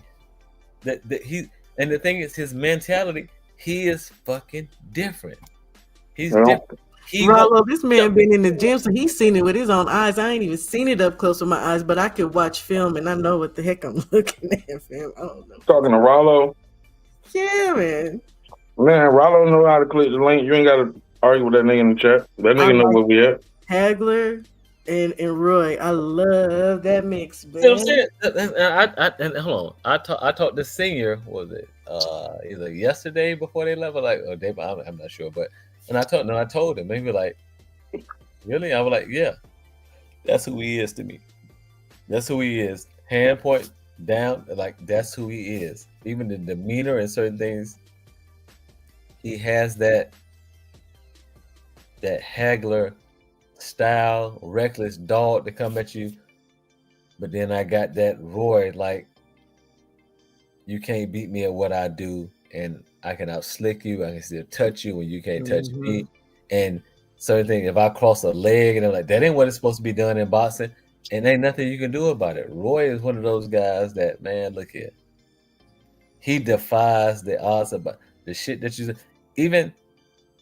Yeah, he did it so long, bro. That shit was like walking and talking to him. It was like really like that's most of us walking to the kitchen and cutting on a light switch. That's him throwing a jab. You get what I'm saying? And that's why the greats. On the way to the kitchen, open the refrigerator with your right hand this time. Okay, that's how we doing it. So you the best right hand refrigerator opener ever. Roy Jones is like, my nigga, y'all are tripping. Like all I did was cut the light switch on and open it. You walked in the kitchen, cut the light switch on, and open the fridge. You get what I'm saying? Right. That shit catch up with you because when you in it, sometimes you don't see it. You're a part of it. And that's you don't even know how good you are at doing what some people think the basics is. Like, boy, you jump rope the best, man. Even Lil BB like, man, I'm crazy with the jump ropes now, but I remember when I wasn't that good at jumping rope. That's it. And that's how we gotta be. And then when we watch him jump rope, that nigga be in there skipping, Man, doing with his circles. eyes closed. Like he can go in circles, he can do the crisscross, jump left foot, right foot, like he doing all kind of crazy shit. I ain't got no footwork. I was like, bro, your YouTube daddy told you to say that. Saying that's Your why YouTube daddy told you that because you ain't thinking for yourself no more. You repeat other people talking points. That whole he's gonna get washed. That was definitely a YouTube daddy right there. I'm one of the ones that's gonna talk reckless and just say, hey, Brian Norman is going to wash Devin Haney. He's gonna wash him. And I'm just trying to tell you. Now the thing, whether he survive or not, the boxing fans and the people that know boxing will understand that he washed him, that he just tried to survive. And we get it. And it's okay. But I'm trying to tell you, this shit is not gonna be close. We're looking at Bud Crawford, Errol Spence 2. Good Lord. That's worse than Canelo. And I said Canelo Crawford. I said, but I call that too. I was on that. I call that too. Like, and people didn't want. But okay.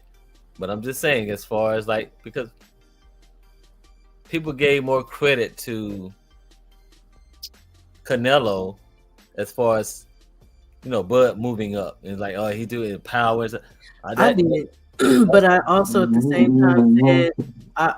same time said Bud is gonna stand in front of him. No, he's not. I said watch. If Ryder could do it, Bud could do it. Watch. I said that uppercut was gonna be the key punch, and the uppercut, and I said he will frustrate him because he can't hit it. And we saw everything that it's okay. Salute you, Queen.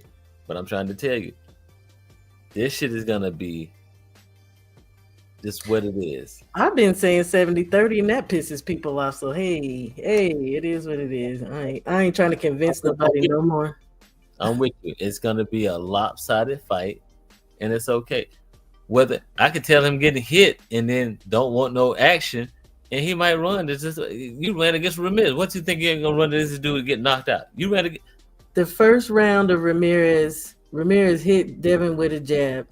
That man moved laterally. Because I don't like to say he ran. I don't be calling them runners and stuff, but he got to moving. By the end of the knew what it was. He ran.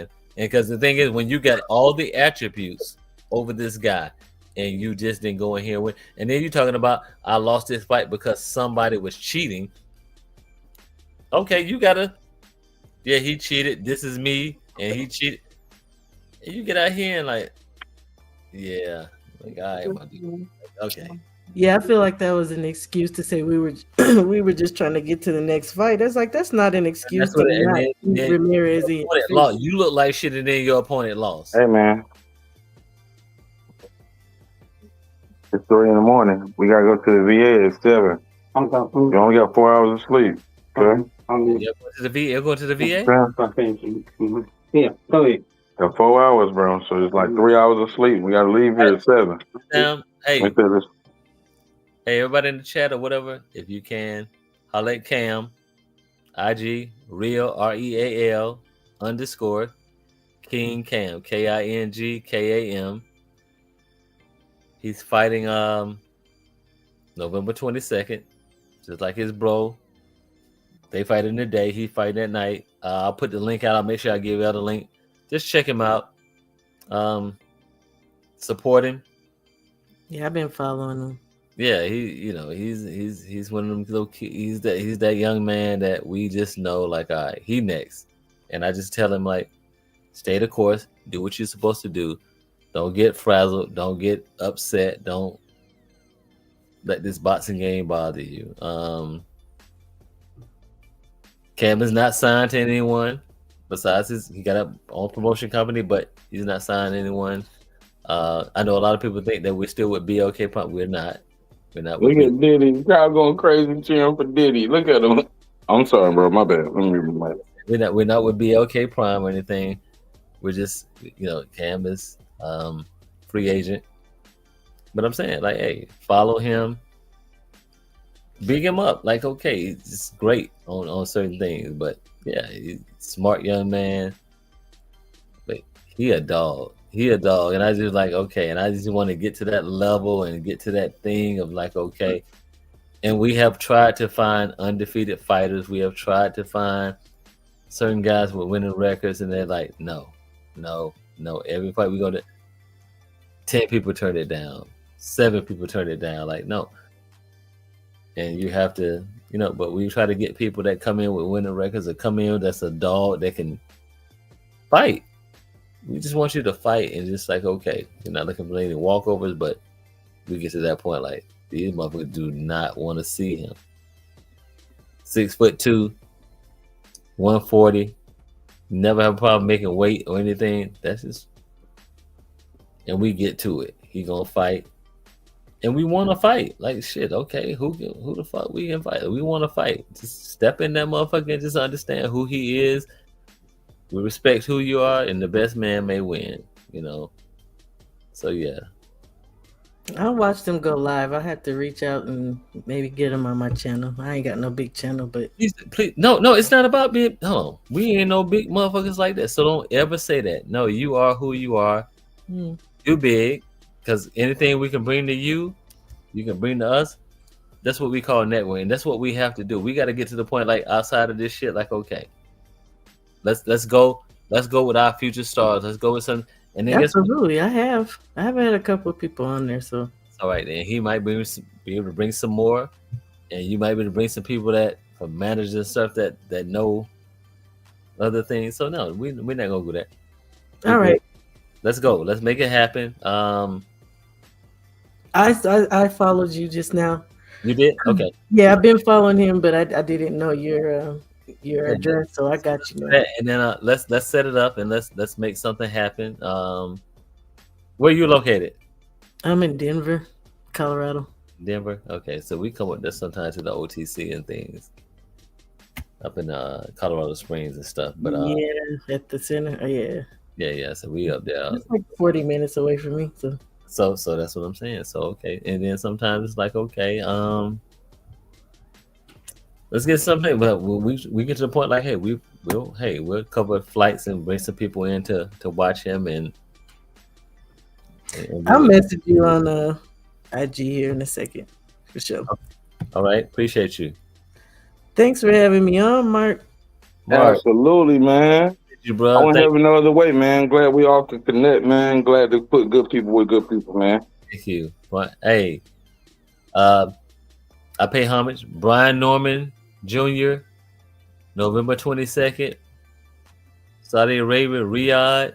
Y'all tune in and watch it. later on that night, and I'll make sure I give everybody the link. I'll make sure I send it to you. King Canvas fighting that night, you know, down in Miami, Florida, and just watch these Southern boys do what they do. Watch them come and do what they meant to do, and Right, they ain't fighting at the same time, so we can watch both. Yeah. Definitely. If you got a flyer, give me, because I will post it on my page for sure.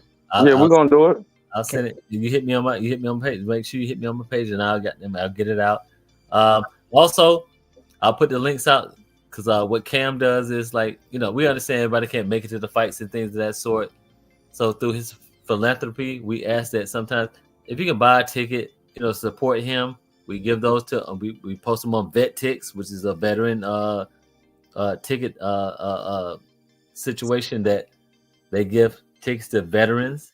Then we do the PAL in Miami to handle, you know, and teach these kids, like, hey, the kids that he's around, that you can do certain things and have support. So we make sure they can come to the fight, and then we do something for honor students in the local elementary school, middle schools, and high schools, that we donate the tickets. So if you want to support him and you can't make it, just say, hey, I'll buy a ticket and those tickets, and we'll let you know where that ticket went, and that's what we do.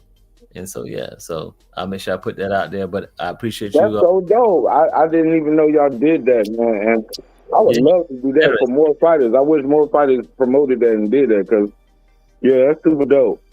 Yeah, so that's what we want to do. Does that go like on record? Like, does anybody keep a track of that? Like, I put a code Cam in so they know, like, okay, I bought this ticket, but I bought it on behalf of. Yeah, that's what we do. We make sure we get the tickets in hand, and we know that, okay, and we see who do certain things, and then that's what we do, and we give you guys props on certain things. So we handle. I want to sponsor some of that. I got guys and people that support my show and see what fight for them. And also coming into the new year, I own M&M Merchant Card Services. I'm listening. I own M&M Card Services, which is a merchant processing company. We handle credit card processing for any type of business. Okay. But we're the first Black-owned credit card processing company in the country. Oh, wow. We do.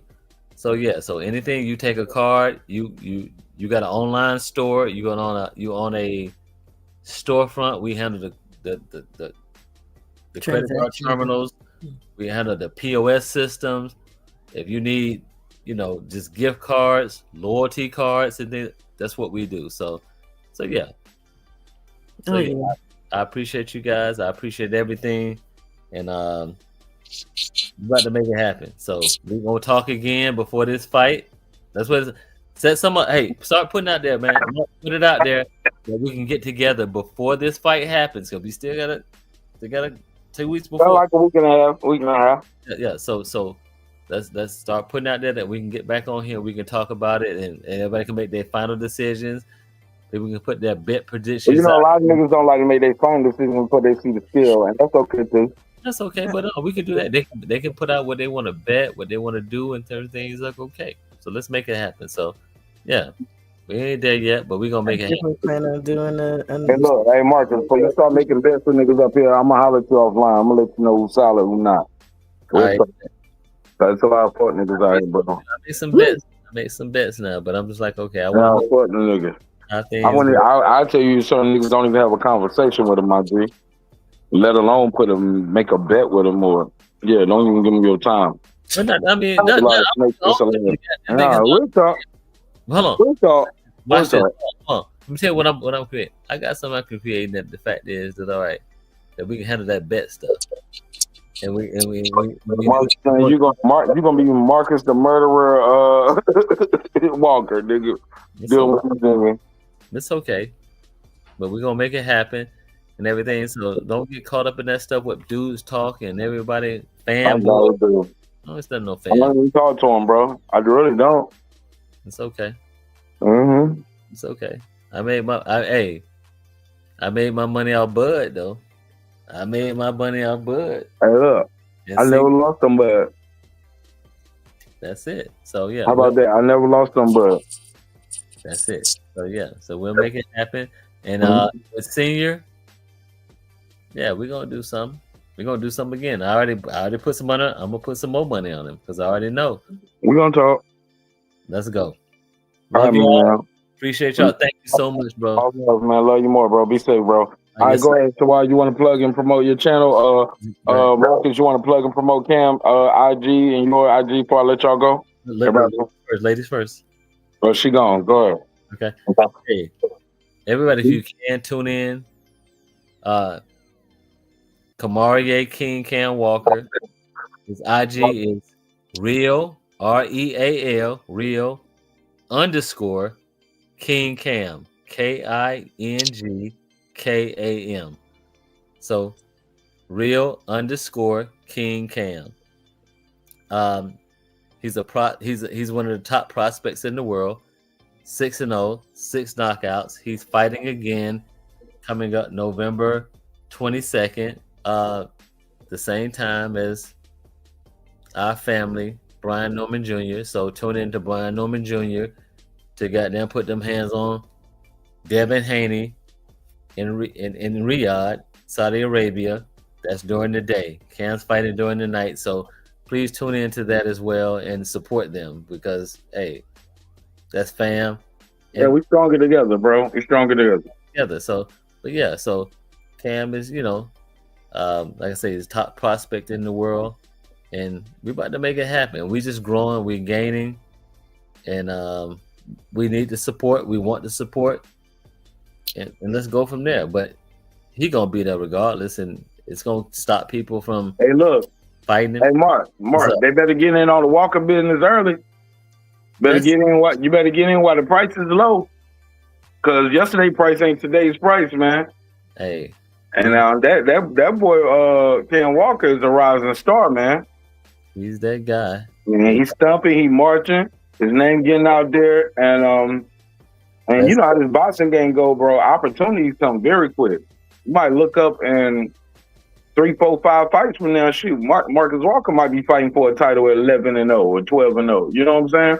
Hey, it can happen that quick, bro.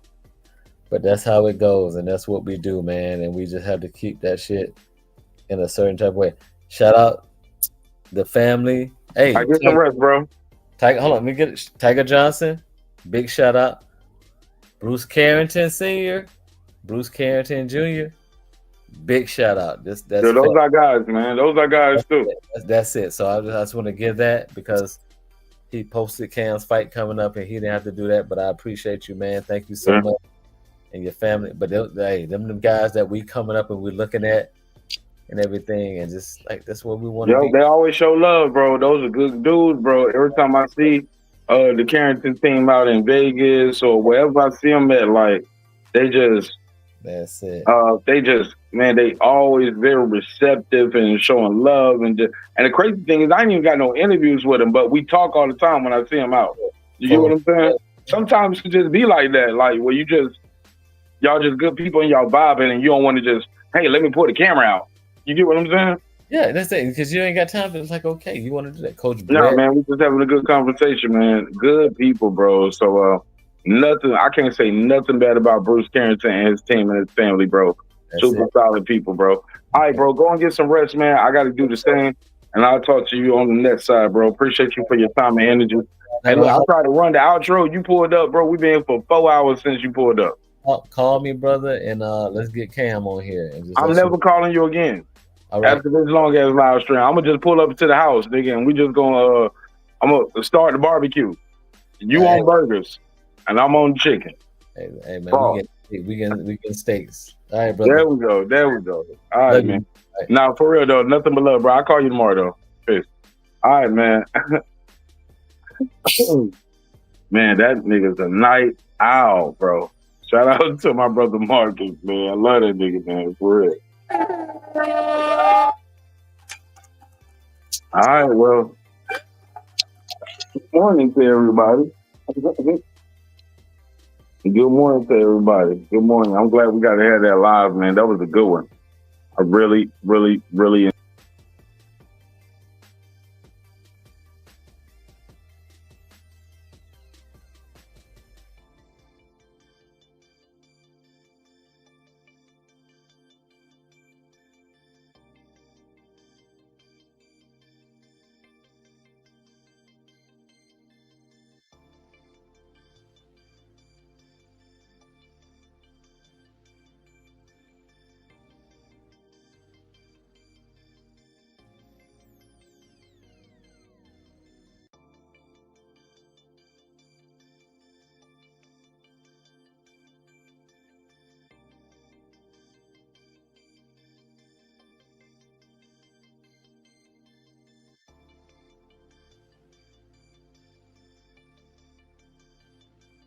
Oh, there we go. It was muted.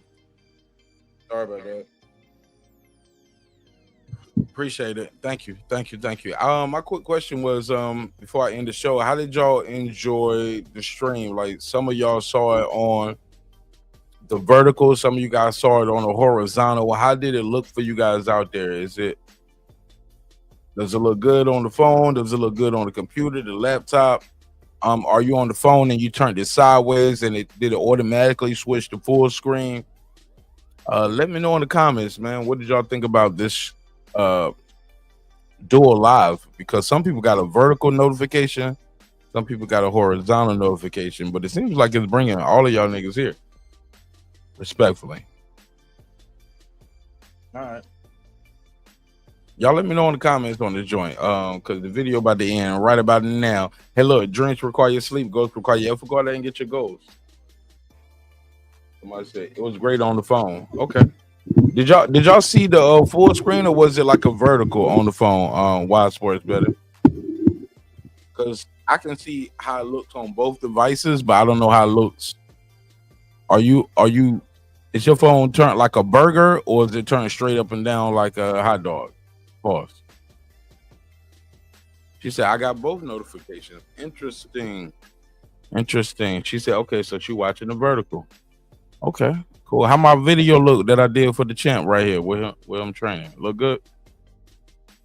I think you already left a comment on this one. She said, straight up. All right, man. I love y'all, man. I hope you love yourself. If not, guess what? God loves you. So does Martin Nash. In the neighborhood here at Breaking Beats, where we break down business, entertainment, art, technology, sports, and any damn thing else you will not feel like talking about. Never forget, we are the #1 hip-hop political sports show with a comedy twist. We like to let the jokes fly. You know why life is serious enough. Hey, man, I cannot wait for this fight. November 22nd is going down. Brian Owen Jr., his birthday is the very next day. I don't think my homie ain't trying to lose a fight the day before his birthday, bro. He ain't trying to lose no fight at all, but he damn sure ain't trying to lose on his birthday. Because you know by the time the fight over, you're going to lock her and take the gloves off. It's midnight. Nah, bro, he ain't trying to be in Saudi Arabia, just lost his title on his birthday. Man, he about to beat Devin Haney ass, bro. You'll see. All right. Respect is free. Disrespect gonna cost you everything. Your family, freedom. I think I said it already, right? Say it again. Your family, your freedom, your finances, most importantly, your life. Let's show each other love. Let's show each other respect. If we can't do that, let's just show each other the door. You go your way, I go mine. God willing, we both will do fine. I see you at the top. If you make it, keep running, man. Let's keep training. Let's keep working hard. Get to the top of that mountain. Even you, hater. Hey, it's Antonio Tarver champion. You watching Martin Nash at Breaking Beach. I usually don't do drops, but I'm gonna give you one, bro. I'm gonna give you one. I love you, champ. I built this shit. Me. Brick by brick. And I'll be damned if I let you tear it down just because you don't like the way another nigga talk.